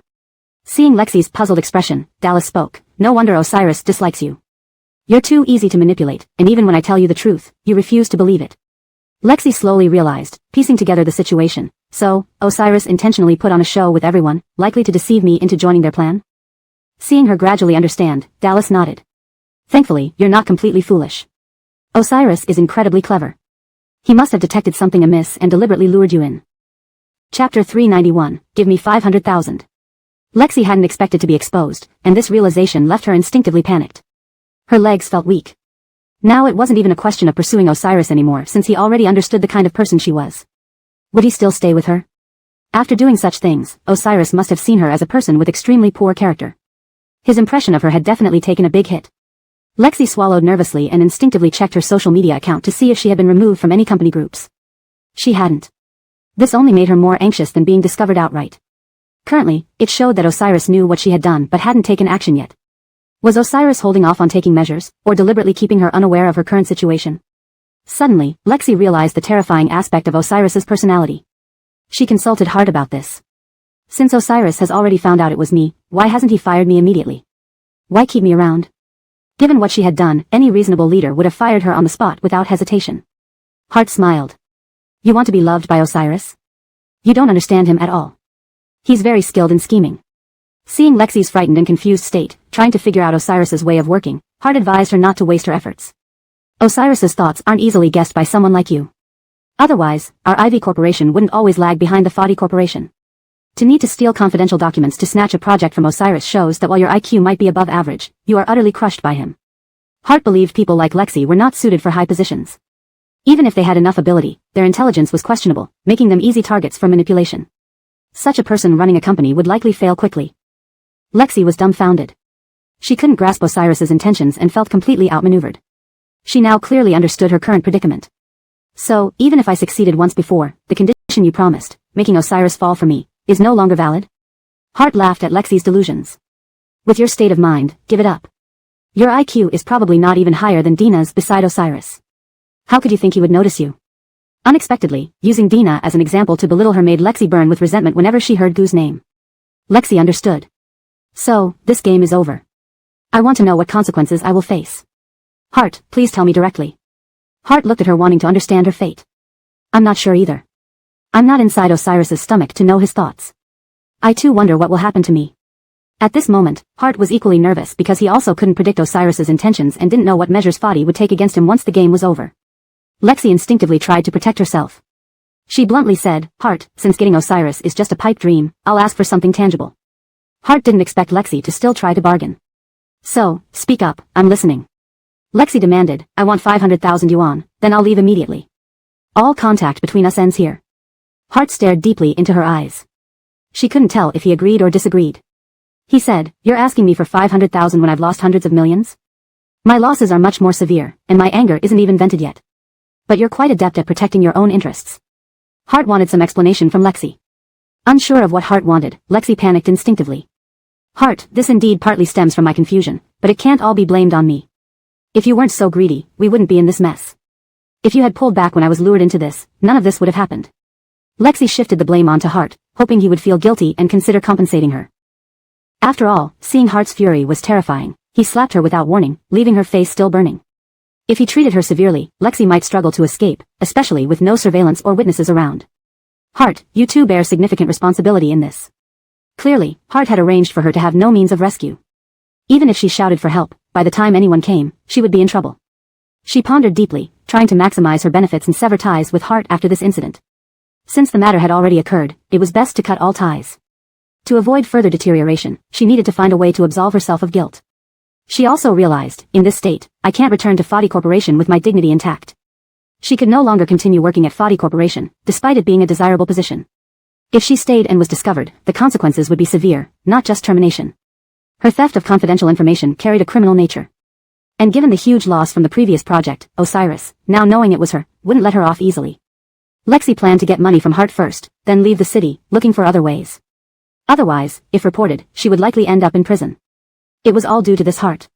She clenched her teeth in anger. Such a miserable end, ruining her reputation, frustrated Lexi. She had once been a proud individual. Now defeated by Hart, she glared angrily at him, upset about being asked to help with such matters. Now things are like this. What does Hart think should be done? She lured him step by step. Hart is probably annoyed with me right now. 500,000, and I'll leave you alone and never bother you again. Regarding the 500,000, Hart was reluctant to pay.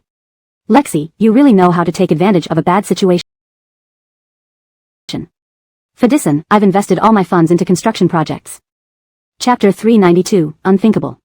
You sure have some guts, shoving all the blame onto me. If it weren't for your incompetence in seeing through Osiris's schemes, would I be in this mess? Dallas seemed on the verge of starting an argument with Lexi. Lexi was very profit-driven. At present, she didn't want to argue or create conflict, she just wanted the money. Listening to Dallas's excuses, Lexi could tell he probably didn't want to give her the 50,000. It was ridiculous. Did the influential and wealthy Dallas really not have 50,000? She insisted on getting the money. Dallas, there's no point beating around the bush now. If you don't give me the 50,000, I'll tell Osiris who was behind this. Lexi intentionally provoked Dallas, pushing him to his limits. Admittedly, Lexi was quite adept at putting pressure on people. Dallas never thought she'd dare speak to him like that. He despised those who pressured him. Lexi, don't push your luck. You should feel honored that I chose to work with you. Now you want to take advantage? Forget it. He stepped closer, fury overwhelming him, ready to strike. My patience has its limits. If you force my hand, I won't let you off easily. Lexi felt scared but still tried to muster courage. Are you threatening me? Then you should know, I'm not easy to handle either. You've put me in this situation, so you owe me an explanation. She had lost her job, which meant everything to her, especially working for the Fadi Group. Without the 50,000, her losses would be immense, and her pride couldn't accept such a turn of events. Seeing Lexi still defy him, Dallas moved to slap her, but she quickly dodged, catching him off guard. His aggressive move almost caused him to lose balance. Lexi couldn't believe how low he would stoop. Instinctively, she fled, but before she could leave, the door opened. Thinking someone had heard the commotion and come to rescue her, she cried out, "Help, Dallas has gone crazy and hit me." To her shock, the ones who came were police officers, their guns drawn, watching them warily. "Neither of you move. Hands up where we can see them." The sudden appearance left both Lexi and Dallas puzzled. Tensely, Lexi asked, "Police, what are we being arrested for?"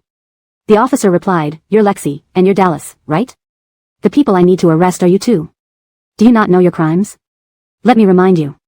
Seeing the police blocking the exit, they knew they couldn't escape.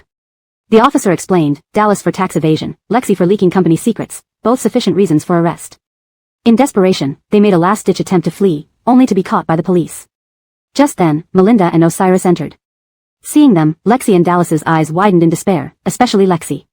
She had a bruise from being slapped, and upon seeing Osiris, she looked away, unable to face him. Osiris's cold expression confirmed her fears. How could he look at her any differently after her betrayal? Osiris sneered, "If you conspire against me, expect no mercy." Lexi realized it was a trap set by Osiris all along. Her heart sank as she met his indifferent gaze. Even her fleeting fantasies about him were extinguished. "Mr. Fadi. You've known all along," she said, sighing. Colbins ago, Osiris had known it was her leaking documents. Her feelings for him had led her astray. "Now I can't even work with him," she lamented, feeling a sharp pain when she saw his disdainful look. Why did it end like this? Everything seemed to be going well. She glared at Dallas, filled with resentment. "This is all because of you, Dallas.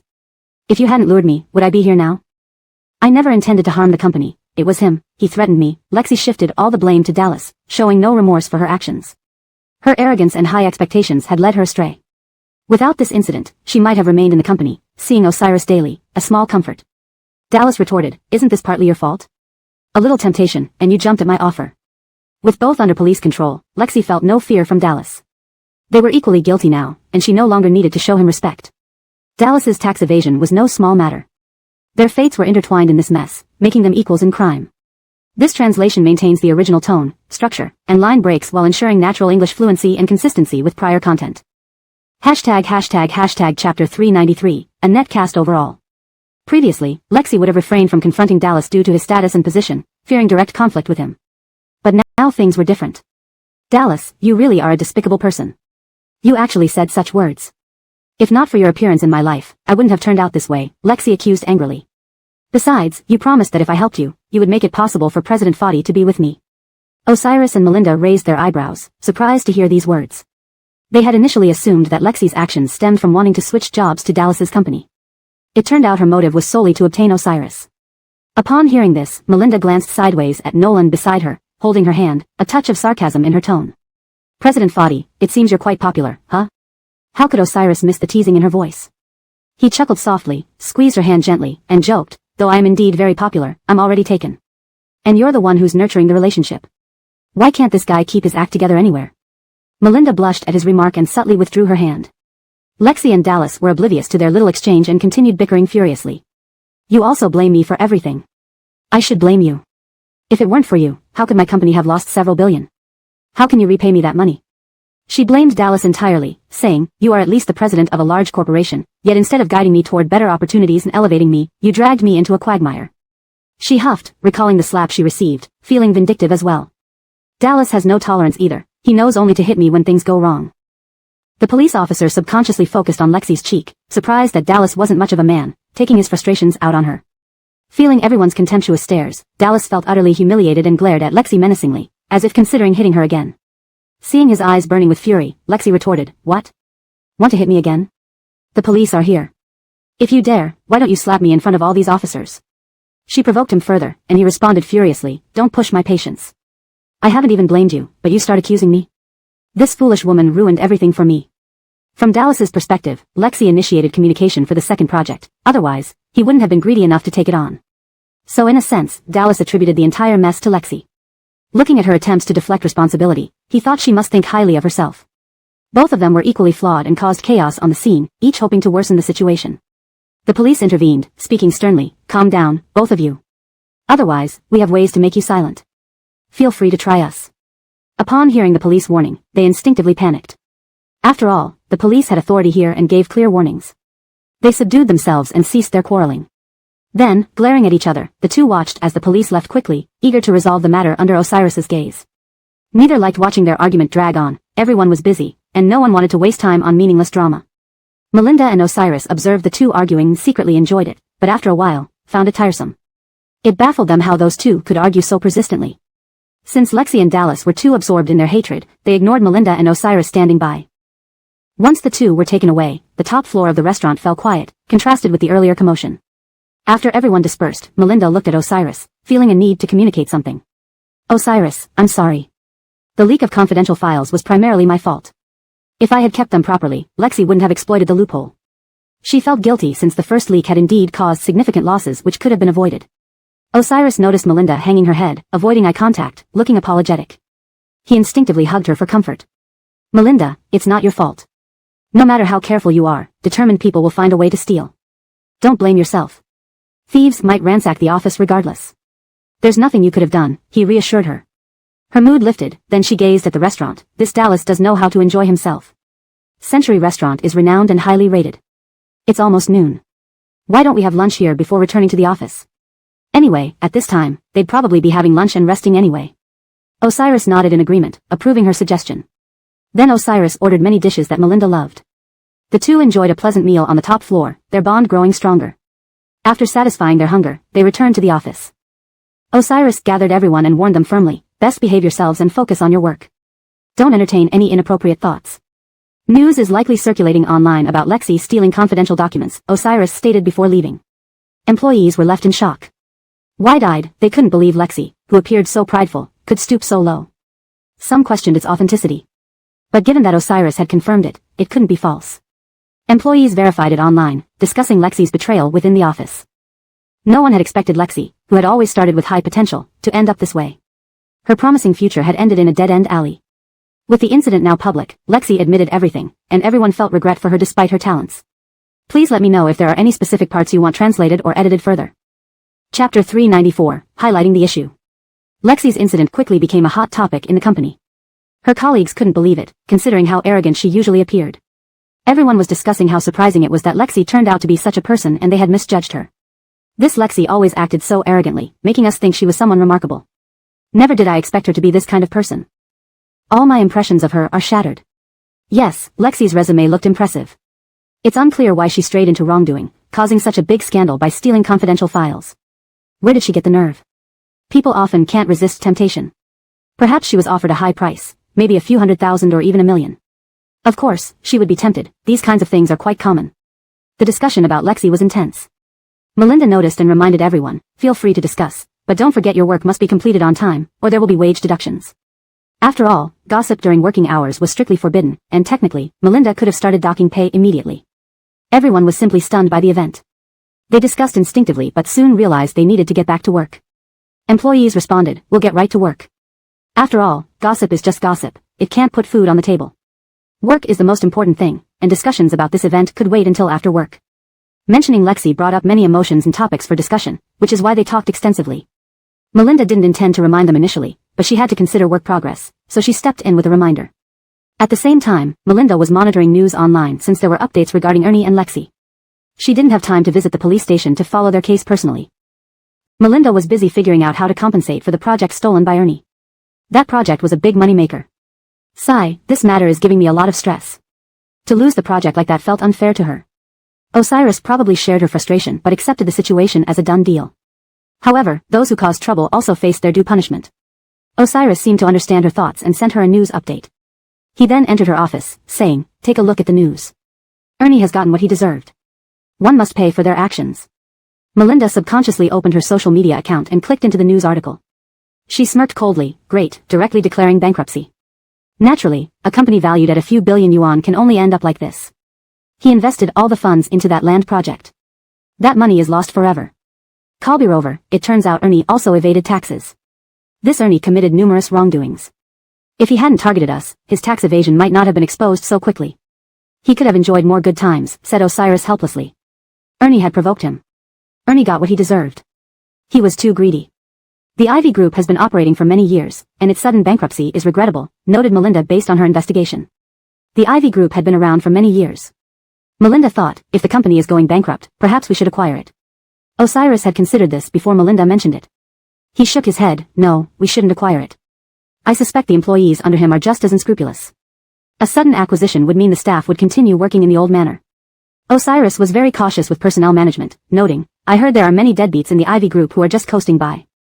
If not for that, the plans developed by the Ivy Group over the years wouldn't have gotten progressively worse. Ernie wouldn't have resorted to trying to steal our project plan, emphasized Osiris, valuing employee character and capability. Melinda hadn't realized there was such a significant underlying reason. This Ernie indeed lacks foresight, even luring Lexi into collaboration. Lexi is no pushover. Upon analyzing the entire situation, Melinda concluded, Ernie doesn't address problems from within and improve company interests. Instead, he schemes. Indeed, he's not a good person. Osiris nodded. Ernie has strong capabilities, but he overlooks details. Those who collaborate with him know he focuses on the big picture but neglects finer points. Osiris believed that Ernie didn't understand the phrase, details determine success or failure. If he had, he would have been alert when Lexi was discovered. Instead, Lexi's actions were orchestrated by Osiris to the last detail before Ernie realized anything. His insight was lacking. Ernie's arrogance and strong ability led him to neglect proper personnel management. The plans made by the Ivy Group have deteriorated over the years, leading to its decline, observed Osiris sharply. Perhaps Ernie trusted his people too much, leading to this situation. Osiris closely monitored every ongoing project in their company, discussing any issues with responsible employees and never overlooking details. Melinda understood, we've witnessed the decline of the Ivy Group. According to investigations, although the Ivy Group is not performing well, it can still operate. Ernie's greed and ambition led to this outcome. Otherwise, he could still hold a position in the business world. How unfortunate. Osiris commented, their company has internal issues. I considered acquiring it but decided against it after careful thought. Melinda asked, what specific problems? Let's discuss in detail. After all, the Ivy Group has operated for so long, it must have some unique strengths. Indeed, there were strengths and weaknesses. Osiris explained the finer points. There are pros and cons. Taking over the Ivy Group would involve too many adjustments. It will waste a lot of energy and time, and can't be overlooked. It will take a long time to resolve the major issues, he stated. Chapter 395, Unreconcilable Hatred. Melinda didn't expect there to be so many issues involved. Then let's not go ahead with the acquisition of Ivy Corporation. It'll just cause us trouble. Initially, acquiring Ivy Corporation seemed like a good idea to Melinda. She didn't anticipate that there were so many risks. After careful consideration, she decided it wasn't worth it. They were already struggling to manage Fadi Corporation. Adding another complicated entity like Ivy Corporation would only make things worse. Managing an easy company versus a difficult one were two very different challenges. Now, Osiris brought up the core issue. Regarding the theft of confidential documents, I believe we should remind all employees to prevent such incidents from happening again. Even someone as astute as Lexi could be tempted by Ivy's CEO. If a new rival company CEO came along and tried to sabotage Fadi Corporation in the future, it would be serious. Therefore, it was necessary to reinforce employee loyalty and make it clear that betraying the company had severe consequences, not only for the company but also for themselves. Afterward, Melinda and Osiris left the office together. Melinda caught everyone's attention. There's something we need to discuss with all of you. It won't take long, just a few minutes. The employees watched the two closely, curious about what could be so important since they looked unusually serious. Osiris addressed the room sternly. I assume everyone is aware of what happened with Lexi. Let's get this out in the open. The employees nodded. Office gossip spread quickly, especially among people who spent their free time on social media. No one was unaware of the incident. Osiris continued, everyone saw the outcome of Lexi's actions. Stealing company secrets is illegal. I want to tell every employee that no one should entertain such thoughts again. If someone tries to tempt you, refuse them immediately. A few 100,000 or even 1 million is nothing compared to what you stand to lose if you get caught. Osiris knew that these tempting offers were nothing more than fleeting illusions. No matter how much benefit these tempters promised, unless they were incredibly competent and guaranteed never to be discovered, it would inevitably lead to a trip to the police station. Realizing the severity, the employees understood and took note internally. Osiris added, all current project confidential documents are with Melinda, and everyone knows this. Hopefully, no employee will repeat such mistakes. Otherwise, strict punishment will follow, emphasizing the disruption it would cause to the company. Everyone realized that this kind of mistake was foolish and none of them were as intelligent as Osiris and Melinda. Attempting to steal files was courting disaster. Knowing the consequences, the employees dared not act recklessly. The office staff began treating Melinda with great respect, changing their attitude when they saw that Osiris trusted her enough to entrust her with such critical information. Osiris, seeing the realization dawn on his employees, concluded, I don't want anyone making such stupid mistakes. That's all. Back to work. Meanwhile, Lexi sat imprisoned, regretting her choices. She shared a cell with the former CEO of Ivy Corporation. Dressed in prison garb, she looked disheveled, far from her usually meticulous self. She now appeared lifeless and dispirited, having lost her sharpness and care for her appearance, looking thoroughly destitute. She stared at the equally dejected Ivy CEO, having lost all her reservations. It's all because of you, Dallas, that I've ended up like this. Her teeth clenched, her voice laced with intense hatred. Why did you approach me? Why did you tempt me with such attractive conditions? She blamed him for her downfall, believing it was his fault. Forget winning over Osiris, she now lacked even the qualifications to like him. As a prisoner, she doubted he would give her a second glance. Despite her beauty and capability, her criminal record overshadowed everything else. Tears streamed down her face. I never thought I'd end up here. After getting out of prison, I won't find a job like before. It's all your fault, Dallas. The CEO had no intention of arguing with her, feeling just as defeated. From a revered and admired figure, he too had become a prisoner. Hearing Lexi's grievances, however, his temper flared. Lexi, what right do you have to blame me? Who gave you the nerve? Lexi glared at him, furious. Because of you, I can't leave here and must endure this hellish existence. Just a few hours, and I'm already losing it. With deep resentment, she continued, if you hadn't lured me in, I wouldn't have agreed. I should have known this was impossible from the start. It was my misguided fantasy, thinking you could help me win over Osiris. Now I realize it was all a lie. She gritted her teeth, vowing revenge against both Ivy CEO and herself for not obtaining Osiris. The CEO retorted, how was I supposed to know I couldn't pull it off? You failed twice. And you contacted me the second time. I haven't blamed you, yet you dare blame me? I was starting to forget about you, but you reminded me. Suddenly, he rose and approached her step by step. Lexi instinctively shrank back. Her confidence was only verbal, she wished she'd learned self-defense. But it was too late for that now, leaving prison itself was a luxury. You've got some nerve, Lexi, still nagging at me. Then you'll regret this. Previously unchallengeable, the CEO despised being belittled. Lexi's actions had fueled his anger. He wouldn't let her off easily. Grabbing her, they struggled, the marks of violence evident on her face. Seeing his attack, she knew she couldn't let him have his way. So, Lexi shouted, this is all your fault. I can't leave, Dallas. I have an unreconcilable grudge with you. Their fight in the cell grew intense, with Lexi's frenzied state overpowering the CEO, eliciting fear. The sounds of their struggle echoed through the cell, terrifying the inmates around them. Chapter 396, Position Too Low. The prison guard hurried over at the sound, only to find two inmates fiercely fighting. In an instant, the guard opened the door and entered to subdue them. Halt immediately. Lexi and Hart were completely entangled, their emotions reaching boiling points, refusing to stop. Seeing this, the guard instinctively called for more people to forcefully separate them. Lexi and Hart glared at each other with evident anger. The guard was surprised, he hadn't expected these two good-looking individuals to have such bad tempers. How many hours have you been in here? You're already fighting. Have you not reflected on your actions? Creating trouble? Hearing this, Lexi accused Hart, guard, it was Hart who started it. I merely reprimanded him a bit. A man who hits women has no class. Hart looked at Lexi angrily. A woman like you deserves this situation. Blaming me for everything, you are truly formidable. Their eyes sparked with electricity.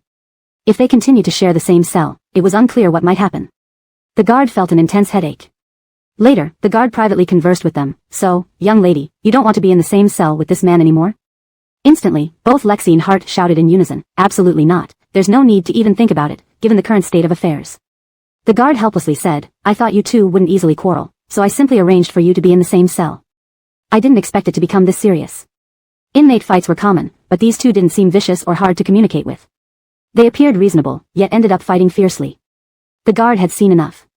He then reported to his superiors, as cell transfers required documentation. Afterwards, they were assigned separate cells. Lexi and Hart now had a complete fallout, finding each other extremely unpleasant. Lexi looked at her bruised self. This Hart doesn't deserve to be a man if he can hit me this hard. It's truly too much. Hart muttered to himself, Lexi is a crazy woman. She may look good, but when she loses control, it's terrifying. Even though separated, they were still in adjacent cells. Discovering they were neighbors, they continued their verbal abuse. This gave the guard a headache. Finally, he left an empty cell between them, separating them completely. Only then did the insult cease. At the same time, Osiris received a notification for a design competition. The organizers invited many large enterprises from the city to participate. Thus, the Fadi Corporation was on the list. Osiris discussed the matter with Melinda and sent the notification to her email. Melinda, take a look at the information in your inbox, Osiris said, seeking face-to-face communication. After checking, her expression was amazed. This design competition is quite large-scale. If we can stand out, future projects will surely flow in endlessly. We need everyone to see the strength of our Fadi Corporation.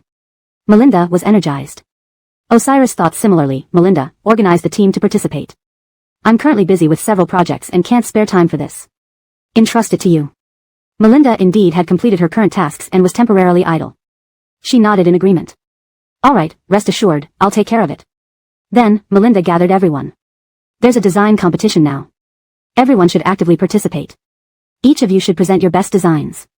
She then described the competition, which intrigued everyone since it was large-scale. If their designs were impressive, they could represent the company, gaining high exposure and credit, increasing their visibility. Media coverage would be a bonus. Instantly, everyone showcased their designs, and Melinda uniformly instructed, send them to my email, and I'll review each one. Back in her office, Melinda's computer rang continuously. Employees were fast, leaving numerous messages piled up. She reviewed them one by one. Many designs were indeed good but had minor issues. None satisfied her completely. She had received nearly 100 submissions and reviewed half. Perhaps her standards were too strict, as she still hadn't found any satisfactory ones. Design competitions had stricter reviews. If her own criteria weren't met, then winning wasn't likely. When she was puzzled, Melinda finally saw a design that impressed her. But the employee's name was unfamiliar. She reviewed all emails and concluded that the best design came from this unknown employee. Since it was signed, she gathered the employees and asked, "Who is Leela?" An unknown employee raised her hand. Melinda recognized her. This employee was introverted, having worked at Fadi Corporation for some time. Her work was solid, but she rarely made herself noticeable, making her easy to overlook. Melinda believed in praising deserving efforts. "Leela, your design stands out among 100 others. I love your work." Hearing this, Leela became emotional, quickly thanking her. "Thank you for recognizing my work, Dottie. I'll keep striving and working harder." Melinda smiled, valuing ability above all. Leela had talent, which Melinda appreciated. However, other employees began discussing. "Dottie, Leela is too introverted. On stage, explaining her design, she might freeze. Though capable, a great achiever also needs a strong personality. We often interact with her. She's competent but prefers to stay in the background. Her talents go unnoticed. Also, Leela's position is too low. She has no qualifications to compete. Judges might think we disrespect this competition if a lower-tier employee represents us." Unexpectedly, everyone argued due to Leela, offering various opinions. Melinda only valued the work itself. "Everyone, calm down. Leela is new and inexperienced but shows promise. Let's give her a chance." Chapter 396, Position Too Low. Hearing the commotion, the prison guard rushed over and found two inmates fighting fiercely. In an instant, the guard opened the door and went inside to control the situation. "Halt immediately." Lexi and Hart were completely grappling with each other, both of them enraged and unwilling to stop. Seeing this, the guard instinctively called for more help to forcibly separate them. Lexi and Hart glared at each other with intense anger. The guard hadn't expected such high-profile individuals to have such bad tempers. "You've only been here for a few hours, and you're already fighting. Have you even reflected on your actions? And now you're causing trouble?" Lexi accused Hart, "Guard, it was this Hart who started it. I merely criticized him slightly, but he dared to hit a woman. It's beneath a man." Hart retorted, looking angrily at Lexi, "A woman like you deserves her fate. You're trying to pin all the blame on me, quite the performer." The tension between them was palpable. If they stayed in the same cell, it was unclear what might happen next. The guard felt a headache coming on. Then, the guard privately spoke to them. "So, young lady, you don't want to stay in the same prison as this man?" Instantly, both Lexi and Hart shouted simultaneously, "No way, no need to even think about it." Given how things had escalated. The guard sighed, "I thought you two wouldn't easily conflict, so I simply put you in the same prison. Didn't expect it to get this bad." Fights among inmates were common, but these two didn't seem aggressive or difficult to reason with. They looked like reasonable people. Unexpectedly, they became so violent. The guard had seen it all and reported to the higher-ups since any cell reassignments needed documentation. Afterward, they were assigned to separate cells. Now, Lexi and Hart were thoroughly at odds, disliking each other intensely. Lexi looked at her bruised body. "This Hart doesn't deserve to be called a man. He dared to hit me so hard, truly excessive." Hart muttered under his breath, "Lexi is a madwoman. She looks good, but when she loses control, it's terrifying." Even though separated, their cells were adjacent, leading to continuous arguments after discovering they were next-door neighbors. The guards were getting headaches from the non-stop quarreling. Eventually, they left one cell empty between them to stop the yelling. Meanwhile, Osiris received a notification for a design competition, inviting many large enterprises in the city to participate. Fadi's company was on the list. Osiris consulted Melinda and sent the information to her email. "Melinda, check your email for this message," Osiris discussed with her face-to-face. Upon viewing, she was surprised. This design competition is quite significant. If we stand out, we'll have endless projects. We must showcase our Fadi Corporation's strength. Melinda was pumped up. Osiris thought, "Melinda, organize a team to join. I'm busy with other projects right now, so this task falls to you." Melinda nodded, having just finished her current tasks. "All right, leave it to me." Then, Melinda gathered everyone. "We have a design competition. Everyone should participate actively and submit your best designs." She described the competition, which intrigued everyone due to its scale. If their work was excellent, it could represent the company, gaining high exposure and recognition. If journalists covered it, they could get media attention. Everyone quickly submitted their designs. Melinda said, "Send them to my email, I'll review each one." Back in her office, messages flooded her inbox as employees quickly submitted. She reviewed each one. Many designs were good but had minor issues. She hadn't found a satisfying one yet. Out of nearly 100 submissions, she had reviewed half, possibly due to her high standards. Just when she was pondering, she finally saw a satisfactory design. The designer's name, Leela, was unfamiliar. After reviewing all emails, only Leela's design stood out. She asked, "Who is Leela?" An unassuming employee raised her hand. Melinda recognized her. Leela was introverted and had worked at Foddy Corporation for some time, doing good work but rarely drawing attention. Melinda complimented her. "Leela, your design stands out among hundreds. I love your work." Leela was thrilled. "Thank you, Melinda. I will continue to improve." Melinda smiled, valuing talent. Leela had the capability, and she appreciated that. However, others began discussing Leela's suitability. Mainly because Leela was too reserved. "Melinda, Leela is too introverted. She might freeze during presentations despite her talent. Personality is important for big achievements. We usually find her capable but not outgoing. It's hard to see her potential. Leela's position is too low, and she isn't qualified to compete. Judges might think we disrespect the competition by sending a low-level employee." Unexpectedly, everyone debated over Leela. Despite various opinions, Melinda focused on the work. "Everyone, calm down. Leela is a new employee with limited experience but has shown great potential. Let's give her a chance," Melinda defended Leela. Chapter 397, Cultivating Employees. People still found it hard to believe what Melinda had said, but they respected her despite some of them disagreeing privately. No one dared to openly contradict her. Melinda strongly defended her stance. "What if the position is low? Everyone starts somewhere. We all begin from lower positions since none of us have experience initially, right?" She gradually addressed everyone's prejudice against Leela. Such a good person should not be overlooked. New hires starting from lower positions are normal procedures. Please don't treat people with lower positions differently. To me, everyone is equal. Leela simply lacks experience. Give her a few years, and she could very well stand out. Melinda was confident about Leela's potential. Typically, someone with her character tends to focus deeply on tasks. With proper guidance, she might turn out to be excellent. Melinda realized that Leela's unlikable personality might be why people subconsciously rejected her achievements. If Leela were more likable, everyone would likely support her more. This rejection stemmed mainly from a lack of understanding of her. Some believed Leela only happened to design something fitting Melinda's taste this time, but might not succeed again next time. They saw her as a lucky fluke and thought she wouldn't perform consistently at such high standards, especially since many seasoned and experienced designers had their drafts rejected by Melinda. These individuals had much more experience than Leela, so seeing her, an entry-level employee, surpass them, made them feel unfairly treated. Melinda emphasized further, a position's level does not determine a person's ability. I hope everyone can be unbiased. Don't ridicule others based on their position. Remember when you started, didn't you go through the same process? Would you want to be treated this way if you were in her shoes? Melinda urged them to consider Leela's position empathetically. Most of these people did not have strong backgrounds, so what Melinda said made sense. They all started from low positions and worked their way up. Hearing this, they pondered silently, closed their mouths, seemingly finding truth in Melinda's words and deciding not to challenge Leela further. Leela was deeply touched and began crying as she looked at Melinda.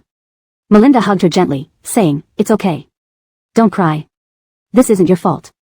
Don't worry about minor issues. I'll help you sort things out." Trust me, Leela felt fortunate to have such a supportive superior. Melinda handed her a tissue to wipe her tears, comforting her. "Stop crying. There's nothing to cry about. My praise and attention are what you deserve." With Melinda's heartwarming encouragement, Leela regained her composure and hugged her gratefully. "Thank you, Sister Dottie, for helping me resolve this." Leela had no idea how to handle the situation and would have remained overlooked if Melinda hadn't advocated for her fairness.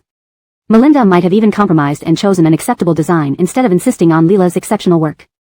Leela wasn't adept at handling sudden workplace situations, often swallowing her frustration without voicing concerns. But this time, Melinda firmly stood by her, undeterred by the criticisms. "I really appreciate you, Sister Dottie," Leela said sincerely. Melinda blushed modestly at the compliment. "No problem. I value capability. And I detest prevalent workplace biases. It's my duty to intervene when fairness is needed," replied Melinda, observing Leela's improved mood. "All right, Leela, go ahead and do your best designing. I believe in you, your future is limitless." Melinda's warm encouragement ignited a new determination within Leela. "All right, Sister Dottie. I will work hard on my designs and strive to live up to expectations." Seeing Leela's cooperation, Melinda appreciated having such dedicated employees. On the day of the design competition, Melinda rented a vehicle for the team and drove to the venue herself. Upon arrival, they found many people from various companies already present. A host then greeted everyone and explained the competition rules. The first round of the competition will begin shortly. Please listen carefully to the rules. Designs must be hand-drawn without electronic aids. Violations will result in disqualification, and cheating is strictly prohibited. Melinda felt assured with Leela's presence. This competition might bring them a top 3 finish, making her smile. The host continued explaining the rules in detail. "Since this is a design competition, we require contestants to demonstrate traditional drawing skills. No electronic devices allowed." The audience buzzed with reactions to this unexpected rule. In this fast-developing era, we've all gotten used to designing electronically. Requiring hand drawing now seems too challenging. Only those with a solid sketching foundation and creativity can succeed. This first round is tough. Will the later rounds be even harder? This is quite stressful. Heaven forbid. Hand drawing has been long abandoned. Now, we're required to hand draw, while even electronic designs aren't easy to win with. The topic of hand drawing brought about heated discussions, with participants feeling nearly overwhelmed. Hand drawing proved immensely challenging. Melinda observed her employees' low morale. Leela expressed concern, I studied design but haven't sketched by hand since college. Work always involved electronic design. Sister Dottie, even with great designs, I might struggle to draw well due to the need for strong drawing skills. Leela felt the pressure from the rule. Melinda saw everyone's deflated spirits. I didn't expect this either. It's fine. We'll deal with whatever comes. I believe we can make it through. She quickly checked with the team for anyone proficient in hand drawing. Designers generally had better skills but had also long moved away from hand drawing. Seeing their doubts about their own abilities, Melinda tried to alleviate their stress. No worries. Since we're here, let's just try our best. We won't have come all this way for nothing. Everyone needs to put effort into the competition. Melinda continued to motivate them. Chapter 398, Design Style. At this moment, Osiris brought Ira, as well as Dev's parents, to the venue to watch Cher's competition, likely because of her striking appearance. In the vast competition area, Osiris spotted Cher at first sight and guided them over. Upon seeing Cher, Ira rushed forward like a wild horse untethered. She hugged Cher's leg. Kalbami, August misses you so much. Kalbami leads such a big group, that's so impressive. Ira could tell that the team members were very obedient towards Cher. She instinctively patted Ira's head. Who brought you here? Ira pointed at Osiris. Of course, it's Jaylandi. Grandma and Grandpa are here too, but I was too eager and ran ahead. Osiris looked at Ira with a hint of complaint. You little one, you're more enthusiastic about seeing Mommy than me. If I can't find you, what should we do? Ira retorted stubbornly. I'll stay by Mommy's side. How can I disappear? Don't worry too much, Daddy, right, Mommy? Cher looked at Ira helplessly. Then she noticed Dev's parents and felt a warm heart, hugging each of them in turn. Why did you all come? Is it to support me specially? Dev's father smiled. Yes, your mother has always wanted to see how you work since we've never seen this side of you. Dev's mother touched Cher's head. Daughter, seeing you lead independently with such strong leadership and bringing together so many people is really impressive. Cher shook her head. No, I'm not that great. It's just okay. Your generation was truly impressive when you were young. I can't even compare. She knew about Dev's parents' past. They had remarkable abilities running the company back then with far fewer employees, handling all the affairs themselves. Therefore, Cher admired them deeply for their strong capabilities. Dev's parents instinctively encouraged her, speaking in unison, you're equally impressive. Keep going and try to win the design competition. Dev's father added, Cher, I believe with your abilities, this design competition will be a piece of cake for you. Losing doesn't matter, participation is key, and we won't put pressure on you. Dev's mother agreed, indeed, as long as you put in effort, winning or losing isn't everything. It's also an opportunity to gain experience. Cher understood their intentions. I'll do my best and make you proud. She felt moved to have such supportive parents, which was very comforting. Osiris also said, Cher, don't feel pressured. I won't set any specific goals for you. Just try your hardest, we'll support you from behind. With so many people cheering for her, Cher felt extremely motivated. Naturally positive, she now felt even more energized.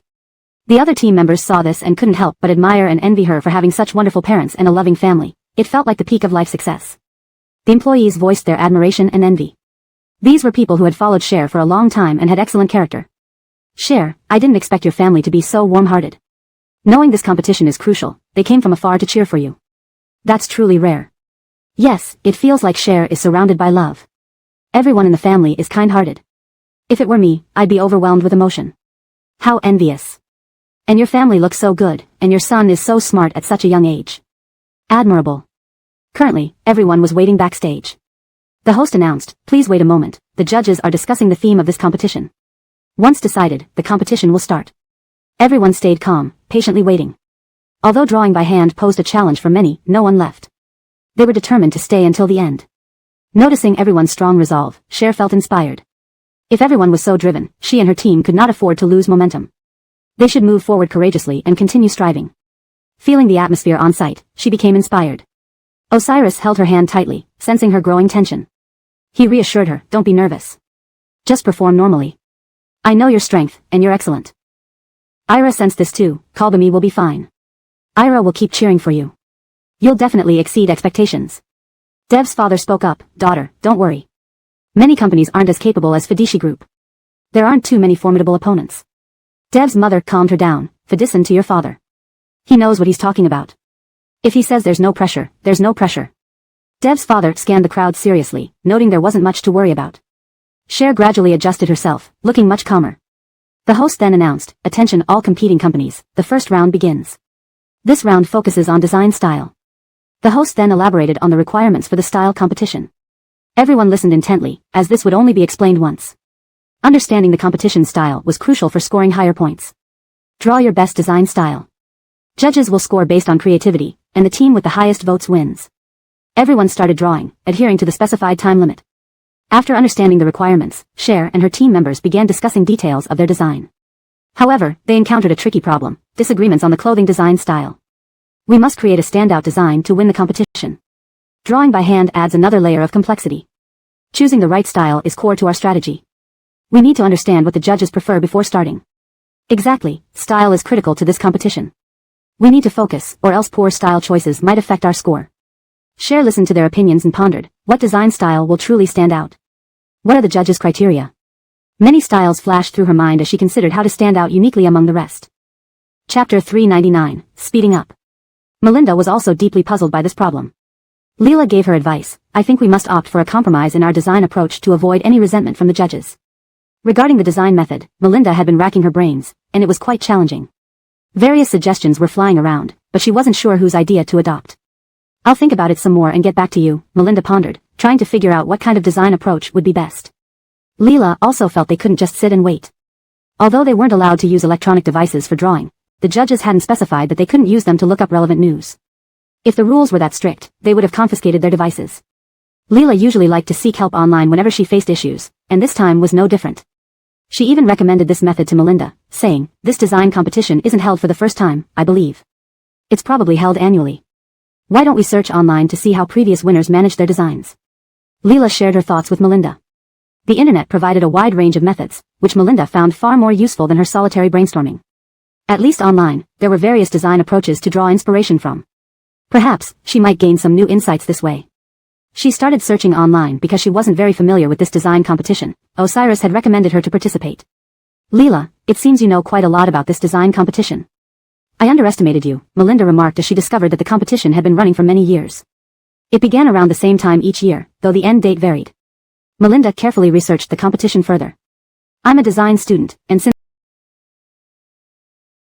this is one of the bigger competitions, I do know a bit about it. But I've only watched the entire process twice and don't know much beyond that," Leela explained.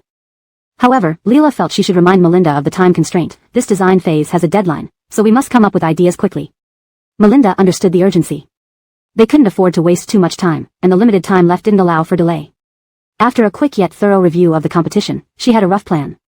Seeing other teams already starting, she knew they needed a concrete idea soon or they'd fall behind. Melinda reviewed past contestants' designs and noticed many aimed to stand out in the first round with eye-catching but overly elaborate designs. These designs, while visually impressive, were often rejected by the judges. Noticing that the judges were the same over the years, Melinda studied their patterns more closely. She reviewed past videos to gain relevant experience, while Leela kept an eye on the progress of other teams. Time was ticking away. 5 minutes had passed since the start, and Melinda still hadn't decided. The atmosphere grew tense. "Dottie, have you decided on a design approach?" "Everyone else has started," Leela asked anxiously. With time slipping away, Melinda knew if she didn't decide soon, even a brilliant design would be too late to implement within the time frame. After reviewing so many videos, she finally had an idea. "This is my plan," she said. "Instead of using complicated and difficult design methods, especially since we're hand-drawing, we should stick to a simpler, more straightforward approach. I'll go with the simplest method that's least likely to fail." "Let me explain," Melinda clarified her thoughts. Once they understood her reasoning, the team saw the brilliance of her approach. True to form, Melinda had come up with an insightful and capable plan. "Alright, let's start sketching. Even if we're not certain of winning, having a 50% chance is better than being completely lost." For now, Melinda's goal was to secure a spot in the top 3, hoping that with further effort, they might eventually win first place. This was just the first round. A slightly weaker performance here wouldn't matter much as long as she figured out the competition's rules and patterns. Team members began sketching, dividing tasks among themselves. Leela, who was usually quiet, proved to be exceptionally focused and logical at work. Melinda couldn't help praising her. "Leela, you really are talented." Working with her was inspiring. Melinda herself stayed busy, meticulously overseeing every detail. Given the importance of the competition, she wanted to ensure nothing went wrong, as their efforts would be wasted otherwise. Melinda paid close attention to details, believing they determined success or failure. A great design required meticulous attention to detail. Please pay close attention to the details, she reminded the team. Neglecting the details could mar an otherwise excellent work, giving a poor first impression. As time passed, the team actively discussed their designs, divided tasks, and remained highly focused despite their usual chatty nature. Let's give it our all, our goal is the top 3. Everyone put in their utmost effort. Melinda, drenched in sweat, ran around assisting everyone. She rarely sweated, but the formality of the competition made her nervous and increased her activity level. Time flew by, and Melinda kept a close watch on both time and progress. So far, things were progressing smoothly. Please try to speed up as much as possible without compromising quality. Ensure we complete the design within the given time frame, never half-finished work. Melinda emphasizing the importance of completing the project fully. Regarding the design methods, Melinda had been exhausting her mental capacity thinking about it. This issue was quite difficult. Everyone at the scene was suggesting ideas, but she wasn't sure whose idea would be best. I need more time to think and then I'll give you my answer, Melinda pondered seriously, trying to determine what kind of design method would truly be good. Leela also felt that they couldn't just sit and wait. Although they weren't allowed to use electronics for drawing, the judges hadn't prohibited using electronic devices to search for related news online. If the rules were really strict, the organizers would have collected their devices. Leela often sought help on the internet when facing problems, and this time was no exception. She even recommended this method to Melinda. I remember this design competition isn't held for the first time. It's probably held once every year. Maybe we can search online and see how to find a good design approach. Leela shared her thoughts with Melinda. The online suggestions were varied, and Melinda found this far better than her struggling alone. At least there were various design methods available for reference. Perhaps, she would gain some new insights. She went online to check since she wasn't very familiar with this competition, which was recommended by Osiris for her to participate. Leela, you seem quite knowledgeable about this design competition. I underestimated you. Melinda realized that the competition had been held for many years. Every year around this time, the competition began, though the end date varied. Melinda carefully investigated the competition. Because I majored in design, and this is a major event, I've indeed learned some things about it. But I've only followed 2 years' worth of competitions and not studied it as thoroughly as this, Leela explained the situation. However, Leela felt she should remind Melinda, this design is time-limited, and we must hurry up to come up with ideas. Melinda knew the current situation was urgent, and she couldn't waste too much time. Thus, after a quick overview of the competition, she had a general understanding. Seeing other teams start already, she felt the need to have a clear plan, otherwise, they'd lag behind from the beginning. Melinda studied past contestants' designs. She observed that many tried to stand out in the first round by using elaborate and flashy design methods. While these designs certainly attracted attention, they were ultimately rejected by the judges. Upon checking, she noticed that the judges were the same people who had evaluated previous year's entries, giving her an advantage to understand them better. Effortfully watching past competition videos to gain relevant experience, while occasionally observing the progress of other teams, Melinda saw that 5 minutes had already passed since the start, and she still hadn't finalized her ideas. Everyone seemed increasingly tense. Dottie, so, have you decided on a design approach? I see others have already begun, Leela asked worriedly. Seeing the time slipping away, if they didn't start soon, having good ideas later wouldn't matter because they'd run out of time. After reviewing many videos, Melinda had a general idea. Here's my thought. Rather than overcomplicating things with high-difficulty designs, especially if it's hand-drawn, we should opt for a conventional yet fail-safe method. Melinda had thought through the issue thoroughly. I will use the simplest and least error-prone design method. Let me explain. Melinda communicated her idea bit by bit to ensure everyone understood. Once everyone grasped her plan, they suddenly became optimistic, surprised at such an innovative approach. Indeed, Melinda was living up to expectations, showing both creativity and capability. Alright, now that we've settled on a design method, let's start sketching. Though I'm not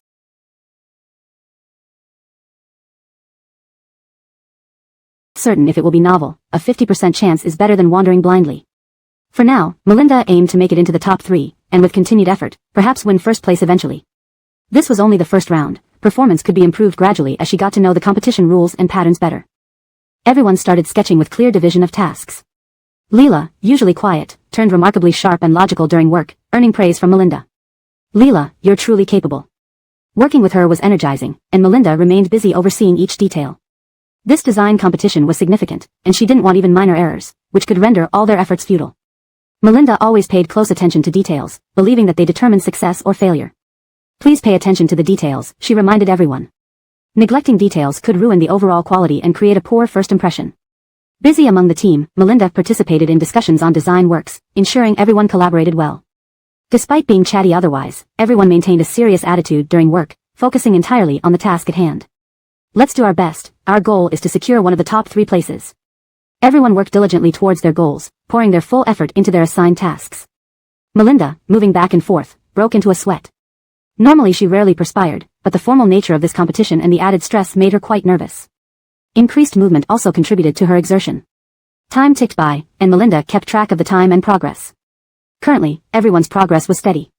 Please try to speed up while maintaining quality and finish within the stipulated time. Avoid having incomplete work. Melinda strongly disliked seeing partially completed projects. Chapter 400, Selecting Excellent Works. Since the competition provided ample time, failure to complete within the stipulated period would definitely diminish the judge's impression. Thus, Cher kept a close eye on everyone's progress. Everyone, try your best to finish the design before the deadline. Time was now slipping away quickly. Cher could sense that many teams had already completed their designs, having reserved enough time for discussions and revisions. She believed that refining the work after completion was crucial. As long as you put in the effort, the results will not disappoint, she said, encouraging everyone who was sweating nervously. They responded to her urging and rushed to perfect their designs. In the last few minutes, Cher grew more anxious, checking everyone's progress up close. Fortunately, they were almost done. Although time remained sufficient, she reminded them to complete quickly and then carefully review for any necessary adjustments. Cher felt particularly urgent because some teams had already submitted their works for judges' approval, faster than she expected. Amid intense competition among companies, the designs were finally finished. She quickly reviewed the outcomes, relieved they met her expectations, and even exceeded them. Thank you all for your efforts and dedication. The quality of the work is truly commendable, Cher praised the team. Watching her stress throughout, everyone approached their tasks with extra care, ensuring no detail was overlooked. Leela played a significant role. She noticed when employees hit a bottleneck and couldn't proceed, and she pinpointed the issues accurately, helping others realize their problems and make corrections without hindering her own progress. Cher observed this closely. Leela's professional suggestions clearly aimed to enhance the quality of the work. Leela's expertise likely stemmed from extensive learning within the company, confirming Cher's trust in her capabilities. Leela's potential deserved further cultivation, and Cher thought about promoting her in the future. Her talent should not be confined to being just an employee. They polished the work based on discussions among Cher, Leela, and the rest. Finally, mere minutes before the competition ended, they achieved a satisfactory result. After exhausting efforts, they hoped their hard work would lead to good results. As the competition concluded, all entries were projected onto a large screen for an audience present at the venue. Everyone eagerly awaited feedback on their designs amid a lively atmosphere. Cher examined other teams' works, impressed by their remarkable skills. She subconsciously felt nervous, unsure if their work would meet the judges' standards. Leela also expressed surprise. Everyone's work is impressive, which puts considerable pressure on us. But it's okay, we did our best. Cher understood Leela's point. No matter what, one should always give their all. If success still eluded them despite this effort, it meant they needed to work harder. Above all, they must never feel regret. At first glance, the work seemed excellent, but upon closer inspection, issues emerged in the details. Leela analyzed these meticulously. While their design concepts are innovative, the hand-drawn aspects lack precision, revealing certain flaws and problems, Leela pointed out incisively. Cher was impressed by Leela's sharp observations. You can see that, Leela. You truly have keen eyes. To her surprise, Leela's insights mirrored her own. It seems you have deep insights into design. Estimating Leela's experience, Cher asked, have you been involved in design for many years? Leela hadn't expected Cher to notice. Yes, I started during my studies and won some awards. But I prefer not to draw attention to myself. Moreover, Leela shied away from public recognition during that period, so even when her designs gained popularity, people didn't know she was the designer. Cher knew Leela was overly modest. If you had showcased your past works right after graduation, you wouldn't have remained just a regular employee. Leela replied humbly, I'm grateful to work at Foddy Group. Besides, I didn't think my earlier works were great enough to showcase. Understanding this, Cher remarked, you're indeed a hidden gem. Rest assured, I'll offer you opportunities in the future. Initially wary of Cher's stern demeanor, Leela found her unexpectedly warm-hearted. Thank you, Sister Fadi Yangsu. She smiled, feeling warmth from this encounter. One by one, the works were displayed. While reviewing others, the team members chatted intermittently. When their turn came, they fell silent, awaiting the judges' scores.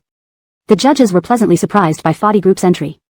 This work excels both in drawing skills and design ideas. It's a well-balanced and thoughtful piece. Rarely do we find works that align perfectly with our criteria.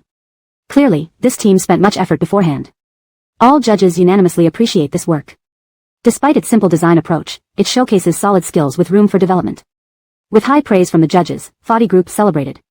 Though uncertain if they would win first place, securing a spot in the top 3 was definite. After reviewing all entries, the judges engaged in heated discussions to select the best work, a challenging task given the quality presented. Chapter 401, Alluring. The judges finally reached a decision, and the host announced the results. The Fadi family team wins. Congratulations on securing first place in this design competition. The members of the Fadi family team were instantly filled with excitement and cheered jubilantly. Leela hugged her in sheer excitement, almost bringing tears to her eyes. All our hard work has paid off.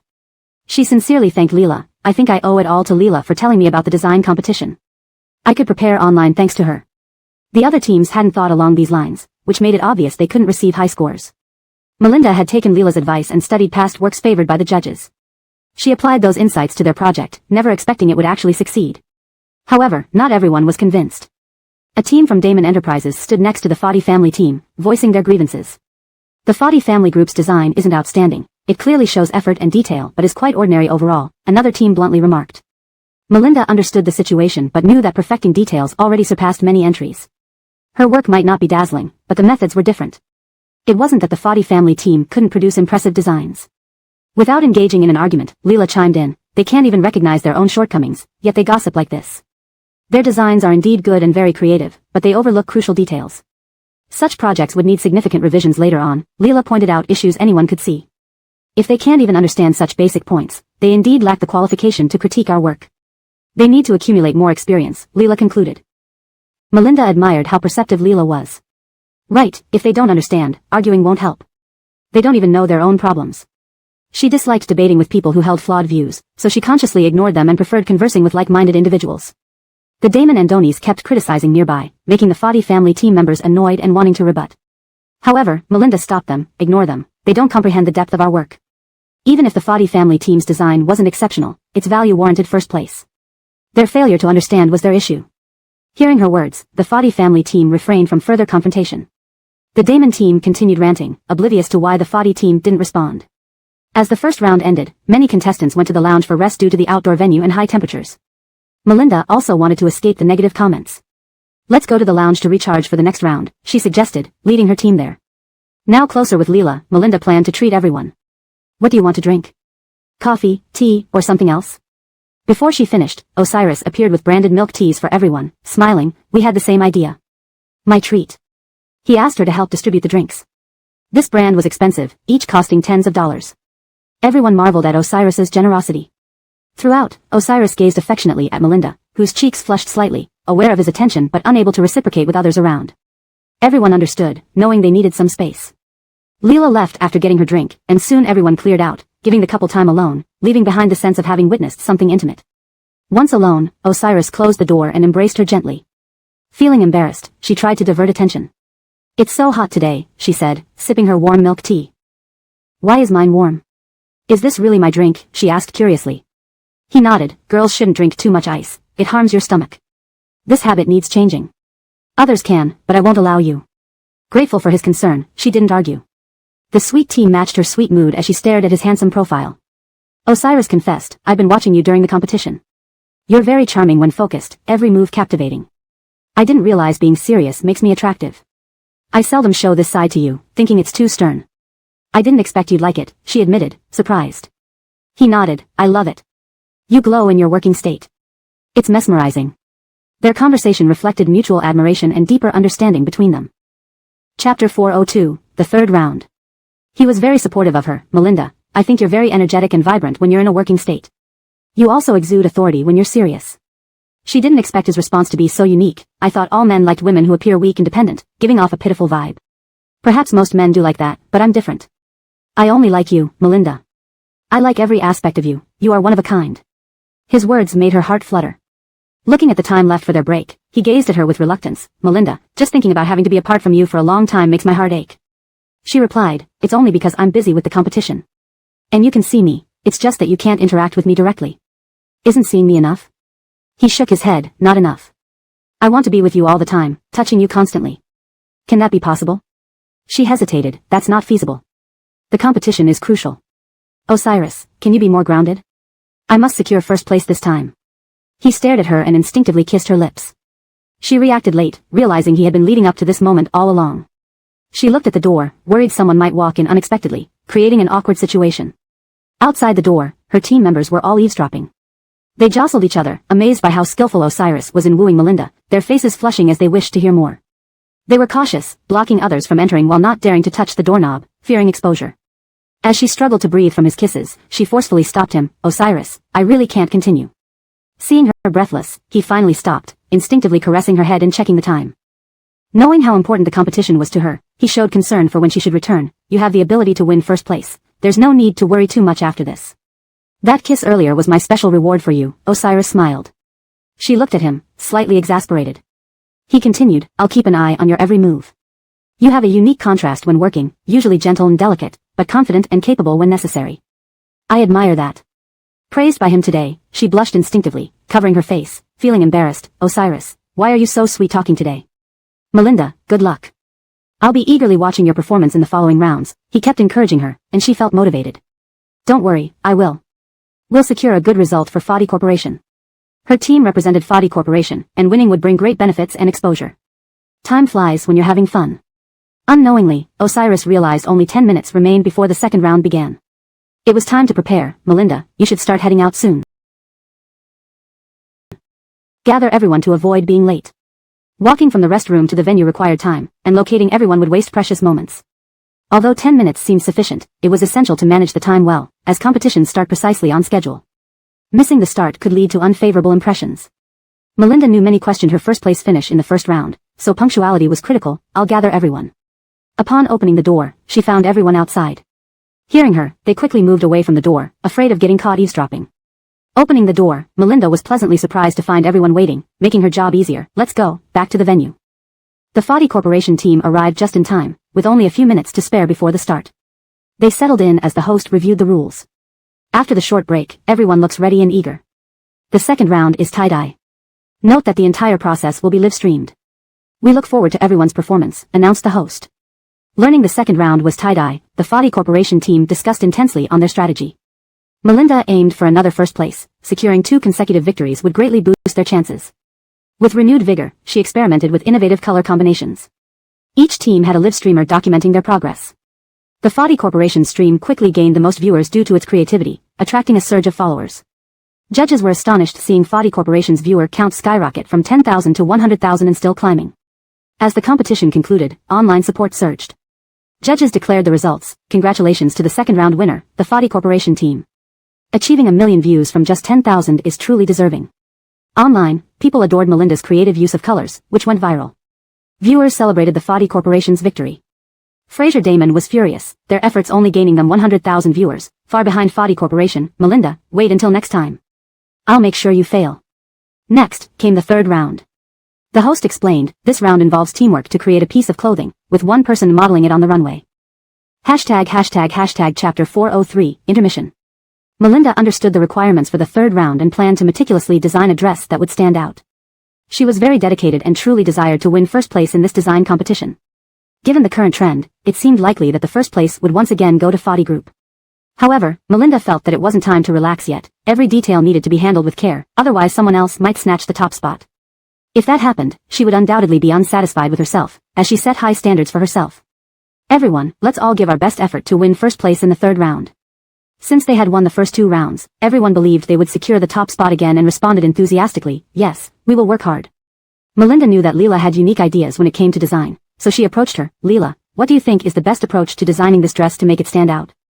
Leela indeed had some ideas but hadn't voiced them yet. I believe we should adopt the latest popular styles. We can check online for recent trends, ideally choosing something that's currently booming. Because Leela regularly followed such developments, every now and then, a brand new style emerges and becomes wildly popular. We can draw inspiration from these and make slight modifications. Melinda carefully considered Leela's suggestions while reviewing her current design concepts. While your approach isn't unfeasible, there will definitely be changes required along the way. Understanding this, Melinda continued, of course, I want to aim for excellence in the highest quality possible. Can you share your thoughts? Leela, seeing Melinda busy earlier, assumed she had her own ideas and hadn't interfered. Now, seeing the opportunity, she boldly proposed her thoughts. Based on current trends, this dress could incorporate many elements, simple yet elegant and sophisticated. It will put our design skills to the test. Melinda found Leela's ideas very insightful and reflected on them. Yes, many high-end luxury brands have limited edition designs that follow this philosophy. Leela didn't expect Melinda to understand her ideas so quickly, and Melinda hadn't expected Leela to have such an appreciation for advanced designs. Suddenly, it felt like they had found a kindred spirit.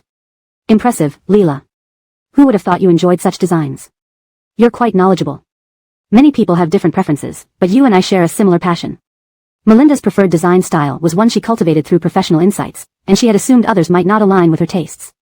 It seemed she just hadn't met Leela yet. She became even more curious about Leela. You truly intrigue me more and more. Hearing this, Leela smiled. It's my honor that Sister Dottie finds interest in me. The reason I hesitated to voice my ideas was because I noticed many people had different preferences. Melinda had thought the same. Her taste in design was too specialized and high level for most people to understand. But once they did, they would grasp why she favored such styles. I didn't expect our philosophies to align so closely. Leela, I feel we could collaborate long-term. Leela knew Melinda held her in high regard and appreciated the chance to showcase her abilities. She nodded. I won't disappoint you, Sister Dottie. As Melinda and Leela discussed and worked on the design, the other employees followed their plans step by step. Designing clothing alone was exhausting for Melinda, and having someone to brainstorm with clearly reduced the pressure. Leela, suddenly I feel incredibly fortunate to have you around. Once back, make sure to push yourself further. With your talent, I want to see you rise higher. Melinda wasn't joking. Leela indeed stood out. She couldn't help but like Leela instinctively. Such talented individuals shouldn't be buried, they should shine. Leela smiled softly. Thank you, Sister Dottie, for your encouragement. I'm honored to be recognized by you and will work even harder to live up to your expectations. Everyone looked at Leela with newfound respect after recognizing her talent from the first two victories. They realized that perhaps their previous lack of understanding stemmed from narrow-mindedness. Now that Melinda endorsed her, it confirmed that Leela's design philosophy was excellent. The team cooperated fully with Leela's input without any resistance or protests. Leela felt genuinely grateful for Melinda's acceptance. After extensive discussions, they finally agreed on how to proceed with the dress design, focusing intensely on the details. Unlike the previous two rounds, the third round required significantly more time. After designing the clothes, selecting a model was also necessary. Initially, the organizers planned to assign models randomly, but upon reflection, they decided that some models' superior attributes would better complement the outfits. The host clarified, after everyone finishes designing, look at the large screen to randomly select corresponding models. This ensures fairness and transparency. Melinda noticed that most of the models were top-notch, which made the competition fair for all. With the model issue resolved, Melinda felt reassured and became even more enthusiastic as the design progressed halfway. Just as she prepared to finalize the design, the host announced, everyone has worked hard. Let's take a break. A good rest will help us produce even better work. Reluctantly leaving their creations behind, everyone headed to the lounge for rest. Melinda took longer to leave as she tidied up. Unexpectedly, the captain of Damon's team spoke harshly about the Fadi team members, assuming they had left. The Fadi team will surely lose this time. I've seen their designs. They're a mess, he criticized openly. ####Chapter 404, Sarcastic Words. Upon hearing this, Dina sometimes felt that when she couldn't endure any longer, there was no need to continue holding back. Therefore, she directly shot back. She couldn't let the other party keep mocking them indefinitely. She didn't think that the Damon team leader would become increasingly arrogant over time, believing that she wouldn't respond. This attitude of his irked her. Without hesitation, she confronted him. Fraser, are you treating me as if I'm deaf? Do you really think I don't know you're loudly berating us every time? The Damon team leader finally turned to look at Dina. He indeed intended to provoke her and was pleased that she finally responded. He smiled, but it carried a tone of clear mockery, which Dina immediately noticed. What's so funny? Deliberately insulting me? Surprisingly, Dina could see through him, proving that she was also a shrewd person. Looking at her, the Damon team leader said, I thought you were deaf. I started criticizing your team earlier, and since you didn't respond, I only intensified it. Hearing this, Dina furrowed her brows in reaction. At first, I really didn't want to pay attention to you. It's not that I dared to not confront you. Rather, I believe there's no point wasting time on unimportant people. So, I planned to ignore you, hoping you'd know when to quit. But it seems you're becoming more arrogant, going against expectations. Dina found this captain thoroughly irritating. The Damon team leader didn't expect so much dissatisfaction from her. You should have said it earlier. There was no need to wait this long.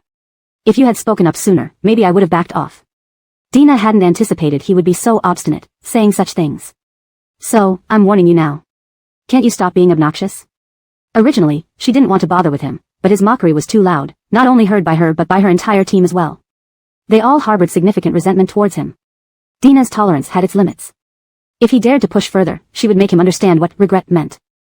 The Damon team leader quickly denied her. No way, I'm stubborn. I'll say what I want. Your team is indeed incompetent.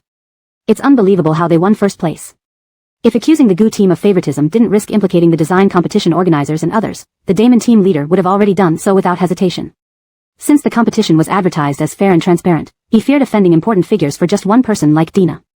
Dina retorted, why don't you admit your own incompetence and jealousy?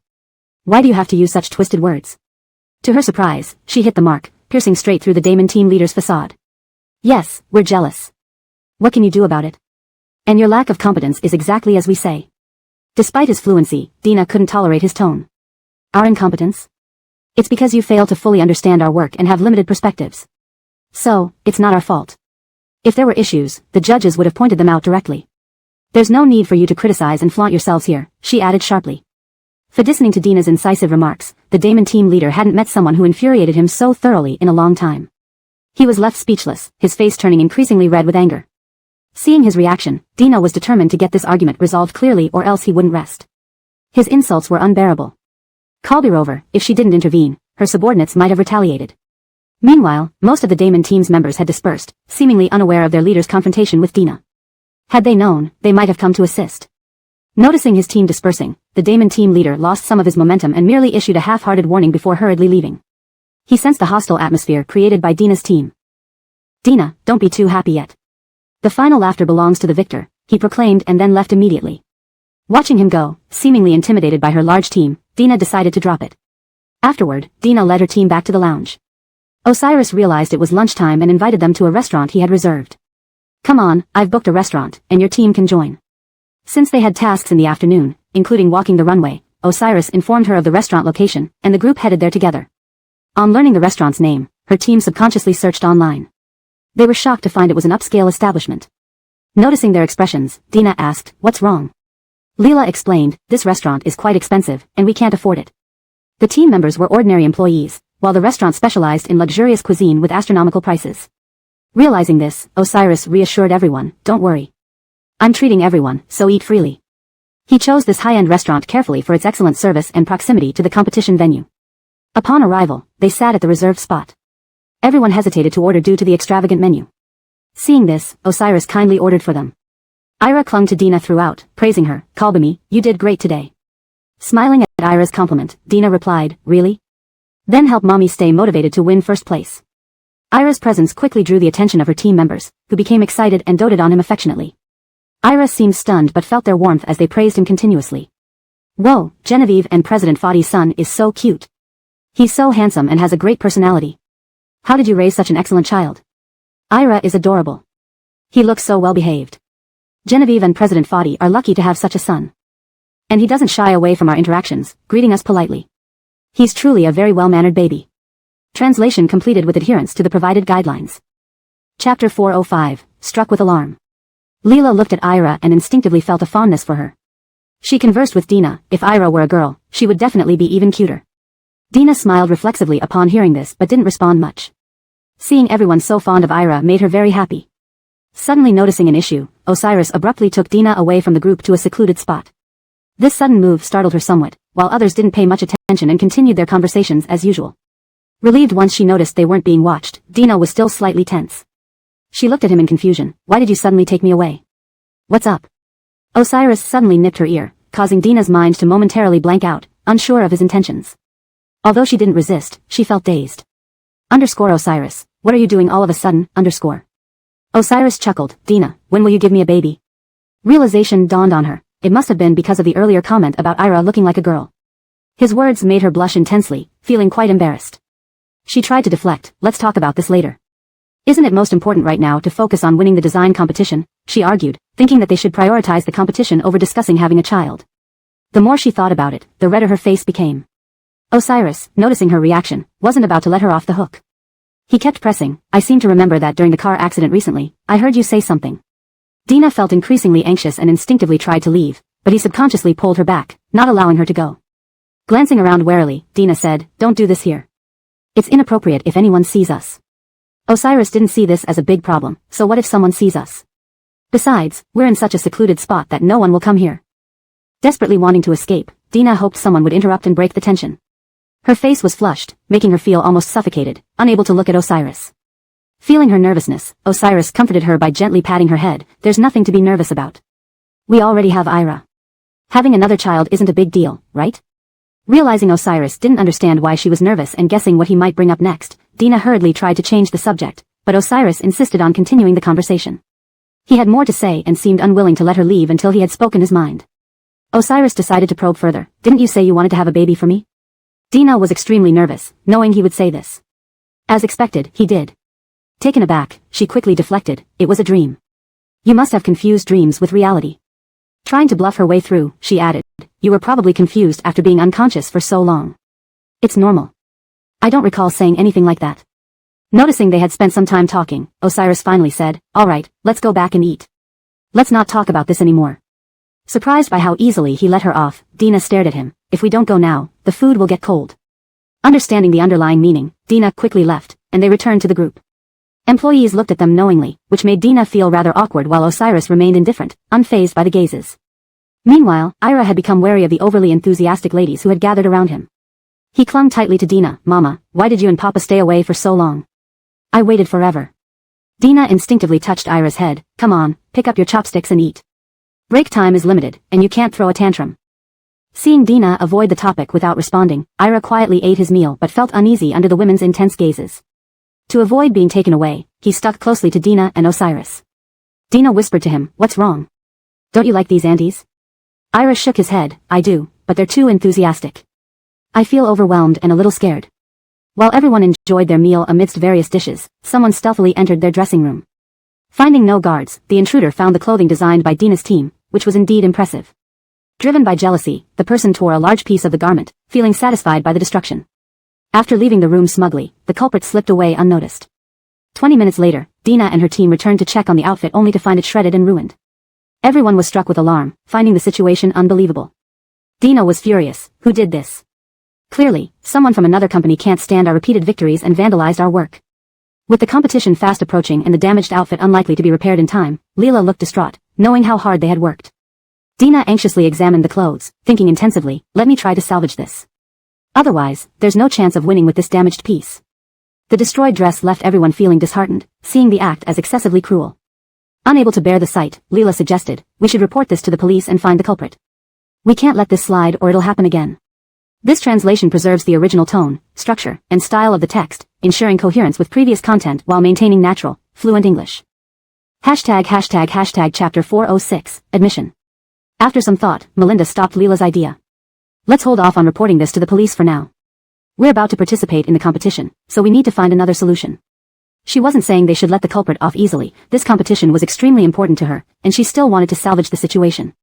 Leela ultimately chose to respect Melinda's opinion. After some reflection, she had an idea. While browsing fashion trends on her phone earlier, she had come across a design inspired by beggar chic. Although it would be more challenging to create, it could definitely make a striking impression. Since Melinda had no other options at this point, she decided to go all out. Let's transform the dress into a beggar chic style. Everyone was taken aback by this suggestion. It was indeed ambitious, but Melinda had no other way to salvage the dress. Currently, this was their best option.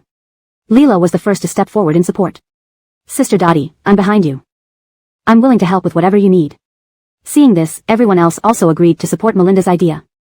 They then redesigned the dress based on her suggestions. After much effort, under Melinda and Leela's guidance, the transformation of the dress turned out remarkably well. It was certainly eye-catching. Meanwhile, the models from other teams were already stepping onto the runway, and the team captain from the Damon Corporation looked at Melinda's team with a mocking expression.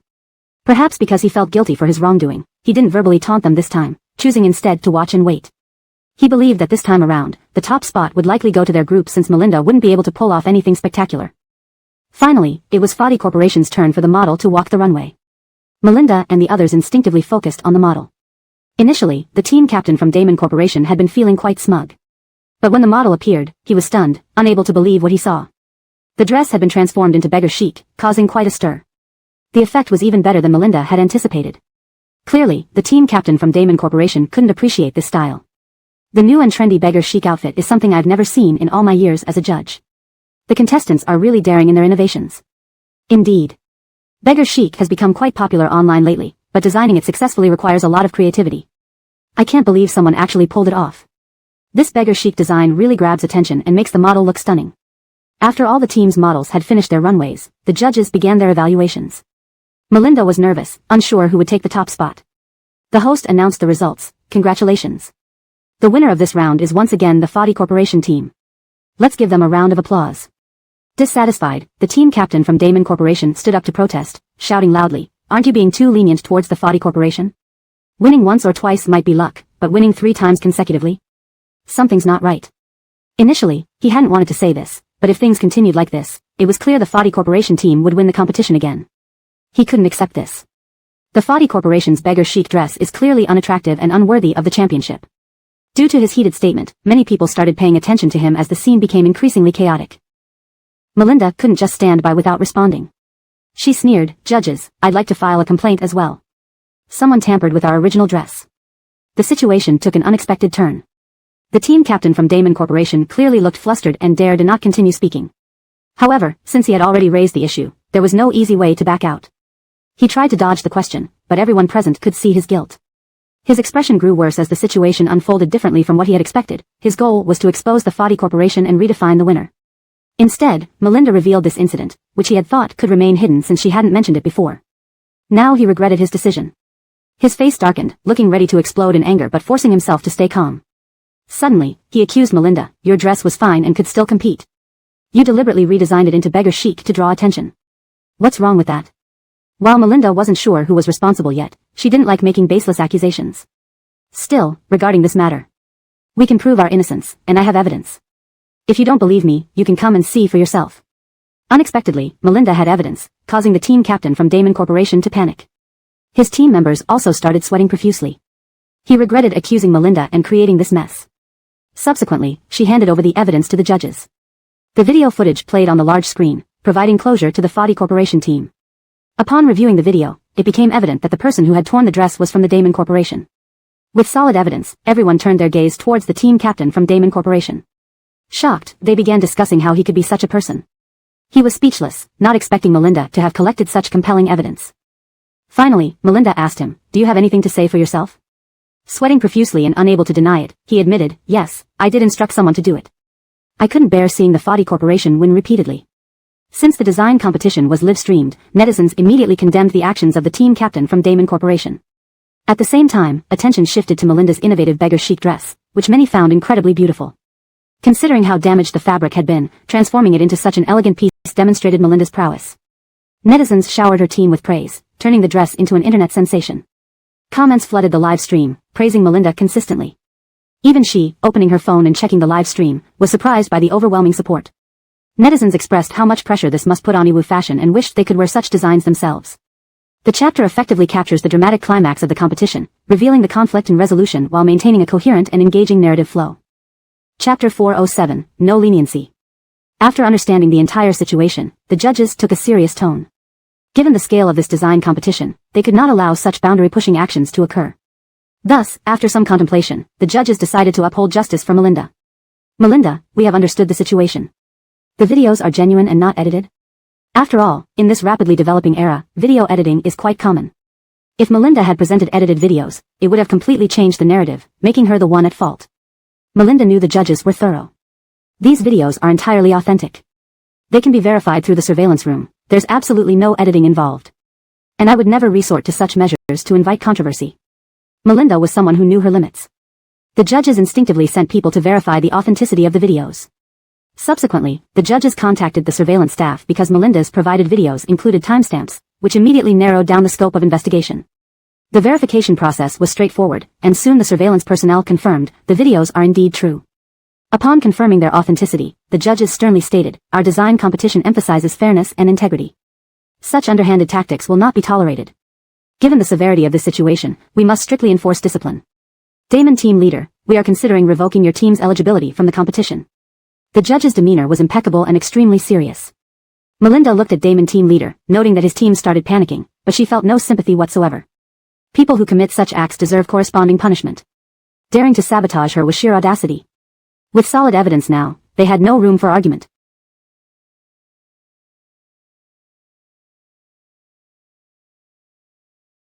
Damon team leader realized how disgraceful his actions were. He lowered his head instinctively, reflecting on his deeds. "I admit I made a mistake. Being disqualified in front of everyone was undoubtedly humiliating." Damon team leader's face turned grim. Although he did not protest, neither did he intend to leave. Everyone was unsure about his intentions. His team members, however, panicked and tried to sway the judge's decision by loudly arguing, "Judge, our Andonis did make a mistake, but please give him a chance to redeem himself. Is it necessary to take such drastic measures? If you revoke our competition eligibility, will we be barred from future competitions hosted by you? Please show mercy, Judge. Doing this would make it hard for us to continue in our company, as these incidents will spread within the company too. Damon team members were visibly distressed, fearing they might lose their standing if this went through. Hearing this, Damon team leader realized the extent of his misconduct. Looking at Melinda, his eyes no longer held hostility but were filled with regret. He knew obtaining Melinda's forgiveness was crucial. It could change the outcome of disqualification. Melinda, this was indeed my mistake. If you wish to punish anyone, punish me alone. My team members are innocent. Please don't hold them accountable along with me, he pleaded, deeply acknowledging his errors. His expression grew increasingly somber. Can you forgive me? I can leave the competition and no longer hinder you, but my team must stay, he beseeched. Let them continue to participate, I'll accept whatever penalty you decide. Damon team leader sighed, not expecting things to escalate to this point. When I acted, I knew it was wrong, but I was impulsive, thinking your team cheated to win. It distorted my judgment. I now realize your team rightfully earned the first place, fair and square. From the start, I viewed you with bias and even resorted to such extreme actions. I apologize sincerely for wronging you. Melinda found his sincerity somewhat convincing but still harbored resentment, especially recalling his earlier arrogant tone when bad-mouthing her team. Do you only realize your mistakes now? Isn't it a bit late? I remember your arrogant tone earlier. Your misunderstanding of our team wasn't slight, it was significant, she pointed out, intending to embarrass him further. It was absurd to think she would easily forgive them after being bullied like this. I remembered every word you said. Sometimes having a good memory can be a burden, but it also helps me remember just how over the line you were. She stared, showing no signs of letting up. He truly knew he was wrong. I understand my apology may not earn your forgiveness, but out of respect, I must still apologize. Then, Damon team leader offered a sincere apology to Melinda. Everyone focused on him. Internally, he was also struggling with intense discomfort and pain. Melinda saw this and remarked, please, I can't bear your guilt, I remember too vividly how you treated me badly. This matter isn't easy to resolve. Indeed, Melinda had a remarkable memory, particularly regarding work-related matters, though not so much for daily life events. Fadife's trivialities were often forgotten, but this incident occurred during work. Unless he made amends to appease her, it would be hard to move past this. Melinda reminded him, if apologies could solve everything, what need would there be for police? This time, you committed a severe offense. Not reporting you to the police was already lenient. Do you understand? Moreover, Melinda wasn't against reporting them but was constrained by the urgent need to participate in the competition. She managed only by forcing herself to compete. Had she not been quick-witted, they might have lost already. If they lost, she would definitely have pursued the matter legally without any leniency. Chapter 408, Winning First Place. The captain of the Damon team knew that if he had called the police, he would have been arrested. No one wanted to involve the authorities, and it was already a fortunate turn that Melinda hadn't done so. He couldn't push his luck any further, otherwise, with her not-so-great temper, it would lead to many more issues. But he still hoped for Melinda's forgiveness. Melinda, can you please be merciful and forgive me? A magnanimous person doesn't hold grudges over small matters. Can you let this go? Melinda sneered, forgive you? Who's going to make up for our losses? If we hadn't improvised on the spot and fixed the clothing issue today, our designs might have become the laughing stock of the entire venue and we would have missed out on first place. How do you expect me to forgive you? How am I supposed to? He had underestimated her, thinking her delicate appearance suggested she might be easier to bully, which led him to continually trouble her. However, in reality, Melinda was tough and not easily persuaded or pacified.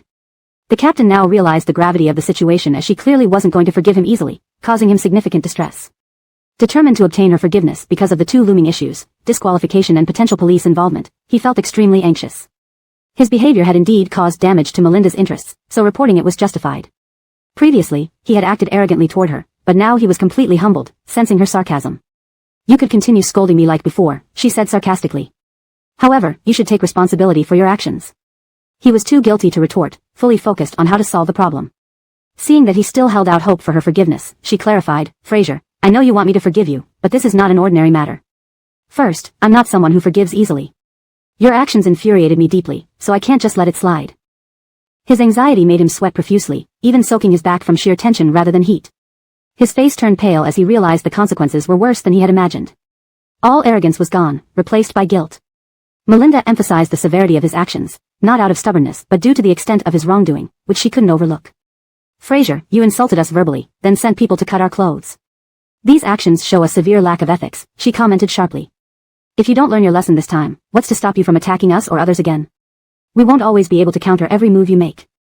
She understood that if the punishment was too light, while he might refrain from targeting them, he could harm others driven by jealousy. Recognizing the logic in her words, yet realizing how hard it was to gain her forgiveness, he admitted that a sincere attitude wasn't enough to appease her. Melinda was adept at arguing her points and wouldn't easily let him off. After deep contemplation, Melinda finally spoke. I respect the judge's decision. The judges, who had been waiting for her statement, took over the handling of the situation more fairly. Since you can't gain Melinda's forgiveness, this is how we will handle it. I declare that all members of the Damon team are disqualified from the competition. Please leave immediately. They remained impartial, as the judges detested such malicious acts. The design competition concluded after 3 rounds, with the host wrapping up the event. Dev's parents congratulated Melinda for her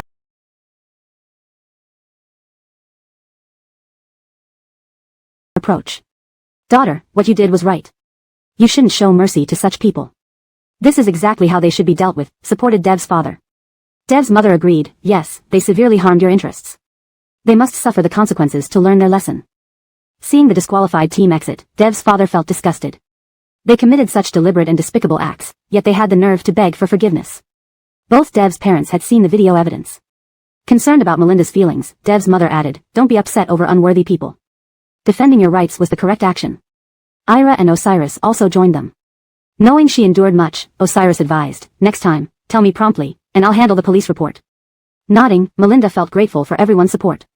Ira innocently asked, Kalbami, it's almost dark. When are we having dinner? I'm very hungry. Let's eat now. I've booked a restaurant online. We'll go there right away, she replied, intending to celebrate her first-place victory. She chose a highly recommended restaurant that also catered to children, considering Ira's needs as a mother. At the restaurant, she ordered a variety of dishes. Today, everyone, enjoy the meal. I'm treating, so please, don't hesitate. The restaurant's ambience and cuisine were delightful, impressing Dev's father. My daughter has chosen well. This place looks excellent in every aspect. Everyone enjoyed the evening together, celebrating Melinda's achievement. Chapter 409, Dismissed. Ira stared at the table beside them where a family was having their meal. A child was enjoying a cake, and he kept swallowing saliva. The main reason was that Ira loved cakes so much and couldn't resist them at all. Dina noticed that Ira had been in a daze. She thought he wasn't feeling well until she followed his gaze and found that Ira had been eyeing the cake on the adjacent table. Pulling Ira's hand to get his attention, she asked, what's wrong? Do you want to eat a cake? August? He nodded, saying, August loves eating cakes very much. Having a cake is such a happy thing. He said this while instinctively wiping away his saliva. It was indeed evident that cakes were extremely tempting to Ira. Dina asked, if you like it so much, why didn't you tell mommy? Kalbami can buy it for you. Other kids have it, and our August can have it too. I'll satisfy your needs, you don't need to envy others. It was just a cake, and Dina felt there was nothing she couldn't fulfill for him. Then, Ira expressed his thoughts, but I remember mommy said that cakes have a lot of sugar and would make one gain weight. So, subconsciously, I shouldn't eat too many. Upon careful consideration, Dina did recall saying something like that, yes, cakes do easily cause weight gain. August, how long has it been since you last ate a cake? Thinking deeply about the question, Ira tried to count the days but couldn't pinpoint an exact date. It's been a very long time, so long that August has lost track. Since it had been so long, Dina unusually ruffled Ira's hair and agreed, okay, mommy can buy you one, but you can only eat one piece. Is that okay? If not, mommy won't buy you any. Eating an entire cake definitely isn't allowed. Regarding diet, Dina had strict control over Ira. For instance, fried foods high in sugar and oil, Dina naturally restricted these from Ira, preventing him from eating too much. A child's health is very important, and some junk food doesn't help with children's health. Instead, it imposes a burden. Dina fully understood these principles. After all, as a mother, every mother wants their child to grow up healthy. Ira was quite touched. Thank you, mommy. I thought you wouldn't let me have even one piece. Being able to eat one makes August very happy. I don't dare ask for more. Previously, Ira had lingered outside cake shops many times, begging Dina to buy him a cake, but she rejected him multiple times. As a result, now whenever he wanted to eat cake, he didn't dare propose it directly, fearing Dina wouldn't agree and might scold him. It was obvious that Dina was in a particularly good mood today. I love you so much, mommy. Can I kiss you to show my gratitude? Dina laughed, leaned her face closer to Ira, who instinctively kissed her cheek. She then instinctively patted his head. So happy just for a bite to eat. Usually, you're reluctant when asked to kiss mommy, but now you're being so proactive. Dina gazed at Ira with a bit of mock grievance, yet mostly indulgence. Ira smiled, no, August loves mommy very much. If mommy asks me to kiss, I will do it immediately without hesitation. Seeing Ira's earnest promise, Dina laughed again. You making promises like that reminds me of daddy. Osiris looked confused at Dina. So, are you implying I'm not sincere enough? Dina, shall I also express some sincerity? Dina was startled by this and hurriedly tried to stop Osiris, but he still kissed her cheek. Seeing this, Ira kissed the other cheek. At that moment, Dina felt an overwhelming sense of happiness. Meanwhile, Guy Zandonis returned to the company with his employees, looking anxious. He worried about what to do if the cancellation of their competition eligibility was discovered. Guy quickly noticed they were back and called them into his office. Although they indeed returned before and after the competition ended, Guy had been watching the live broadcast and knew what had happened. The people entering his office looked dejected and dispirited. Seeing this, Guy slammed the desk, venting his anger. I sent you to participate in the competition. Not winning isn't the worst part. The worst part is how could you resort to such despicable means? Making a mockery of our Damon Corporation for the whole internet to see. Guy raged. It turns out Damon Corporation employees are like this. Look at these netizens' comments, it's really driving me up the wall. Guy couldn't swallow this humiliation. The Andonis hung his head low, acknowledging his strong jealousy had led to this incident. He apologized. Sorry, Guy. I was too envious, which caused this to happen. Guy, this responsibility lies solely on me, the other employees bear no fault. Please don't blame them, the Andonis took full responsibility. Taking the blame on himself, but Guy wasn't the kind of person to be swayed easily. He wouldn't let this slide. This time, you were exposed on live broadcasts. The netizens all recognize your faces. You are not off the hook. After careful consideration, I plan to dismiss all of you. Guy wouldn't show any favoritism. The Andonis didn't expect things to be this serious and tried to negotiate. Guy, the fault lies with me and has nothing to do with the others. Everyone knows that. Guy was aware but reiterated the seriousness, but the fact that you represent Damon Corporation in such disgraceful manners, drawing heated online discussions, if I keep you here, aren't you slapping my face? Guy was unwilling to retain them. He considered keeping them would inadvertently bring ridicule to himself. Guy was extremely conscious of appearances and wouldn't tolerate public finger-pointing. He couldn't stand this, and even if he dismissed them, people would still gossip. Guy clenched his teeth in anger.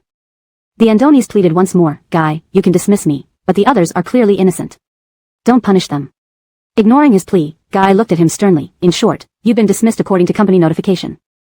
###Chapter 410, Creating a Brand. CEO Damon had no more patience to argue with them. Enough. Get out of here immediately. I don't want to see you in the company anymore. Hearing this, the Andonis of Damon's team still wanted to argue. Guy, please give us one more chance. I won't do this again, and I will definitely correct my mistakes. CEO Damon refused to listen further. You're not willing to leave, huh? Now, I'm giving you two choices, either pack up and leave on your own, or I'll have security escort you out. Think about it. Understanding CEO Damon's temper, they knew he was extremely upset. This incident had severely tarnished the reputation of Damon Group. Since the company provided accommodation, the Andonis and members would have to go back to the dormitories to pack their belongings if they were to be expelled. If they were forcibly removed, there wouldn't even be time to pack.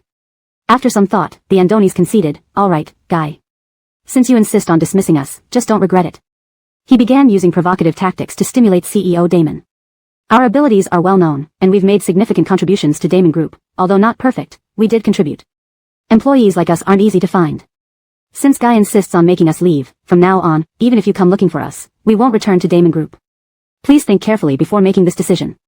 He was trying to salvage the situation, hoping that CEO Damon might subconsciously try to retain them. But CEO Damon firmly stated, there are so many capable people out there. Do you really think you're irreplaceable? You think I'd hire someone who has such a negative impact on the company? Get out now. CEO Damon's tone grew increasingly aggressive. He couldn't bear to look at them for another second. Realizing there was no way to stay, the Andonis finally gave in. Everyone packed up their belongings and left, with some members cursing the leader for his poor judgment that led to the loss of such a good job. The leader felt inwardly aggrieved but didn't dare to argue back since he knew he was partly at fault. After leaving the company, the leader wandered aimlessly down the street, feeling utterly dejected and unsure where to go. He sighed, his eyes brimming with tears, but unwilling to let others see his distress, he held back the tears. Suddenly, he heard a familiar voice. Turning around, he saw Melinda, Osiris, and the Dev family having a pleasant conversation, their relaxed state making him envious. Dark thoughts surfaced as he clenched his fists. Melinda, why should you live so comfortably while I lose my job and face contempt from Guy, making it harder for me to find work in the future? His expression twisted with malice, and his hatred towards Melinda deepened. He decided not to let her off easily and intended to make her suffer as he dialed a number he had saved in his phone for a long time but never used. It belonged to an underworld organization that operated on the fringes of the law, specializing in high-priced kidnapping and extortion. He spoke into the phone, are you there? I need you to kidnap someone and cut off her hand. The target is Melinda from Fadi Corporation. You can investigate her background.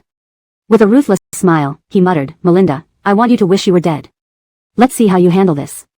He smiled again, thinking that being alive yet wishing you were dead was the worst fate. Melinda felt like someone was watching her but found nothing when she turned around each time. She found it peculiar. Later that afternoon, Melinda received a call about something at the company. She took a taxi to Fadi Corporation. As soon as she stepped out of the car, someone covered her mouth and nose with a cloth soaked in anesthesia. She lost consciousness almost immediately. Melinda was then loaded into a van and taken to an abandoned factory in the outskirts. The leader watched as she was brought inside. When she started to regain consciousness, he asked the kidnappers, "How long will the anesthesia last? Will she remain unconscious until it wears off?" Initially, the leader planned to splash water on her to wake her up, but the kidnappers informed him, "The anesthesia is very strong. She won't wake up until it wears off." After an hour, Melinda began to stir. Opening her eyes groggily, she realized she was in a dark, abandoned factory. "Where am I?" Seeing she was awake, the leader smiled. "Welcome back, Melinda. I was starting to worry you'd never wake up." Part of him wished she wouldn't wake up, as her death would resolve everything. But he wanted her to be conscious for what he had planned next. Melinda, recognizing the situation, asked, "What you're doing is illegal, malicious kidnapping. What else do you plan to do to me?" The leader chuckled, "Cut off your hand so you can't design anything ever again." He moved closer to her with a knife. Melinda instinctively panicked. "Can you live with yourself after hurting your parents and friends? Crimes lead to imprisonment." This statement momentarily snapped the leader back to reality. Realizing his actions, he felt a twinge of guilt, acknowledging that jealousy had clouded his judgment. Meanwhile, Osiris had learned about Melinda's kidnapping and rushed to the abandoned factory, bringing along backup and police. They broke in, rescuing Melinda and arresting the kidnappers. Melinda was saved, and though it was still afternoon when they left, it was already evening when she returned home. Comforted by Osiris and freshened up, she sat on the couch, reading comments and suggestions from netizens. One idea struck her: start my own brand? Thinking about it, a spark of enthusiasm ignited within her. Chapter 411, Implementation of an Idea. Melinda mulled over the netizens' suggestions. She had been engrossed with her tablet for 2 hours without realizing it. It was midnight, and Osiris had just finished working in his study. Noticing that the living room light was still on, he glanced over. He felt puzzled. "Melinda, aren't you sleeping yet? Aren't you usually one to go to bed early?" Startled, Melinda turned around to check the clock, surprised by how late it was. "I got carried away reading comments and was flattered by the praise." She generally wasn't concerned about others' evaluations of her, good or bad. However, this particular feedback seemed extraordinary enough to get under her skin. Osiris took the tablet from her. "Let me see, don't tell me a bunch of male netizens have their eyes on you and are praising you up and down?" Knowing he was just guessing, Melinda responded, "No, both male and female netizens gave me mixed reviews. I noticed more comments directed towards you." Understanding dawned on Osiris as he scrolled through the comments. He found them quite constructive and inspirational. No wonder Melinda spent so much time on them. She was always ambitious, appreciating positive words while disliking negative ones. Osiris continued scrolling thoughtfully. "I've heard netizens have very creative minds. Let's see how big their imagination is." Surprisingly, Melinda observed a rare phenomenon. Usually emotionless Osiris now had a hint of a smile on his lips, despite not fully laughing. His expression suggested he found the comments amusing. Curious about what amused him so much, she asked, "What kind of comments are you reading?" Melinda knew some comments could be quite interesting, and she wanted to share in the amusement. Looking back at her, he replied, "Just people praising you, using all kinds of unique ways to do so. It's quite enlightening."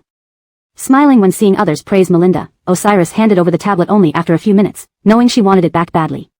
Eager to understand what piqued Osiris's interest, she started scrolling. To her surprise, some informed netizens were commenting on the couple's relationship, noting that Osiris often looked at her adoringly during events. Realizing her cheeks flushed red, she mused that even those unaware could see how fond he was of her. Her heart warmed as she read these comments, and she suddenly noticed Osiris enjoying these too. Reflecting on her earlier observations, she said, "Osiris, I didn't find these comments until you pointed them out.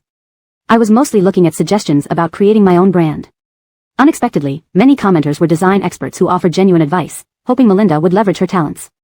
Impressed, Osiris supported her, saying, "If you think it's a good idea, I'll support you wholeheartedly. Creating a brand would demand substantial time and effort, requiring serious consideration." But having won the design competition with her unique designs already proved her capability. With Osiris's backing, she gained confidence. "Do you think I'm being impulsive or acting on a whim?" she asked, seeking affirmation. "No, I know you well enough to trust your decisions," he reassured her, knowing she was responsible and dedicated. Emboldened by his support, Melinda acknowledged the importance of having someone who believed in her unconditionally. "Thank you. I've long harbored the dream of establishing my own brand. It feels more achievable now with your encouragement." Cultivated, she expressed her gratitude. "Having someone like you, who supports me unconditionally, is truly invaluable." Osiris tenderly patted her head. "It's getting late, let's get some sleep, or we'll be tired tomorrow." Time flew, it was already past midnight. Closing the tablet, Melinda returned to her room, her spirits soaring as she planned to implement the idea of creating her brand. The translation retains the original paragraph structure and tone, ensuring coherence and natural flow. ####Chapter 412, Discussion. The next day, after Dina woke up, she decided to set this matter aside for the time being. Megan had prepared breakfast and came to wake her up. "Daughter, it's time to get up, or you'll be late for work." But Dina was already awake, as she had a good habit of waking up on time. She then followed Megan to have breakfast. After everyone arrived, Dina noticed that Parker wasn't there. She guessed he was probably still sleeping in. She instinctively left the dining table. She knocked on Parker's bedroom door, but there was no response. Opening the door, she found him sound asleep. Dina instinctively woke him up. "Parker, you're going to be late for kindergarten. Wake up quickly, or Kalbami will scold you." Parker, who feared her most, instinctively opened his eyes upon hearing this and was then tidied up by Dina before being led to eat. After having their fill, Osiris took Parker to school and dropped Dina off at work. She had been constantly thinking about establishing a brand. At work, Dina was also distracted, always contemplating this issue, which seemed to be becoming an obsession with her. When Osiris picked her up after work, he could tell she wasn't feeling too well. "What's wrong? Are you too busy at work?" She shook her head. "After dinner, I want to discuss something with Jalen and Kalbam, and you should come too." Her expression was serious, as if they were about to discuss something significant. He agreed, and after dinner, the whole family gathered in the living room. Usually, Dina and Osiris would go back to their rooms to do their own things, so it was quite rare for them to stay with Mike and Megan to watch TV. After some thought, Dina spoke up. "Jalen, Kalbam, I want to open a studio to design my own clothes. What do you think about this?" Since Mike and Megan were both very astute, getting their support would stabilize the situation. If they didn't think it was feasible, Dina would reconsider whether to give up. Hearing this, Mike and Megan stared at her, somewhat surprised. "Open a studio? Why did you suddenly have this idea? Will you be able to manage it?" Mike asked because Dina still had her position at Fadi Corporation. Megan also voiced her concern. "Opening a studio is very tiring and not a small matter. Have you thought it through? Still, if you really want to do it, your parents will support you." Parents naturally worry about whether their children can handle such a big decision.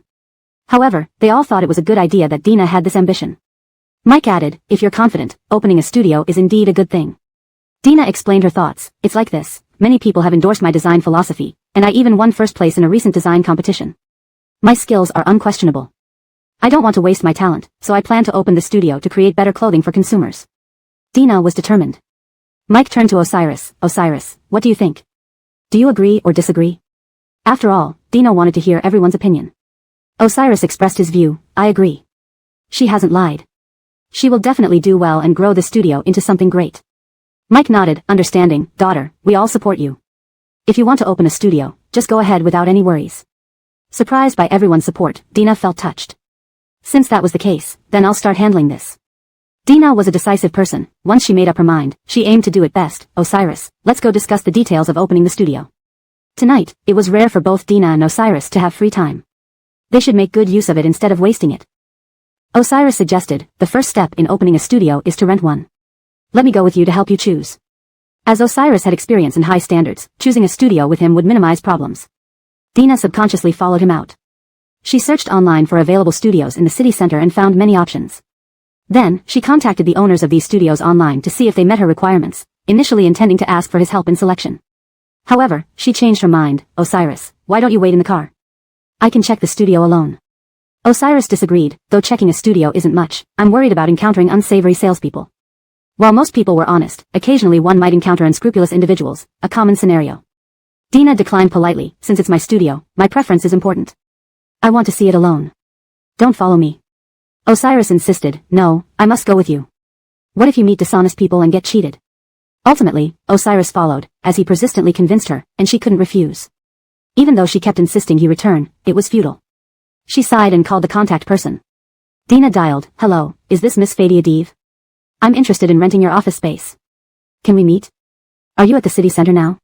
"Yes, please come directly to Longyan Century office building. We're on the 3rd floor.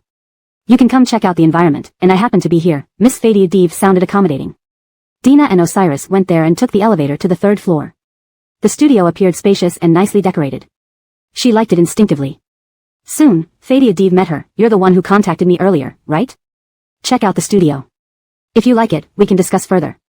Fadia Dev showed Dina around, and the studio's ambience was indeed upscale, aligning perfectly with her tastes.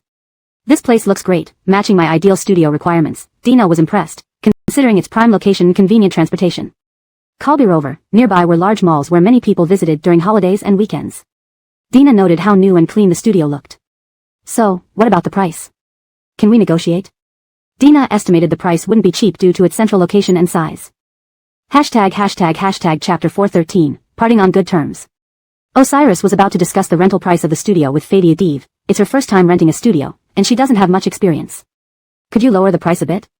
Just as he was about to negotiate, his phone rang. He instinctively glanced at the screen. It was from his assistant. Since it was work-related, Osiris reluctantly stepped aside to a more secluded spot to answer. Einar, is there something wrong at the company? Osiris asked, but Yates's response made him frown. Meanwhile, Melinda noticed he had left and decided to handle the negotiation herself. She didn't really want him to interfere too much. Smiling at Fadia Div, she said, I really like the conditions of this studio. How about you give me a price? Fadia Div seemed approachable, but when it came to lowering the price, her demeanor changed abruptly. Seeing that Fadia Div wasn't responding, Melinda thought she had been polite and hadn't said anything offensive, yet she couldn't understand why Fadia Div was being so difficult. So, what's the rental price for this studio? Can you tell me? Melinda needed to know this clearly because their budget was limited.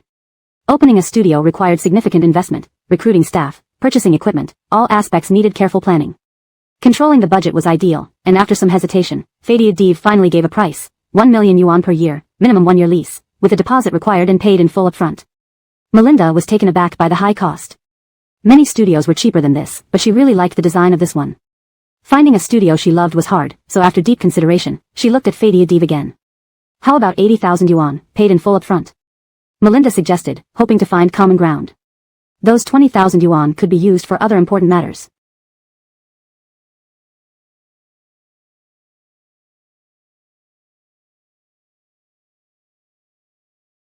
Fadia Div suddenly sneered, you don't seem like anyone important, yet you haggle so fiercely. Do you know who I am? I'm Fadia Div, the heiress of the Fadia Group. Negotiating prices with me? Not happening. If not 1 million, then don't even think about renting it. I don't have time to waste here. Either pay up now or forget about it, she said firmly. Melinda's face turned somewhat unpleasant, realizing she didn't know who Fadia Div was. She felt a need to investigate Fadia Div's background. Reluctantly, she said, 1 million up front is too much. Many people only pay half the rent up front, sometimes even just a deposit with monthly installments. Trying to explain her situation clearly, she added, the amount is just too large. Can you reconsider? I believe we can work together very well. I really love this place and will take good care of the studio.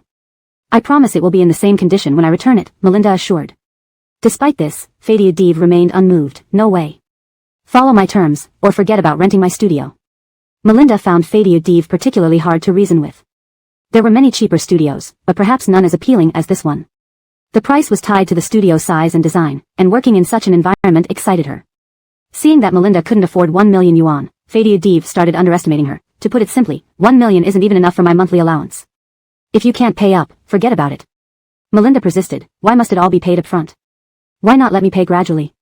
I can pay the deposit up front, but 1 million is still too much. She wasn't short of money. It's just that starting a studio required funds for various ongoing expenses. Paying everything up front would cause issues. That's not possible. Who knows if you can pay the rent? You're not trying to avoid paying and use the office for free, are you? There's no such thing as a free lunch. Stop thinking about it, Fadia Div shot back mercilessly. Realizing it was a matter of trust, Melinda offered, so you're worried about this? I can provide my identity as collateral and ensure timely rent payments. Would that work? Fadia Div still refused, no, I don't trust you. Best you pay up front. Forget it, talking to you is pointless. I won't rent to you. At this moment, Osiris finished his call and came over. Melinda instinctively whispered to him while Fadia Div listened intently, assuming they were gossiping about her. If Melinda's character was indeed poor, she wouldn't rent the studio. She's the heir of the Fadia Group. Do you know her? Melinda asked. Osiris glanced at Fadia Div, finding her vaguely familiar. Yes, I've seen her at some events before. She's probably telling the truth, he replied thoughtfully. Understanding her true background, Melinda sought his advice. She wants 1 million for a year's lease and demands full payment up front. I want to pay monthly. What should I do if she refuses to rent to us? Considering the problem, Osiris responded calmly, if she's unwilling, then let's keep looking. This rent is indeed a bit high. Osiris observed that there were always better offices available. There was no need to settle on just one. Fadia Div, overhearing their conversation, recognized Osiris but couldn't quite place him. If you feel paying monthly isn't right, then we'll pass on this studio. Let's part ways amicably, Osiris concluded, taking Melinda away. As they left, Fadia Div suddenly recalled who Osiris was. Are you Osiris, president of the Fadia Group? She called out, but it was too late as they had already gone. She regretted offending someone she shouldn't have. The Fadia Group far surpassed the Fadia Group in every aspect. Had Osiris revealed his identity earlier, negotiating might have been possible. This translation maintains the original tone, style, paragraph structure, and line breaks from the Chinese text while ensuring fluency and naturalness in English. ####Chapter 414, Seeking Out by Reputation. Melinda couldn't help but think about the previous studio they had seen. So, we really aren't renting it? I felt that studio was pretty good and very much to my taste. Osiris shook his head. No, Fadia Dev was so difficult to deal with. What if he makes things hard for you in the future? I don't want to see you suffer. Hearing this, she didn't argue further. Then where should we look for a studio next? I haven't found any other suitable ones online yet. Currently, Melinda liked Fadia Dev's studio quite a bit, which is why she initiated contact. After some thought, Osiris said, I remember there's another studio for rent in the city center. I like it a lot, and maybe you will too. He took her to a bustling place with a strong design aesthetic. As soon as she saw it, she was delighted. This studio looks amazing. It feels almost dreamlike. Working here would surely improve one's mood. Melinda really liked the place, her eyes glued to the environment. Osiris said, this studio is under my ownership. If you like it, just rent it from me. Or even better, I can give it to you for free.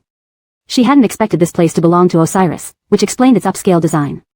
She hesitated, thinking it must be expensive. This studio must cost a fortune. No, I can't accept such a grand gift. Deep down, she knew setting up a studio like this required substantial funds, especially buying such a large area. The investment seemed significant, and Melinda couldn't bring herself to accept it, especially since Osiris offered it as a gift. Seeing her politely decline, he planned to give her an offer she couldn't refuse. Consider this as my shareholding. You'll receive dividends later on. Feel free to accept it without any reservations. After Osiris clarified this, Melinda felt better about it. Alright, thank you, Osiris. I'll take the studio and ensure everything runs smoothly according to the rules. I'll pay you dividends in the future. She always kept her word and wouldn't let Osiris down. Looking at the studio again, it didn't fall short of Fadia Dev's previous one. I can't wait to see how this studio evolves step by step. I'm really looking forward to it, she mused. Finally having found a studio, Melinda decided not to linger further. She took some photos and then worried about staying out too late. Given the drive back home from downtown, Osiris drove her back. She smiled all the way, feeling content. Back home, Dev father and Dev mother hadn't gone to bed yet, engrossed in their TV shows. Ira was yawning on the couch when Melinda noticed him. She instinctively ushered Ira to rest.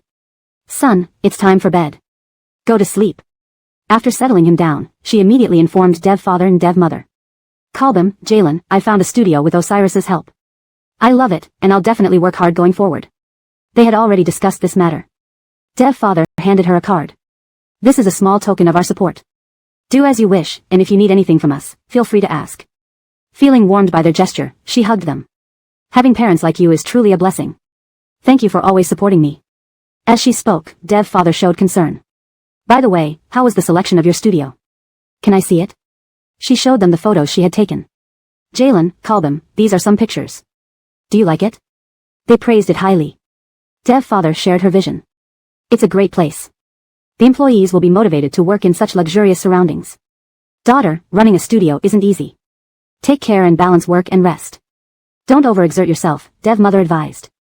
Got it, thanks for your concern, Kalbam and Jalen. They smiled, and Melinda felt somewhat awkward accepting the card. Dev father was a notable figure who often gave generously. She guessed the card contained a substantial amount of money. Kalbam, Jalen, maybe you should keep this. I don't need it right now, and I have some savings. She was hesitant even to accept Osiris's kindness, let alone theirs. She wanted to return the card and fund the studio from her own savings. Dev father disagreed. We've discussed this, and this money must go to you. We were absent before, causing you much hardship. Consider this as compensation. Please don't return it. Touched, tears welled up in her eyes. I'm so happy to have parents like you. Thank you. They wiped away her tears and comforted her. The family chatted warmly, and she felt fulfilled. The next day, Melinda planned to renovate the studio.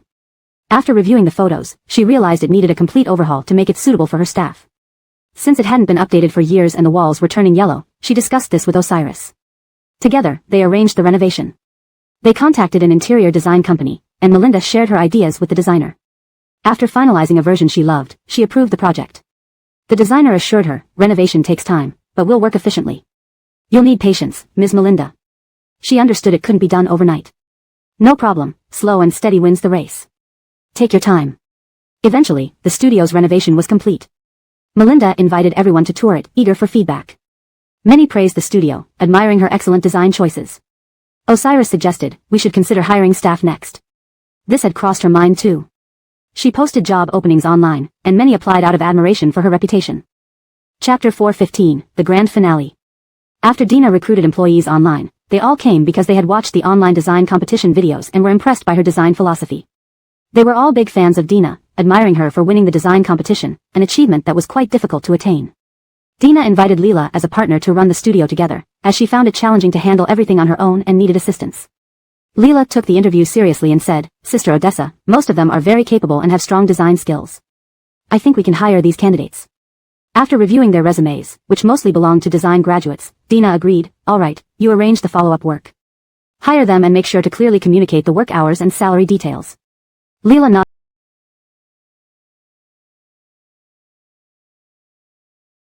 nodded in agreement, and the two collaborated efficiently.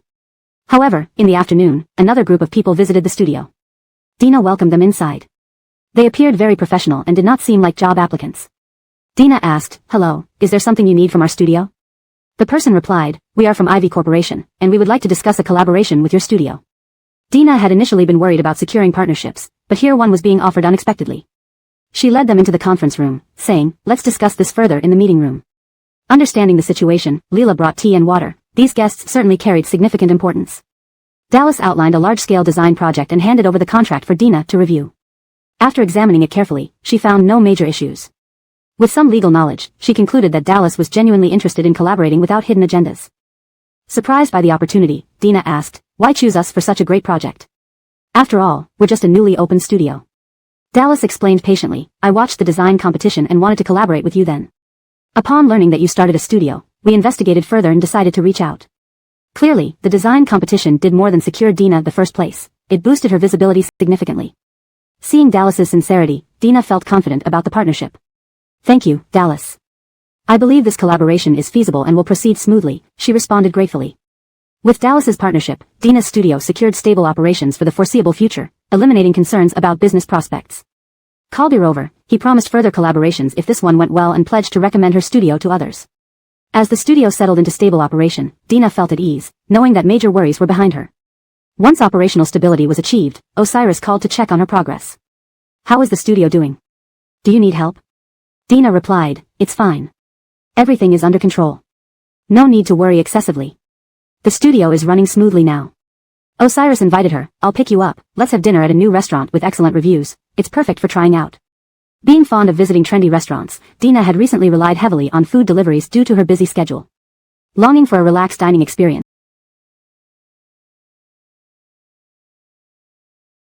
she agreed, "Sure, I'll wrap up my work and wait for you."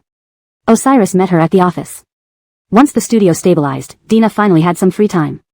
They headed to the restaurant together. Upon arrival, they found the restaurant mostly empty, leaving Dina puzzled. After receiving the menu, she sensed something amiss when they started with a glass of red wine. Distracted, she discovered a ring designed by an Italian designer in the glass. Her expression was one of shock as she pulled it out. Looking at Osiris, he seemed prepared. Suddenly, musicians emerged, playing romantic music. On one knee, Osiris proposed, "Dina, will you marry me? Will you spend the rest of your life with me, never parting?" Startled, she wondered aloud, "So, you rented out the entire restaurant?" It explained why it was unusually empty despite its popularity. He nodded, awaiting her response. After a brief moment of contemplation, she answered, "Yes, I've been waiting too long for your proposal." Overjoyed, Osiris kissed her forehead and slipped the ring onto her finger. Returning home, they began writing invitations for their wedding, planning to invite all family and friends, with Ira as the flower girl. A month later, the wedding proceeded as scheduled. Dev's father escorted Dina to Osiris, entrusting her care to him. Osiris assured, she will be well taken care of. Smiling, Dina had a secret she hadn't yet revealed. During the ceremony, after exchanging rings, she whispered into his ear, "Congratulations, Osiris. You're going to be a dad again soon." Stunned, Osiris looked at her with joy, "Really?" This day marked his happiest moments, filled with double blessings. The end.